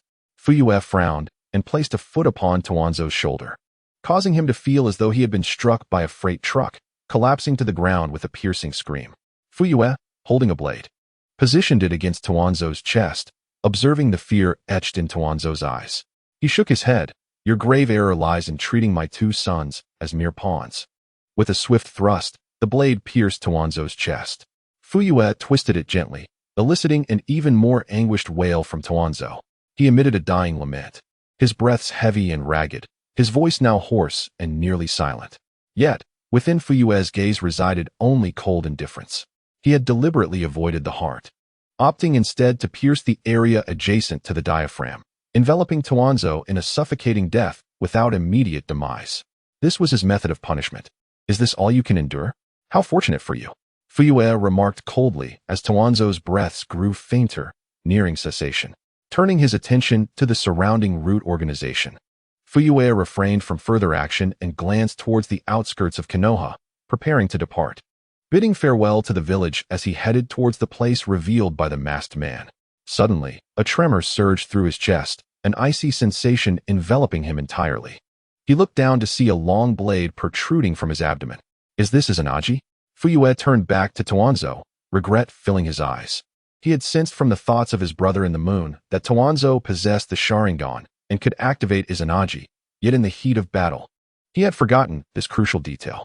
You old rascal, Fuyue bellowed, his visage contorted with rage, hands transforming into blades. With two resounding thuds, he shattered the embedded and protruding sections of the ninja blade. Regaining his focus, he seized Towanzo by the shoulder. With a fierce determination, a shadowy skull briefly emerged behind him, channeling immense power that twisted Towanzo's arms with a sickening crack. Towanzo screamed once more, collapsing to the ground, gasping for breath. Yet a smile crept onto his lips. Fuyue, this is merely a struggle before death. Accept reality. Tobarama collapsed on the ground, vanished once more, reappearing before Fugaku. No longer concealing his true self, he tore apart the iron container that enveloped his arms and his dark robe, revealing his pallid skin adorned with Sharingan eyes that glimmered like rubies. Grasping Fugaku by the throat, he lifted him high and, with a thunderous crash, slammed him back down. Do you understand, Fugaku? After tonight, the entirety of Konoha shall belong to me. I shall not tolerate any force that stands in opposition to my will. Yet, despite being choked and gasping for air, Fugaku managed to smile, albeit one tinged with despair. That will not happen, Tobarama. I have witnessed your destruction at his hands. Tobarama's veins throbbed with fury, resembling a ravenous wolf as he glared at Fugaku, his arm poised to unleash his power.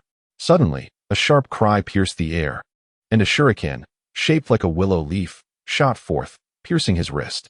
The assailant bore no three-tomo, no kaleidoscopic Sharingan, nor the crimson dual eyes, only a singular figure wielding a kunai. Chapter 57. The Return of Kakashi and Gai's Shadow Strangle Technique. Riku unleashed his secret skill, the shadow advancing along the winding ground until it reached a root member, executing a deadly strike. The two shadows separated like scissors, severing the target's neck, causing the body to collapse, its head rolling to the feet of Inoshikacho Trio. In the distance, Cus swiftly dispatched several root members with his divine slash. Turning to the trio with a smile gracing his lips. Gentlemen, Do you intend to linger here any longer? Riku inhaled deeply, making a resolute decision. First, we must maintain peace within the village. The three turned to return to the village, while Tsukuyomi inquired about Itachi and his comrades. Oh. According to the reports from White Zetsu, Itachi and the others are nearing Sasuke, replied Toby. Good to hear. However, it seems Kakashi and the others have been informed of the events occurring in the village and are on their way here. They should arrive in about half an hour. Toby added. Enough. Tobirama's true nature has been fully exposed. The remaining matters need not trouble us, for Riku and the others will handle it. We must only ensure the safety of the Uchiha clan. Tsukuyomi responded. Is your intention for the Uchiha merely to create division within Konoha? Toby's voice shifted to a low, gravelly tone reminiscent of Obito. Or do you intend to tame this clan and absorb them into your own power? Tsukuyomi, taken aback, exclaimed, Oh, you've guessed it. It seems you share similar aspirations? Obito chuckled dryly, shaking his head. I merely require pawns. With that, Obito slowly faded away, returning to the Kemui dimension. Tsukuyomi gazed toward Naruto's residence. Fugaku must have encountered Tobirama by now. However, given his disposition, he may not easily gain the upper hand against him. As the moon departed, it hastened towards the residence of the whirlpool, yet just as it was nearing its destination, it paused momentarily, sensing another familiar presence. Upon returning to their clan, the members of the deer family discovered that Shikamaru and the others had vanished. Inquiring among those nearby revealed the troubling truth. They had indeed been taken by Danzo. Such carelessness. It was utterly unforeseen that the true orchestrator of this coup would be none other than Lord Danzo. This necessitated the unification of the various clans. Dear Gyo traversed among the clans, establishing contact with numerous clan leaders. Half of them reached a consensus to unite against Danzo, while the remaining clans remained indecisive. Some having been elevated by Danzo himself, and others possessing intricate ties with him. I sincerely apologize, dear Gyo. As you know, in the Yamashiro clan, decisions are not solely mine to make. Yamashiro Kai expressed his regret, revealing their neutral stance, further complicated by Yamashiro Kaze's position as Danzo's personal guard, which inclined them slightly towards Danzo's side. After a moment of silence, dear Gyo declared, Enough.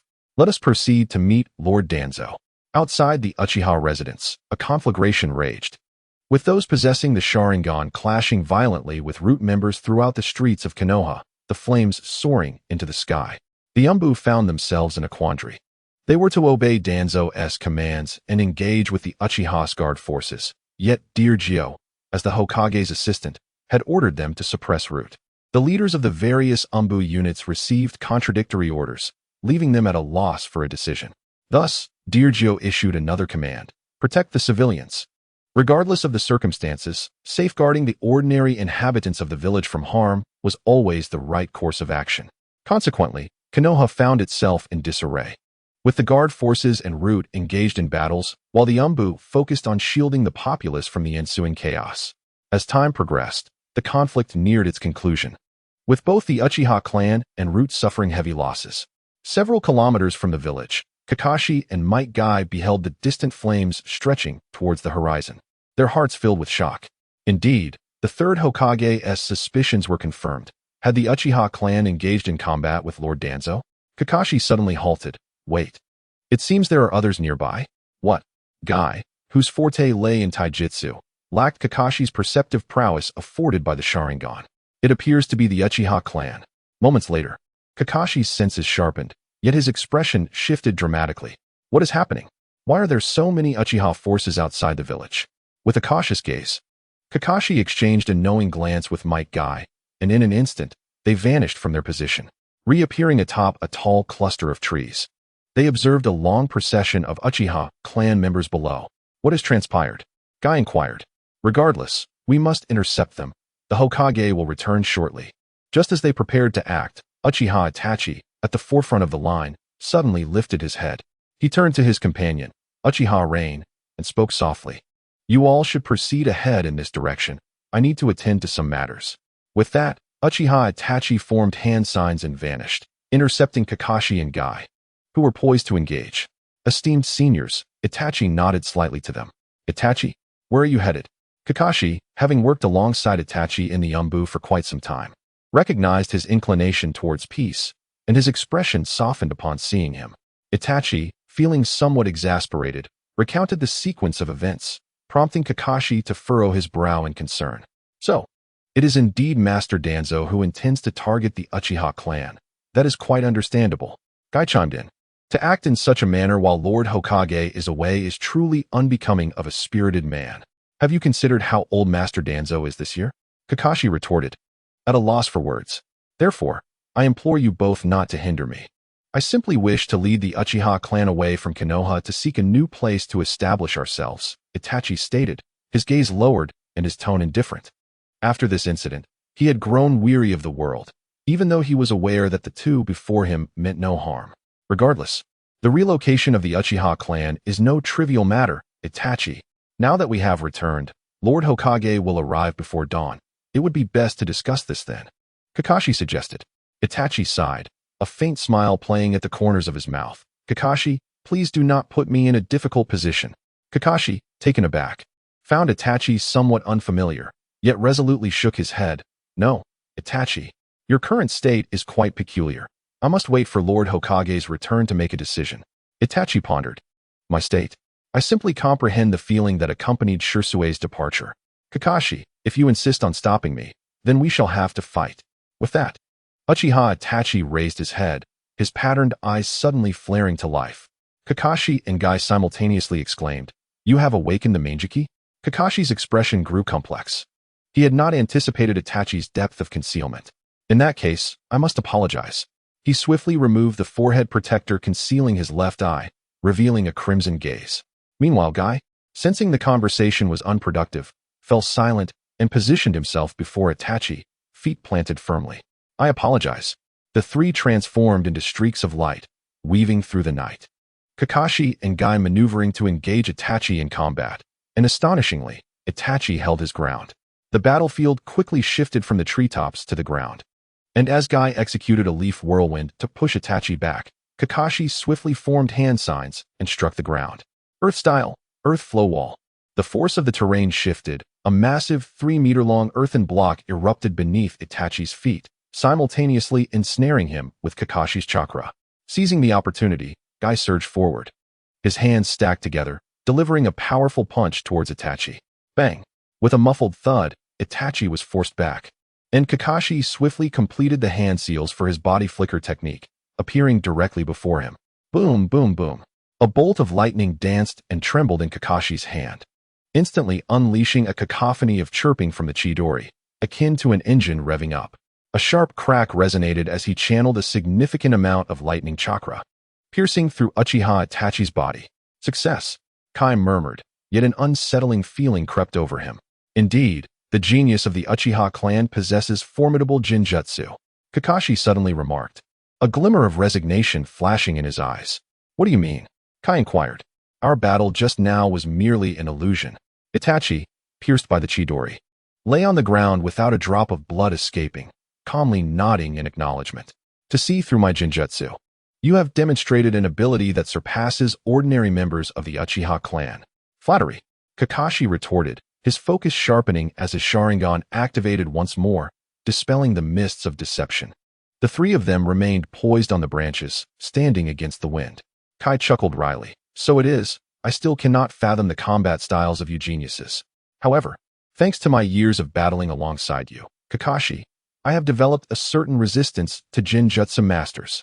With that, Kai lowered his gaze, avoiding Itachi's eyes, and extended his hand. Please instruct me.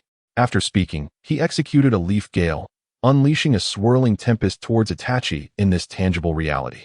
Itachi swiftly formed hand signs concealed beneath his robe, and soon his body shattered, transforming into a block of dry wood that fell to the ground. A substitution technique. Kai spread his arms wide as a faint blue current surged from atop his head, materializing into chakra steam.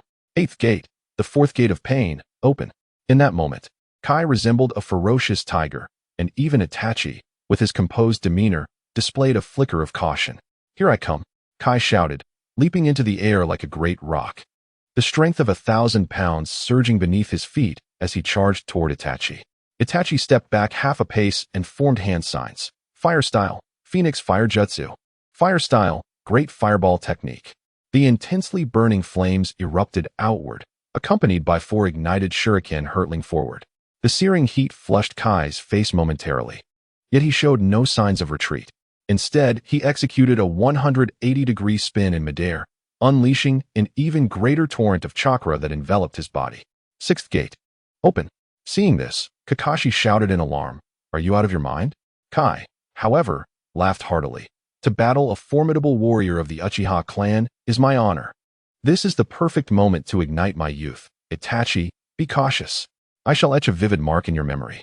At that instant, he descended like a divine reaper. His strength had surpassed that of an ordinary elite Genin, drawing perilously close to that of a Kage, his chakra transforming into the spectral visage of a ferocious beast. Roaring like a demon, Itachi was taken aback by the overwhelming chakra emanating from Guy, yet he reacted swiftly. With hands clasped together, his eyes transformed into a kaleidoscope, resembling a lotus in full bloom. Susanoo. A crimson skeletal figure materialized behind him, followed by countless lines and chains enveloping the skeleton. The fearsome Yatagarasu descended from the heavens, locking onto Susanoo, creating the illusion of an ancient malevolent deity standing behind him.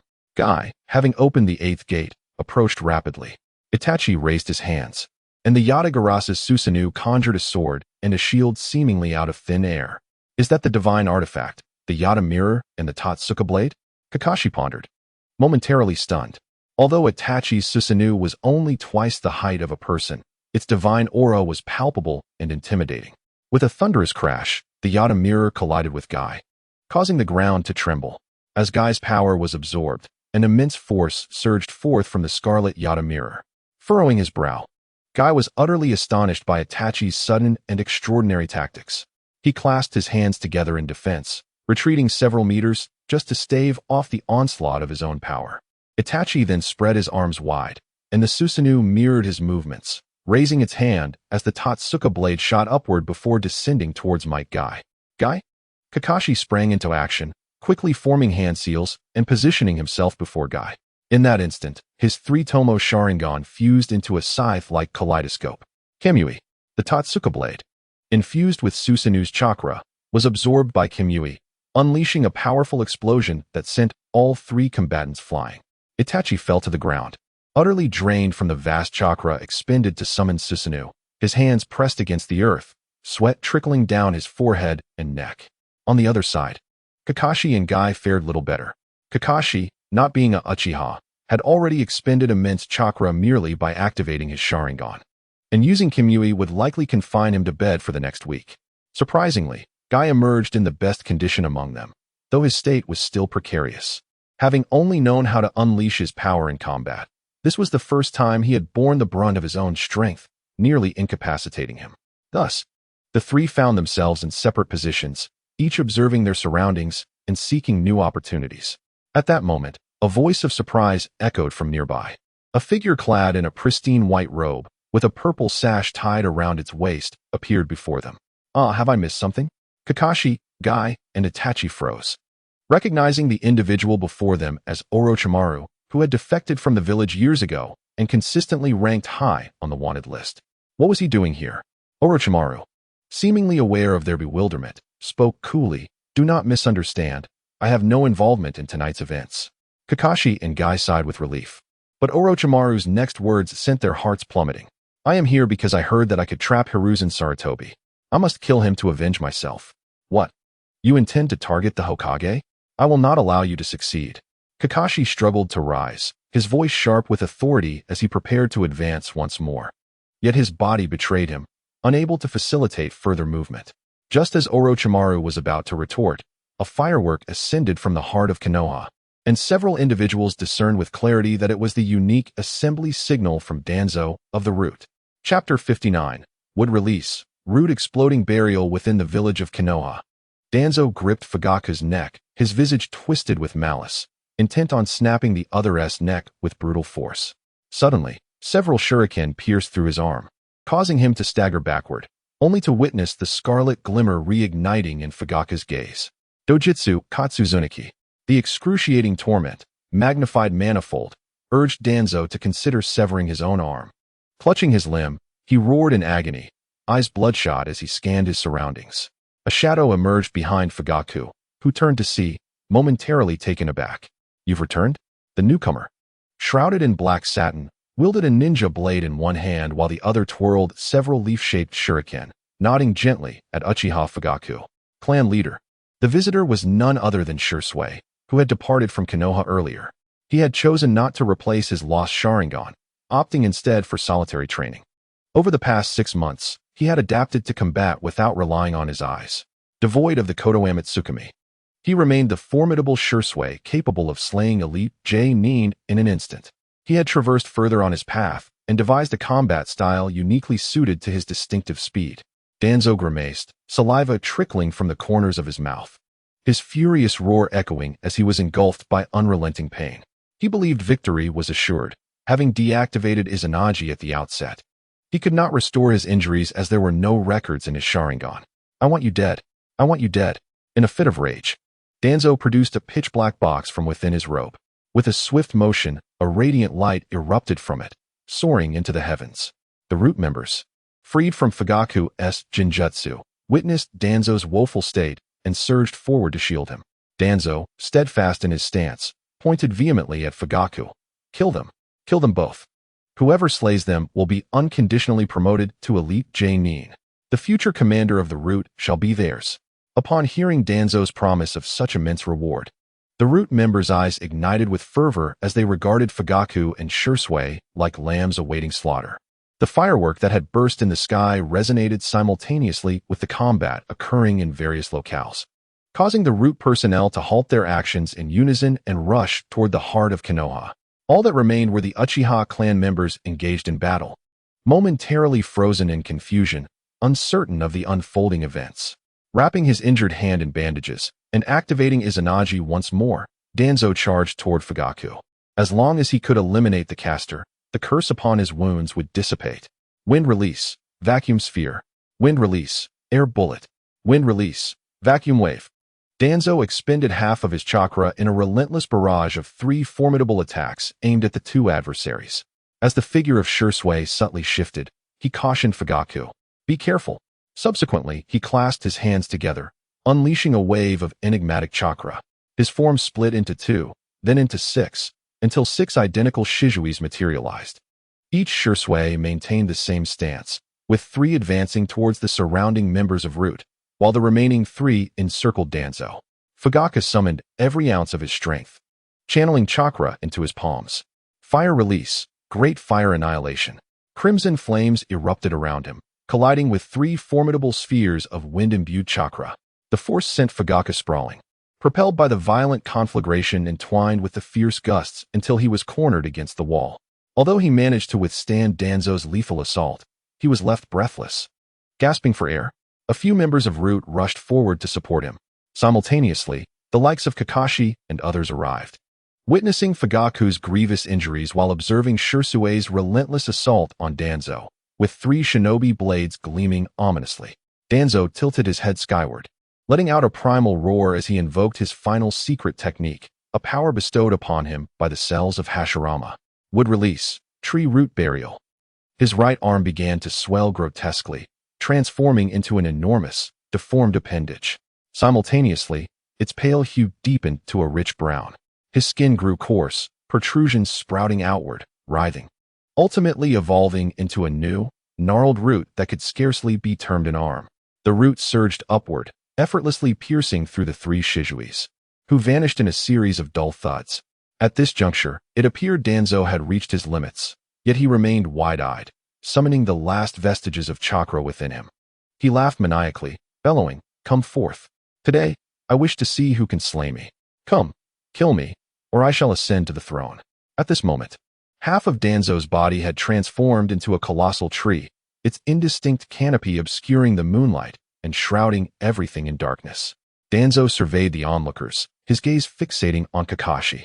Abruptly, he beckoned with a sweeping motion, drawing Kakashi and the other children closer. "Kakashi, you've arrived? Tell me, who will be the Hokage henceforth?" Kakashi remained silent, prompting Danzo to question further. With a sudden lash of a root extending from his arm, it hovered menacingly above Kakashi's head. The surrounding figures, including Ino and Choji, paled in terror. "No, please," Kakashi exclaimed, panic rising. as the other adults displayed expressions of uncertainty. The leader of the Yamashiro clan stepped forward, bowing respectfully. "We, the Yamashiro clan, are willing to recognize you, Danzo, as the Hokage." Yamashiro Hai was taken aback. "Leader, be silent." The Yamashiro leader reprimanded sharply before turning to Yamashiro Kazuki with a smile, addressing Danzo. "Our Kazuki has fulfilled his duties admirably. Might we request the release of the Yamashiro children?"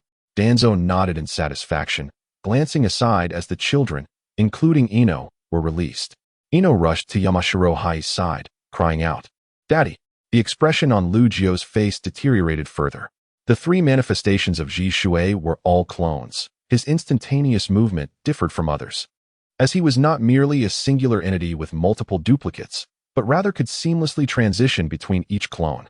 He forced back several members of the root on one side, swiftly appearing before Fuyu, and then confronted several more of the root head-on.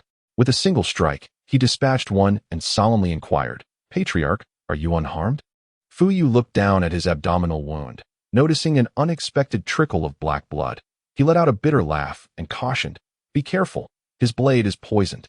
Ji Shui inhaled sharply, furrowing his brow, and with a finger like a sword, he jabbed Fuyu 3 times, sealing his blood vessels. Danzo's boisterous laughter echoed as one clan in the mountains bowed in submission, with several other families gradually following suit. He raised a hand, and wooden tendrils surged toward Fuyu, intent on delivering a fatal blow. Just as Ji Shui prepared to act, countless figures from the root surged toward him once more. Despite Ji Shui's formidable strength, he could not withstand the relentless onslaught. After slaying dozens of root members, he was forced to retreat repeatedly. As Fuyu faced his impending demise, a sudden black flame ignited, incinerating the approaching roots. As the flames surged, everything vanished. Chapter 60. The Revenge of Uchiha Itachi. Itachi swayed, having exerted his ocular techniques to their utmost. The scene before him had become a blur, yet he stood resolutely, shielding Fuyu. "Itachi!" Fuyu called out, straining to rise again. Danzo narrowed his eyes. "Did you not go to eradicate the Uchiha clan?" Itachi smirked coldly, extending his arm as a blood-red figure ascended, seizing Danzo with a colossal hand. With a resounding crash, Danzo's form shattered, only to re-emerge moments later as an ephemeral illusion. "Itachi!" Fuyu bellowed, "You will go blind." "I care not. I shall slay this beast." Itachi advanced, his eyes now filled with crimson fury, oblivious to the consequences. The 10-fist sword pierced Danzo's body, the sealing power converging in one place to obliterate him. Izanagi activated, and Danzo resurrected, though his eyes were now filled with terror. "You madman, did I not say that as long as you slaughter the clan, I would spare your brother?" Danzo howled, frantically shouting around him, "Where's Sasuke? Bring Sasuke here. Do you dare to kill me? I will ensure Sasuke dies before your eyes." He cast a glance at the Sharingan on his arm, which now bore only 3 tomo, acutely aware of the looming threat of death. Suddenly, Uchiha Itachi collapsed to the ground, the world around him fading away. He could only vaguely discern Danzo's silhouette. Yet even in this state, he focused his final gaze upon Danzo, invoking his last ocular technique, Tsukuyomi, determined to make Danzo endure excruciating torment. Fu Tuanzo shook his head, yearning for escape, yet he found himself inexplicably nailed to a cross. The devilish blood surged upward, gradually engulfing his chest and neck. He was deeply submerged in a river of blood, yet somehow he could still breathe, accompanied only by the boundless stench of carnage and dread. Simultaneously, his negative perceptions were magnified exponentially by the impending calamity, as his ears filled with the whispers of countless lost souls. Before his eyes danced the phantoms of those he had slain. Everything seemed poised to come alive, tearing him apart. Tuanzo felt on the brink of madness. He thought it better to die than to endure such torment. Time became an enigma, until the last vestiges of his desire withered away, and the cross behind him suddenly loosened. "Death! I wish to die. I can no longer bear this pain." A knife materialized in Tuanzo's hand, pressed against his heart as he contemplated suicide. The blade pierced him, yet he felt no pain. When Tuanzo opened his eyes again, everything had returned to normal. He found himself back in the realm of reality, holding merely a twig in his hand. With a thud, he sank to his knees in despair, and there he saw Itachi sprawled on the ground, with Fugaku rushing towards them. "Lord Tuanzo! Lord Tuanzo!" The voice faded into the distance, his ears buzzing with the wails of those from the illusion, as he clenched his teeth, attempting to dispel the auditory hallucinations with pain. However, his suffering had reached its zenith. How could he easily recover? Kill, kill. Tawanzo mumbled incoherently. Lord Tawanzo, what did you say? The root personnel failed to comprehend. In a sudden frenzy, Tawanzo yanked the man's clothing, issuing his final command. Fight. Slay them all. I am the Hokage. I shall obliterate everything. The root personnel trembled, only to notice blood streaming from Tawanzo's darkened eyes. Ha ha ha. Tawanzo rose to his feet, tearing his shirt apart with a rip. Sarutobi Hiruzen, after all these years as Hokage, you ought to let me take the reins. He whispered. But why does no one acknowledge me? Why does no one truly recognize me? Fugaku, if we joined forces, we could overturn the entire Konoha. What are you afraid of? Why do you now dare to stand against me? He then turned to Itachi. And you, Uchiha Itachi, you little wretch. We agreed to collaborate. You slaughtered your entire family. And I spared your brother. Why did you betray me? Tawanzo roared, as nearby, Duki and Yamashiro Katsuya stared wide-eyed. So this was the true nature of the coup. Tawanzo laughed maniacally, but suddenly, his gaze narrowed, fixating on a point within the crowd. You have come too? It is you who has disrupted my plans. I assent it? Tawanzo erupted, rushing forward to confront Shinyan Suyue. Why? Why oppose me? What have I done to offend you? Memories surged forth, flooding Tawanzo's mind. Fear flickering in his eyes, the terror of being at the mercy of divine retribution. You are the true villain. You seek to ruin me, to destroy Konoha, to obliterate the entire shinobi world. He scoffed, yet I shall not grant you the satisfaction. At this moment, Danzo had succumbed to madness. He tugged at his sides, revealing his entire upper body. And you all, you shall die with me. For symbol seal, a deep black hue materialized on Danzo's abdomen, swiftly transforming into a black hole, from which a liquid as dark as ink began to flow. This is bad. Lord Danzo intends to seal us all. It became clear that the true mastermind behind the coup was not the Uchiha clan, but Danzo himself. What should we do now? What a foolish question. Escape. Do you wish to be sealed? In an instant, members of various clans scattered in flight, while the root organization, obeying Danzo's orders, unleashed a massacre upon the surrounding populace. The Umbu and Root fought fiercely to rescue those trapped in their grasp. Uchiha Fugaku, observing the deranged Danzo, sighed deeply. He struggled to rise, supporting himself with the unconscious Itachi on his shoulder, quietly witnessing the chaos before him. Within the grasp of the Root organization, several captured children wailed in despair, seemingly aware of their grim fate. In the eyes of Shikaku, Yamamoto Kaijin, and others, despair was evident as they yearned to rush forward to save their children. Yet, each member of the Root organization had long been influenced by Danzo's twisted worldview, prioritizing orders above all else. Even in the face of imminent death, they were determined to fulfill their mission, opposing the clans surrounding them. Suddenly, Shikaku's gaze fell upon Getsu, who stood closest to Danzo, unperturbed by the chaos. Danzo's visage contorted as he grasped Getsu tightly, the black hole in his abdomen on the verge of becoming a bottomless abyss, ready to consume all. In an unexpected turn, Getsu's pupils gleamed. His left eye shone like a radiant sun, imbued with a scarlet brilliance, oddly agitated. His right eye flowed like black liquid, tranquil yet profound, resembling the edges of the cosmos. Chapter 61, The Heavenly Rock Cave and the Divine Wind Engraving. He approached Danzo, placing a hand upon the latter's shoulder. Danzo roared, What? Are you going to use that technique again? I still possess Izanagi. As long as I do not perish, the four-symbol seal will consume you. Die with me. Getsu, however, merely spoke softly, a gentle radiance illuminating him, Danzo, and the vast tree canopy enveloping the world around them. A passage appeared beneath his feet, reaching into the sky, a beam of light enveloping both men as if part of a mystical ritual. You should feel honored. Every time I discover a new ninjutsu, I shall test its effects on you. What? Danzo stared at the white light beneath him, confusion swelling within. This technique is called Heavenly Rock Cave.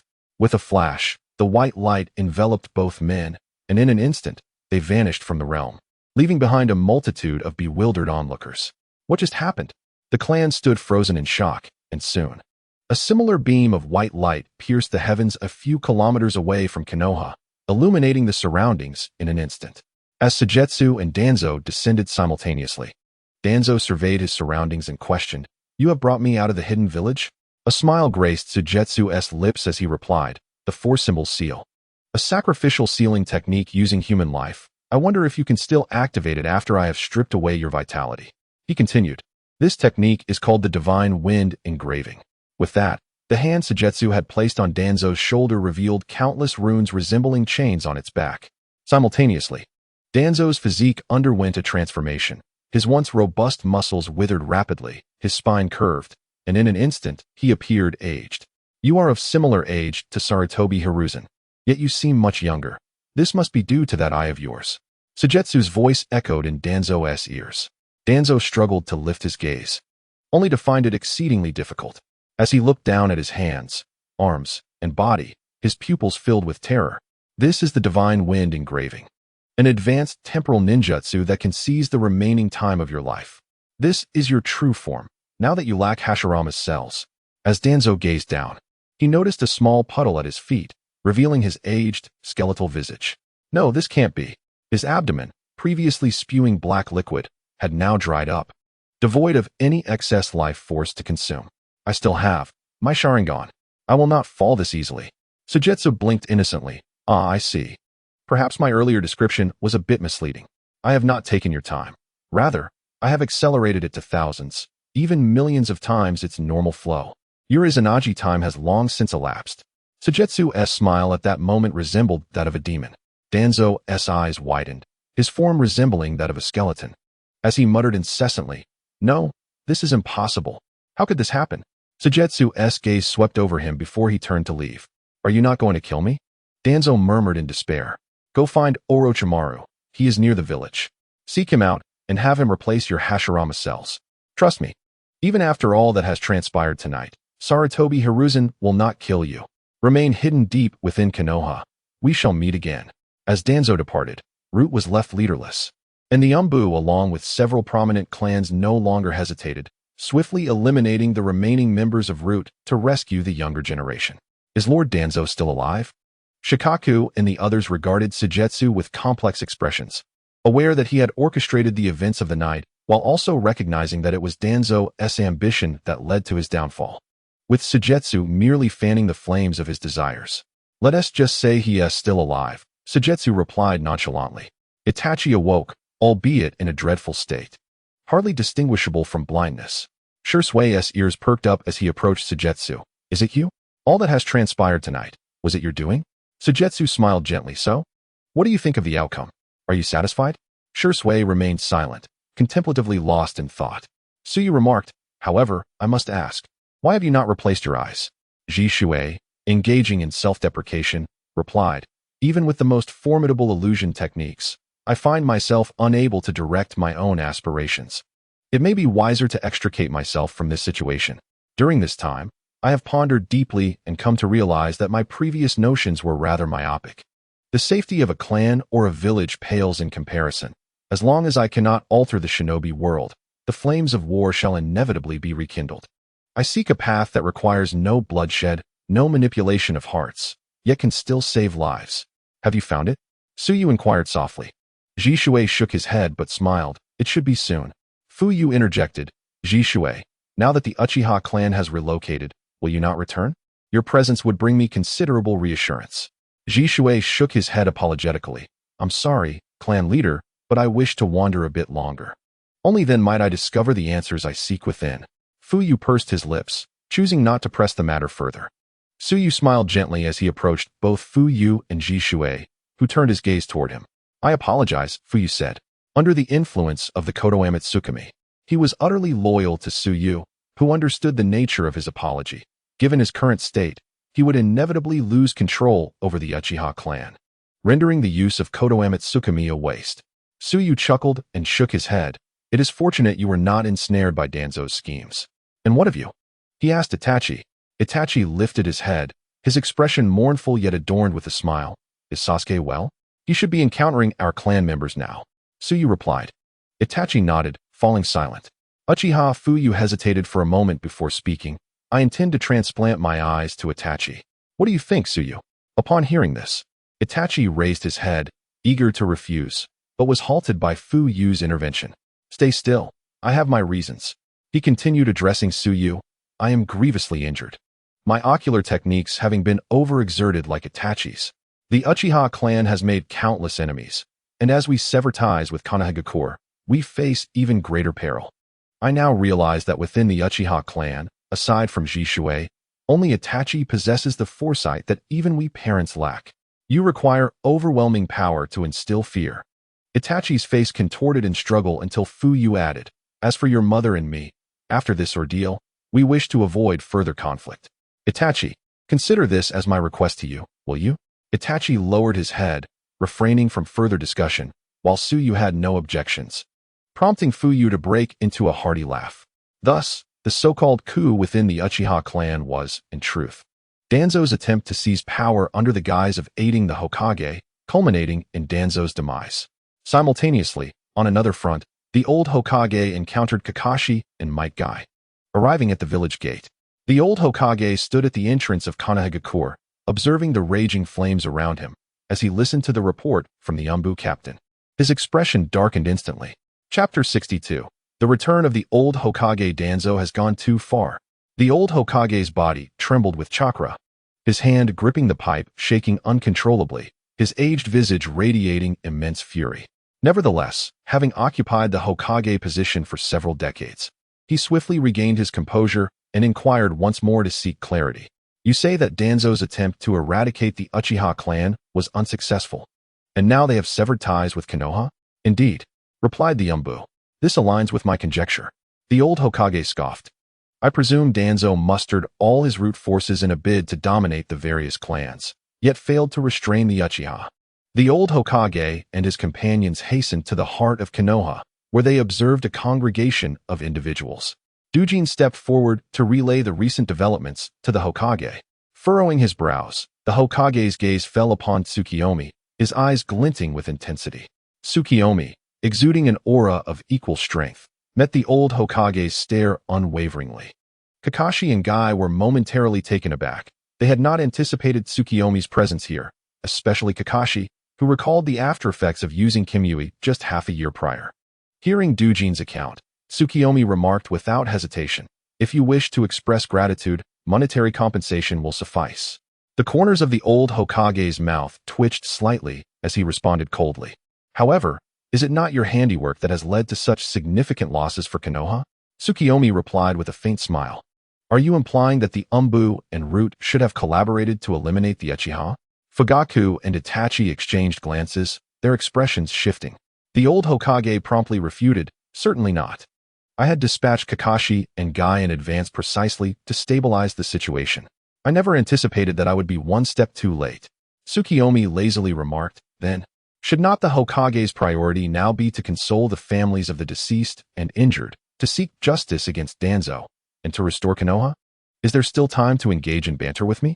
The old Hokage's countenance darkened considerably. "Pray tell, to which nation do you belong? If you are not from one of the four nations, what advantage do you gain from fracturing Konoha?" Tsukuyomi sighed, grasping Itachi's shoulder. "I simply cannot bear to see the upper echelons of Konoha force a well-meaning child who loves his village and its people to the brink of annihilating his entire clan. Do you find this rationale to be valid, Hokage?" The old Hokage's expression shifted again, his gaze toward Itachi tinged with pity. "Indeed. This matter was a grave error on Danzo's part. Once we locate him, I shall certainly provide the Uchiha clan with a proper explanation. However, before that, Fugaku, is it wise to deliberate on the Uchiha's departure from Konoha?" Fugaku and Itachi both shook their heads, Itachi's tone imbued with a cold politeness. "Hokage-sama, we are grateful for the care you have shown the Uchiha clan over the years. But it seems that the only viable solution to reconcile our conflicts is for the Uchiha to part ways with Konoha." With the matter laid bare, Sarutobi Hiruzen could no longer voice objections. The Uchiha clan had already departed from the village. It would be unreasonable to detain the two here. If that is the case, so be it. However, should you ever long for your homeland, the gates of Konoha shall always remain open to the Uchiha clan. Beside them, Tsuyue could not suppress a cold laugh. This old Hokage was indeed meticulous in his dealings, effortlessly erasing what should have been a night of annihilation with just a few words, exemplifying the demeanor of a magnanimous leader. Perhaps it was precisely this quality that allowed him to maintain his position as Hokage for so many years, with nary a hint of rebellion beneath him.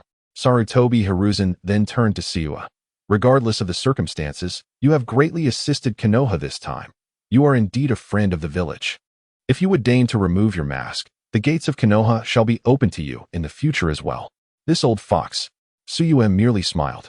No need for that. I had no altruistic intentions to begin with. My goals have been achieved. If the Hokage does not act against me, I shall take my leave now. The old Hokage's expression fluctuated between light and shadow. He was indeed curious to glimpse the visage beneath the mask. Yet reason admonished him otherwise. Suyue had grievously injured Danzo, indicating his strength was at least on par with the Kage.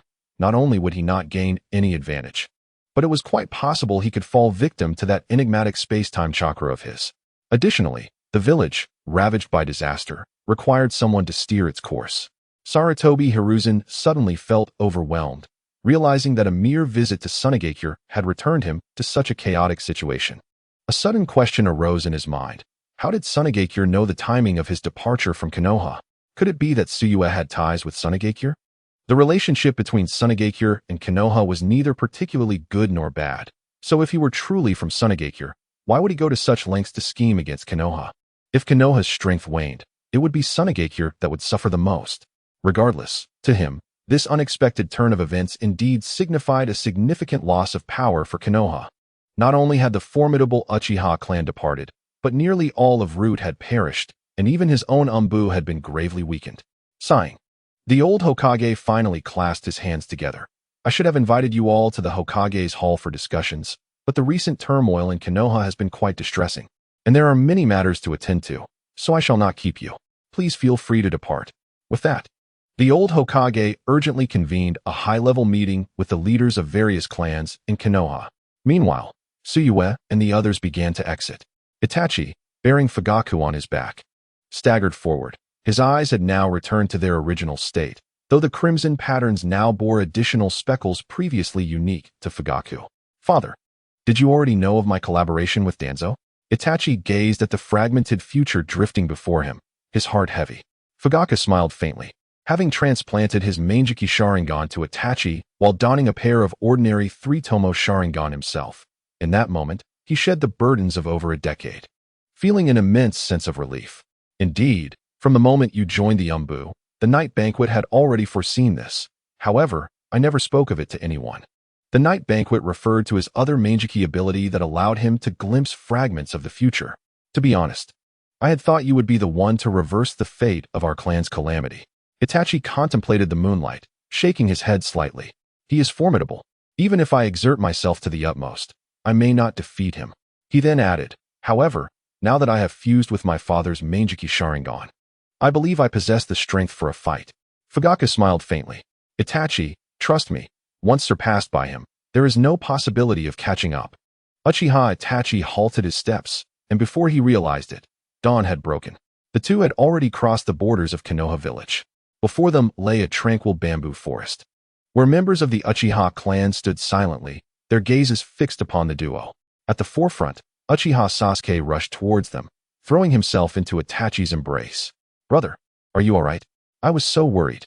The young Uchiha Sasuke rubbed his small face against Itachi's chest. Itachi gently patted Sasuke's head, crouching down to poke him lightly on the forehead. Ouch!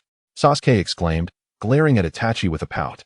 By the way, brother, the person who brought me here earlier, he's incredible. Can I ask him to be my mentor? I saw myself being beaten up by many people in his Jinjutsu. Itachi paused for a moment, then chuckled softly, nodding in agreement. Sure. Furthermore, Sasuke, whenever you wish to practice shuriken techniques, feel free to call me along. Really? That's wonderful. Sasuke exclaimed, leaping with joy. Nearby, many elders of the Uchiha clan approached Itachi, expressing their admiration. We have all heard from Fugaku. Itachi, you have done exceptionally well this time. Uchiha Shursui, bloodied and severely wounded, growled furiously, that damn Danzo is still alive. If I encounter him, I shall skin him alive. Itachi cast one last glance toward Konoha village, his eyes reflecting a tumult of emotions as he reminisced about past events. He too felt a sense of indignation. Had circumstances been different, who would willingly abandon their homeland to reside in a foreign land? Yet, Fortunately, the villagers of Konoha suffered minimal casualties, and the main force of the Uchiha clan remained intact. Everything would eventually be alright. At dawn, Uchiha Itachi led the members of the Uchiha clan toward the direction opposite the sun, to the west of Konoha and east of Sunagakure. There were several territories held by small nations, as well as some ungoverned lands. There, the Uchiha clan would establish their new home. Konoha village, following the turmoil of the previous night, was abuzz with activity. Before the sun had fully risen, the elder Hokage received urgent reports from the northern region, indicating that the hidden villages of the Earth and Lightning nations had sent envoys to visit Konoha. Bang! In the Hokage's chamber, Sarutobi Hiruzen slammed his fist onto the table, his expression filled with rage. Why do they arrive now, of all times, when Konoha is wounded? What do they intend to do? Are they seeking to ignite the Fourth Great Ninja War? Do they believe that internal strife within Konoha will allow them to reap some benefits? They are sorely mistaken. Sarutobi Hiruzen pushed the documents aside, massaging his temples, striving to maintain his composure. Kakashi, please attend to them. If they bring up last night's events, do your best to gloss over it. After receiving medical treatment, Kakashi's complexion had improved significantly. He responded with a nod and departed. The former Hokage's eyes glimmered with contemplation. The ambitions of the Earth and Thunder nations are considerable. We must remain vigilant. To the east, the Hidden Mist may also be poised to act. Rikuji, I propose we re-establish diplomatic relations with the Sand Village. After some deliberation, Rikuji nodded in agreement. I believe that is feasible. You mentioned that the Sand Village has undergone substantial changes recently. If we can rekindle amicable exchanges, the Earth and Thunder nations should think twice before taking rash actions. However, there is the matter of White Fang between us and the Sand Village. Sarutobi Hiruzen raised his hand. There is no need for concern. When I visit this time, I will bring Kakashi to meet Chiyo, which will serve as a gesture of goodwill. She is a reasonable person, and given the rapid development of the Sand Village, the Earth and Thunder nations would not dare overlook its rise. Cooperation would be mutually beneficial. At worst, we can promise them some advantages. Rikuji pondered for a moment, concluding that given the current situation, this was the only viable course. Although the Sand Village is progressing swiftly, it has long been weakened. In comparison, the Earth and Thunder nations remain the foremost threat to Konoha. On the outskirts of Konoha, in the Forest of Death, Shimura Danzo lurked, occasionally hearing noises around him, compelling him to hide deeper within the foliage. As people passed by, he clumsily emerged. He staggered forward, but his weary body could bear no more, and he collapsed onto the ground. A flash of pure white appeared before him. Danzo lifted his head and vaguely discerned a tall, handsome figure with two deep purple marks on his face, gradually aligning with the image he had long contemplated. Orochimaru. Orochimaru approached Danzo, slowly retrieving a syringe from his pouch. With a soft hiss, the syringe pierced Danzo's arm. As a sensation of fullness and swelling coursed through him, Danzo's aged body began to regain its smoothness, his gray-brown arm turning a wheat-like hue. However, the significant gash in his abdomen, caused by the release of the four-symbol seal, remained unhealed. TSK, TSK, TSK, Danzo. How did you end up in such a state? Orochimaru remarked blandly, though to Danzo, it sounded like the words of a master on Myoji. As his life force gradually revived, Danzo gasped for breath and glared. Orochimaru, where have you been all this time? Orochimaru stepped back, rising to his full height, looking down at Danzo with a light demeanor. Me? Oh, just the same old routine, researching the power of life. However, I have recently discovered something intriguing. Death? Orochimaru produced another syringe, this one filled with a viscous, crimson liquid, reminiscent of sweet wine. Yet, Danzo's expression turned to one of panic. He sensed a potent aura of death emanating from the syringe and hurriedly shook his head. Rest assured, such a precious substance will not be used on you, Danzo. Lord Seketsu has instructed me to convey that as long as you wish to play, he will gladly accompany you in your games. Originally, he was known as Suyu Tuanzong, whose eyes now revealed an even greater sense of fear. You address him as master? Tuanzong glanced towards Orochimaru, who had always regarded everything through the lens of self-interest. How could he possibly bow to anyone? Yet, Orochimaru merely smiled faintly, indeed. He is the omniscient deity who comprehends all my intricacies and respects everything about me. For this, I willingly serve him. He cast a mocking glance at Tuanzong beneath him. It is also his command that I come to your rescue. Tuanzang's expression shifted continually. He had truly surrendered himself, an act bordering on arrogance. However, before he could inquire further, Orochimaru dropped a vial at his feet. This concoction is specifically tailored for you, capable of restoring over 90% of your damaged physique. I must take my leave, as there are numerous experiments yet to be completed. Wait, Tuanzang suddenly halted him. Perplexed, did you not proclaim upon leaving Konoha that one day you would surely kill Sarutobi Hiruzen? This is the perfect opportunity. Why have you not taken action? Orochimaru's gaze flickered momentarily before he sighed. Ah, that old man. I did indeed contemplate his demise. However, upon reflection, he is akin to you, a man nearing his end. Compared to the exploration of the boundaries between life and death, a soul already half buried in the earth scarcely piques my interest. Very well, I must truly depart this time. I hope our next encounter will not be as taxing as this one, requiring me to expend my energy to save you once again. With that, Orochimaru turned gracefully and gradually vanished into the depths of the forest. Chapter 64. The eve of negotiation. Not far from Sunagakure, a modest village had recently been established, consisting of merely a dozen houses. At its center, 2 children were situated at the entrance of a dwelling. A boy with fiery red hair sat on the threshold, observing a girl diligently practicing her ninjutsu. Water release, water dragon bullet. Sakura Sanai skillfully formed hand seals, chakra converging from within her to her palms. As she completed the final hand sign, all the chakra coalesced into a small azure dragon. However, the water dragon was pitifully diminutive, resembling a tiny water snake as it coiled in the air for a moment before darting forward. Upon striking the sandy ground, the water dragon shattered instantaneously, dispersing into droplets that drenched the earth. Impressive, Gaara applauded, his light yellow pupils reflecting the girl's determined visage. Sakura Sanai gasped for breath, wiping the sweat from her brow, feeling a twinge of dissatisfaction. Why was she so weak? She formed hand seals once more, intent on attempting again, but her chakra was utterly depleted, nearly causing her to collapse. Gaara hurried to support her. You have performed admirably. Even your father has remarked that you are a rare talent in Sunagakure. Most ninjas your age are still practicing fundamental techniques, yet you have already begun to learn such advanced skills as the water dragon bullet. Unlike most of the villagers from Sunagakure, Sakura Sanai excelled in water release among the 5 elemental chakras, a feat unprecedented in the village's history. Shanei shook her head, expressing her doubts. Compared to you, I still have much to learn. At this rate, who knows how long it will take before I can assist Brother Suyue. As she spoke, both of them turned their gaze towards the room, where Suyue sat quietly reading a book, a cup of clear tea resting on the table beside him, exuding a sense of tranquility. Recently, he had been engrossed in literature concerning the shinobi world, diligently taking notes. Could it be that he aspires to teach? Shanei pondered aloud. Gaara, pouting slightly, nodded in agreement. It's possible. If Brother Suyue were to teach at the Ninja Academy, Shanei, we must support him. Suddenly, the creaking of a door interrupted their conversation. They looked up to see Suyue, standing at the threshold, a rolled-up book in hand, smiling warmly at them. What are you two discussing? Gaara scratched his head and candidly shared his speculation. Upon hearing this, Suyue nodded appreciatively. You've become quite perceptive. Gaara's eyes widened in disbelief as he asked, Are you truly going to teach? Have you already spoken to Principal Kabuto?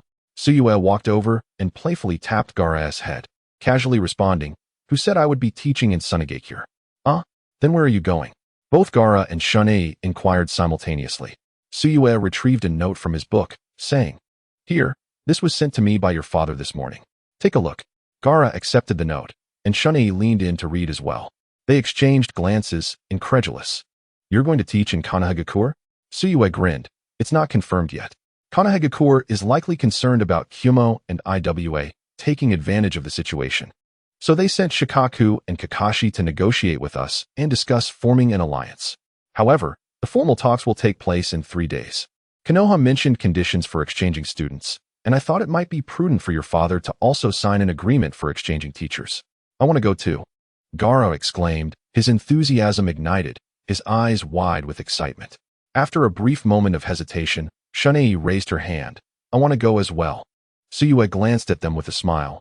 Let us see how things unfold. It should be fine. I'll lead the way, and you both can accompany me. In the year 59 of Konoha, 2 months had passed since the Konoha coup. During this time, Both Kumogakure and Iwagakure had been amassing troops along the borders adjacent to Konoha. Simultaneously, Kirigakure had begun establishing coastal outposts to monitor Konoha's every move. After several discussions among Konoha's higher-ups, it was decided to formally ally with Tsunegakure. "Come on, let us inform your father about the upcoming talks," Tsuyu said, gathering his books and leading Gaara and Shunei through the small village. This place had been specifically mentioned to Raza for the accommodation of members during the night. Although the number of members was still quite sparse, Orochimaru remained in that dilapidated cave, while Kabuto was constantly circling around the Tsunegakure Ninja Academy, leaving only the three of them to inhabit this location. Upon arriving in Tsunegakure, most villagers recognized Tsuyu and bowed respectfully as he passed by. Some kind-hearted villagers approached him, offering eggs and grilled meat as a gesture of goodwill. As Tsuyu arrived at the Wind Shadow Palace, he found several prominent families already gathered, including that of Murakami-yu. "Lord Tsuyu, you have arrived." Murakami-yu greeted him with the utmost respect. His arm, which had been severed by Tsuyu, had been reattached, albeit using inferior Hashirama cells, yet it functioned adequately. Tsuyu nodded. "How does it feel to use your hand?" Murakami-yu clenched his pale fist.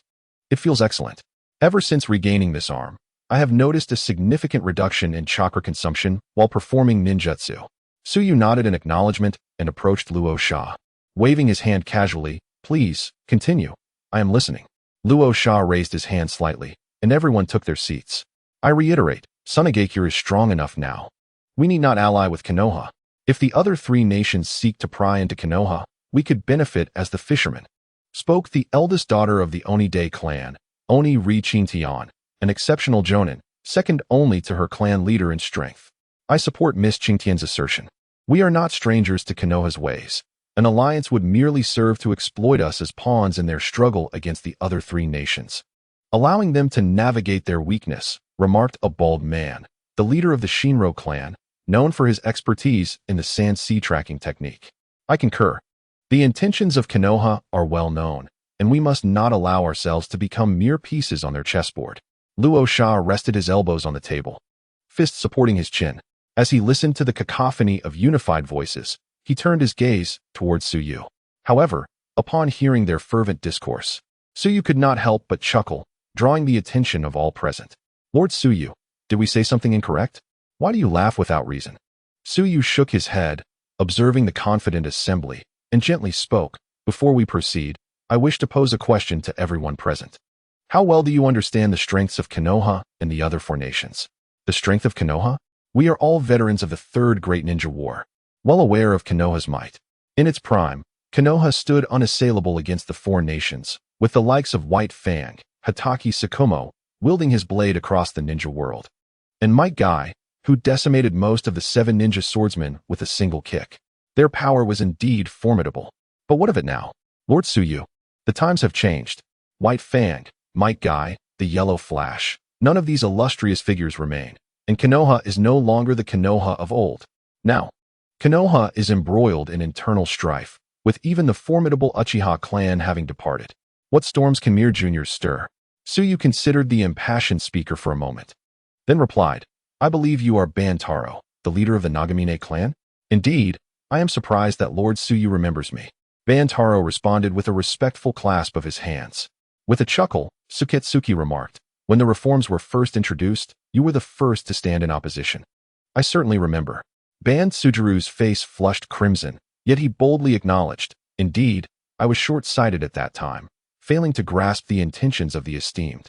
Now that the reforms have yielded results, I naturally hold great admiration for your wisdom. However," he added, "the matters of military engagement and domestic reform are indeed disparate. I fear that Lord Suketsuki's understanding of Konohagakure may not surpass ours." Suketsuki nodded and surveyed the assembly, asking, "Do all of you share Ban Tsujiru's sentiments?" After a brief murmuring among the crowd, many nodded in agreement, echoing Ban Tsujiru's perspective that with the current state of Konoha, it was time for Tsunegakure to seize the opportunity. Yet, there were dissenting voices, notably from an acquaintance of Suketsuki's, the bald man Shijiko, who had previously spoken in his favor during the first Tsunegakure conference. Shijiko, whose full name was Aoyao Shijiko, was the younger brother of the head of the Aoyao clan, now burdened with the family's affairs due to the ailing health of their leader, Aoyao Shami. It was anticipated that Shijiko would ascend as the next clan leader. Lord Ban Tsujiru's statements are rather generalized. Every generation possesses its own brilliance. Take Tsunagakure for instance. After the disappearance of our third Kazekage, Lord Rasha stepped up, and now His Highness Gaara displays formidable prowess. The strength of White Fang and Namikaze Minato does not imply that Konoha lacks other capable shinobi. He continued, for instance, among those who accompanied the third Hokage, Sarutobi Hiruzen, during his visit to Tsunagakure was none other than the renowned copy ninja, Kakashi Hatake. While one may not recognize the other individual, his attire suggests he is either a descendant or disciple of Might Guy. Thus, his abilities must also be at the elite Jounin level. How can we be certain that they won't emerge as the next White Fang or Might Guy? Upon Shijiko's conclusion, a profound silence enveloped the assembly. Even Ban Tsujiru paused in contemplation before nodding in agreement. Indeed, Tsunagakure had been excessively insular in recent years, remaining oblivious to the advancements of other nations. Shijiko continued, thus, I advocate for an alliance with Konoha. This would not only allow us to gain direct insight into their developments, but also facilitate our strategic planning for the future. Having shared his thoughts, Shijiko turned to Suketsuki and Kazekage Rasha, inquiring, what are your thoughts? Rasha nodded, stating, setting aside other matters, the prowess of Kakashi Hatake and Might Guy is certainly on par with Maki. The clan leaders were momentarily taken aback, prompting Shijiko to offer a wry smile. Indeed, they are not inferior to Lord Maki. Due to its insularity, Tsunagakure had significantly misjudged the strength of shinobi compared to Konoha. If we were to categorize Kakashi and Guy as elite jounin in Konoha, then, in Tsunagakure, only Maki could truly be considered an elite jounin. The heads of families such as Ban Silong, while ostensibly elite jounin, lack the ferocity of a battlefield warrior like Maki. Tsuyu observed the astonished crowd, continuing with keen interest. Indeed, you all seem to possess a biased view of Konoha's strength. The elite jounin of Konoha are not limited to Kakashi and Guy. The onlookers turned their gaze toward Tsuyu. The four great jounin of Konoha, Kakashi, Guy, Yugao, and Asuma, were likely on par with Maki. Furthermore, Guy, with his mastery of the Eight Gates technique, and Kakashi, wielding a single Mangeki Sharingan, possessed profound capabilities that can, in dire straits, exceed even the strength of a Kage. Additionally, the heads of the prominent clans in Konoha have the prowess to contend with our elite jounin from Tsunagakure. Now, what do you all think of Konoha's strength? Tsuyu surveyed the silent crowd with a hint of mockery. After a lengthy pause, Ban Silong raised his head, his expression somewhat bitter. I have been hasty. However, that is not the primary concern. The alliance with Konoha is primarily to maintain a balance against the other three great nations. Tsuyu then articulated his thoughts to the assembly. Even if Konoha possesses immense strength, it cannot withstand the combined might of 3 or even 4 nations. Our aim is merely to prevent the 3 powers from annihilating Konoha, with internal strife and the Uchiha's secession from the village. Konoha is undoubtedly at its weakest point in 60 years. Should the 4 nations unite, they could certainly obliterate Konoha. The water, lightning, and earth nations have already stationed troops at the borders, eagerly awaiting our stance, which is why Konoha is anxious to ally with us. While there may be benefits to collaborating with the 3 nations to crush Konoha, we would merely share the spoils with them. Moreover, as we are Tsunagakure's closest neighbor, we would bear the brunt of Konoha's wrath. Would that not be a case of losing more than we gain? Tsuyu stated gravely, and the wind shadow Raza silently nodded in agreement with his words. Ban Silong furrowed his brow and raised his head, but if we ally with Konoha, won't we also have to endure the scrutiny of the 3 nations? Tsuyu smiled slightly, but between the 3 nations and us lies Konoha. Ban Silong's eyes brightened, and in that moment, he seemed to grasp the concept. I believe I understand, Lord Tsuyu. You wish to gain benefits through an alliance with Konoha while making Konoha share the burden of pressure from the 3 nations? He clapped his hands together in excitement.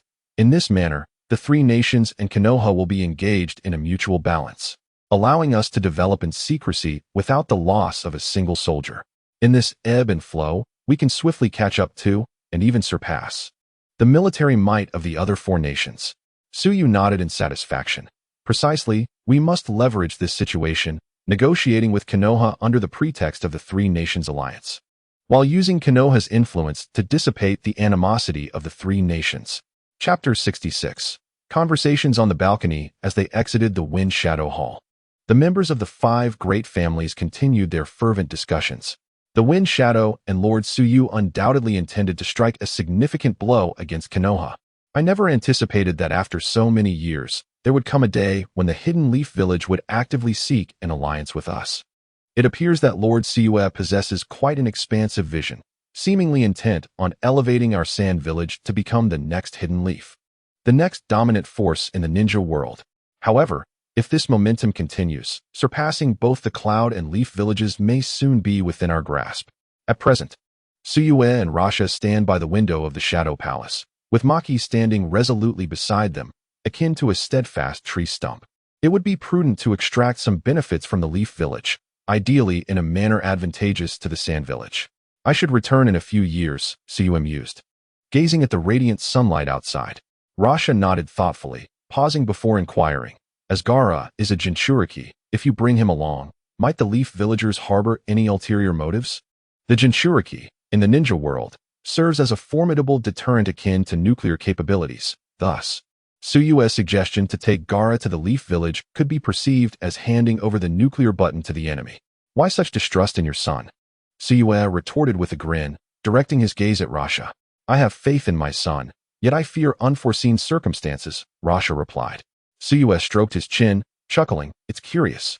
I've never seen you fearful before. If memory serves, you dispatched Yashamaru to assassinate Gaara 6 times, did you not?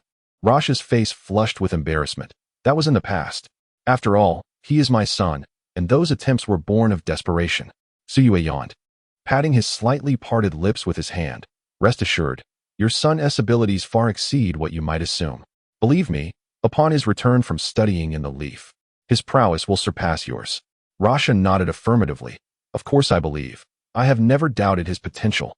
Reflecting for a moment, he further clarified his previous remarks. In the past, the Sand Village faced grave internal and external threats, leaving me little room for concerns beyond the safety of the village. Now, however, with the Sand Village on the right path, it's time for me to embrace my responsibilities as a father. Tsuyu cast a sidelong glance at Rasha. Is that truly the case? Then I must discuss something of importance with you. Rasha straightened. Speak. When I return, you shall resign from the position of Kazekage. What say you? Tsuyu fixed his gaze on Rasha. Rasha's expression momentarily stiffened, yet soon relaxed, and after a brief silence, he acquiesced with a simple, very well. Tsuyu, taken aback by his swift agreement, remarked, You do not wish to contemplate it further? Rasha smiled nonchalantly. There is no need. After all, you have been instrumental in shaping the current state of the Sand Village. The position of Kazekage has long been due to your merit. Tsuyu's eyes widened in astonishment, his face a mask of confusion. For me? Why should it be bestowed upon me? Rasha paused, a faint smile gracing his lips. You know me well. There is no need for pretense. I have always been curious about your sudden appearance and the reasons behind your assistance to the Sand Village. Yet, I truly did not expect someone of your caliber to have little interest in the position of Kage. Despite Tsuyu's relatively youthful age, the series of events he had witnessed, coupled with his unwavering strength and continuous growth, led Rasha to regard him as anything but ordinary. In his eyes, certain speculations and assessments regarding the dynamics of the ninja world made by Tsukuyomi could indeed be deemed prophetic. Upon hearing the words of Rasha, Tsukuyomi displayed a remarkably captivating expression. Rubbing his head, he chuckled helplessly. Lord Wind Shadow, you may have misunderstood. I have no genuine interest in the position of Shadow. As I mentioned when we first met, my aspiration is to unify the entire ninja realm. The mere Sand Village is merely a tool for me to realize this ideal. Rasha was momentarily taken aback. After contemplating for a moment, he cautiously inquired, Then what did you mean when you suggested I resign from the position of Shadow? Tsukuyomi waved his hand dismissively. What I meant to convey is that after dedicating most of your life to the Sand Village, it would be better for you to settle down and become a good father, fulfilling the wishes of you and your wife, along with your son, Gaara. As for the position of Wind Shadow, I believe Gaara can take it on. Gaara? Rasha seemed completely unprepared for this. But even in a few years, he will only be a teenager. Tsukuyu's lips curled into a slight smile. Look at you, still doubting your son. Rasha's expression suddenly turned serious. Tsukuyomi, are you serious? How could it be otherwise? Tsukuyomi replied with his characteristic calmness. Very well. After knowing you for so long, you have never been mistaken in your words. Once Gaara returns, I will convene a meeting to resign from the position of Wind Shadow and return home to be a good father. At that moment, outside the window, two small figures were quietly hiding beneath the balcony of the Shadow Palace. Gaara extended his hand, making a chewing gesture with his little face, while Shunny stuck out her tongue and retrieved two white rabbit gummies from her pocket, one for each of them. The high-level meeting has concluded, but Tsukuyomi hasn't emerged yet. What do you think they are discussing? Shunny whispered with delicate precision, ensuring only the two of them could hear. Gaara shook his head and soon gestured with his finger. He then formed hand seals, and a stream of pale yellow sand began to climb the crevice along the corner of the balcony wall, like a small worm hidden in the shadows, silently flowing into the gap beside the balcony opening. It seems they are discussing going to Konoha. Father has agreed for us to accompany him to Konoha, Shunny exclaimed, her eyes brightening as she clapped her hands. Gaara suddenly furrowed his brow. Wait a moment. What about Tsukuyomi? Shunny asked anxiously. Tsukuyomi seems to be considering becoming the Wind Shadow? No, that is not right. Gaara was momentarily stunned. After a pause, he turned to Shunny, and in response to her puzzled gaze, he gently uttered a few words. Tsukuyomi said he wants me to become the Wind Shadow upon my return. Following the acquisition of Kankuro and Temari, and as the reforms continued to be implemented, the strength of the Sand Village rapidly flourished. The recognition for figures such as Maki, Yura, and Eyes also began to emerge and increase. Tsukuyomi felt increasingly fortunate for his initial decision to reform the Sand Village, as altering the fate of an entire village naturally transformed the destinies of all its inhabitants. Henceforth, all ninjas worthy of a name in the Sand Village held him in high esteem, and his status had risen to be on par with that of the fourth Wind Shadow, Raza, as long as the development of Sunagakure can continue. The approval ratings of loyal ninjas like Makiyuya will steadily increase. This alleviates the need for him to strategize individually, thereby saving considerable trouble.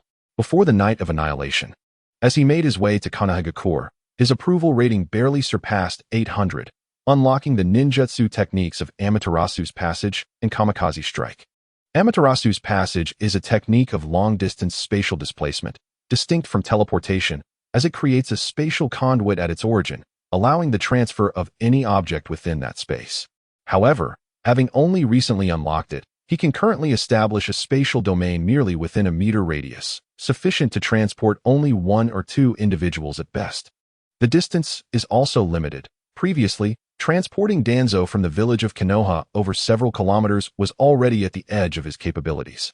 On the other hand, the time-based ninjutsu, Kamikaze Strike, is an immensely powerful offensive technique that can magnify the time experienced by the enemy by millions of times.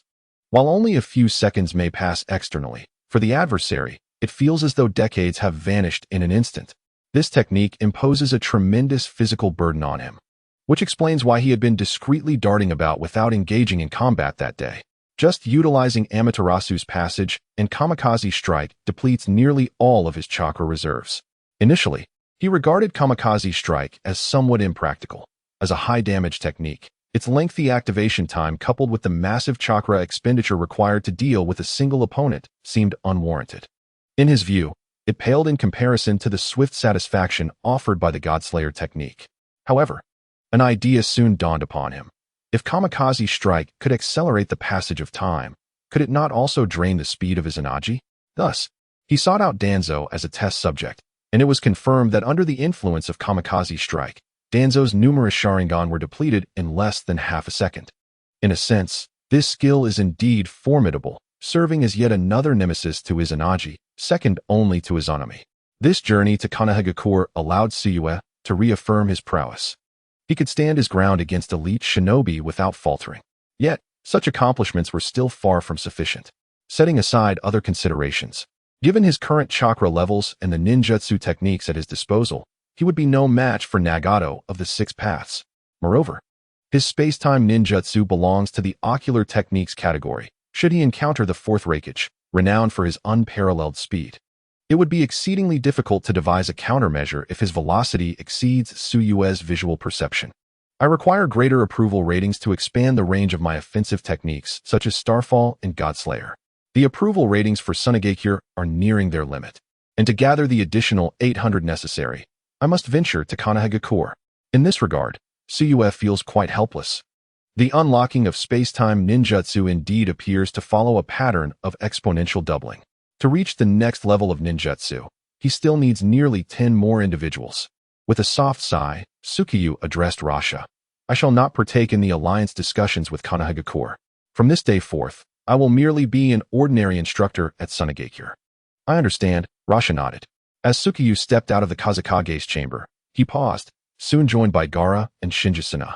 Brother Tsukuyomi, has father permitted me and Shinjisuna to go to Konoha? Tsukuyomi cast a disapproving glance at him. Haven't you already heard? Gaara exclaimed, scratching his head. I didn't think you noticed. I thought I was being quite discreet. Tsukuyomi smiled gently. Do not forget, my eyes can see through the fabric of space. The sand you released disturbed the spatial currents. How could I possibly miss it? So when do we depart? Gaara inquired, lifting his chin. Tsukuyomi gazed toward the sun setting in the eastern sky. Wait for your father to notify you. Prepare your belongings in advance. I have matters to attend to. See you tonight. With that, Tsukuyomi vanished into the air, his figure quickly disappearing before their eyes. That night, Tsukuyomi arrived at Orochimaru's lair. He sniffed the air, his expression shifting slightly. The crafty serpent was indeed obedient this time, as there was no lingering scent. He ventured further inside, where countless jars lined the stone walls, each containing various corpses, human, beasts, and even lizard-like creatures. The deeper he ventured, the more macabre the contents became. Some ninja corpses were severed in two, their innards extracted and replaced with a mysterious black substance. Furrowing his brow, Tsukuyomi pondered, what is this? Orochimaru's new research. I've never encountered anything like it before. Upon reaching the innermost chamber, he found Orochimaru hunched over a table. Hearing Tsukuyomi's approach, his ears perked up, and he opened his eyes. Who goes there? Orochimaru's voice remained as raspy as ever, turning his gaze towards Tsukuyomi, the coldness in his eyes dissipating. You've come. What brings you to my humble laboratory today? Tsukuyomi replied nonchalantly. I came to see the progress of your research. He noticed before Orochimaru the very heart of the scorpion he had previously entrusted. The heart floated in a deep brown jar, surrounded by a viscous black-red liquid, with numerous tendrils extending from the heart's veins, connecting to a child. The child's skin was an unsettling shade of dark, yet an aura of death emanated from him, sending chills down one's spine. What have you done to the scorpion's heart? Tsukuyomi inquired, astonished. He naturally trusted Orochimaru's capabilities, yet the scorpion's pitch-black form troubled him. This is a puppet body cultivated from the deathly aura contained within his heart. Developed through countless experiments, Orochimaru explained. Tsukuyomi-kun, did you not mention that he is enamored with puppetry? I believe he shall delight in this body, which can transform everything around it into undead puppets at will. Undead puppets? Tsukuyomi narrowed his eyes. Orochimaru rose, a smile illuminating his face as he explained. His mood remarkably buoyant. I previously mentioned that the power within the heart emanates from the realm of Yomi, capable of transforming all realities into the world of the afterlife. Through the modifications made by Sasori, I can reshape the world into my unique puppet domain. However, this endeavor would deplete my soul's energy, which is why I have assumed this current form after wielding forbidden powers. Moreover, I have amalgamated my soul's energy with the deathly forces of Yomi, thus creating a novel form of necromantic power. In the future, when Sasori invokes the forbidden puppet technique, he need only draw upon the deathly essence of Yomi. This power belongs to him, and to the realm of Yomi, while this puppet body is akin to the indigenous of Yomi. Orochimaru expounded passionately, yet Tsukuyomi merely shook his head in confusion. I do not comprehend. Orochimaru's expression momentarily faltered, his lips twitching in resignation as he finally conceded. In essence, Lord Tsukuyomi, this represents the embodiment of death. Those who become puppets of Sasori transform into his subjects within the realm of Yomi. However, this is merely the preliminary conception I have completed. One day, I shall uncover the pathway that bridges life and death, for that is the eternal existence I truly seek. Tsukuyomi furrowed his brow. Are you suggesting that this realm of Yomi is a tangible place? Chapter 68. The realm of Yomi indeed. The realm of Yomi has always existed. It is merely imperceptible and untouchable to the living, akin to being in an entirely different dimension. Orochimaru proclaimed, arms outstretched like a fervent devotee. A flicker of contemplation danced in Tsukuyumi's eyes. From Orochimaru's words, it seemed as though the realm of Yomi and reality shared a relationship akin to that of three-dimensional and four-dimensional spaces. Or perhaps, The connection between his current reality and the world of Naruto? Was there a possibility of returning to his original world? Tsuyu's breath grew increasingly labored as he gazed earnestly at Orochimaru, asking, Orochimaru, what further insights do you possess regarding the realm of Yomi? Please, share them all with me. Orochimaru paused momentarily, then chuckled softly, narrowing his eyes, their elongated shape exuding an alluring charm. It appears, Tsuyu, that your pursuit of the forces of life and death rivals my own. After a brief moment of jest, Orochimaru's demeanor turned serious. He procured a chair and offered it to Tsuyu. In my previous studies of life, I discovered that the ultimate fate of all beings is not the decay of the flesh, but rather the annihilation of the spirit. However, this so-called spiritual annihilation does not signify complete disappearance. It merely vanishes from our world. Tsuyu, sitting upright like a diligent student, nodded in agreement. Thus, what we refer to as death is merely the soul's transition from our world to another, is it not? Orochimaru nodded and then shook his head. Yes, but also no. To be precise, the realm of Yomi is not a world in the conventional sense. Each individual's Yomi is unique, leaning more towards the illusions left behind by the deceased. A personal space of the heart for each individual. Tsuyu rubbed his temples, his gaze somewhat hazy, and pressed gently with his hand. Could you possibly simplify your explanation? Unfortunately, as a science student, he found it difficult to grasp the imaginative leaps of his humanities counterparts. Orochimaru pondered for a moment and offered an example that Tsuyu could comprehend. Imagine being alone, sitting in a secluded chamber. That sensation belongs solely to your inner world, a realm from which you cannot escape, nor perceive. Tsuyu suddenly understood, yet questioned. As far as I know, there should be others in the realm of Yomi. Shouldn't there? Surely, it is not a solitary existence. He thought of Minato Namikaze and Kushina Uzumaki, as well as Obito and Rin. They distinctly traveled to the same place upon being summoned and departing. Orochimaru regarded him with surprise. Ah. It seems Tsuyu possesses his own insights into the realm of Yomi. However, I have some thoughts regarding your speculation. Perhaps the answer lies in whether this imagined world is exclusive to oneself. For instance, a pair in love, their final thoughts upon death revolve around being together. Thus their destination is also a shared world. Tsuyu appeared contemplative. That does seem to hold some truth. Orochimaru nodded. Yet, my research on this is still limited. All of this remains mere conjecture. Tsuyu's eyes sparkled with intensity as he approached Orochimaru and patted him on the shoulder. Keep going. I too am intrigued by the delineation between life and death, as well as the means to connect with an unknown realm. Orochimaru was momentarily taken aback, as if greatly inspired, and bowed respectfully. Tsuyu, I shall not betray your expectations. Tsuyu nodded and turned to Scorpion. What about him? Orochimaru pursed his lips slightly. I will need time to nurture him until he evolves into a completely new being. But rest assured, Tsuyu, Scorpion will remain the same Scorpion. When he is reborn, he will become an indomitable, razor-sharp spear. As Tsuyu exited the cave, a series of hissing sounds echoed around him, accompanied by countless dark gazes. Serpents of varying sizes slithered between the walls. Any ordinary person would likely be terrified by such a sight. Having visited several times, Tsuyu felt a twinge of unease, yet was not overly frightened. Truly, it was a case of like attracting like, a veritable serpent's den. Tsuyu exhaled deeply, acknowledging that Scorpion's rebirth was only a matter of time. With Scorpion and Tsunagakure, they would possess the strength to rival other great nations. He wandered alone through the desert, unknowingly arriving at the spot where Scorpion unleashed forbidden powers.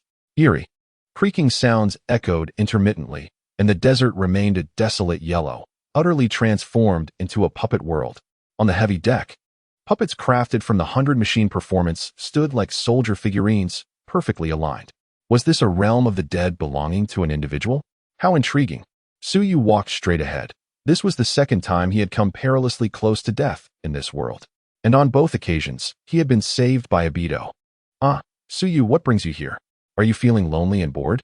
A voice, half child and half adult, resonated as the dazzling figure of a fae, adorned with an orange mask, made his entrance. Where's Obito? Tsuyu inquired directly.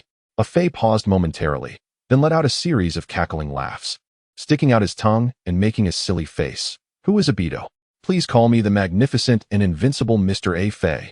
Gazing at the sun, which was quietly descending in the distance, soon to be engulfed by the mountains, Tsuyu could not help but ask, Do you believe in the existence of a power that can bridge two worlds?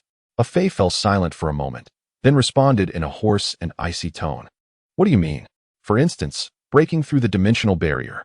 Tsuyu looked into Obito's crimson eyes. Dimensional barrier, what is that?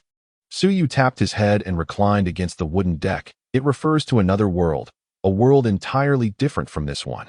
After a brief pause, he turned over and softly added, for example, the world where Rin resides. The crimson gaze suddenly flickered, and Tsuyu distinctly felt Obito's breath quicken. Though he swiftly regained control. Rin? Who is that? Tsuyu smiled at Obito, a very gentle girl, one for whom one would dare to confront the world. Obito abruptly closed his eyes, and a bewildered voice emerged. Huh? How did I end up back here again? Weren't you two having a good conversation? Just as he was speaking, the cold voice returned from beneath the mask. I have no interest in any of this. Perhaps someone like that existed in my life. But I have long severed ties with the past. I have come from hell to eradicate all in this world, including you, and including myself. Tsuyu discerned the hatred burning within Obito, akin to a raging inferno, rising from the ground. Tsuyu abruptly shifted the topic as if their previous conversation had never occurred. Oh, by the way, the Uchiha clan has departed from Konoha. You should be aware of that. Yes, Obito's voice remained icy. Speaking of which, while passing by the Uchiha clan, I encountered a 70-year-old grandmother who kept murmuring about someone. Can you guess who she was talking about? Tsuyu said flatly. Chapter 69. Exchange student Obito paused, lowering his head. I assumed only the children left behind in Sunagakure would be numerous. I didn't expect Konoha, the foremost of the 5 great nations, to be so. He trailed off. War truly brings nothing but tragedy. Obito remained silent, merely gazing deeply at him. Tsuyu then shifted the conversation. Just a reminder. Of course. It doesn't matter if you don't care. I will be teaching in Konoha for a while. I could visit you along the way. Tsuyu offered a kind smile. Having spoken, Tsuyu made no further delay and rose to return to Sunagakure. Until Tsuyu's figure vanished, Obito sat on the puppet deck, his gaze heavy with contemplation. Moments later, the ground trembled, and Obito glanced over. The earth quaked and splintered, revealing a lush expanse of deep green vegetation. 2 large leaves parting to unveil a figure clad in black and white. Obito turned his gaze towards him. The recruitment of the first batch of Akatsuki members has commenced at Nagato's location. Are you not inclined to take a look? The half-black, half-white figure spoke. His voice more sonorous than Obito's, reminiscent of a damaged vocal cord. As long as the plan proceeds as intended, there is no need for excessive interference. I can appear whenever my presence is required. Rising to his feet, Obito questioned Black Zetsu. Is this world truly limited to the sole path of infinite Tsukuyomi? The strange half-black, half-white entity before him was a creation of white Zetsu controlled by Black Zetsu. With an expressionless visage, Black Zetsu resembled a painted figure, exuding an eerie, peculiar aura. After a moment of silence, he inquired, You seem somewhat uncertain. Do you wish to abandon Rin? Is it because of that individual? The green foliage swayed gently in the breeze as Black Zetsu turned to gaze at the direction where Tsukuyomi had departed. No, my resolve has never wavered. Besides, how could I possibly turn back now? Obito replied coldly. The man he had become was no longer the one who would arrive late to school for assisting an elderly woman across the street, willing to sacrifice himself for his comrades. The moment he had used would release to eliminate the mist ninjas, he had sealed his fate to kill everyone, including himself. There is no fork in this road. Then why do you ask? Black Zetsu inquired bluntly. Obito fixed his gaze upon him. If what he claims is true, that this world possesses the power to connect 2 realms, perhaps venturing to that world could serve as my alternative sanctuary. The following morning, visitors arrived in the Land of Wind. In contrast to their previous meeting, this encounter seemed far more formal, with Kakashi and Dans from Konoha arriving and immediately boarding the distinctive camel carts of the desert upon crossing the border. Lord Kazekage, upon reaching the gates of Sunagakure, Raza and others awaited their arrival, and Dans promptly clasped his fists in greeting. Welcome, esteemed guests from Konoha. Dans and Kakashi proceeded along the broad avenue leading to the Kazekage's palace, flanked by villagers who, though crowded, maintained an orderly demeanor. The Kazekage's abilities are indeed remarkable. As Lord Hokage mentioned, Sunagakure now exhibits a distinct sense of cohesion. The prowess of the 4th Kazekage is truly impressive. Dans mused quietly, while Kakashi, having been there once before, remained relatively unfazed. Suddenly, Kakashi's gaze sharpened as he focused intently on a group of well-dressed youths. "What is it, Kakashi?" Dan inquired. Noticing Kakashi's unusual demeanor, Kakashi fixated on one individual for some time before shaking his head. "I misjudged.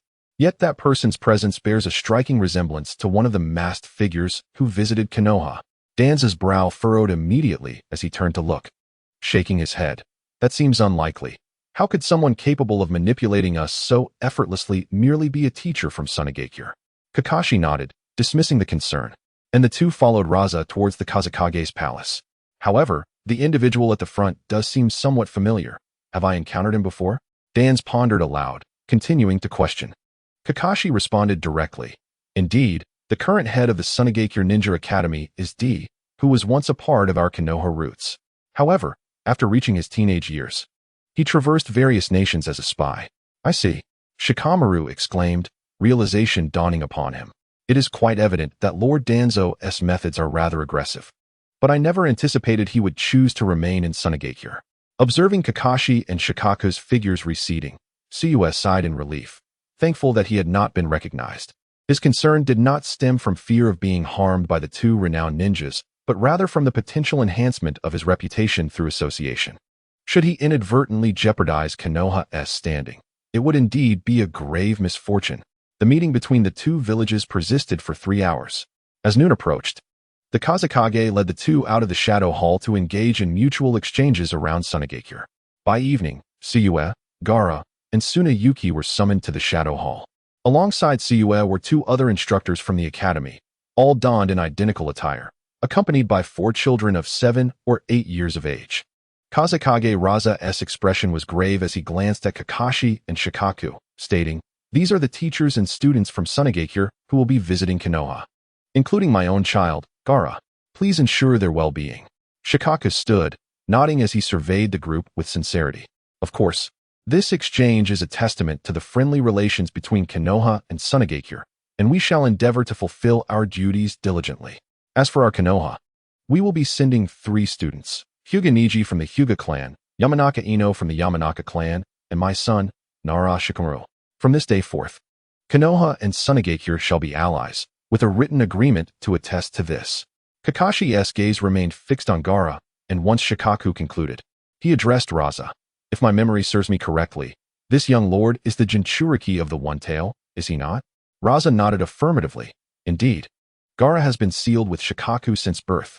Kakashi inquired earnestly, since the 5 Kage summit convened by the first Hokage established a balance of tailed beasts among the nations. "Are you not concerned, Kazekage, about Gaara's presence in Konoha? Should other nations choose to attack Sunagakure, what then?" Raza smiled calmly. "The alliance between Sunagakure and Konoha is built on trust in Konoha's integrity. I have heard that Konoha has recently undergone significant changes, and sending Gaara there is meant to demonstrate our sincerity. Of course, if Konoha fears the implications of hosting 2-tailed beasts, I can certainly send another student in his place." Chapter 70. The journey to Konoha. No need for that. I am simply astonished by Sunagakure's resolve. Raza laughed heartily, continuing, "Since our 2 nations have formed an alliance, we shall stand united against any adversities. The affairs of Konoha are also of great concern to Sunagakure. Should Konoha face threats, we shall equally regard it with seriousness. I kindly ask that you convey Sunagakure's goodwill to the Hokage. The last time Elder Sarutobi came to visit, we had a splendid conversation." Kakashi and Raza rose simultaneously. "Naturally, given this, the alliance discussions have been solidified. We shall take our leave now. The young prince and esteemed teachers and students, Konoha always welcomes your visits." After speaking, the two stood and departed from the Shadow Hall upon Raza's nod. The people of Konoha ebbed away like a receding tide, while Tsukuyomi and Gaara lingered, gazing through the hall's windows at the departing Konoha ninjas. Tsukuyomi and Raza exchanged smiles. Did Lord Wind Shadow find the talk satisfactory? How did it go? Raza's suppressed grin burst forth as he exclaimed, "After more than a decade, this is the first time I've felt such exhilaration in facing Konoha." The letter from the Hokage, which Liuch brought, stated on the first day the return of the fertile land seized from the Sand Village over a decade ago. "The land near the border?" Tsukuyomi inquired, astonished. Raza nodded, unable to contain his smile. "That land was originally claimed by the first Wind Shadow from the first Hokage. For that land, The Sand Village relinquished the distribution of other-tailed beasts while already possessing Shikaku. However, during the First and Second Shinobi Wars, this land, rich in diverse crops and capable of providing vibrant sustenance for our Sand Village, was taken back by Konoha. The reason the Third Wind Shadow suddenly attacked Konoha while forming an alliance during the Second War was to exploit Konoha's distraction while it launched an offensive on the Rain Country. But alas, it ended in a devastating defeat. Tsukuyomi realized the hidden truths behind this history. In the world of Hokage he knew, the motives behind the Third's attack on Konoha were never conveyed, leading to a poor reputation for the Third Wind Shadow. If it was to reclaim lost territory, that would indeed make sense. Moreover, Konoha is willing to provide our Sand Village with a full year's worth of military supplies, which is a tremendous boost for us. Raza said excitedly. Not bad. Konoha has indeed been compelled to invest heavily due to the pressures from the Earth and Lightning nations. With this support, in a year or two, the Sand Village should have the confidence to stand against the Earth and Lightning nations. Tsukuyomi analyzed. The Earth and Lightning nations will surely find it difficult to remain passive. Raza pondered. What do you mean? Tsukuyomi looked at him and teased. Do you think the Earth and Lightning nations will remain indifferent while the Sand Village allies with Konoha?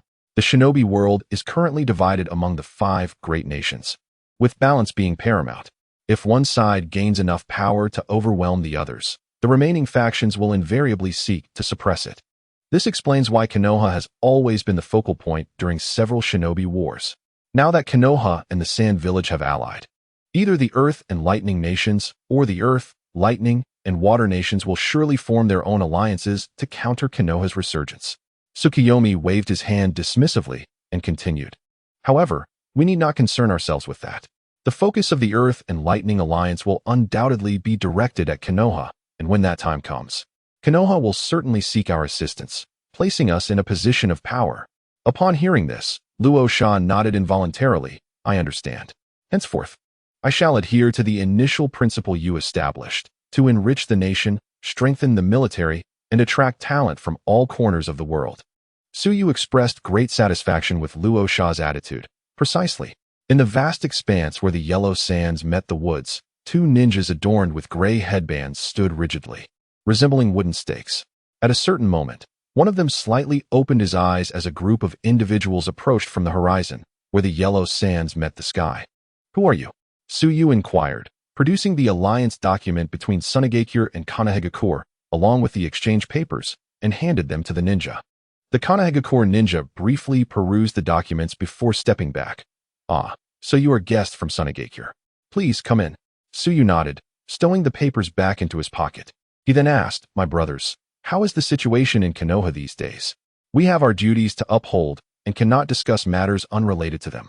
The 2 ninjas replied. Casting a glance at the 2, Tsuyu suddenly reached into his clothing and, upon withdrawing his hand, revealed several dark brown pills between his fingers. You seem to have misunderstood us. We are newcomers, unfamiliar with the surroundings. We merely wish to gather some information. We only carry these with us in case we provoke someone we ought not to. You have been stationed here, facing dangers regularly. You have my gratitude. What Tsuyu held were military rations, capable of swiftly replenishing physical strength and spirit, a common and vital item in military supplies. For ninjas, these rations are akin to cigarettes in the hands of avid smokers, an invaluable currency, regardless of the location.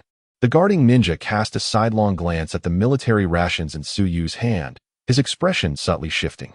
However, upon noticing the other ninja beside him was also watching, he remained composed. It seems there hasn't been much significant news in the village lately. The most discussed topic appears to be the journey of the heirs of the 3 great clans to Sunagakure, along with your arrival. After all, for over a decade, there has been no interaction between Sunagakure and us in Konoha, and the younger generation has yet to meet anyone from Sunagakure. Haha. Does that mean we shall soon become renowned figures? Tsuyu chuckled. Renowned? Perhaps not, but surely many young ones will seek you out with inquiries. By the way, there is also news regarding Lord Danzo. After thorough investigation from the higher-ups, it was clarified that Lord Danzo mobilized the Umbu and Root members to suppress the Uchiha rebellion. The misunderstanding that he sought to usurp the Hokage's position was unfounded. Tsuyu was momentarily taken aback, realizing the truth of the matter. After all, Lord Danzo was one of Konoha's premier forces and had long served as an assistant to the Hokage, no one could easily replace him. He had not anticipated that Danzo would emerge from this situation so unscathed. Truly, the third Hokage was a master of political maneuvering. Thank you both. Tsuyu expressed his gratitude succinctly before leading his group of 9 onward. Brother Tsuyu, once we arrive in Konoha, can we be classmates with Naruto? Asked Gaara beside him, to which Tsuneyuna inquired curiously, who is Naruto? Naruto Uzumaki. You may not be familiar with him yet, but you shall soon make his acquaintance. He is quite an intriguing individual. Tsuyu jested with a smile, cautioning, Sana, be wary. That rascal Gaara is rather untrustworthy, lest you be led astray by the young men of this place. Not far off, a towering wooden gate, standing 3 meters high, came into view. Chapter 71. The students' competition at the ninja school. Is this truly Konohagakure? It appears far more prosperous than our Sunagakure, Sana mused. Having grown up in the confines of the Sunagakure refuge, her only venture beyond the village gates had been when she was captured by a human trafficker sent by Orochimaru. The landscape and appearance of Konohagakure were vastly different from her own village, prompting her to exclaim softly, her gaze wandering in curiosity. In the distance, white walls adorned with red tiles shone brightly, and even the towering Hokage building at the center exuded a grandeur that overshadowed the Kazekage's palace. This disparity was understandable, as Sunagakure had suffered financial deficits for an extended period, a situation that could not be rectified in just a year or two. However, I believe that in a few years, Sunagakure shall not be inferior to Konohagakure. Gaara spoke, his youthful face equally engrossed in observation. The last time he and Tsuyu visited Konohagakure, they moved stealthily, but this time, entering through the front gate felt altogether different. What is going on? Why is the street so deserted? After walking for some time, they discovered the thoroughfare devoid of life. Tsuyu's expression shifted as he noticed an elderly man hastily emerging from a side street, making his way with urgency. Good sir, where are you off to in such a hurry? Tsuyu inquired, blocking the man's path. The old gentleman, with his sparse white hair, glanced up and down at Tsuyu and his companions. The competition has already commenced. Why are you still so leisurely? Competition? Is it the Nin exams for this year? Tsuyu questioned incredulously. The elder scratched his head, his thin strands of hair fluttering. Are you outsiders? There are no Nin instructors this year. I'm on my way to watch my dear grandson's class compete. I hear that those who rank high may even win prizes. Oh, is your grandson a student at the ninja school? Of course. Now make way, make way. If I delay any longer, the competition may be over. As the elder hurried past, the group exchanged glances, and Tsuyu remarked, since we have some time to spare, let us go and take a look. They followed the old man to the entrance of the ninja school in Konohagakure, where they were stopped by a Konohagakure Nin. Who are you? After introducing themselves, the Nin's eyes widened, and his demeanor shifted significantly, revealing a keen curiosity about them. We have yet to receive any directives from above. Please wait a moment while I report to Lord Kakashi. Shortly thereafter, a man with a distinctive phoenix tail hairstyle, Lord Kakashi, approached with a hearty laugh from a distance. What a surprise. You all should have informed us beforehand. It seems we have not been accommodating enough. Kakashi turned to the Nin accompanying him, saying, I shall take these guests on a tour of Konohagakure. You go inform the Hokage. Tsuyu raised a hand, signaling. Lord Kakashi, before we embark on the tour, we heard that there is a competition at the ninja school today. Might we observe? Certainly. Are you the team leader accompanying us today? May I ask for your name? Tsuyu. Tsuyu replied with a gentle smile. What you mentioned, Tsuyu, coincidentally allows the students from your village to become acquainted with their future classmates during this school competition. Lugio instantly recognized Tsuyu as the person he had discussed with Kakashi. However, he did not anticipate that she would be the team leader, especially given that the two teachers following Tsuyu appeared significantly older than her. Their strength should not be underestimated. Please follow me. Upon entering the school, they walked along the classrooms on either side, gradually hearing waves of cheers ahead. Sakura, you can do it. Stand up. A girl with golden hair in the audience was fervently cheering, and as they approached, Tsuyu discerned that the girl, around 7 or 8 years old, was indeed the young Ino. Their relationship seemed quite amicable at this stage. It would only be later that they would begin to bicker. Lugio led Tsuyu towards the audience, and she spotted a figure with white hair and a frail frame. Yet his eyes sparkled with vitality. It was the third Hokage, Hiruzen Sarutobi. Is it common for the Hokage to attend such small school competitions? Tsuyu inquired softly. Tsuyu, you may be unaware, But this competition is far from trivial. Observe how the prominent clans have gathered at the Ninja Academy. Their aim is to assess the strength differences between their children and those of others, and the Hokage's presence is to scout promising talents for future clan development plans. Lugio sighed as he continued. You must have heard that due to previous events, the strength of Konoha has significantly diminished. Hence, the Hokage's focus these past few months has been on reinforcing and expanding the Umbu. While speaking, Lugio subtly glanced at Tsuyu. Tsuyu feigned realization. So that is the case. I had not anticipated this. I recall that the Uchiha clan has been part of Konoha since its inception. Who would have thought they would one day split from Konoha? Indeed, it was only a matter of time. But I lean towards the notion that the Uchiha clan was exploited. What do you think?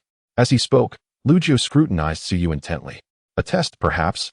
Tsuyu maintained her composure and shook her head. I am not well versed in Konoha's affairs, but I am genuinely curious about the Uchiha clan. It is said they possess the Sharingan, which can unveil the weaknesses of their adversaries. It is unfortunate that I will not have the chance to witness it this time. Lugio retracted his gaze and proceeded with Tsuyu and the others until they reached the old Hokage. Sir, these are the teachers and students from Sunagakure. Eager to observe the matches of the young ones. The old Hokage set down his pipe, rising in respect, and exclaimed with a hearty laugh. I have long awaited your arrival. Niji and the others will be departing for Sunagakure in a few days. I hope this exchange between teachers and students will herald a fruitful collaboration between Sunagakure and Konoha. The Hokage gestured towards a row of empty seats. Please take a seat. It is the perfect opportunity to witness these young talents compete, as several promising contenders are about to face off. After a few individuals took their seats, Tsuyu shifted his gaze to the ongoing competition. Suddenly, a chill coursed through his body, as if he were being scrutinized. His mind stirred slightly. Was it the old Hokage? He had deliberately concealed his chakra, rendering it undetectable to anyone below the rank of a Kage. Thus, the only one capable of evoking such a sensation was indeed the old Hokage. The feeling of being watched was fleeting, and without revealing his awareness, Tsuyu discreetly glanced towards the old Hokage, who was leisurely peeling an orange, his gaze fixated on the match below. Harass him, Sakura. Make him pay for spying on us while we change. Ino shouted, causing Yamabuki behind to cover his face and cough softly. On a patch of soft grass, a series of thuds echoed as a girl with pink hair knocked down a hunched boy with a punch. Just as she was about to continue, Irika hastily called for a stop. Only then did Sakura roll down her sleeves with a huff and step off the stage. Moments later, a diminutive figure made his way onto the grass, his cheeks marked by 3 deep black stripes. The instant he stepped onto the stage, a wave of murmurs swept through the crowd. Is that the Nine-Tails Fox? Why is he still in Konoha? What is the Hokage feeding him each month? Wouldn't it be simpler to let him starve? He has taken so many of our loved ones. How can he still attend school peacefully? His opponent was Niji, the prodigy of the Hyuga clan. Kill him. Help us kill him. The voices outside grew raucous, and from the moment Naruto stepped onto the grass, the expressions of those around him shifted, their lips spewing curses. How could this be? Why are they all cursing at him? Sayaka prodded Tsuyu's arm, her voice barely above a whisper. Tsuyu cast a glance at the girl, a smirk tugging at his lips, his eyes glimmering with light mockery. You should inquire of Gaara. He knows far more than I do. Upon hearing this, Sayaka turned to Gaara, only to find him tense, his eyes locked onto the crowd. As if their curses were directed not at Naruto, but at him.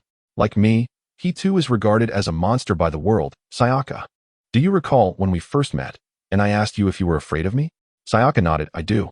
And I found it rather baffling why I should fear you. You do not appear menacing at all. In fact, quite the opposite. Gaara was momentarily taken aback, a faint blush creeping onto his face, but he quickly regained his composure, his voice low and serious. He is the Naruto I mentioned, the one who, like me, harbors a beast within, and these people see us as monsters. Sayaka's breath hitched. She sensed a profound melancholy in Gaara's tone. Just as she was about to offer comfort, he continued, yet fortunately, the world has moved on. With so many people, who can guarantee that everyone will love themselves? As long as there are 1 or 2 who genuinely care, that is sufficient. 1 or 2, Sayaka mused, her thoughts drifting. After a while, a smile graced her lips. Indeed, I have 2. Gaara and you, Tsuyu. Tsuyu pursed her lips and remarked, do not involve me. Let me love Gaara and you shall be sufficient. I have no interest in children under 18. Gaara and Suna instantly fell silent, continuing to observe the contest with rapt attention. However, in another vision I beheld, Gaara, during the moment of your uncle's assassination, had already succumbed to a violent frenzy. What? Gaara paused momentarily before nodding. I am aware. That was the closest I came to being consumed by the power within me. Fortunately, you intervened and saved my uncle from my grasp. Do you know who ultimately prompted your transformation in that world? I inquired. Gaara pondered for a moment, his eyes lighting up as he gazed below. Are you suggesting it was him? But he cannot even take care of himself. Tsuyu contemplated. Each individual possesses their own strengths. Perhaps his talent lies in influencing others with mere words. Do not underestimate him. Compared to our shared identity as tailed beasts, Naruto has consistently embodied his ninja way. This is precisely why I wished for you to meet him. My presence will undoubtedly alter certain aspects, yet not everything necessitates change. Gaara seemed to grasp the concept, nodding thoughtfully as he focused on the scene below. At that moment, Tsuyu and the others heard a cough behind them, resonating with a penetrating force that buzzed in everyone's ears. The noisy crowd fell silent in unison. Iruka frowned, somewhat disturbed by the surrounding jeers, yet felt powerless. Fortunately, the Hokage intervened just in time, allowing him to breathe a sigh of relief. Now, Naruto from the 2nd grade. Your opponent is Neji Hyuga from the 3rd grade. You may choose to forfeit this match and enter the next drawing. Will you continue? Naruto tilted his head back, displaying a radiant smile, and declared loudly, I will continue. Very well, the match begins. Iruka dropped a small red flag from above, then swiftly retreated to the side, attentively monitoring the situation. Should the battle spiral out of control, he would intervene promptly. This was Tsuyu's first encounter with Neji Hyuga, the prodigy with Byakugan, regrettably destined to meet an early demise in the original narrative. Why do his eyes look like that? Is he afflicted with some ailment? Gaara inquired. Tsuyu shook her head. Byakugan is an exceptionally potent ocular technique, capable of penetrating the surface to visualize the flow of chakra within. Coupled with the unique, gentle fist style of the Hyuga clan, it can incapacitate an opponent's chakra pathways with a mere flick of the wrist. That's impressive. Does that not place Naruto in peril? Tsuyu observed the scene below quietly. Naruto was merely 7 years old. According to the original storyline, he should be busy scribbling and causing mischief, certainly not poised to challenge Neji. Yet, standing in the arena, Naruto projected a markedly different aura. His spirited and optimistic demeanor suggested that perhaps he had undergone some transformation akin to Gaara's. Hello, may I inquire your name? Naruto politely greeted Neji, who responded with a cold expression, merely glancing at him before channeling chakra and swiftly advancing toward Naruto. Although still quite young, Neji's gentle fist technique was already executed with precision, his feet deftly maneuvering through the 4-symbol stance as he struck towards Naruto. Momentarily taken aback, Naruto quickly retreated a few steps, exclaiming loudly, I wasn't ready. How can you ambush me like that? Flustered, he dodged several blows and found himself at the edge of the grass, gasping for breath before exhaling deeply. Well then, I won't hold back any longer. Uzumaki Naruto, here I come. With a resounding clap, he joined his hands together, summoning 2 shadowy figures that materialized beside him. Shadow clone technique? Sujetsu murmured. At this point, Naruto hasn't learned the forbidden techniques, so he should not yet know how to create shadow clones. His control over chakra has significantly improved, given his poor aptitude. He must have exerted considerable effort to reach this level. The somewhat clumsy clones charged at Neji, who effortlessly dispatched them with precise punches, while a singular, pristine figure lunged once more at Naruto.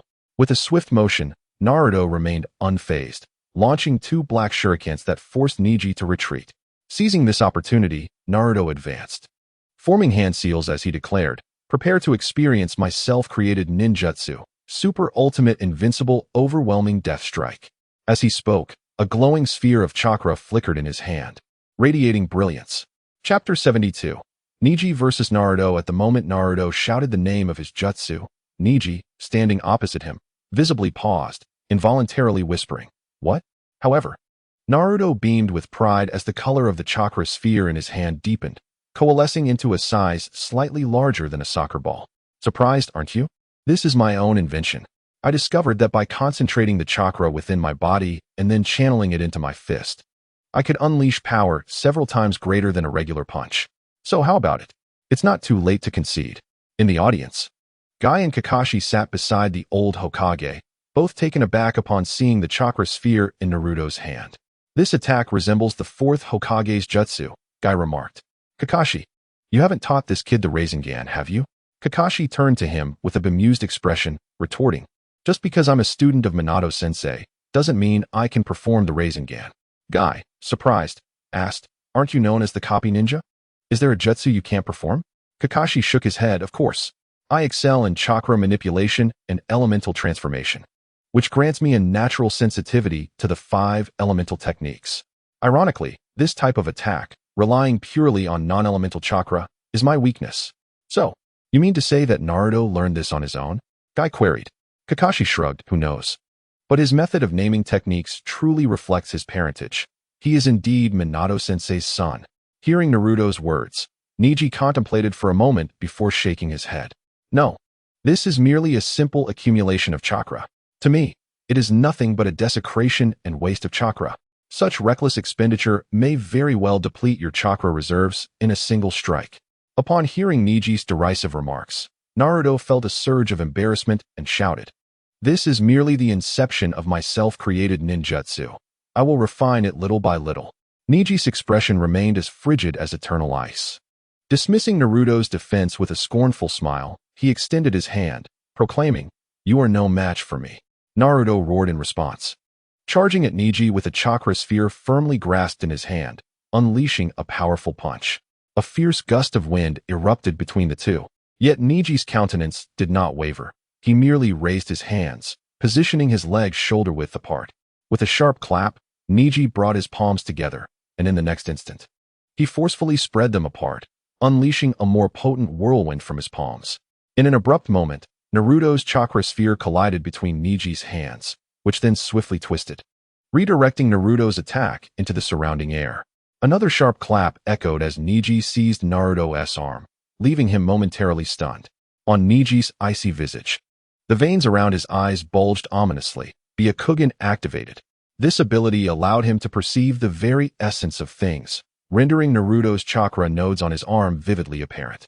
A heavy thud resonated as Neji's hand struck Naruto's arm. It appeared merely as a light tap, yet Naruto emitted a piercing scream of agony. The swiftness of the action left Irika, who stood nearby, momentarily bewildered. Upon realizing the situation, he rushed forward, exclaiming, "Enough, Neji. This is merely a contest between classmates. And he's your junior. Why strike with such severity?" Naruto crumpled to the ground, clutching his arm in anguish, his face contorted in pain. Unfazed, Neji replied coldly, "If it is a match, I must exert my utmost effort." Irika, visibly incensed, was about to retort when suddenly, a figure from the audience swiftly approached. Clad in a pristine white robe, Hinata Hayashi placed a hand on Neji's shoulder, admonishing him sternly, "Neji, your actions were indeed excessive. Apologize to your classmate." Neji paused for a moment, and after a brief hesitation, he lowered his head and approached Naruto, saying, "I am sorry." Meanwhile, Irika assisted Naruto in unblocking the chakra points sealed by Neji's technique. Gasping for breath, Naruto rose, straightening his clothes and waving dismissively, "It's nothing, sensei. My ninjutsu merely needs more refinement." He turned to Neji, giving him a thumbs up. "However, that last move of yours was truly impressive. May I ask you to teach me?" Neji coldly shook his head, replying, "The gentle fist is a family secret of the Hyuga clan. It cannot be shared." He then glanced at Hinata Hayashi, asking, "May I take my leave now?" Hinata nodded in response, and Neji turned, descending from the stage. As the competition continued, Naruto was undeterred by his previous defeat. Instead, he leaned over the table, eyes fixated on the ongoing battles of others. What is wrong with that person? His demeanor is so unpleasant, while Naruto is evidently so polite. Sana expressed her discontent, saying, "Is that something he developed on his own?" Gaara, lost in thought with one cheek resting in his hand, pondered the matter. It seems to resemble a half-finished version of his father's Rasengan. Only with Naruto's chakra could it be utilized in such a way. Yet, it still pales in comparison to the original Rasengan. "Brother Tsukuyomi, you stay here. I will go with Sana to find Naruto," Gaara declared enthusiastically, rubbing his hands together. Tsukuyomi smiled slightly and waved him off. "Go ahead." The two youngsters immediately left their seats and made their way down to the area where the students of the ninja school were seated. Naruto quickly noticed the two approaching him stealthily. Moments later, he raised his head and spotted Tsukuyomi above. Brother Tsukuyomi.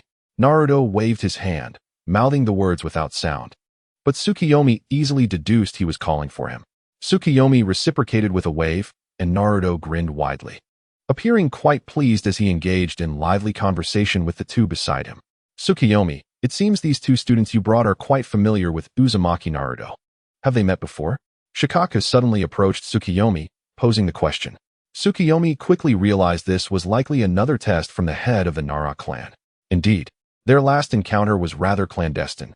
To the average observer, this may appear to be their first meeting. How could these unfamiliar children act so familiar?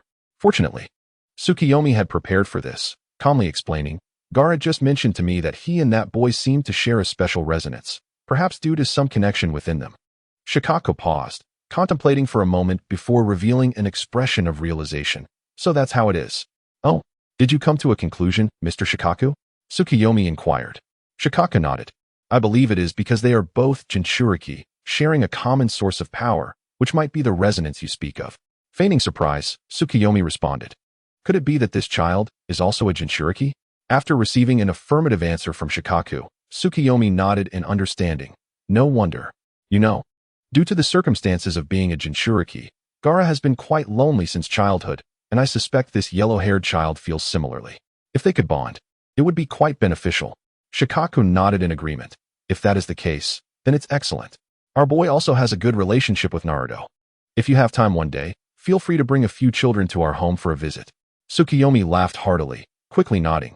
But be wary, Lord Shikaku, of having your household treasures pilfered by us. Just as they were enjoying their light-hearted exchange, several dark figures swiftly traversed from the school gate. They approached the old Hokage, Hiruzen Sarutobi, and one of them leaned in to whisper in the Hokage's ear. Hiruzen's eyes gradually narrowed. He beckoned Kakashi, who instantly shifted from a relaxed demeanor while with Guy to a serious one, approaching Hiruzen.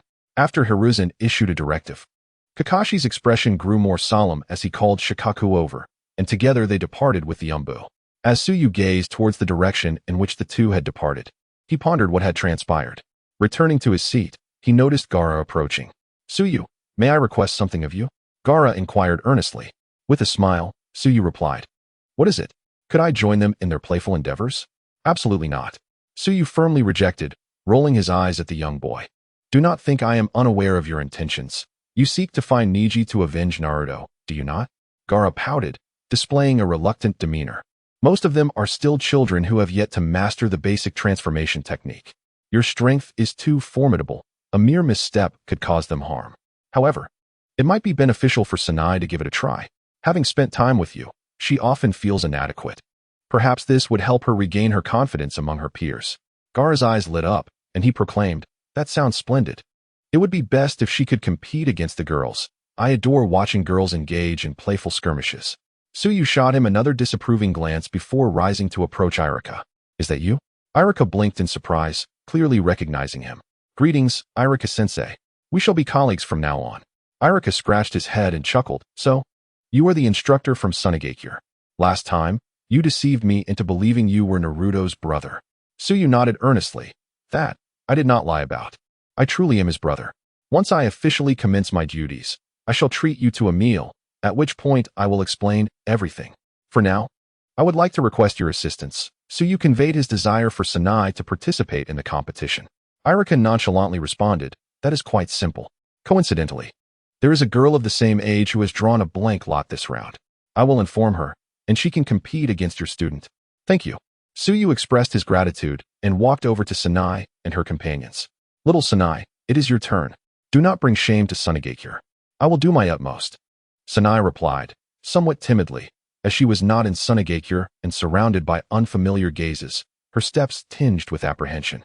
Meanwhile, a small girl with wet hair approached the stage with even slower steps, appearing more anxious than Sanai, glancing around intermittently. Upon recognizing the girl's face, Tsuyu paused momentarily, his expression shifting dramatically. It's her. Naruto's eyes widened, while Gaara, puzzled, asked, What is it? Do you know the girl who is to compete against Sanai? Naruto mumbled, I think her name is something like Hina. What was it? Hina something? Hinata, Tsuyu stated quietly. Oh right, Hinata. Naruto recalled with a hint of nostalgia. I've encountered her numerous times. She is quite peculiar, seemingly shy and often stuttering when she speaks. So you lean back, adopting a more comfortable posture. Who do you think will emerge victorious? He inquired, observing the two girls below exchanging nods of encouragement. Irika had waved the flag down for quite some time, yet neither had made a move. Is that even a question? It's undoubtedly Sanai. Her talent has garnered even your praise. Gaara exclaimed eagerly. I am not entirely certain. I have yet to witness Sanai's prowess. However, Hinata appears rather feeble. Her hands soft and lacking any semblance of strength. Wait, something feels off. Gaara widened his eyes and turned to Naruto, reiterating his earlier statement. Her hands are soft and lack strength. Have you ever held her hand? Naruto stuck out his tongue, responding, no. I only helped her up after seeing her bullied and knocked to the ground. I won't listen. You two have something going on. Sanai even mentioned that you seem quite honest. I shall definitely tell Sanai upon my return. Both Sanai and Hinata bowed to each other. I am Sanai. I am Hinata. After their introductions, the two struck a pose, remaining still. Irika cleared his throat softly and declared, the match begins. Both exhibited a reserved demeanor, instinctively awaiting the other to make the first move. Finally, as the atmosphere grew increasingly awkward, Sanai gritted her teeth and took several determined steps forward. Upon witnessing Sanai's movement, Hinata let out a sigh of relief, having feared that further stalling would provoke her father's reprimand. Please, enlighten me, she exclaimed, advancing to meet Sanai with a clash of palms, initiating a contest of martial arts. Wow, this Hinata is impressive, managing to hold her own against Sanai, Gaara remarked. Hinata has practiced the family's gentle fist style since childhood. Few can match her in martial prowess, explained Suyue. Gentle fist? Didn't you say the one who just hit me also practiced that style? Could they be related? Naruto inquired. Niji is Hinata's brother. The sounds of fists colliding echoed. Bang, bang, bang. In the blink of an eye, the two graceful figures exchanged blows numerous times, sweat glistening on their brows. Sanai recalled Suyue's words. I cannot bring shame to Sunagakure. After a particularly intense exchange, Sanai found herself retreating, forming hand seals as a water dragon. The thickness of an arm materialized between her hands, soaring skyward before turning back toward Hinata. Water dragon bullet? Such advanced ninjutsu at such a young age. And water style at that. Sunagakure's younger generation boasts such talent. Observing this, many from the Konoha clans retracted their prejudices against Sunagakure. It was evident that even the most remote regions could indeed nurture genius. Chapter 73. Sasuke returns to the village and harvests elementary students. Hinata Hyuga held her breath, focusing intently on the water dragon bullet hurtling toward her. In an instant, she closed her eyes, then reopened them, revealing fierce, pronounced veins on either side of her face. As her pristine white pupils emitted a radiant glow, gentle fist, 8 trigrams palm. A surge of energy erupted from within her, and as she crossed her arms in front of her chest, this flowing energy transformed into a swirling vortex before her. However, as the water dragon bullet approached, a flicker of fear crossed Hinata's delicate features. A brief moment of hesitation caused the protective winds around her to diminish significantly. Upon contact with her 8 trigrams 16 palms, the water dragon bullet's pale blue hue instantly faded. Yet, even so, the remaining water chakra surged forth with a formidable gale, rushing towards her. The water dragon loomed larger in Hinata's eyes, and at the moment its power threatened to engulf her, it suddenly vanished. Taking 2 steps back, she bowed her head, resembling a frostbitten flower. I concede. No. Sana approached her, her expression somewhat peculiar. The chakra barrier that manifested on your body should have been sufficient to withstand the water dragon's assault. Why did you retract it at the last moment? Hinata lowered her head even further, shaking it gently, her form trembling slightly. She chose not to respond, instead performing a deep bow to Sana before swiftly departing the grassy area. Sana, perplexed, raised her hands and observed from a distance as Hinata returned to the audience, seemingly subjected to pointed scrutiny and reproach from those nearby. A thought flickered in her mind, prompting her to rejoin Suyue and the others. I knew Sana would win, huh? Sana relayed the events she had just experienced to the two. Gaara paused for a moment. Wow, she really is quite an unusual girl, just as Naruto described. You mean she held back at the last moment? Why would she yield to you? I don't know. It just felt as though she was afraid of something. Hinata's childhood disposition mirrored this, Possessing the Byakugan like Niji, her gentle nature had led her to share the same plight as Gaara and Naruto. Often ridiculed and bullied by others, Naruto nodded in agreement. Indeed, and I've noticed she never retaliates. If it were me, I would have surely given them a taste of my fists. Tsukuyomi gazed into the distance, observing Hinata being scolded by Hayashi Hyuga, a notion emerging within him. He gestured to the others. Naruto, earlier Gaara mentioned something about the night. Weren't you eager to join? Yes. Why do you ask, Tsukuyomi? You agreed, right? Tsukuyomi displayed a broad smile, akin to an elder brother. I have a task for you. If you can complete it diligently, I'll allow you to join us. How does that sound? What? A month's time? I want to see Hinata regain her confidence. You share a similar experience with her, so it should be no challenge for you. Naruto hesitated for a while, pointing distantly at Hinata. But she is a girl, and so what? After much contemplation, Naruto finally sighed. Could we perhaps change the task? I seldom converse with girls. Tsukuyomi pondered for a moment before suddenly adopting a serious demeanor. Are you hiding a crush on someone? Didn't I tell you to steer clear of frivolous romances? Naruto opened his mouth. Brother, how could that be? Since you left, I've been diligently practicing my ninjutsu, without a moment's pause. Besides, I'm still quite young. How could I possibly like a girl? Tsukuyomi eyed him skeptically. Be honest, do you have feelings for Sakura already? Sakura? Oh, you mean her? That violent girl? Naruto paused, then realized, pointing towards a pair of young girls engaged in conversation a distance away, one with pink hair and the other with blonde locks. It's good if there's nothing, for I fear you might stray once more. Impossible. I shall not contemplate matters of love until I ascend to the role of Hokage, Naruto declared with a taut expression. Tsukuyomi shrugged, saying, then that settles it. Focus on completing your tasks. This is my gracious permission for you to interact with girls. If you truly suffer from social anxiety, seize this opportunity to practice your communication skills with them. Just as Naruto was about to reply, Tsukuyomi interjected, what is this? Is this your pledge of allegiance prior to joining the knight? Do you wish to refuse? Sighing, Naruto lowered his head. Well, she is indeed quite peculiar. I can only do my best. As the competition drew to a close, it was only natural that Niji claimed the first place, followed by Lee, who had trained in the Eight Gates, and Shikamaru, renowned for his exceptional battle intelligence. However, before the award ceremony could conclude, Kakashi returned to the side of the former Hokage. After a brief exchange, the elder Hokage rose to depart. Meanwhile, seated beneath the Hokage, Tsukuyomi felt a faint black shadow of a shuriken materialize in his vision, a unique spiritual connection characteristic of the Bition Shun. Has Uchiha Fugaku arrived? At this moment, in the Hokage's chamber, Uchiha Itachi donned a black robe embroidered with crimson and gold patterns, his hands concealed within, head bowed as he awaited in silence.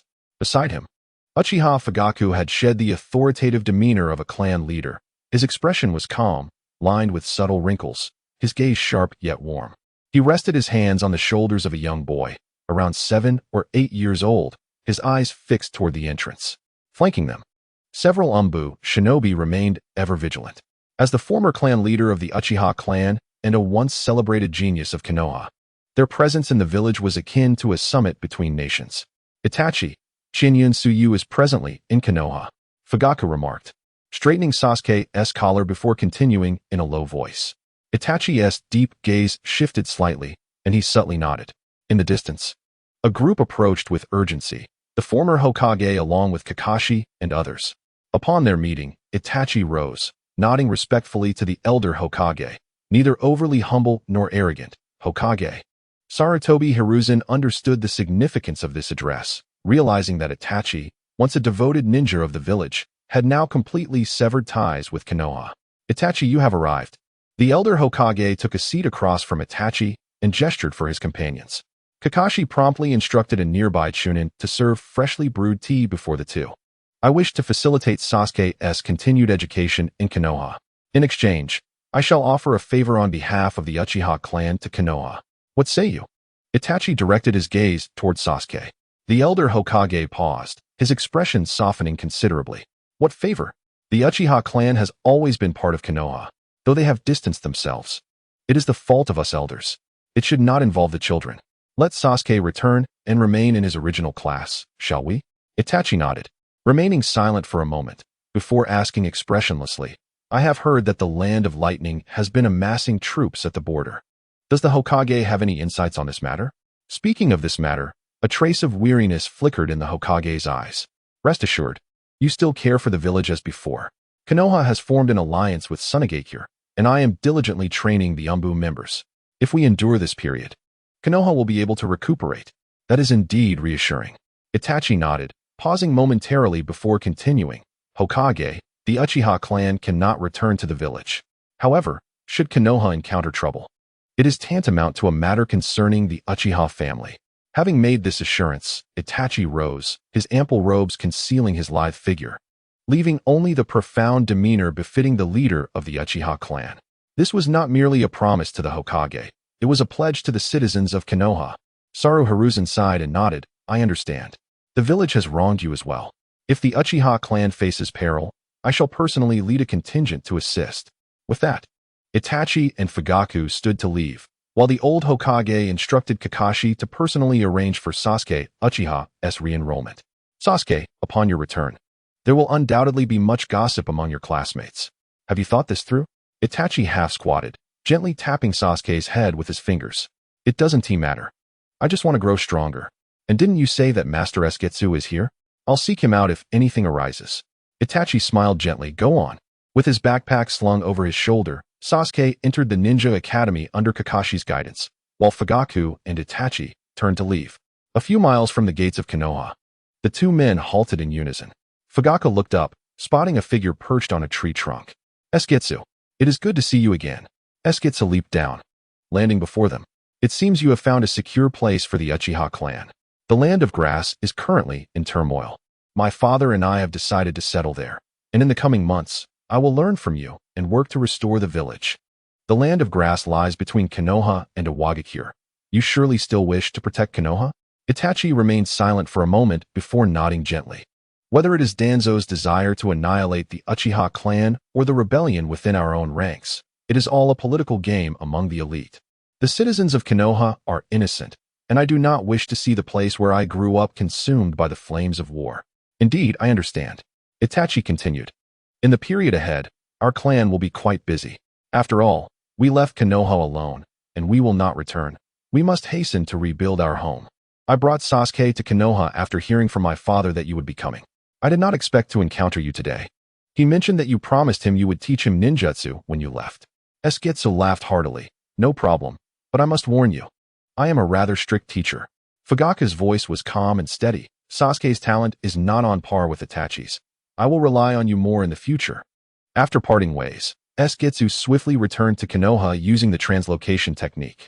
By now, the award ceremony had concluded, and students from every grade had returned to their classrooms. Irika greeted him warmly. Teacher Tsuyue, the higher-ups have already arranged your future work matters. As you wished, you'll be teaching the second grade. Following Irika, Tsuyue entered the teacher's office, a space of over 40 square meters furnished with 3 sets of desks and chairs. Whether it was due to their origins in Sunagakure or the inherent affluence of Konohagakure, the environment was far superior to that of his previous profession. After becoming acquainted with the administrative processes of the ninja school, Tsuyue, guided by Irika, embarked on his inaugural teaching experience. Drawing from his time in Sunagakure, Tsuyue's gentle demeanor quickly endeared him to his students, and his approval rating among them soared. This was precisely his primary objective in coming to Konohagakure. The original narrative of Hokage unfolded in this village, and he was now teaching the second grade class that Naruto and his peers currently attended. There was no more fitting role for him to cultivate the approval of elementary students than that of a dedicated teacher. After a week or two of acclimatization, Tsuyue had fully embraced his identity as an educator. Moreover, with his omniscient perspective on the Hokage storyline, he possessed an intimate understanding of his students, enabling him to address their needs with ease. The other teachers at the ninja school noted a peculiar habit of Tsuyue's.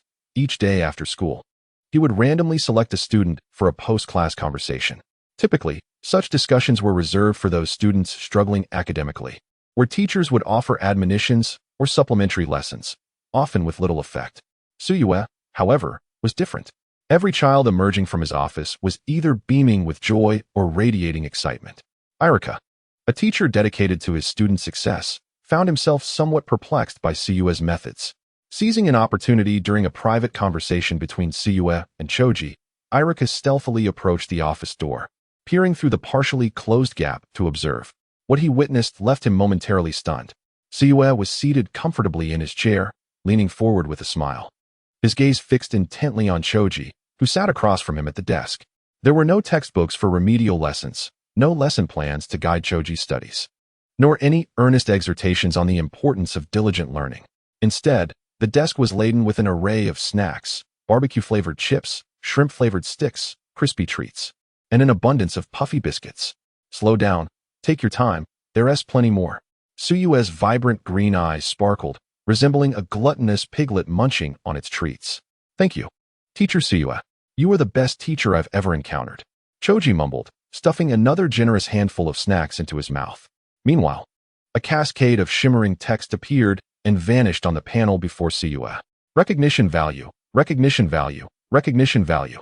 On that ethereal panel, the total recognition value has surpassed 1,000, racing towards 1,002. Tsukuyomi could not help but feel a sense of nostalgia, no matter the world. Students are the easiest demographic to deceive.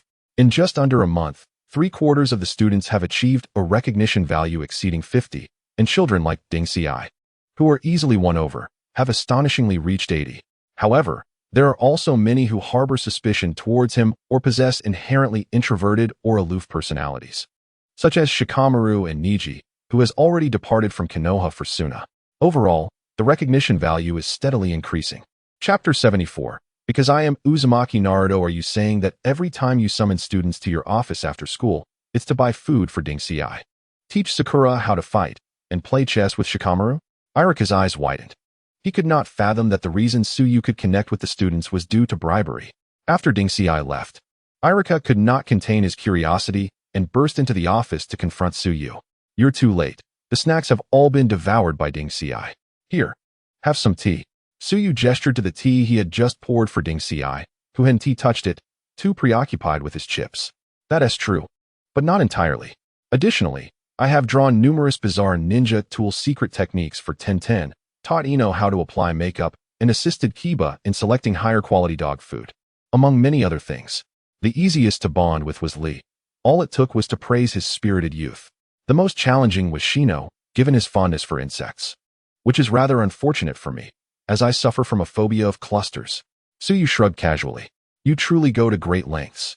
Yet, these matters seem entirely unrelated to teaching ninjutsu. Irika attempted to rebut as a teacher, but was interrupted by Tsukuyomi. As an educator, the most crucial aspect is to understand the children and discover their unique talents, rather than rigidly adhering to textbook instruction. Interest is the finest teacher for a child. Is it not? Tsukuyomi licked his lips, revealing an innocuous smile. The little ones possess remarkable talents. The constraints of the ninja school cannot limit them. It is their own interests that confine them. Irika took a deep breath, finding Tsukuyumi's words quite reasonable. How do you know each child so well? You've only just arrived, right? You can't possibly be their older brother. Uffed. Tsukuyomi spat out the tea he had just sipped, hastily grabbing a tissue to wipe his mouth. Of course not. I simply pay attention. I do not focus solely on grades. The students' daily lives are what truly require observation, such as Ding Xi indulging in snacks or Ino frequently gazing into mirrors. After a long pause, Irika nodded thoughtfully. You make a valid point, Tsukuyomi. In terms of teaching, you may not surpass me, but in nurturing talent, you are certainly my senior. Recognition value. 20. Tsukuyomi was taken aback. He had only been driven to the brink by the exam-oriented education of his previous life. And now he found himself receiving recognition in the world of Naruto. With a fleeting glance at Irika, Tsukuyomi brought the cup of tea to his lips and took a delicate sip. Yet, for children, the significance of nurturing far outweighs that of mere instruction, does it not? Irika wholeheartedly agreed. Take Naruto, for instance. Although his academic performance leaves much to be desired, he exhibits remarkable politeness, respects his elders, and his abilities are on par with those of his peers. Wait, Irika-sensei, as a quasi-parent of Naruto. Is it appropriate for you to speak of this in my presence? Tsukuyomi found himself momentarily speechless. Haha, not at all. I merely wish to express my agreement with your perspective, Tsukuyomi-sensei. Your earlier words have provided me with profound insights regarding the teaching profession. Tsukuyomi flashed a knowing smile. Excellent. Irika-sensei, I have high hopes for you. This evening, I've arranged to dine with Naruto and a few other little ones. Would you care to join us? Tsukuyomi extended an invitation to Irika. It would be my honor. Irika thought to himself, wishing to seize this opportunity to connect more closely with the children. When they arrived at the Ichiraku ramen shop, only Gaara awaited them. Tsuyue surveyed the surroundings, but found no sign of Naruto and Sanai. Where are they? Tsuyue inquired. Naruto went to find Hinata, but he's rather timid and took Sanai along with him. Hinata? You've forgotten, previously. You told Naruto to help Hinata find her confidence within a month. That fellow is too fearful. Every time he attempts to approach her, he turns back midway. Today is the final day. Tsuyue recalled this matter, clicking his tongue in disbelief. Realizing Naruto had deceived him by claiming he and Hinata had become good friends, such feelings were merely a ruse. Tsuyue waved his hand. Let us go and see how they are faring. He then greeted Uncle Ichiraku, who was yet to see them. Uncle, please wait for us a moment. We shall return shortly. Uncle nodded absent-mindedly, accustomed to their frequent visits as they had long since become regular patrons. At the Hyuga residence, Hinata's slender figure stood before a wooden post. With a few resounding thuds, she struck the post with her fist, causing it to indent slightly. Wiping the sweat from her brow, Hinata approached the steps, suddenly sensing a slight movement in her ears. Activating her Byakugan, she noticed two young figures lurking at the entrance. At the door, Naruto resembled a bobblehead, firmly rooted in place, his face a mask of indecision. Sanai, could you please call her out for me? Sanai looked at him in surprise. But Sanai specifically said it should be you. Even if I call her out, in your current state, how will you speak to her? Oh, come on, Sanai, just help me bring her out. I'll handle the rest. It's merely about making a friend, nothing particularly daunting. Fine, I'll just call Hinata out, and the rest is up to you. With that, Sanai approached the entrance, quickly spotting Hinata's figure. Ah, there you are. Hello. Do you remember me? May I come in? Sanai smiled warmly. Having accompanied Tsuyue throughout the month, she had shed her initial shyness and confidently posed her question. You are Sanai Sugiyuki. Hinata hesitated for a moment before gently nodding, allowing Sanai to gracefully step across the threshold. Are you practicing? Is it that marvelous defensive jutsu from before? Hinata shook her head. That was the 8 trigrams palm. This time, I am practicing the twin line fist. However, it is quite challenging. I have been training since I was 4, and I can only manage to condense a small semblance of the lion's shadow. That is already quite impressive. Sanai continued, by the way, Hinata, I have a friend who wishes to meet you, but he is a bit shy. Would you mind stepping outside for a moment? Without hesitation, Sanai straightforwardly revealed her friendly smile and pointed toward the door. Right there. Hinata glanced toward the entrance of the Hyuga clan, her face displaying a tinge of conflict. Perhaps not. I still have other ninjutsu to study. Sanai, I apologize. Her voice dwindled to a whisper, eventually fading to the faintest of sounds as she turned her head away. She had already utilized her Byakugan to observe the area near the entrance. How could she not know who was outside? Yet, her timid nature left her at a loss for how to engage with others. Sanai was momentarily taken aback, and at that moment, a figure emerged from within the room. Hyuga Hayashi, the clan leader and Hinata's father. Hinata, what are you doing? Have you completed your assignments for today? He asked, looking up. I have just received news from Sunagakure. Niji has nearly mastered the twin line fist. As the daughter of the Hyuga clan, you are destined to lead the family. How can you afford to be so negligent? Yes, father, Hinata murmured, lowering her head, tears shimmering in her eyes. She turned back to the wooden post, gathering chakra between her hands and striking fiercely. Bang! The sound echoed as Hinata's turbulent emotions caused her chakra to become chaotic, resulting in her being rebounded to her original position. Hinata. Seeing this, Sanai rushed over to help her up. However, Hinata resembled a startled fawn, her eyes filled with panic. Her head bowed even lower. I'm sorry, father. I'm sorry. Hyuga Hayashi snorted disdainfully. You are far inferior to Niji in this state. With that, he turned his gaze toward Sanai. You appear to be the student from Sunagakure who defeated Hinata last time. To master the water dragon bullet technique at such a young age, you surpass Hinata. Sanai's expression shifted slightly, as she felt Hinata's petite frame tremble ever so slightly at Hayashi's words, 2 crystalline drops falling to the ground. Uncle, Hinata is very capable. The reason she lost to me last time was that she held back at the end. There is no need for you to defend her. I know my daughter better than anyone. Hayashi waved his sleeve lightly, changing the subject. What brings you here today to seek Hinata? Sanai gazed at Hayashi's cold and proud countenance. The words she intended to speak caught in her throat. She glanced at Hinata, her heart filled with mixed emotions. It seemed she began to understand why Hinata possessed such a gentle disposition. "Uncle Hayashi, we would like to invite Hinata to join us for dinner." Suddenly, a cheerful voice rang out from the entrance. Both Sanai and Hinata turned to see Naruto standing tall, addressing Hayashi. "Naruto Uzumaki?" Hinata Hyuga squinted slightly as she gazed at Hinata. "Do you know him?" Hinata replied in a voice as faint as a whisper, "I've met him a few times." Hinata Hyuga's tone grew increasingly frigid. "No wonder your ninjutsu training is lacking. It appears all your energy has been squandered on frivolities. I hereby command you to practice the twin lion fist 50 times today." Hinata lifted her head and locked eyes with Hinata Hyuga. After a moment's contemplation, she nodded. "Very well. On what grounds?" Naruto interjected, stepping in front of Hinata. "Why must she comply with your demands?" Hinata Hyuga regarded the stubborn youth with his face slightly turned, and replied solemnly, "Because I am her father, and she is destined to become the head of the Hyuga clan, a responsibility she must embrace." "Is being the head of the Hyuga clan so impressive? Have you ever inquired whether Hinata desires that role?" Naruto challenged, while Hinata turned to look at him in surprise. Hinata Hyuga appeared momentarily amused by his anger, striding toward Naruto with an imposing demeanor. "When did the affairs of the Hyuga clan become fodder for discussion by an outsider? I kindly ask you both to leave. You are unwelcome here. I am Uzumaki Naruto, destined to become Hokage. When I witness injustice, I cannot remain idle." "Preposterous." Hinata Hyuga scoffed. In an instant, he vanished, leaving behind a gust of wind aimed directly at Naruto. Before Naruto could react, a delicate voice shouted from behind, "Be careful." Suddenly, Hinata rushed forward, positioning herself in front of him. The fragile girl raised her trembling hands, two faint blue chakra forms materializing, resembling ethereal lion shadows, extending forward to shield against the oncoming force. Hinata Hyuga's hand froze mere inches from Hinata. "The sensation of this chakra, your twin lion fist, has indeed improved significantly since a few days ago. Father, please spare him." Hinata pleaded, her gaze cast downwards, unable to meet Hinata Hyuga's eyes. "Humph, how dare you question the Hyuga clan? Such audacity at your tender age. What will become of you as you mature? Today, I shall discipline you on behalf of your parents." With that, Hinata Hyuga's chakra coalesced again into a blue-green orb as he advanced toward the two. "Father."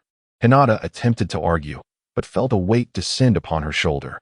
She turned to see Naruto gazing at her with gentle eyes. "Hinata, don't worry about me." He pulled her behind him, addressing the nearby Sanai. "Sister Sanai, please look after her." With everything arranged, Naruto turned, and at that moment, his demeanor shifted. He regarded Hinata Hyuga with cold indifference, his voice devoid of emotion. "What did you just say?" 3 dark lines appeared on Naruto's cheeks. A surge of crimson chakra exploded forth from him as he advanced a step closer. "You intend to discipline me on behalf of my parents?"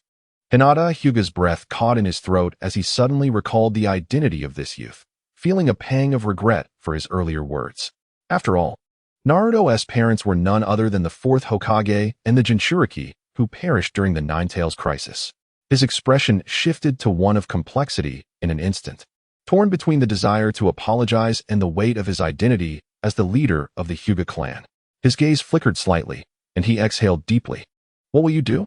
Before he could fully articulate his thoughts, Naruto suddenly bent down, his frail form resembling a bloodthirsty little fox at that moment. His eyes were icy, and the whispers of his parents' last words echoed in his ears, as once conveyed by Siua. He could endure the scorn of all, but could not tolerate a single word spoken about the parents he had never met.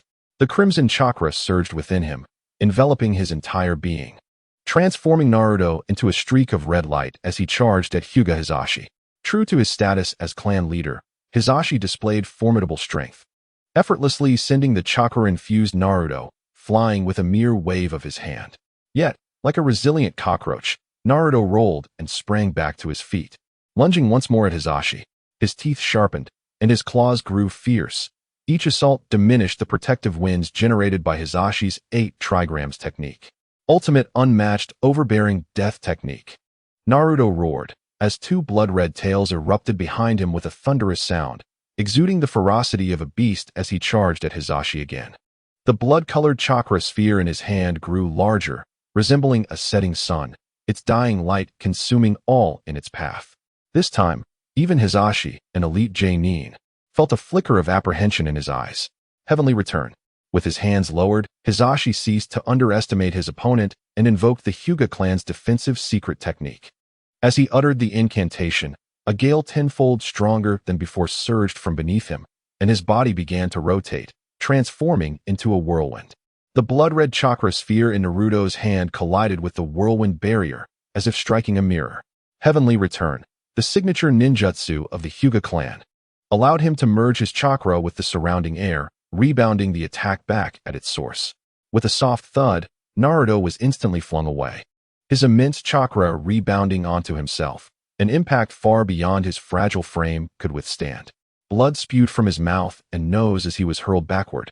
Both Hinata and Tsukuyomi rushed forward, but before the boy could hit the ground, a hand seized him by the neck. "Bullying my student.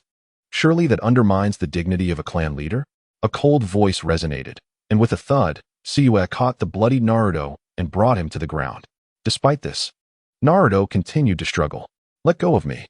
I won't allow him to speak of my parents. I will teach him a lesson."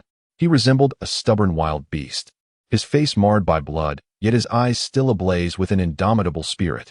Tsukuyomi tossed him onto the ground and kicked him lightly on the backside. "Ouch! What was that for?" Naruto's eyes widened in clarity as he turned to glare at Tsukuyomi, demanding loudly.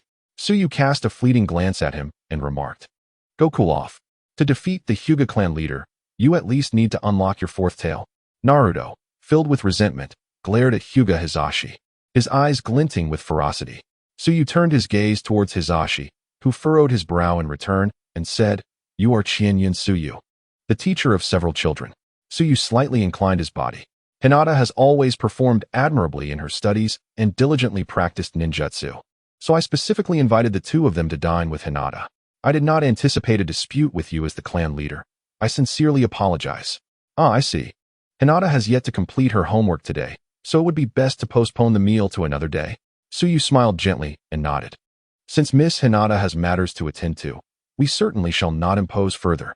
I apologize on behalf of Naruto for his earlier rashness towards you, esteemed clan leader." Tsukuyomi then beckoned to Naruto. "Naruto, come forth and apologize to the clan leader." Naruto tilted his head defiantly. "Why should I? I simply cannot abide by his demeanor." "Tsukuyomi, how can you speak on behalf of someone like him?" Tsukuyomi frowned and deliberately lowered his voice. "What? Do you wish to invite another beating?" Naruto's expression shifted, and with a pout, he stepped forward, bowing half-heartedly without a hint of sincerity. "I'm sorry. Please forgive me, clan leader." Tsukuyomi added, "Naruto, further express your contrition." Naruto grimaced. "Please forgive me, clan leader." Hyuga Hisashi nodded slightly. "Such trivial matters are hardly worth concern. I too have misspoken." Tsukuyomi's smile grew brighter. "The clan leader has pardoned you. You may step back." Naruto shoved his hands into his pockets, huffing in reluctance as he retreated to the side of Gaara and Irika. Children of 7 or 8 are indeed rather rebellious, huh? The clan leader is truly magnanimous. Hisashi's tone turned somber. "No harm done. Now that this matter is concluded, my family and I shall take our leave. Please enjoy yourselves." As Hisashi turned to depart, Tsukuyumi's voice, calm yet unhurried, interjected, "One moment, clan leader. While the children's affairs are resolved, the matters of adults remain unresolved." Hisashi felt a wave of unease wash over him and turned back. Tsukuyumi's smile had inexplicably stiffened, now laden with an icy chill. To wield your power against a 7-year-old child, utilizing the advanced technique of Kaiten, is quite the act of bullying, is it not? As you mentioned to Naruto, does it not seem that you are exploiting your authority over an orphan? Hisashi's breath hitched. He had yet to respond when he found himself pierced by Tsukuyumi's penetrating gaze, as if it sought to unveil his very soul. "Clan leader Hyuga, you must surely be aware of Naruto's parentage, correct?" "I am well aware," Hisashi began, but found himself at a loss for words, fully aware that he had indeed erred. Tsukuyomi seized the moment to step forward. Naruto is publicly recognized as the Nine-Tails Fox, which leads even the Hyuga clan leader to believe that children like Naruto deserve disdain and should be scorned by all. With a flourish of his sleeve, Hisashi retorted, "Certainly not. However, Naruto's circumstances involve many hidden intricacies within Konoha." Hinata Hayashi squinted slightly and inquired, "From which standpoint are you speaking? Konoha or Suna? If you represent Konoha, you lack the authority to question the clan leader of the Hyuga clan on Naruto's behalf. If you are from Suna, your connection to Konoha is non-existent." Tsukuyomi shook his head, stepping behind Naruto and placing his hands on the young boy's shoulders. Neither, he stated. I stand solely as Naruto's elder brother. With that declaration, Seiwa locked eyes with Hinata Hayashi, and, in a moment that stirred tumultuous waves, proclaimed, I, Shin Yunsu, wish to challenge the clan leader. Do you dare accept? Hinata Hayashi was momentarily taken aback, seemingly caught off guard. After a prolonged silence, he uttered, What do you mean? It is entirely reasonable for a parent to intervene when their child has been wronged, is it not? Is the clan leader afraid? Just moments ago, you were quite imposing when bullying Naruto. Naruto, standing before Seiwa, also appeared startled. He had not anticipated Seiwa would stand up for him in such a manner. Hinata Hayashi fell silent, his gaze fixed intently on Seiwa, and he bit out, What are you intending to do? Seiwa's expression remained calm as he replied, Nothing much. But should I happen to win, I hope the clan leader will grant me one request. He glanced at Hinata beside him and continued, If I prevail over the clan leader, it would signify that my abilities surpass yours. May I then let Hinata? I assure you, under my guidance, her prowess will flourish far beyond remaining within the clan. Hinata Hayashi paused momentarily, his irritation palpable. Your goal is Hinata? She is the future successor of our clan and must receive the proper education of the Hyuga clan. Seiwa shook his head. Clan leader. The education of the Hyuga clan is not suitable for Hinata. It would only serve to extinguish her innate brilliance. If you doubt my words, let us test it. That twin lion fist technique you mentioned, if it were entrusted to me, I guarantee that within 3 months, Hinata would master it completely. What do you say? Hinata Hayashi, incensed, could only laugh in disbelief. You truly are audacious. Do you genuinely believe that the Hyuga clan has thrived through mere opportunism? His white robes billowed dramatically as a fierce wind enveloped him, magnifying his presence tenfold compared to when he had faced Naruto in his two-tailed state. He extended his hands, merging them together before gradually pulling them apart. You shall pay dearly for your arrogance. 8 trigrams, mountain-breaking strike. The gentle fists of the Hyuga clan seamlessly integrate chakra between the palms, and this mountain-breaking strike is a powerful, penetrating attack that can effortlessly shatter rock with bare hands. Seiwa's lips curled into a slight smile, now within Konoha. He would not resort to conspicuous spatial ninjutsu such as Starfall or Renshin Slash. Instead, this opportunity would serve to refine his mastery of the 5 elemental chakra. As the mountain-breaking strike was unleashed, Hinata Hayashi's figure blurred into an afterimage. With fingers poised like a sword, he swiftly approached Seiwa, aiming for a vital point on his chest. Hinata Hayashi harbored immense confidence in the secret techniques of his clan, should this strike land. He was certain Seiwa would be rendered incapable of continuing the fight. After more than half a year in the ninja world, Tsuyu is no longer the inexperienced youth who once panicked at R.A. Shaw's casual attacks. His gaze glimmered with a subtle crimson hue as the surrounding space unfolded like an ordinary grid world. Suddenly, a resounding crash echoed as a powerful blow struck Tsuyu, causing his entire form to vanish. In the next moment, he launched an assault from behind Hinata Hayashi. In his hand, a 2-inch short blade had materialized unbeknownst to him. This was a ninja blade that R.A. Shaw had specially reforged for him before his departure from Sunagakure, intended to replace his 3-foot-long sword.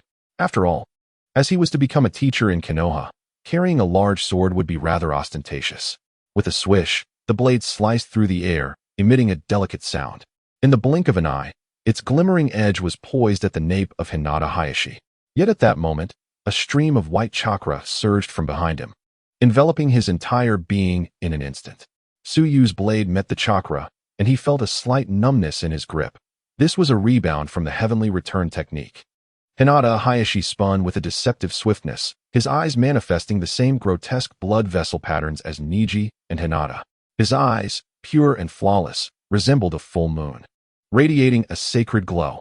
The Byakugan, a unique ocular technique of the Hyuga clan, not only allows for clear perception of the internal and external, but also enables a third-person observation of the surroundings, especially for someone like Hinata Hayashi, who had mastered the Byakugan, employing the heavenly return technique rendered nearly comprehensive defense.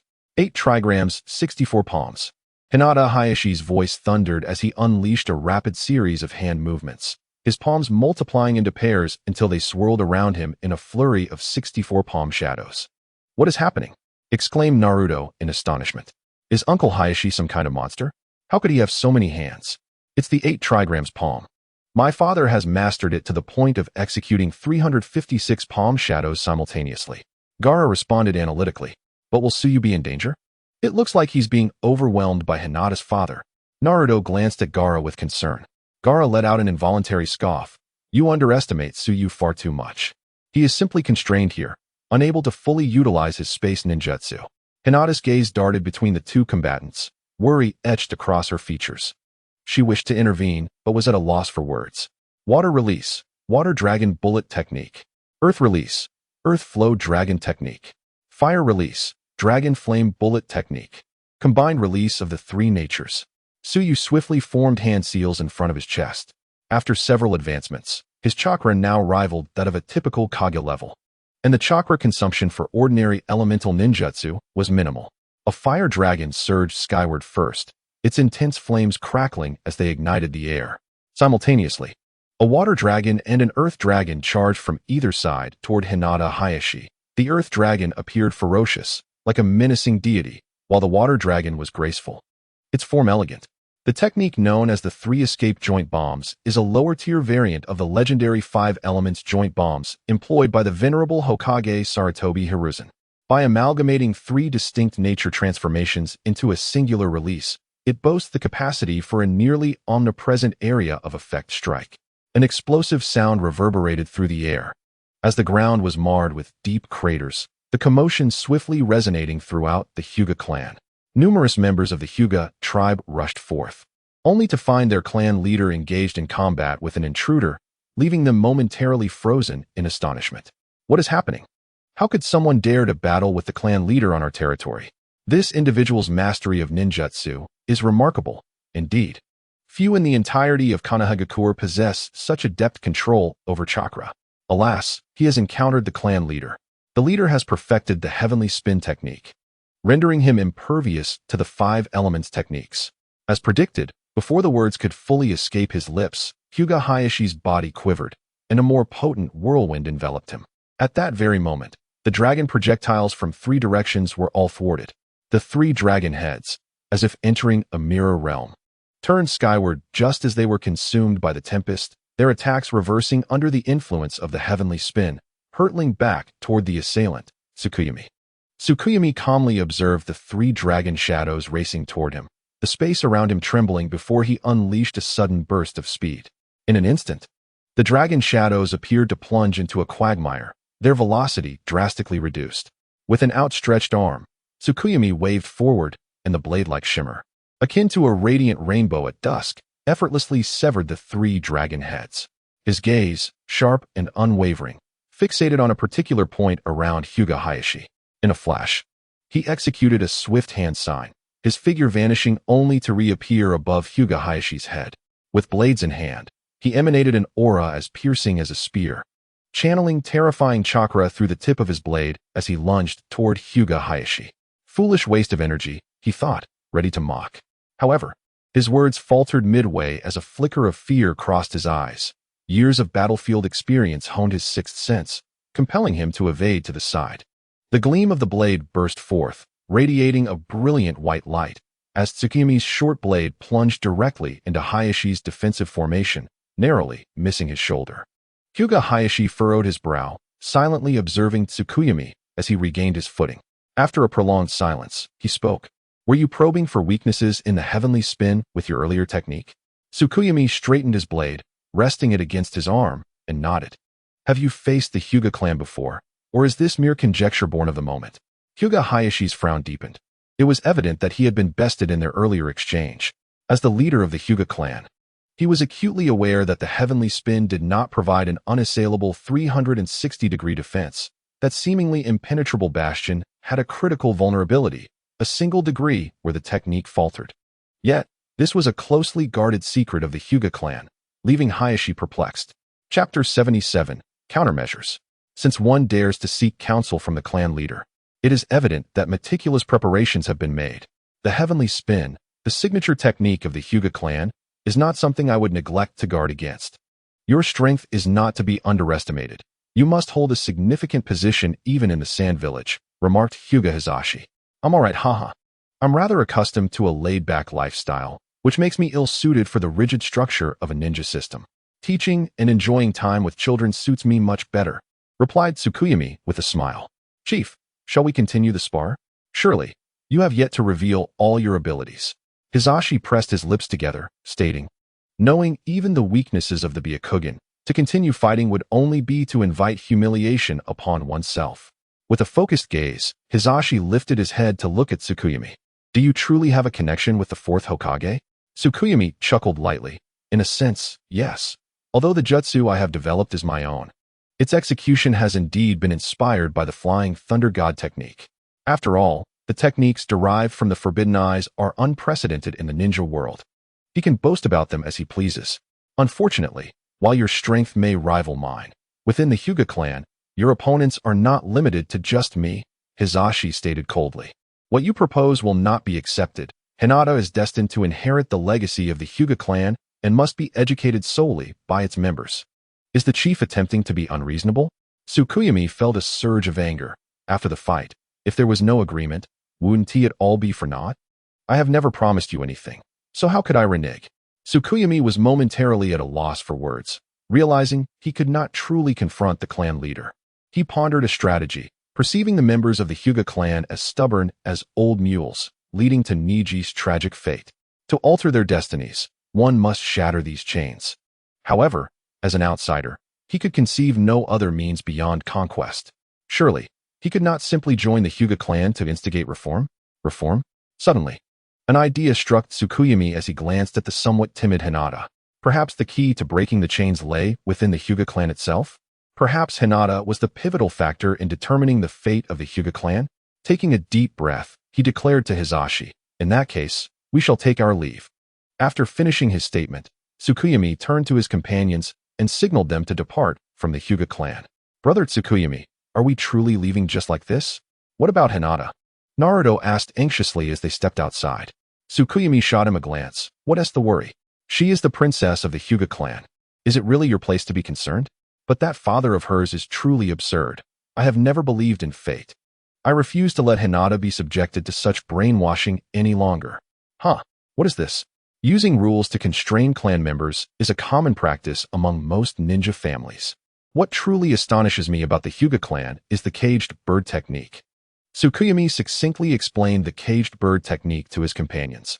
The very Niji who severely injured you that day was implanted with the caged bird seal, and he happened to be Hinata's protector.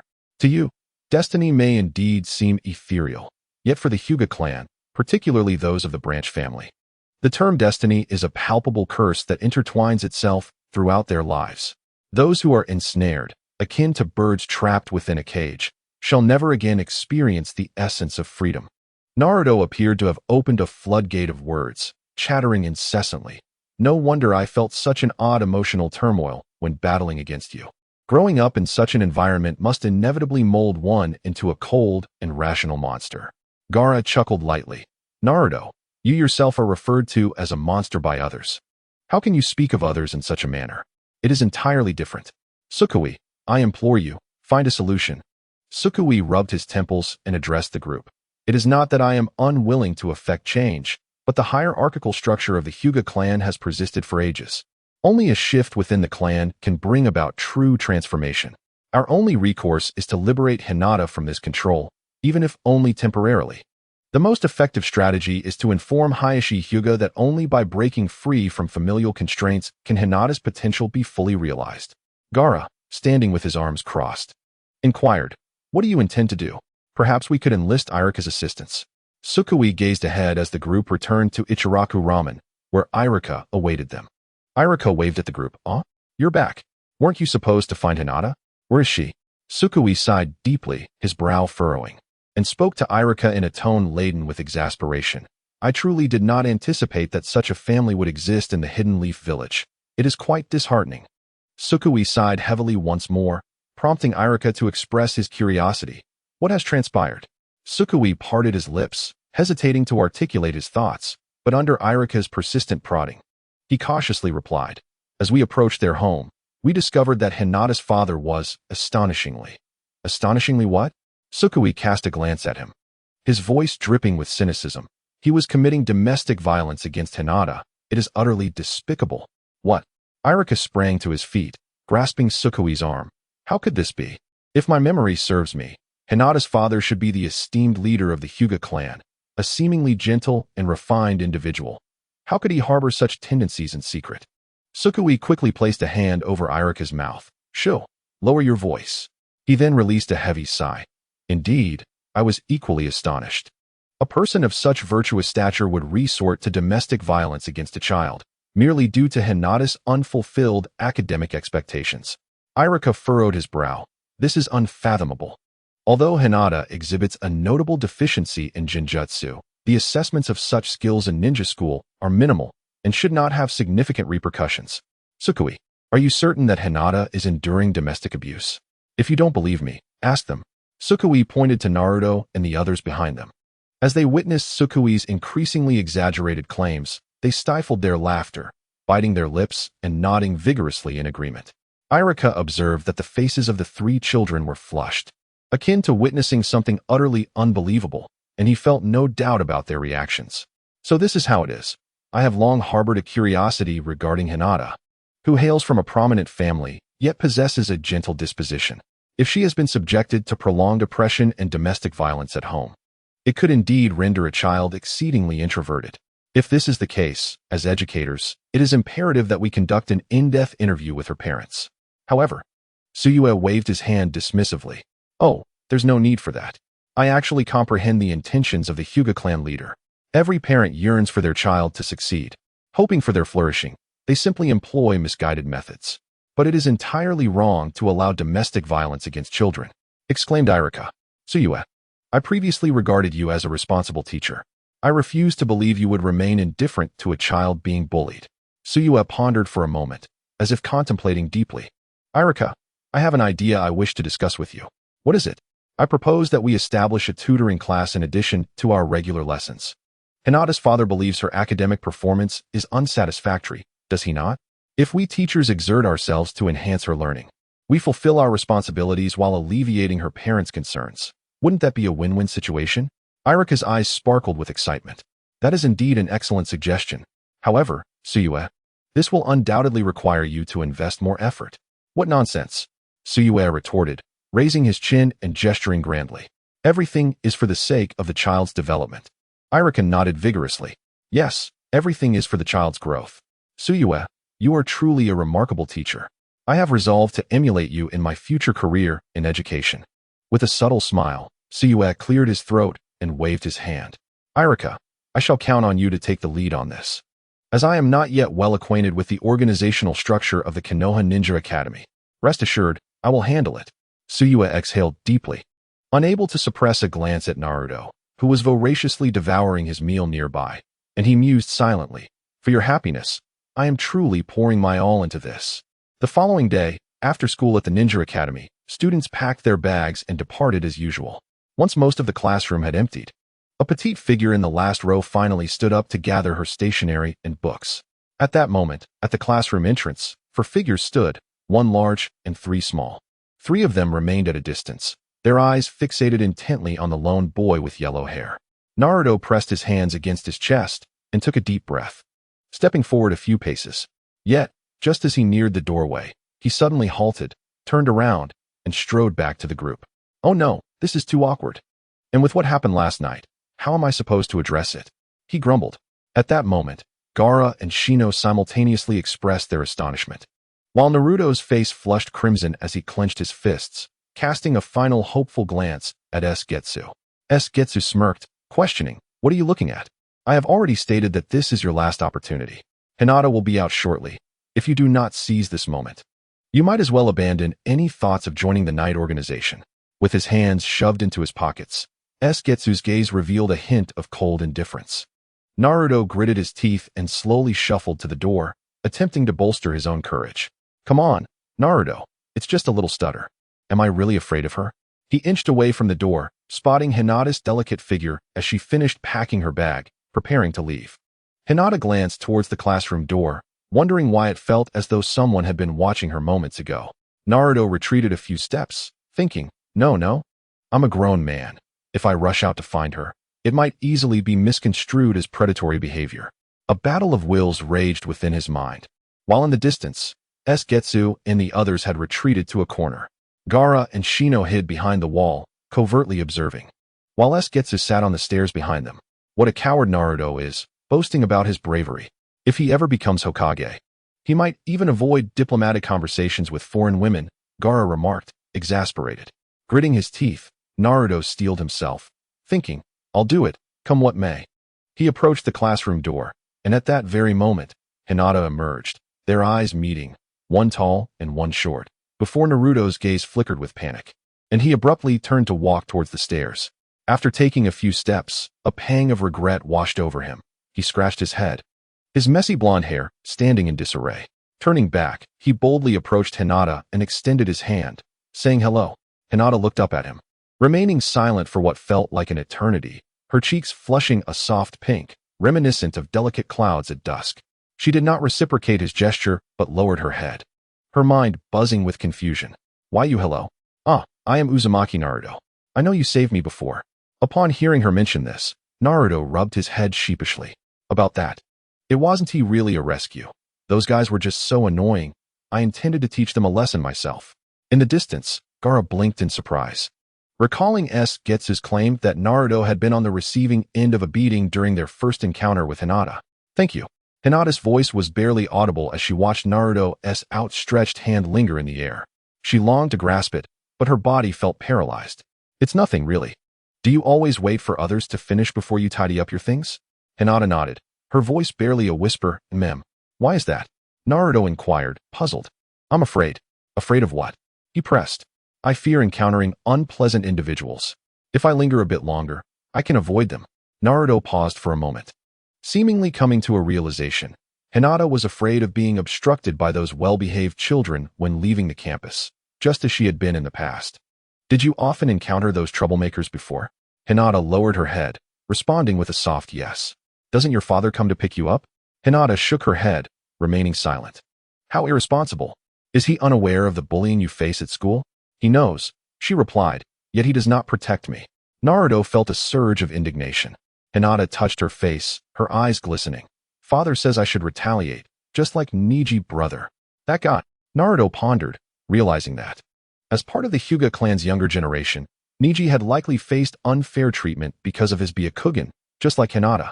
However, given Neji's character and strength, it was certain that no one would dare to cross him. Well, then why don't you fight back? It seems that you possess considerable strength. You shouldn't have trouble with them, should you? Hinata hesitated. I am afraid. Father says it would be shameful. Not at all. That merely indicates your gentle nature. Everyone is different, and I believe that if you encounter something that crosses your line, you will surely stand up bravely. In the distance, Tsukuyomi felt a stir in his heart upon hearing these words. He couldn't help but recall the original story when pain descended upon Konoha. On that day, Hinata did fight back, but not for herself, rather, for Naruto. Chapter 79, Platinum Edition Exchange Voucher. Really? Really?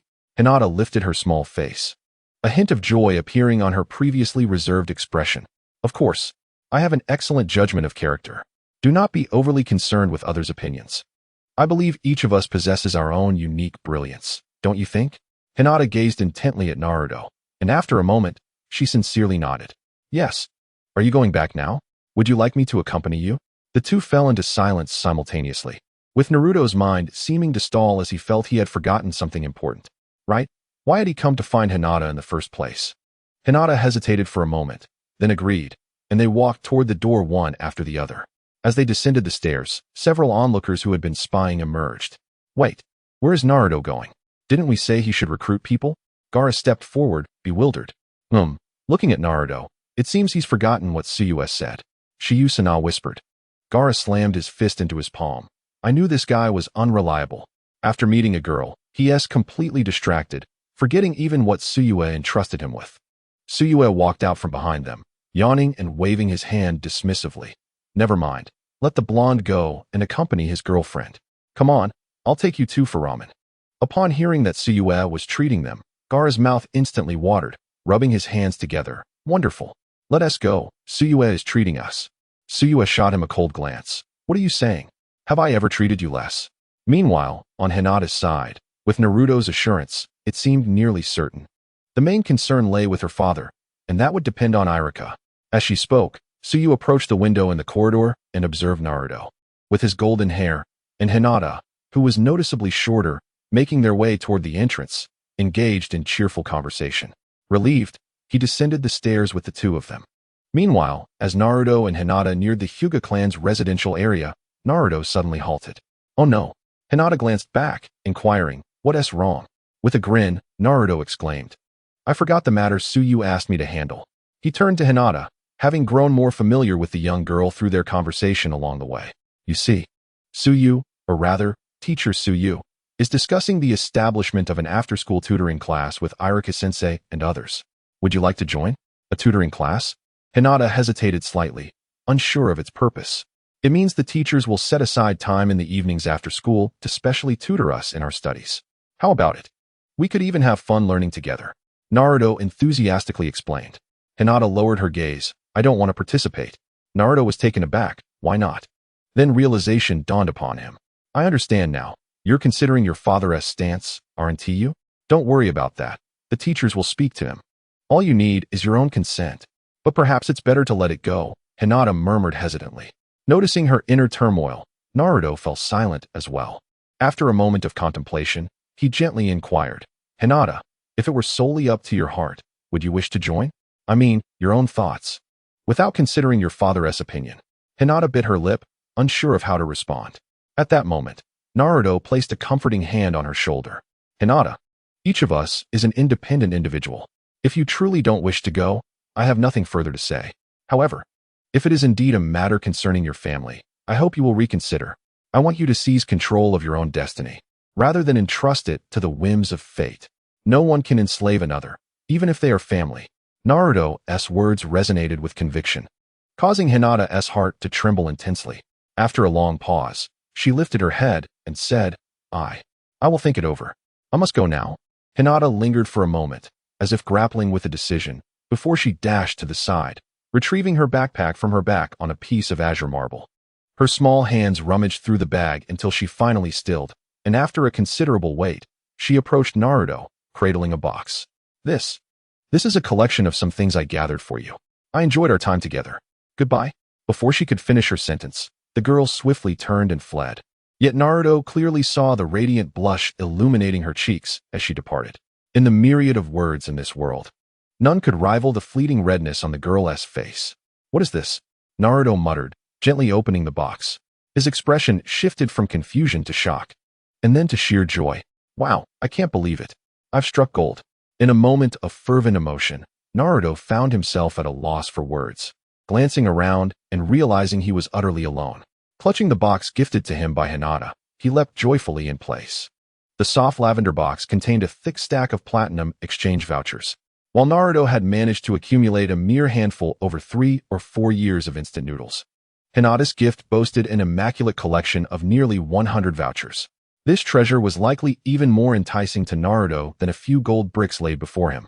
Meanwhile, after slipping out of sight, Hinata concealed herself behind a few blades of grass, observing Naruto with quiet delight.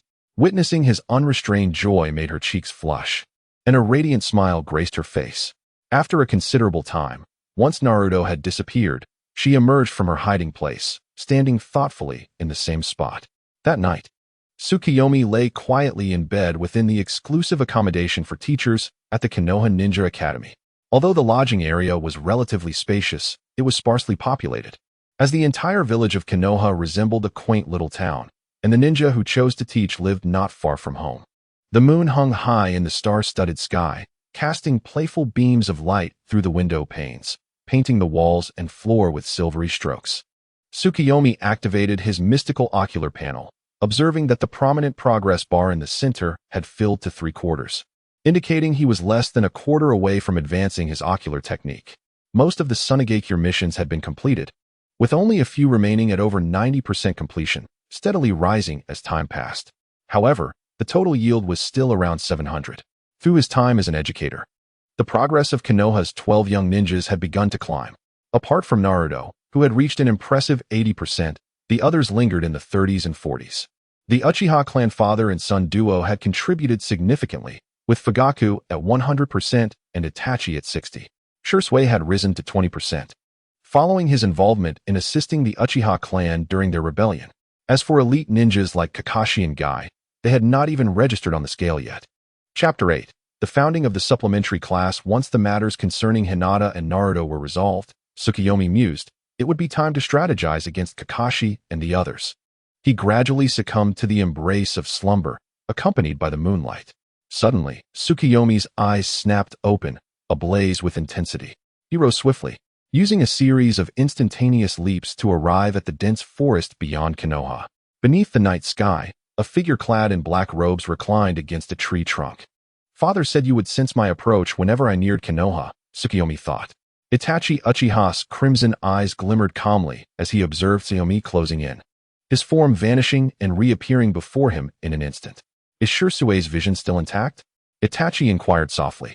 Tsukuyomi replied with a slight smile, it remains functional. And you? Have you resolved the matters in the land of grass?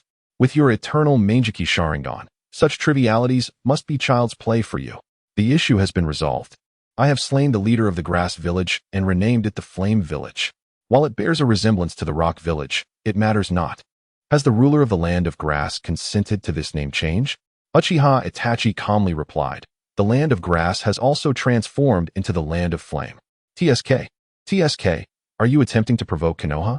This is the land of fire, whereas you are now the land of flame. Itachi shook his head. On the contrary, this is a proclamation to the world that my Flame Village is united with Konoha. You have changed significantly since becoming the head of the Uchiha clan. Tsukuyomi remarked with a hint of nostalgia. However, your concern for Konoha remains unwavering. Now, tell me, what news do you bring? Itachi nodded. There are two matters. Firstly, the Lightning, Water, and Earth nations have secretly formed an alliance and plan to challenge Konoha and Sunagakure within the next 6 months. Secondly, I have discovered an organization known as Akatsuki that operates across various nations, seemingly with grand ambitions. Tsukuyomi merely paused for a moment before nodding in acknowledgement. Understood, I will prepare accordingly. The Uchiha clan should also exercise caution. You have only recently settled in, and it is prudent to be wary of potential threats. Itachi turned and departed, vanishing into the shadows after taking a few steps. Tsukuyomi leisurely returned, finally able to enjoy a peaceful slumber. The following day unfolded like any other, marked by the school bell ringing. Well then, today's lesson concludes here. I urge all students to review the principles of the substitution technique and practice diligently, striving to master its execution. Tsukuyomi tossed the nearly worn-out chalk back into the box. Observing the restless students below, he raised his hand to quiet them. Please hold on a moment. There is another matter I wish to discuss. After deliberation with Irika and a few other teachers, we have decided to conduct remedial classes in this classroom. Those interested may come to me to sign up. Tsukuyomi briefly outlined the after-class tutoring initiative, which was met with a chorus of discontent from the students. The regular curriculum was already burdensome enough. Who had the inclination to attend extra classes? It would be far better to spend that time playing games. Exactly, let's go. Sadly, it seemed few students were inclined to heed his proposal. Just then, Naruto slammed his hand on the desk and stood up. I, Teacher Tsukuyomi, wish to participate. Me too. Me. I.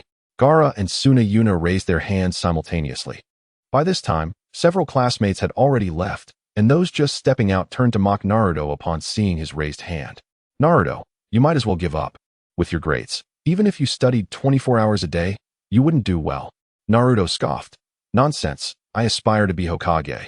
There's no way I would be like you lot. Dream on. Let us go. The once crowded classroom soon emptied, leaving Hinata still seated, her heart in turmoil. As she returned home last night, she had already informed her father of the matter. Unsurprisingly, Hyuga Hayashi sternly forbade her, asserting that her time should be devoted to mastering the traditional Hyuga clan ninjutsu rather than the inferior techniques taught at school. Hinata, aren't you coming? A clear voice resonated behind her. It was Naruto, his tone imbued with palpable anticipation. Even that Byakugan user is participating? Then let us leave. Who would want to study with such a person? Listening to the murmurs around her, Hinata's head bowed, her frame trembling incessantly. Some of the others wandered off. Yet a few remained, such as Choji and Shikamaru, who lingered largely out of respect for Naruto. Though the influence of Suk's long-standing mentorship played a significant role as well. I want to join. At noon, Hinata lifted her gaze, determination radiating from her eyes. though she had struggled internally countless times before reaching this resolution. "Suk-sensei, I wish to participate, may I?"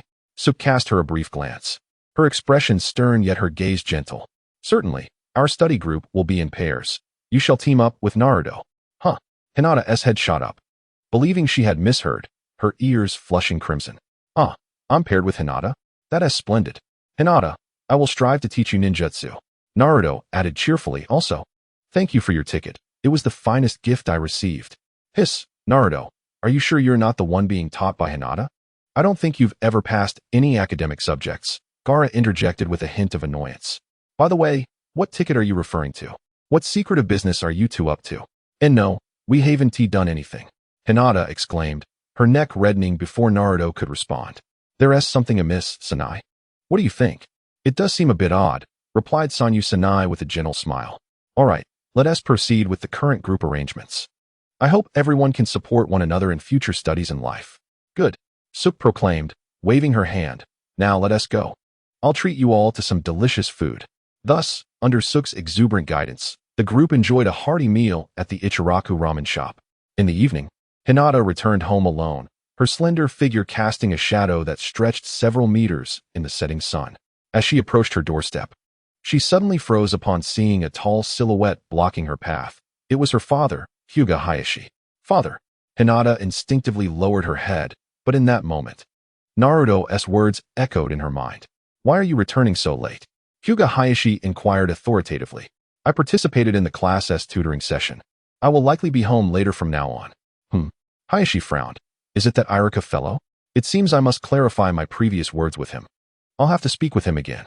"No, it's not that, father." Hinata gazed directly into Hyuga Hizashi's eyes. "I participated of my own accord, father. I believe that whether it is the clan's ninjutsu or academic studies, learning alongside my peers yields far greater benefits than remaining confined within the walls of our home." Chapter 81. The Meeting of the New Shadow. "What did you say?" Hizashi's gaze narrowed, his brows furrowing instantly. "Do you comprehend the gravity of your words?" "I know." The 7-year-old Hinata defiantly lifted her chin, her similar white eyes locking with his. "I am your daughter, and also the future heir of the Hyuga clan. But what of it? I shall earn everyone's respect through my own efforts, rather than relying on this so-called destiny. Father, I have already promised my teacher and classmates. As the legitimate daughter of the Hyuga clan, if I cannot even uphold this decision, how can I bear the responsibility of our family?" "You." The veins on Hizashi's temples throbbed ominously, the intense chakra fluctuations causing the air around him to shimmer slightly. "Hinata, this is the first time since you've been able to speak that you have defied me." Hizashi's voice was cold. Upon hearing the word defy, a flicker of panic crossed Hinata's face, but she swiftly concealed that emotion, biting her lip. "Please, father, respect my decision." "Very well." My daughter has truly grown. Since you have made such a resolute choice, what more can I, as your father, say?" Hizashi concluded icily, turning away from her and retreating into the house. In the desolate courtyard, the craters left by their earlier confrontation had been mended. Hinata stood alone, her emotions shifting like the wind. Ultimately, all her feelings crystallized into determination as she clenched her fists and headed toward her room. Meanwhile, Hizashi returned to his chamber, standing with his back to the door. His wide eyes held an even more complex array of emotions than Hinata's. He lowered his head, and a memory flashed before his mind, his own childhood. Like Hinata, he had once defied his father, only to be subdued by the weight of familial destiny. Yet, Hinata chose to follow her own heart. He refrained from exerting his authority as clan leader or father over her. On one hand, Irika had already spoken to him the previous night, informing him that the decision regarding the tutoring classes had been approved by the higher-ups at the Ninja Academy. Unless he directly withdrew Hinata from school, he could not interfere with the institution's decision to enhance the children's education. On the other hand, he was somewhat hopeful, yearning for Hinata to evolve, to no longer embody the timidity of her past. He had thought it impossible, considering how the old Hinata would tear up at a mere raised voice. Yet today, she had engaged him in a debate. At that moment, she truly resembled the leader of the Hyuga clan. Lost in contemplation, Hizashi took slow strides toward a chair and seated himself upon the ground. He let out a bitter smile, reflecting that at least others would not share his plight of sacrificing his own kin for the fate of their clan.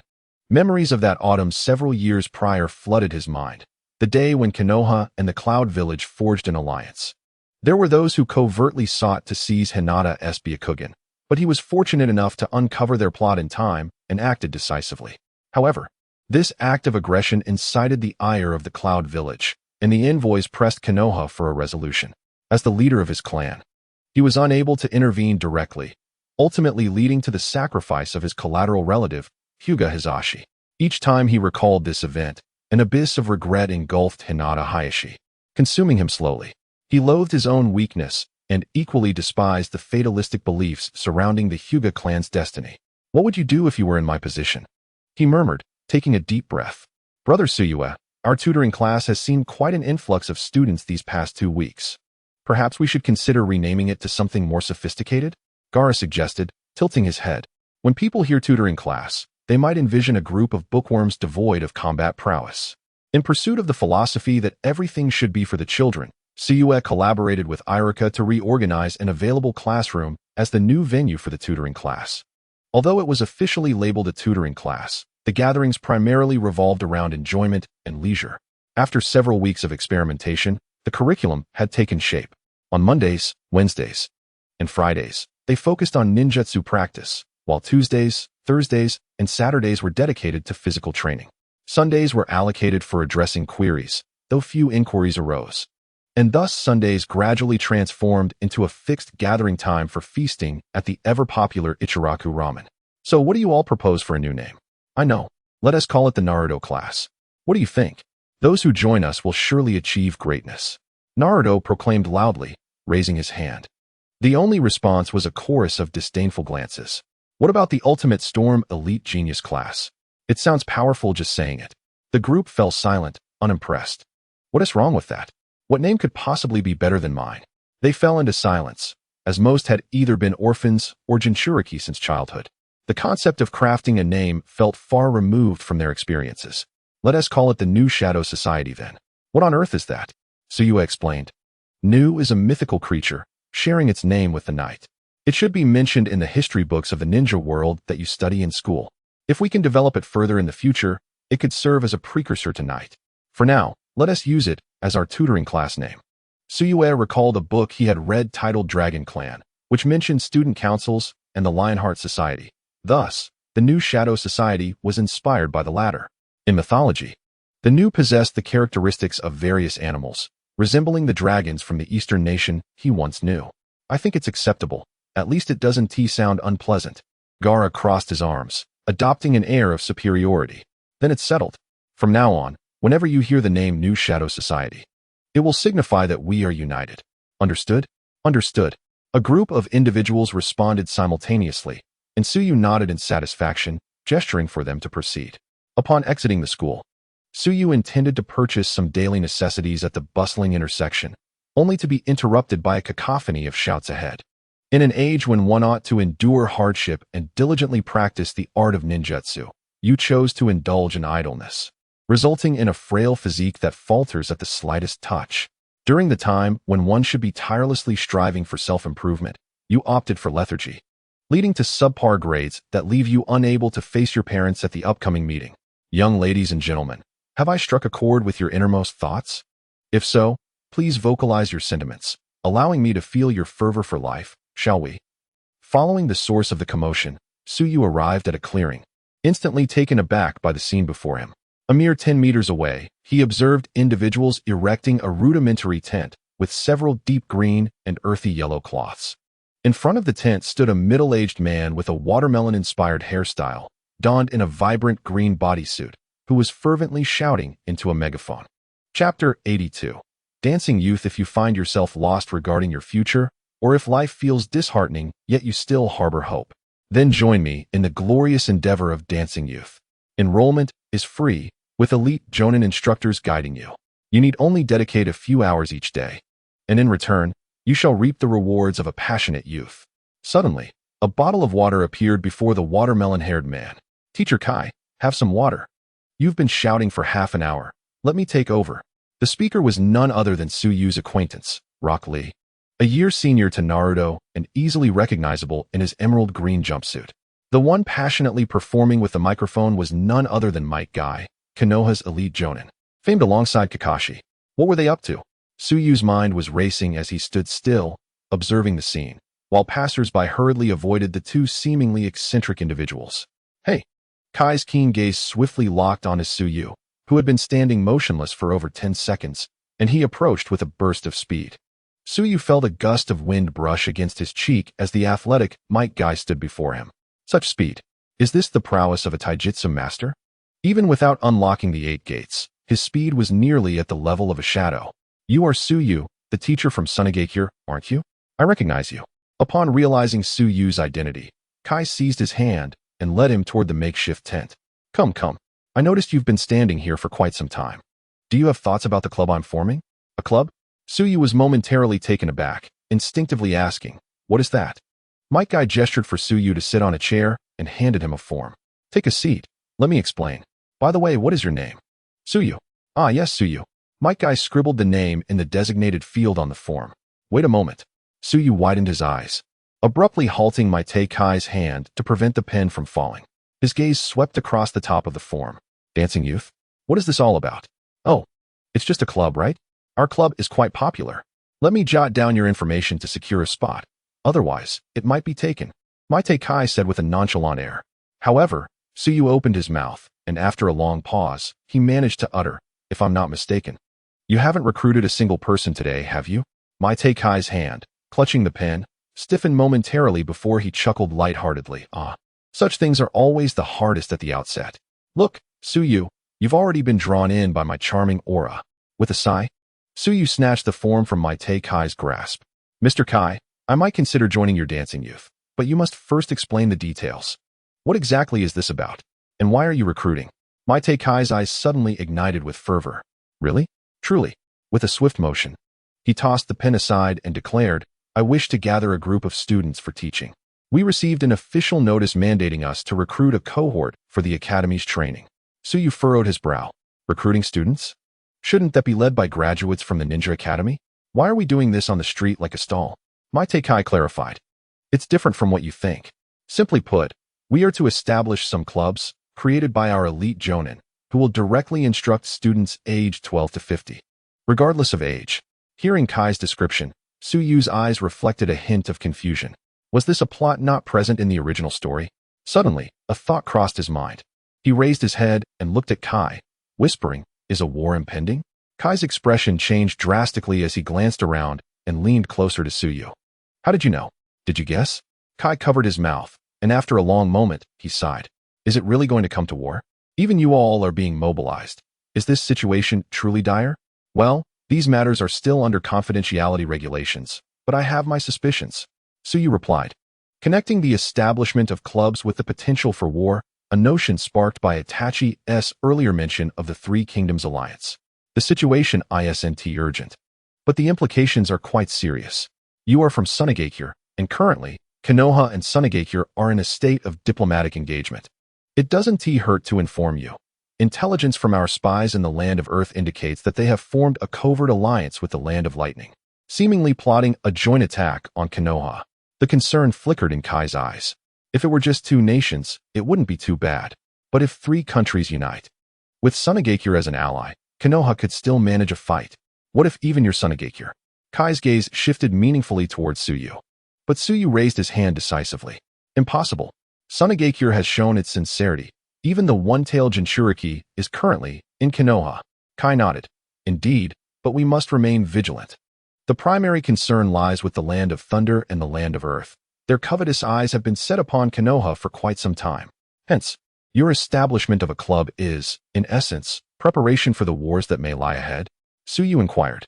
Noticing Kai's tacit agreement, Tsuyu shifted the conversation, asking, what of Kakashi? Has he also formed a club? How many members has he recruited? That guy Kakashi hardly requires recruitment efforts. Kai waved dismissively, recalling Kakashi's arrogant demeanor. A surge of indignation welling within him. What's so great about being handsome? Can good looks fill one's stomach? Most of his recruits are women. Upon seeing Kai's expression, Tsuyu quickly understood. With Kakashi's charm, it was likely that once the news spread, he would be inundated with applicants. Hey, Tsuyu, I've answered your questions now. About the promise you made to me. However, Tsuyu calmly raised a hand, his bright eyes fixed on Kai. Teacher Kai, I regret to inform you that I cannot join your club. What do you mean? Kai's thick brows furrowed in discontent. Nevertheless, I do have a method that could expedite your recruitment process, ensuring that all your members are as passionate about youth as you are. Kai's eyes sparkled with intrigue. Are you serious? What is this method? With a mischievous grin, Tsuyu replied, in Sunagakure. We have long passed down several dances that can rejuvenate individuals in their 70s and 80s. Teacher Kai, would you like to learn? Rejuvenate individuals in their 70s and 80s? Such a miraculous dance exists in this world. What is it? Mike Guy's interest was piqued as he eagerly questioned. Tsuyu smirked. Of course. It has been validated by time. It is called square dancing. Tsuyu vividly recounted tales of how the square dance enthusiasts dominated every public space, even basketball courts. Captivating Mike Guy, although he initially frowned, his excitement grew with each passing moment until Tsuyu demonstrated a few signature moves of the dance, and Kai was utterly entranced. This is the most spirited and vibrant dance I have ever encountered. Tsuyu, please, I implore you to teach me this wondrous dance. If it truly has the effects you describe, I am more than willing. Mike Guy pondered for a moment, then earnestly declared, I am willing to offer you the distinctive battle attire of our Azure Beasts clan. He gestured to his skin-tight, azure green jumpsuit that accentuated his muscular physique. Believe me, in all of Konoha, you will be the only one besides me and Lee to possess such a glorious identity. Suddenly, Tsuyu comprehended why Mike Guy, despite being an elite jonin, had only managed to recruit Lee over the years. Teacher Kai, how about this? If the square dance I teach you becomes popular, you will assist me with a certain task. As soon as the words fell, a piercing gaze landed on him. Kai's eyes were like lightning, piercing through everything in an instant, and he burst into laughter. Of course, brother Tsuyu, as long as it is within my capabilities, I will undoubtedly assist you wholeheartedly. Tsuyu expressed his request. It is like this. I have organized a tutoring class with teacher Irika at the ninja school. Hearing your words, I would like to formally change its name to the Yueying Society, and similarly, develop it into a slightly larger organization. Although the children possess abilities, if a day of war were to come, perhaps there would be a need for their strength in dire situations. Yueying Society? Kai furrowed his brow for a moment. I don't find it problematic, but considering the bigger picture, I must consult Lord Hokage. However, rest assured, I will speak on your behalf before him. Tsuyu clasped his fists in gratitude. In that case, thank you very much. Ha ha ha, no need for thanks. It's a pity you hail from Sunagakure and cannot enter the Konoha system. Konoha is in need of talents like you. It truly is a shame. But it doesn't matter. Although you cannot enter the Konoha system, you can still join our illustrious Azure Beast family. Tsuyu, let us engrave the essence of youth into our lives in a brilliantly resplendent manner. Tsuyu forcibly suppressed the urge to retort and suddenly recalled something, hastily inquiring. By the way, where's Kakashi? Where is he? Kai raised his brows, halting his incessant chatter, and looked at Tsuyu. Kakashi? You refer to him as Kakashi? Is there a problem? Tsuyu sensed a hint of unease in Kai's demeanor. Of course, there is a problem. Not only that, but it is a grave one. Kai placed a hand on Tsuyu's shoulder, his towering figure casting a shadow over Tsuyu's face. You just called me Teacher Kai, yet you refer to Kakashi as Kakashi? Humph. Do I appear older than that guy Kakashi? Is my youth not more fervent than Kakashi's? More meaningful? With a sudden motion, Kai grasped Tsuyu's palm and placed it against his chest, his firm muscles as solid as stone. Is my athletic physique, my golden ratio body, my robust chest, and well-defined hips, not comparable to that guy Kakashi? Tsuyu stood there, dumbfounded, swaying slightly as his hand was pressed against Kai's muscular chest. Terrifying. He had to leave. I didn't mean it that way, Teacher Kai. HM. Just as the word teacher left your lips, Kai's gaze swept over him. Still calling me that? Tsuyu attempted to ask, feeling a rush of panic. If he were not aware of the Hokage's storyline, Kai's current state was indistinguishable from the legendary non-tome. No, this won't do. Kai shook his head seriously before breaking into laughter. Undoubtedly, I am much more youthful and passionate than that guy Kai. Therefore, Tsuyu, from now on, when you see me, please refer to me as Kai D. As Tsuyu's mind experienced a momentary lapse, he pondered the absurdity of the logic before him. Hearing Kai's persistent urging, he quickly replied, Kai Didi? Yes, indeed. Ha ha, just like that. Kai erupted into hearty laughter, subsequently flexing his biceps, exclaiming, This way, I can be distinguished from Kakashi. Tsuyu let out a long sigh, The absurdity of a teenager addressing a man in his 20s as Kai Didi was beyond his comprehension. Yet it was genuinely unfolding before him. However, the silver lining was that Kai's name had appeared on the illusory panel, and his recognition value had surged by 20. Everything else felt ephemeral, but the increase in recognition value was a tangible boon for him. Suddenly, Tsuyu gritted his teeth, gazing at Kai, and cleared his throat softly. Well, Kai Didi, I've given it some thought and realized there are merits to your dancing youth club. Since I just agreed to join, I suppose I shall be a part of the Azure Beast from now on. What do you think? Oh, you've changed your mind? That's splendid. Congratulations to the Azure Beasts for gaining a new heir. Come, Tsuyu and Little Lee. I shall treat you both to some kung fu tea. Kai waved his hand grandly, his expression one of generosity. Recognition value, 20. Tsuyu marveled internally. While earning money and accumulating recognition value was challenging, with the right approach, it could still improve swiftly. Oh, by the way, regarding that square dance I mentioned, its primary audience consists of middle-aged and elderly ninjas over 30. Additionally, I have developed a set of youthful secrets aimed at younger ninjas. Oh, what are they? Kai's eyes sparkled with a fervent desire for the potent vigor of youth. Let us provisionally call it the National Ninja Radio Calisthenics, aptly mirroring the name of your club, Dancing Youth. Tsuyu gestured animatedly, vividly imparting the secret to Kai, while the recognition value allocated to Kai quietly rose. As the three emerged from the tea house, night had fallen, and darkness enveloped the surroundings. Ultimately, Kai's recognition value settled between 50 and 60. Chapter 84. Conversation with Kakashi. A cool breeze wafted through the air. The dimly lit streets lay desolate, interrupted only by the occasional bark of an old dog from deep within the alley. This was the outskirts of Konoha village. In less than a month since the Uchiha clan's departure, the remnants of their family estate had been cleared, the houses dismantled, and the entire residential area encircled by blue barbed wire, purportedly to construct a training base for Nin and above over the next 6 months. Approximately 500 meters away from the Uchiha residence, hidden within a flourishing bamboo grove, a tall figure treads softly inward. One of his eyes was obscured by a slanted forehead protector. Kakashi cradled a bouquet of pure white flowers, walking alone, as gravestones emerged before him, cold and unyielding, each one concealing a myriad of stories. The moon peeked through the clouds, casting a faint glow upon the ground.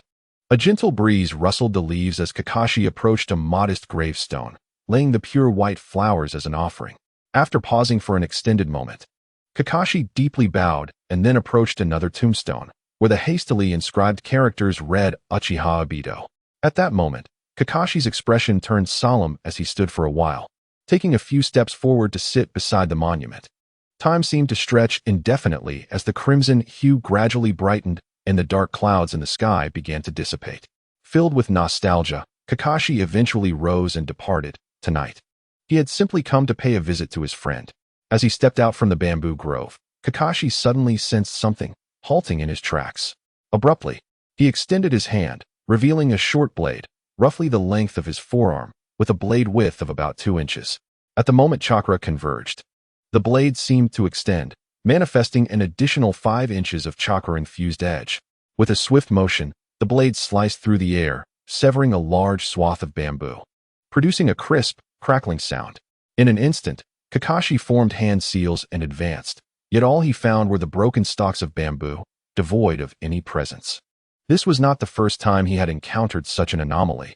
There had been chakra fluctuations, yet no figure in sight. Proceeding cautiously, Kakashi was acutely aware of the precarious situation in the hidden leaf.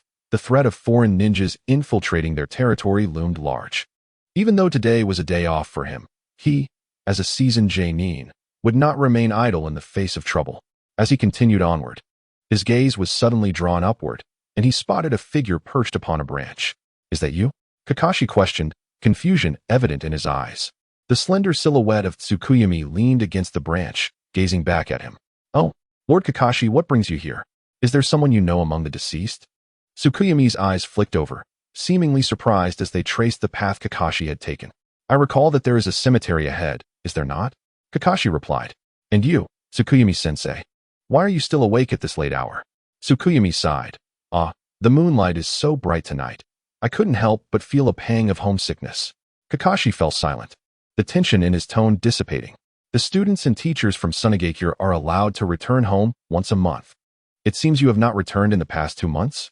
We are no longer children, having long transcended the carefree years of youth. There have been numerous matters at the school recently, leaving little room for respite, Tsukuyomi explained. I admire your dedication, Tsukuyomi-sensei, Kakashi acknowledged. I am quite curious about your father. The White Fang of Konoha, once the most formidable wielder of the ninja blade in the shinobi world, Tsukuyomi remarked, drawing her own ninja blade and gently brushing her fingers along its surface. I too wield a ninja blade. Though I am not particularly skilled in the art of reverse blade techniques, I believe if the opportunity arises, we could exchange insights. Upon hearing the name White Fang of Konoha, Kakashi's expression darkened momentarily. He forced a smile, shaking his head. I apologize, but I prefer not to speak of him. And I have not wielded a blade in quite some time. Much of what I learned has faded from memory. If it is merely a matter of swordsmanship, you might seek out Moonlight Gale. His family's technique with the crescent moon blade is quite impressive. Alternatively, one might seek out the esteemed elite Jonin Asuma, whose chakra-short sword bears a resemblance to that of the aforementioned man. Thus, Tsuyu nodded in understanding, turning his gaze towards Kakashi's concealed eye. I have heard that those not of the Uchiha clan, upon transplanting an Uchiha Sharingan, struggle to control the ocular techniques, resulting in a constant depletion of chakra. Is it true that you have taken to covering your eye with a forehead protector to mitigate some of that chakra loss? Tsuyu posed the question with an eager curiosity. Kakashi, momentarily taken aback, inquired, what are you implying? Have you ever considered having that eye removed? Though the reputation of the copy ninja resonates throughout the ninja world, the incessant chakra drain must be quite burdensome, no? Upon hearing Tsuyu's words, a sense of wariness surged within Kakashi. What do you mean by such statements? Do not be alarmed. It is merely a curiosity. After all, growing up in Sunagakure, this is my first encounter with a true Sharingan. It is regrettable that the Uchiha clan has departed from Konohagakure. Otherwise, I would have relished the opportunity to witness the power of the Sharingan. Kakashi regarded Tsuyu with a hint of suspicion, finding the individual perplexing and the conversation inexplicably odd. He even entertained the notion that Tsuyu might be sent by Sunagakure with ulterior motives towards Konohagakure. You will have your chance to see it, but for now, I must take my leave. Tsuyu-sensei, do rest well. Kakashi's reluctance to engage further in the discussed topics was evident as he hastily departed. Returning to his perch upon the tree branch, Tsuyu resumed his previous reclining position. If Kakashi were to lose his Sharingan, it would significantly diminish his power in the short term, yet in the long run, it could enhance his capabilities considerably. The matter concerning Kakashi's father, the White Fang, remains a knot yet to be untangled. If unresolved, it is likely that Kakashi will forever harbor distrust towards outsiders, which would impede the elevation of his worth and prevent him from reclaiming the family's signature sword techniques. One wonders what marvels lie within the kenjutsu of the Hitaki clan, allowing one to surpass even the legendary Sannin solely through mastery of the sword. What do you think of my musings?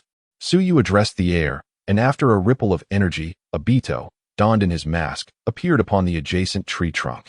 Noting Obito's silence, Tsuyu jested, it appears your space-time ninjutsu has its flaws, allowing Kakashi to perceive your presence. Both wielders of the Manjiki Sharingan. He could inherently sense the fluctuations of my chakra. However, Kakashi remains oblivious to my continued existence. Obito turned his gaze towards Tsuyu, his tone colder than ever before. Akatsuki has begun to move. Shinyan Tsuyu, where's your knight? Has Akatsuki commenced its actions? So soon? Tsuyu exclaimed in astonishment. What do you mean by soon? Oh indeed, soon. What of it? Given your morose demeanor, I presumed you would remain in hiding for several more years. Beneath the orange-yellow vortex mask, Obito's eyes flickered ominously as he spoke in a chilling tone. Indeed, I had intended to initiate my plans in a few years' time. But an unpredictable variable has emerged, necessitating that I commence sooner than anticipated. His gaze settled upon Suk, crimson eyes glowing like a blood moon. That individual is you. Oh, must we become adversaries so soon? Obito, your words are truly cutting. Suk replied, a wry smile tugging at his lips, infused with resignation. Have you gathered the forces capable of overturning the shinobi world? Suk inquired, curiosity piqued. In his recollection, Orochimaru, Itachi, and Sasori had joined forces over the past 2 years, and now, he found himself intercepting their plans mid-course. Had Nagato and his allies managed to assemble their ranks so swiftly? You shall witness it, Tsukuyomi of the Thousand Clouds. On the battlefield of the Fourth Great Ninja War. The Fourth Great Ninja War? A flash of realization illuminated Tsukuyomi's mind as he suddenly grasped a critical detail. The alliance of the Earth, Lightning, and Water nations. Was that your doing? Obito's gaze behind the mask betrayed no emotion, yet for Tsukuyomi, silence was tantamount to acquiescence, prompting a sigh to escape his lips. I anticipated that the three nations would form an alliance, but I did not expect them to act with such urgency toward an assault on Konoha. The land of water, having long been isolated, achieved its notorious reputation in the blood mist. It cannot be so easily swayed to ally. And considering the repeated conflicts between the Earth and Lightning nations and Konoha, they should understand the wisdom of a starving camel is bigger than a horse. There must be an external force driving the three nations to mobilize. Tsukuyomi turned his gaze toward Obito, who merely allowed his three-tomo Sharingan to rotate slowly, offering no counterargument to Tsukuyomi's deductions. Yet, I must admit, I never envisioned you, who seeks to oppose the shinobi world, would consider collaborating with the three great nations. Tsukuyomi's tone dripped with sarcasm. After all, Konoha is also your homeland. Without the assistance of Tsunagakure and myself, it seems you would truly be at risk of tumbling from your throne as the foremost nation. Oh, it appears you have already resolved to aid Konoha? Of course. Tsukuyomi cast a sidelong glance at the dim sky. I intend to weaken Konoha, but that is solely to elevate Tsunagakure. I never claimed I wished to obliterate Konoha. Obito let out a raspy laugh. You so openly reveal your intentions to me. Are you not afraid I might inform Hiruzen Sarutobi? Tsukuyomi retorted promptly. You? A being already steeped in darkness, yearning to return to the light? Uchiha Obito fell silent for a moment, then suddenly chuckled softly. Not merely at Tsukuyomi's expense, but also at his own predicament. In the next instant, the space warped into a vortex, and his figure vanished without a trace. Tsukuyomi slid down the tree trunk, landing with a soft thud, his body tilting backward as he hooked his legs around the branch, assuming a position reminiscent of an inverted golden hook. Quite intriguing, an alliance of the three great nations with Akatsuki, Tsukuyomi mused, irritation bubbling within him. I cannot remain idle. Having established the Night Organization, it is high time I selected a formidable group of individuals. Upon returning to his dwelling, Tsukuyomi approached his desk and retrieved a small locked box from the lower cabinet. The box opened to reveal a black and white mask, quietly lying within. So you picked it up. Feeling its soft texture and catching a faint metallic scent, gently, she placed the mask upon her face. The moonlight was hazy, falling like frost. Kakashi stumbled through the doorway, clutching a cerulean bottle, half of its contents already consumed. Prohibition of alcohol is one of the three taboos among ninjas, an absolute restriction. During his years in the Umbu, Kakashi had never touched a drop. Yet, painful memories often necessitate a means of numbness. In the past, when he felt anguish or sorrow, he could wield shuriken and kunai to fulfill his missions.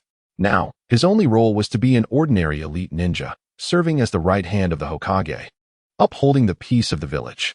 With the esteemed position of the five great nations and the strength of the former Hokage, Sarutobi Hiruzen, who would dare to provoke such ill fortune? Thus, Kakashi would visit the cemetery in the dead of night, returning to imbibe a bit of alcohol, treating it as his antidote for numbness. Whenever the ethereal sensation of intoxication enveloped his mind, he felt he grasped the essence of his father's state of mind. How could such a prodigy, a paragon known throughout the ninja world as White Fang, descend to become a mere drunkard, scorned by the masses? Kakashi chuckled bitterly, casting the bottle to the floor, and approached the sink, turning on the tap to wash away the sticky remnants clinging to his fingers. Yet, no matter how he scrubbed, the fleeting moment of looking down always brought forth the image of blood on his palm, blood that once pierced Rin's body. As an elite jonin of Konoha, Kakashi's room did not reflect his striking appearance. It was not filthy or chaotic, but rather disordered. He shed his shoes and socks, too muddled by drink to bother with a shower, and collapsed onto the bed, lying supine. Rin, Dato, such torment. Father, Kakashi murmured, feeling a heavy fog in his mind, yet his consciousness remained acutely clear. This pain was agonizing, yet it was precisely this suffering that confirmed his existence. Perhaps the best way to diminish the anguish within was to endure physical pain. In this haze, Kakashi opened his eyes to see a figure seated in a chair beside him. Who are you? He asked, brow furrowed, each breath labored and heavy. Oh, have you forgotten me so soon? We've met before. The voice was low, devoid of malice, yet it set Kakashi on high alert. I never expected to see you in such a drunken state. It certainly presents a unique flavor. The tone carried an unmistakable teasing lilt. The figure turned, revealing a mask of black and white. One Kakashi recognized all too well, a familiar face that came with a rush of suffocating dread. Panic surged within him. This was one of the masked individuals who had appeared in Konoha a year ago, half a year prior. Why was he here? Kakashi attempted to sit up, but his body felt weak and feeble. Gritting his teeth, he turned to lie on his side. As he struggled to remove his forehead protector and activate his Sharingan, Tsukuyomi rose abruptly, appearing at his side in an instant, grasping Kakashi's hand. Do not misunderstand. I harbor no ill intentions. Kakashi halted his actions, yet the wariness in his eyes remained unabated. Tsukuyomi, casting a sidelong glance at the disheveled Kakashi, proposed, "How about we strike a bargain?" Chapter 86. A Visitor. Kakashi's body stiffened momentarily, his brows knitting together. A bargain? He promptly rejected. Impossible. I shall not engage in a transaction with one such as you. Tsukuyomi sighed. It seems you hold a significant misunderstanding of my intentions. What if I were to say that our transaction is solely aimed at better safeguarding the Hidden Leaf Village? Safeguarding the Hidden Leaf Village? Huh. Kakashi scoffed, as if he had heard the most ludicrous statement. You, who incites conflict between the Uchiha clan and the Hidden Leaf, now profess to desire its better protection? What a farce. Yet Tsukuyomi nodded earnestly. You heard me correctly. Kakashi, even during my last visit to the Hidden Leaf, my aim was merely to ensure greater stability for the village. As an elite jonin of the Hidden Leaf, you must be aware of the long-standing grievances between the Uchiha clan and the village. Do you believe those conflicts can simply be resolved? Do you think Danzo would allow the Uchiha clan to exist unscathed, or that the Uchiha would willingly retreat under the village's pressure until their demise? Kakashi's breath caught in his throat. He had once worked alongside Itachi Uchiha and Shursui Uchiha in the Yambu, and the enmity between the Uchiha clan and the Hidden Leaf ultimately stemmed from the power of the Sharingan. As one who also possessed the Sharingan, he felt this truth acutely. The Uchiha were unpredictable. They could awaken their eyes in response to the plight of a loved one or dear friend, and their immense potential often led them toward extreme dispositions. Since you have sought me out, I shall speak plainly. Without my intervention, the Uchiha clan would have perished long ago. Now, despite their separation from the Hidden Leaf, with Itachi Uchiha as their clan leader, do you truly believe he would stand idly by should the village face a crisis? Kakashi fell silent, realizing he could not counter Tsuyue's assertions. Given the circumstances, the outcome was reduced to two possibilities: the annihilation of the Uchiha or their estrangement from the Hidden Leaf. Though he stood on the side of the village, it was, after all, an entire clan, the birthplace of his childhood best friend. He could not remain indifferent.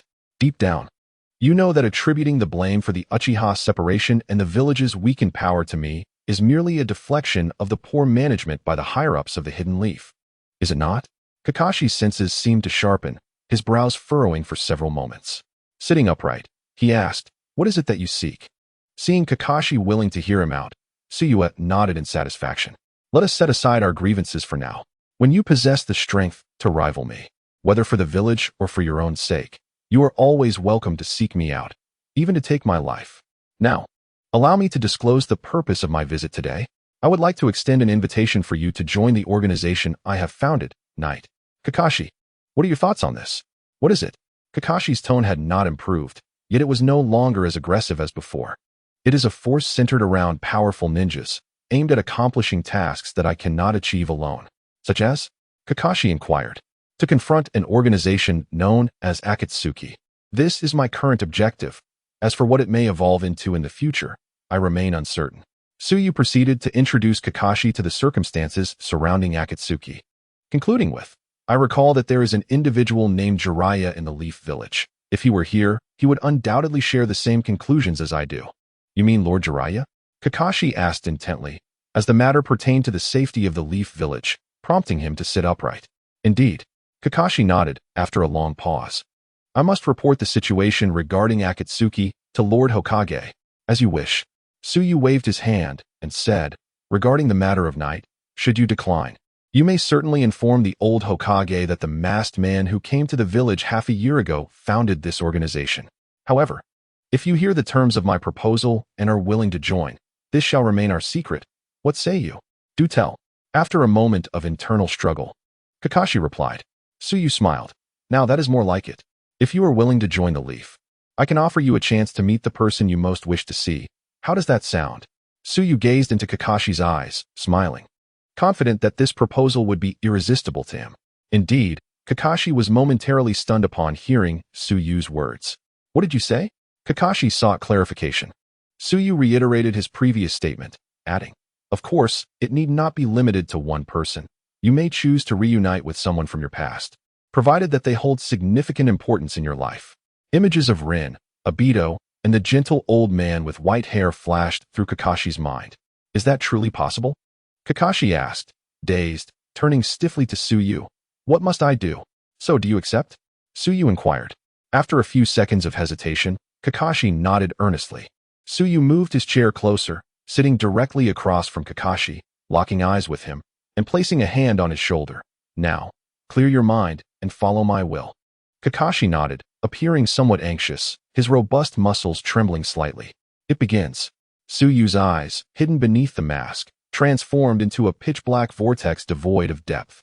The dark whirlpool seemed to possess a certain enchantment, with dark mists swirling around it, manifesting as a forbidden spell that shattered the shackles and penetrated Kakashi's eyes. The night returned to silence. 3. Control. Yes. At that moment, a life-and-death duel was unfolding in Naruto's home.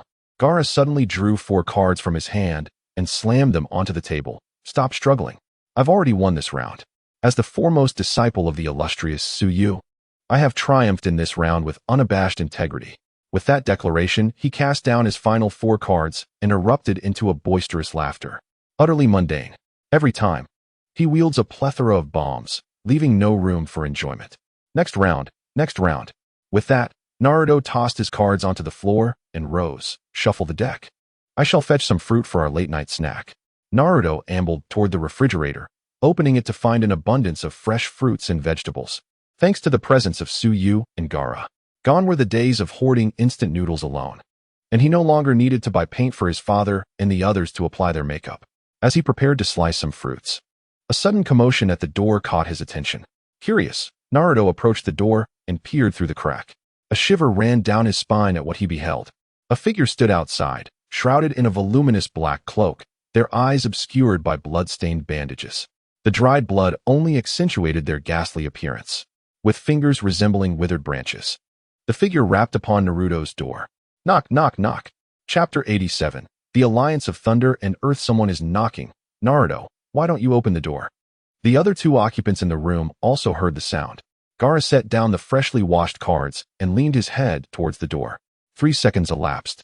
Yet Naruto remained silent, prompting Gaara's curiosity. He rose and walked towards the door, only to find Naruto trembling as though confronted with a horror beyond comprehension. What is the matter? Gaara inquired as he approached. The knocking continued at a steady pace, and finally, Naruto turned his head. It's that old monster. Gaara, perplexed, pulled Naruto away from the door. As he peered through the crack, his gaze locked with a pair of deep black eyes. Is it him? Gaara's expression mirrored his astonishment. What should we do? I'll hold him back. You go find Tsuyu. Gaara shot Naruto a disdainful glance. Coward. We are both Jinchuriki. What is there to fear? The 2 had long since ceased to feel shame or isolation regarding their unique identities. Rather, as exemplary Jinchuriki, both Gaara and Naruto, who had mastered the ability to unleash the power of the 2 tails in battle, took immense pride in their status. The figure outside extended a hand, and as a fist struck the door, a beam of light burst forth from within the room, illuminating the blood-soaked bandages enveloping the figure's body. Gaara yanked the door open, and the diminutive silhouette loomed, gazing down at Danzo's unsettling visage. What do you want? Danzo's gaze swept past the 2, and a raspy sound emanated from his throat. Where's that person? Is he not here? Gaara's expression tightened. He had initially intended to dismiss Danzo with a casual explanation, but suddenly, a grave realization struck him. On the day of the coup, only a few individuals were privy to their connection with the masked man, one of whom was Uchiha Fugaku, and the other was Danzo. Would he reveal this to the higher-ups of Konoha? Gaara felt no one could harm Suigetsu. Yet if Konoha were to uncover the connection between the masked man and Tsunagakure, it would undoubtedly disrupt Suigetsu's subsequent plans. He is not here. What do you intend to do? He remarked coldly. It was truly unfortunate that Danzo's gaze seemed to dim slightly. Naruto suddenly noticed a faint black mist swirling in Danzo's eyes. An exceedingly eerie aura enveloped him, starkly contrasting the Danzo he had once known. If the former Danzo was shrouded in shadows, the current Danzo exuded an aura of death, radiating a chilling stillness. What had transpired within him? Gaara icily stated. What? Was the last lesson not severe enough? Danzo shook his head. I merely wish to ascertain the gap between myself, who now wields the powers of death and rebirth, and him. Gaara fell silent, struggling to comprehend the thoughts of the person before him, whose eyes were infused with intense hatred, yet simultaneously held a semblance of admiration, an inconceivable duality of emotions. Does the Hokage know of your arrival? Naruto suddenly called from behind, prompting Danzo to turn his gaze toward him. Indeed, it reminds me that since I have returned to the village, I must first pay a visit to my good partner. Emerging from Naruto's home, Danzo was enveloped in an ominous black mist, which seemed to possess a corrosive effect, instantly obliterating the flowers and plants near the doorway. His form morphed into a black wind, wreaking havoc through the streets of Konoha, and moments later, he arrived at the Hokage's hall. The guardian ninjas, sensing an abrupt chill, instinctively reached for their kunai, yet before they could draw them, an overwhelming drowsiness overcame them, leading them to lean against the wall and succumb to sleep. Within the Hokage hall, the atmosphere was illuminated by flickering lights, occasionally interrupted by soft coughs. The elder Hokage, Sarutobi Hiruzen, was surrounded by a plethora of documents on his desk, intently examining a parchment dated yesterday.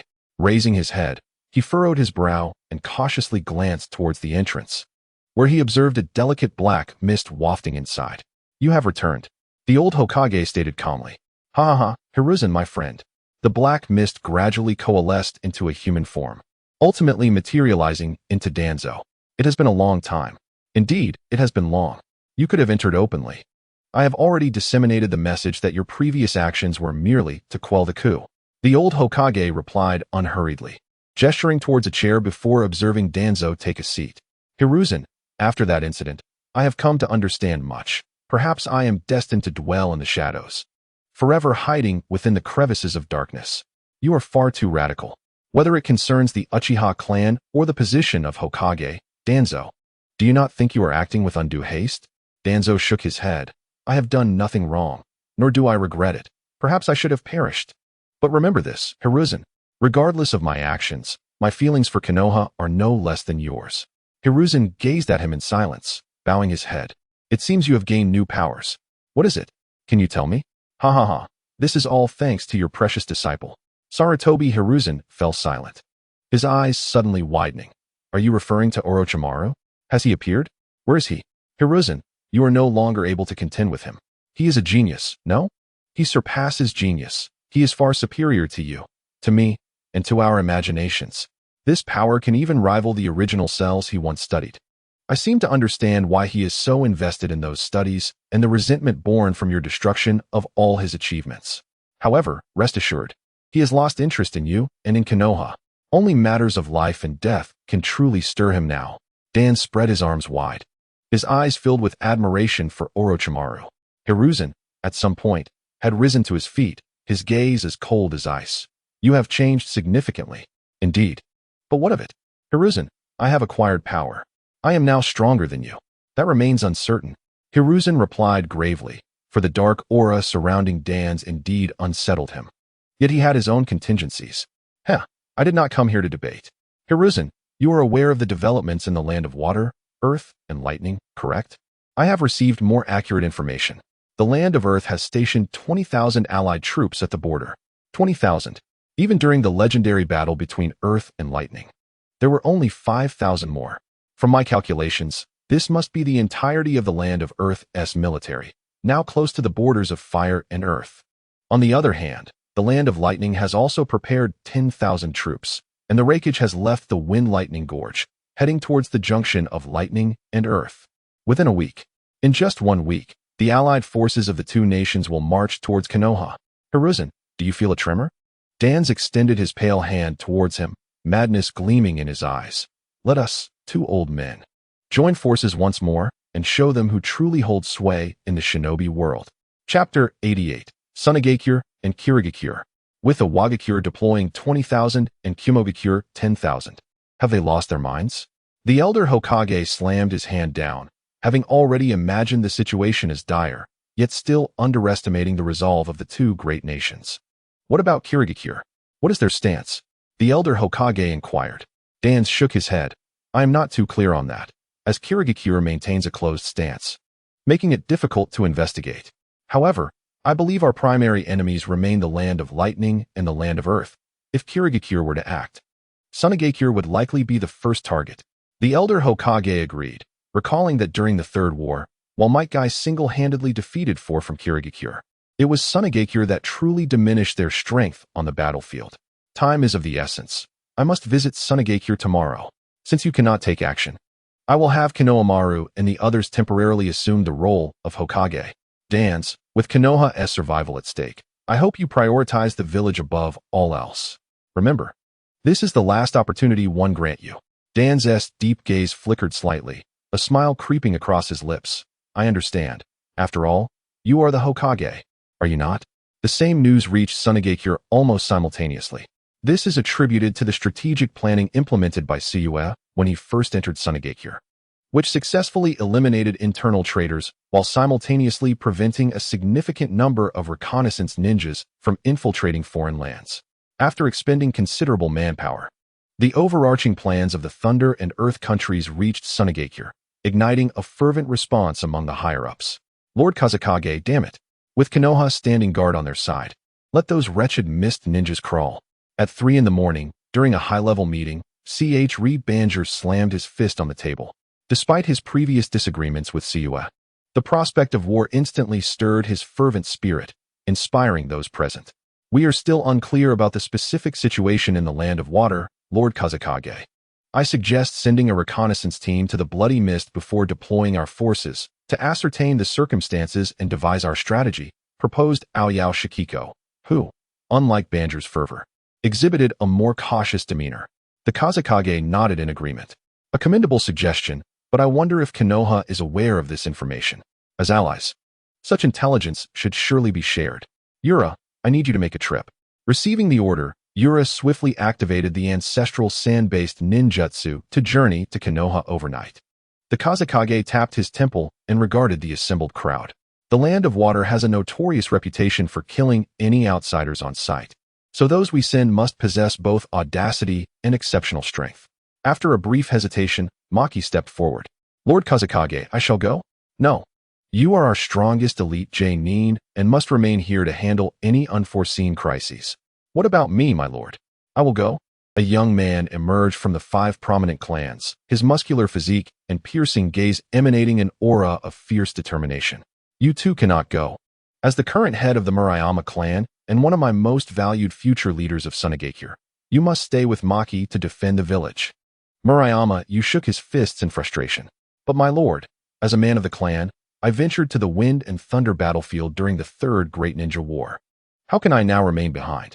I do not wish for anyone to claim that the clan's offspring are inferior to common wanderers. A moment of silence enveloped the room.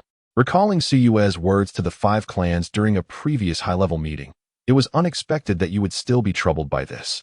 I understand your sentiments, but the ninjutsu of your clan is more suited for combat against the Wagakure and Kumogakure ninjas. My lord, I have another suitable candidate. Maki suddenly interjected. Who? The assembly turned their attention, realizing that venturing into the Land of Water was undeniably one of the most daunting tasks. And if even the strongest among the clan's younger generation were deemed unfit, who else could possibly be suitable? Maki raised his hands and clapped. Thud, thud, thud. The floor creaked underfoot as a figure clad in coarse robes entered from outside, radiating an intense heat, akin to a blazing sun. His presence exuded the formidable aura characteristic of elite J-nin, with eyes burning like flames that rendered anyone who met his gaze feeling overwhelmingly hot. Lord Kazekage. A figure approached, wielding a deep black hammer, which fell to the ground as he slowly knelt. Regarding the matter of venturing into the mist, allow me to take charge. Luosha suddenly realized, so it is you. Just as he was about to express his agreement, he was met with voices of skepticism from those around him. Who is he? Indeed, we have never seen this person. Who does he think he is, daring to approach the mist?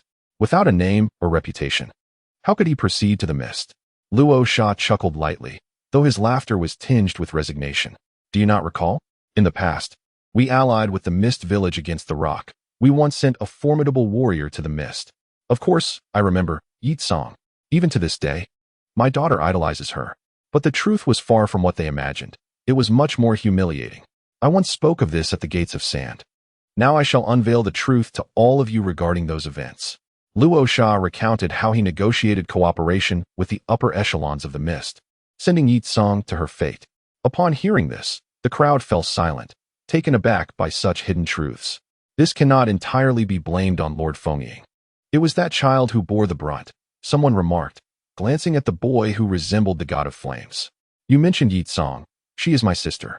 I am Yi Lian. Yi Lian addressed the assembly with a respectful gesture. Esteemed ones, Lord Suyu once promised me that if war were to erupt between the mist and sand, I would be sent as the vanguard.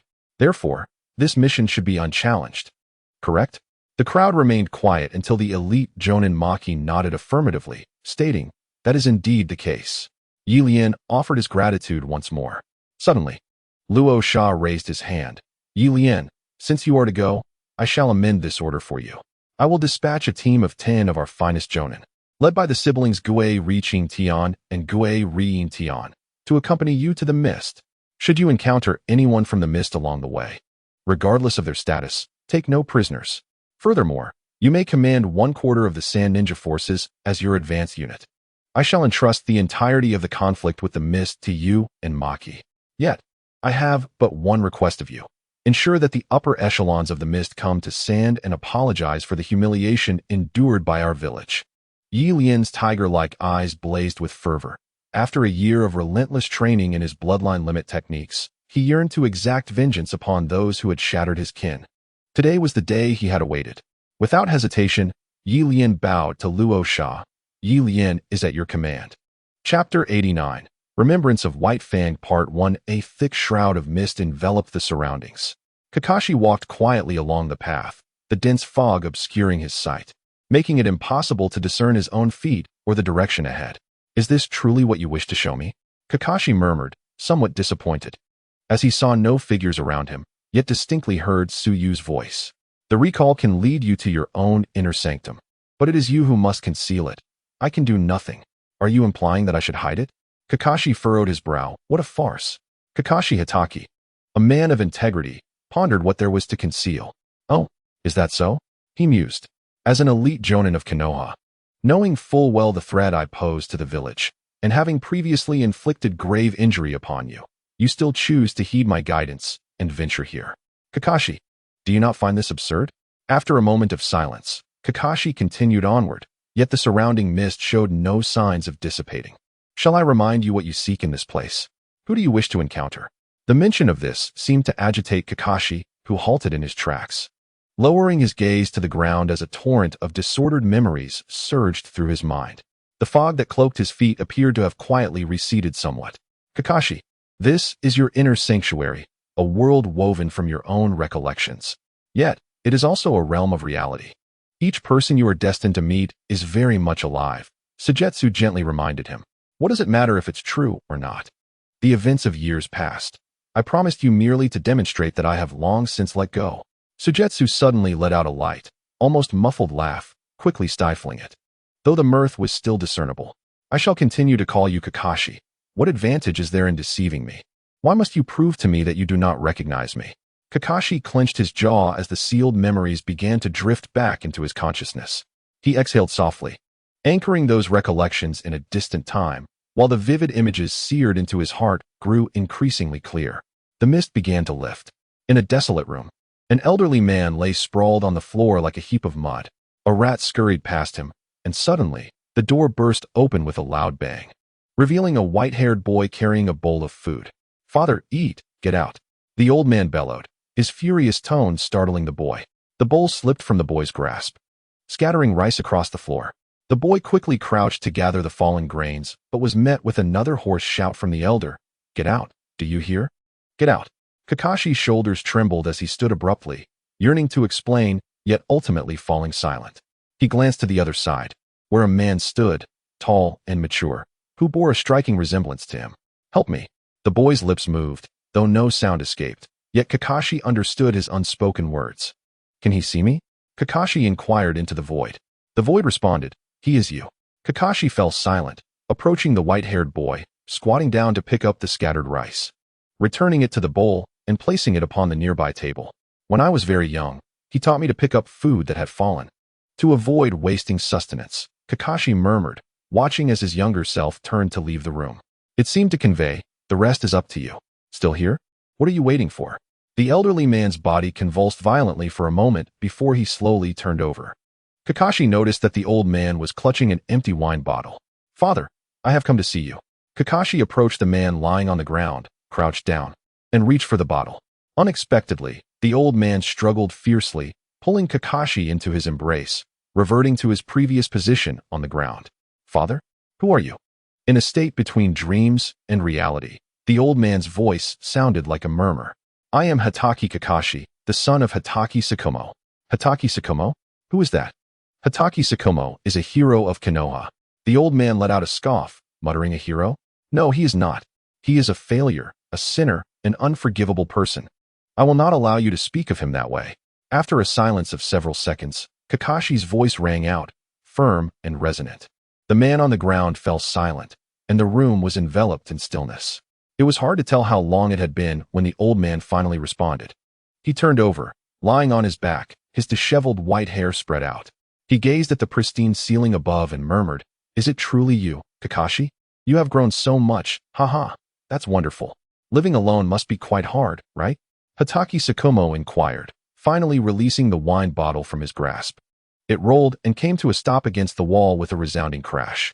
It is difficult, yet bearable. Kakashi sat cross-legged on the ground, observing the man before him, who now seemed transformed. I have many companions, one of whom I once deemed a failure. Yes, the very one you advised me not to underestimate. My guy? He has become remarkable, an elite jonin of Konoha solely through his taijutsu. After your departure, he saved my life several times. And he even mastered his father's 8 gates technique, telling me that in the twilight of his youth, he could possess power surpassing that of the Hokage. Though I find that hard to believe. Hatake Tsukuyomi propped himself up against the wall, listening to Kakashi with a barely perceptible nod. How wonderful it is that you have such a friend. No, not just one. I have also come to know 2 others, Noara Rin from the Noara family and Uchiha Obito. You must be familiar with them? Certainly. The old fellow from the Noara family owes me several thousand ryo since before you were born, with interest. It should be quite a sum by now. When you were born, he even mentioned marrying off his daughter to you to settle the debt. As he reminisced about past mischief, a rare smile appeared on Hatake Tsukuyomi's weathered face. She has passed away, perishing by my hand, Kakashi said quietly. Oh, that must be a rather convoluted tale. Kakashi, everyone encounters unattainable things in life. Strive to avoid regrets. You mentioned marrying Noara Rin to me. But perhaps that is no longer feasible, father. I hold deep affection for her, yet the other person I mentioned, Obito, also loves her. I believe they would be better suited together. Chapter 90. Memories of Kiba. Part 2. Ah, how fortunate I am. For I have been with your mother since our youth. In matters of love, I harbor no regrets. Suddenly, Tsukuyomi Hatake turned to Kakashi and inquired about the individual behind him. What of him? Is he also your friend? Tsukuyomi shook his head, realizing the subject was Obito. No, he is not. He is an intruder in Konoha, responsible for the Uchiha's independence and Lord Danzo's coup. Oh, has the ninja world plunged into war once more? No, the current circumstances are far superior to those of your time. Konoha has allied with Tsunagakure to oppose the 3 nations of water, earth, and lightning. I shall not permit the tragedies of the past to repeat themselves. Kakashi promptly elaborated. He brought me here under the condition that I join the organization he created. I consented, but my bottom line is that I will not pose a threat to Konoha. Tsukuyomi nodded. Excellent. Your resolve mirrors that of my younger self. Father, I have come to convey a message. Oh, Kakashi stated earnestly. To this day, I still believe that those who fail to complete their tasks as mandated are worthless. Tsukuyomi bowed his head, a flicker of self-mockery crossing his eyes. Yet, those who do not cherish their comrades are even less than worthless. As Kakashi uttered these words, the darkness that had accumulated over the years dissipated in an instant. This is the principle my companion, Obito, imparted to me. Father, if I were to face the same predicament as you did, I would make the same choice, even if it rendered me a worthless individual in others' eyes. A disgrace to all of Konoha. I shall uphold this ninja way. Tsukuyomi gazed intently at the man before him, so reminiscent of himself, and after a long pause, a subtle smile graced his lips. I understand. Tsukuyomi wobbled to his feet and approached the wall, retrieving the chakra short blade that had once accompanied him through thick and thin. From the moment he bore the name of disgrace, the blade had remained sheathed. Upon seeing you, Kakashi, I realized my solace. I am grateful to have a son like you. My only concern was how you would fare after my passing. But seeing you here puts my mind at ease. Kakashi bowed his head and reverently uttered, Father. Tsukuyomi nodded in response. Farewell. Kakashi, along with Obito, who appeared contemplative behind him, vanished from this realm. Only Tsukuyomi remained, the once great hero, now bearing the shame of Konoha, unsheathed his sword. In that moment, a chilling brilliance erupted, the sharp blade seemingly capable of cleaving through anything.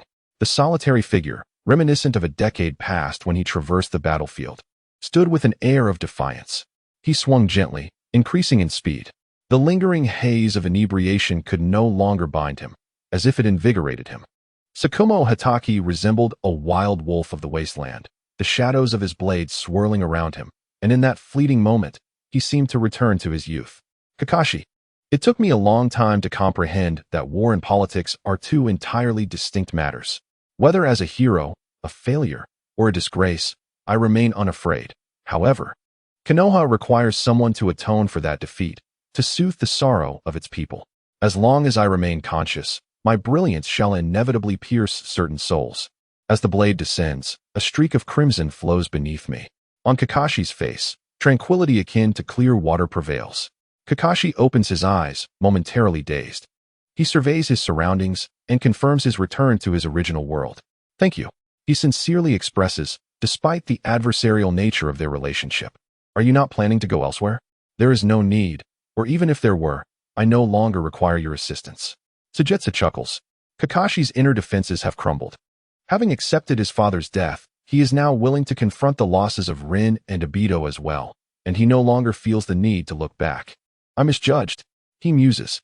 I initially believed your obsession lay in your father's demise. Yet, deep down, you understand that regardless of the past, White Fang had to perish. What truly haunts you is that before your father took his final breath, you did not stand by his side. Kakashi casts a glance at Sujetsu, rises from the bed, and switches on the light. I shall fulfill our previous agreement, and I hope you will adhere to it. No matter how Konoha treats my father, this is my home. A place I must defend with my life. Rest assured, Kakashi, I can candidly assure you that all my actions are also for the sake of peace in the ninja world. Kakashi gazes deeply at Sujetsu, and as he prepares to depart, Kakashi suddenly calls out to him. May I ask you a question? What is it? You are the same person as the teacher from Sunagakure, correct? Chi-in Sujetsu. Kakashi's tone is not one of inquiry. Sujetsu pauses momentarily, a flicker of helplessness crossing his shadowed eyes, yet he remains silent. In a few swift leaps, his figure vanishes into the night.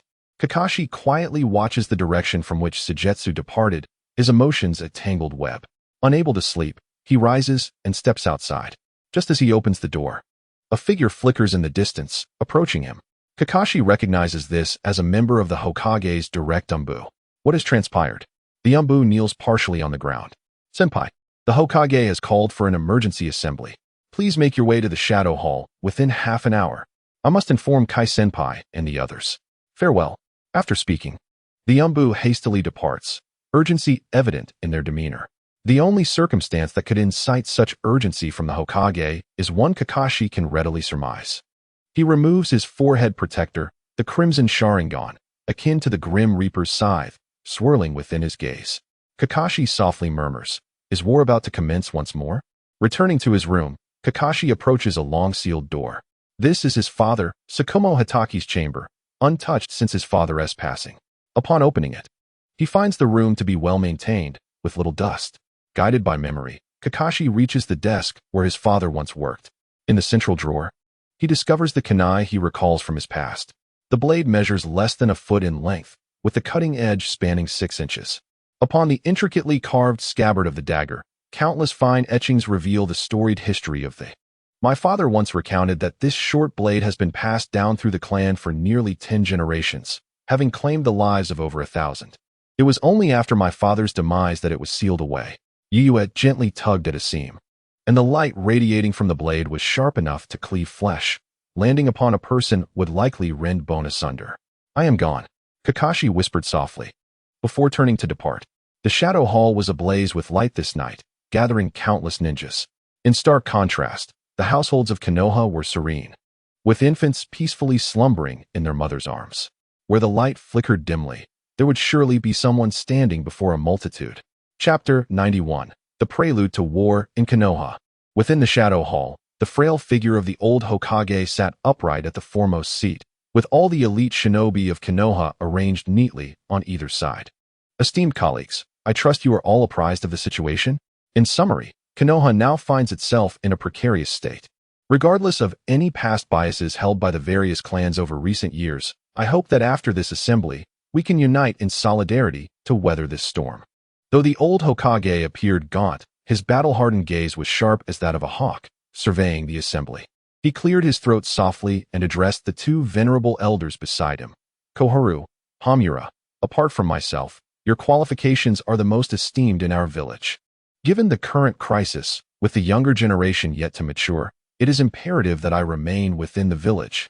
I require the return of the two among the legendary Sannin, Jiraiya and Tsunade. You need not worry. After all, we have been like half-teachers to them. And even if it means sacrificing our dignity, we shall bring them back. Koharu and Hamura replied in unison. Sarutobi Hiruzen exhaled a sigh of relief, casting his gaze upon those nearest to him, which included Kakashi and 3 other elite shinobi. According to the intelligence I have received, the vanguard of the Raikage forces has already stationed at the border, with thousands more en route. Kai, you and Asuma shall be responsible for confronting the armies of the Land of Thunder and the Land of Earth head-on. I will assign Kakashi and Yuhi Kurenai to lead the most elite squad to ambush the reinforcements of the two nations. When the enemy receives news of our maneuver, their morale will surely falter. I implore both of you to hold out until that moment. Understood. Kakashi and Kurenai acknowledged, aware that their task was the most arduous. I beg your pardon for binding your fate with that of your comrades. This is the first assault from the Land of Thunder and the Land of Earth, and we must prevail. Indeed. Nara Shikaku, you shall oversee the logistical command for this operation. I have great faith in the arrangements you made during the Third Great Ninja War, and I ask you to maintain that standard, ensuring that Kai and Asuma are free from any concerns. Yes, Sarutobi Hiruzen nodded, sweeping his gaze across the assembled elite shinobi. The offensive from the two nations will not consist of a single wave, so for this operation, I shall only deploy a quarter of you to confront them. The remainder must strive to maintain stability within Konoha, keeping a relaxed interior while remaining vigilant against external threats. Understood. Kakashi extended his hand, addressing the Hokage, Lord Hokage. Should we request assistance from Tsunade? And what about the situation with Kirigakure? Sarutobi Hiruzen resolutely shook his head. No, this is merely the initial assault. If we seek help now, we cannot guarantee that Tsunade will not betray us at a critical moment. As I previously stated, we must endure this battle and declare to the shinobi world that Konoha remains the Konoha of old. As for Kirigakure, if Tsunade aligns with us upon hearing the news, they will surely send someone to thwart the forces of Kirigakure. Otherwise, we may have to contend with more than just Kirigakure. He reassured them, rest assured. I have dispatched others to handle matters concerning Kirigakure and Tsunade. You need only focus on the tasks I have assigned. Yes, the old Hokage rose, removing his Hokage hat. In the forthcoming battles, some among us may never return, and some may lose their closest friends and brothers. But this is the nature of war. We fight for our village, for our children. We may perish, but the will of fire shall never be extinguished. Trust that wherever Konoha stands, the flame of life shall endure. In unison, everyone bowed their heads. Wherever Konoha stands, the flame of life shall endure. The old Hokage solemnly inclined his head. I, Sarutobi Hiruzen, am grateful to you all. Outside the window, the dawn broke as children across the village donned their backpacks to attend the ninja academy. Unaware that a quarter of the village's umbu and formidable ninjas over the age of 20 had already departed, Kakashi gathered his belongings. Placing the treasured ninja blade bequeathed to him by his father against his chest, and opened the door, momentarily blinded by the bright sunlight. Look, Kakashi is coming out. Lord Kakashi, unparalleled in the world. Kakashi was momentarily taken aback as several vibrant young girls had gathered at his doorstep. The students he had recruited over the past 2 days at the behest of the Hokage. Initially, Kakashi was reluctant to have a group composed entirely of girls. But their enthusiasm was overwhelming, and he lacked the motivation to devise a recruitment strategy, so he simply enrolled them all. However, the sudden onset of war rendered the Hokage's recent orders a farce.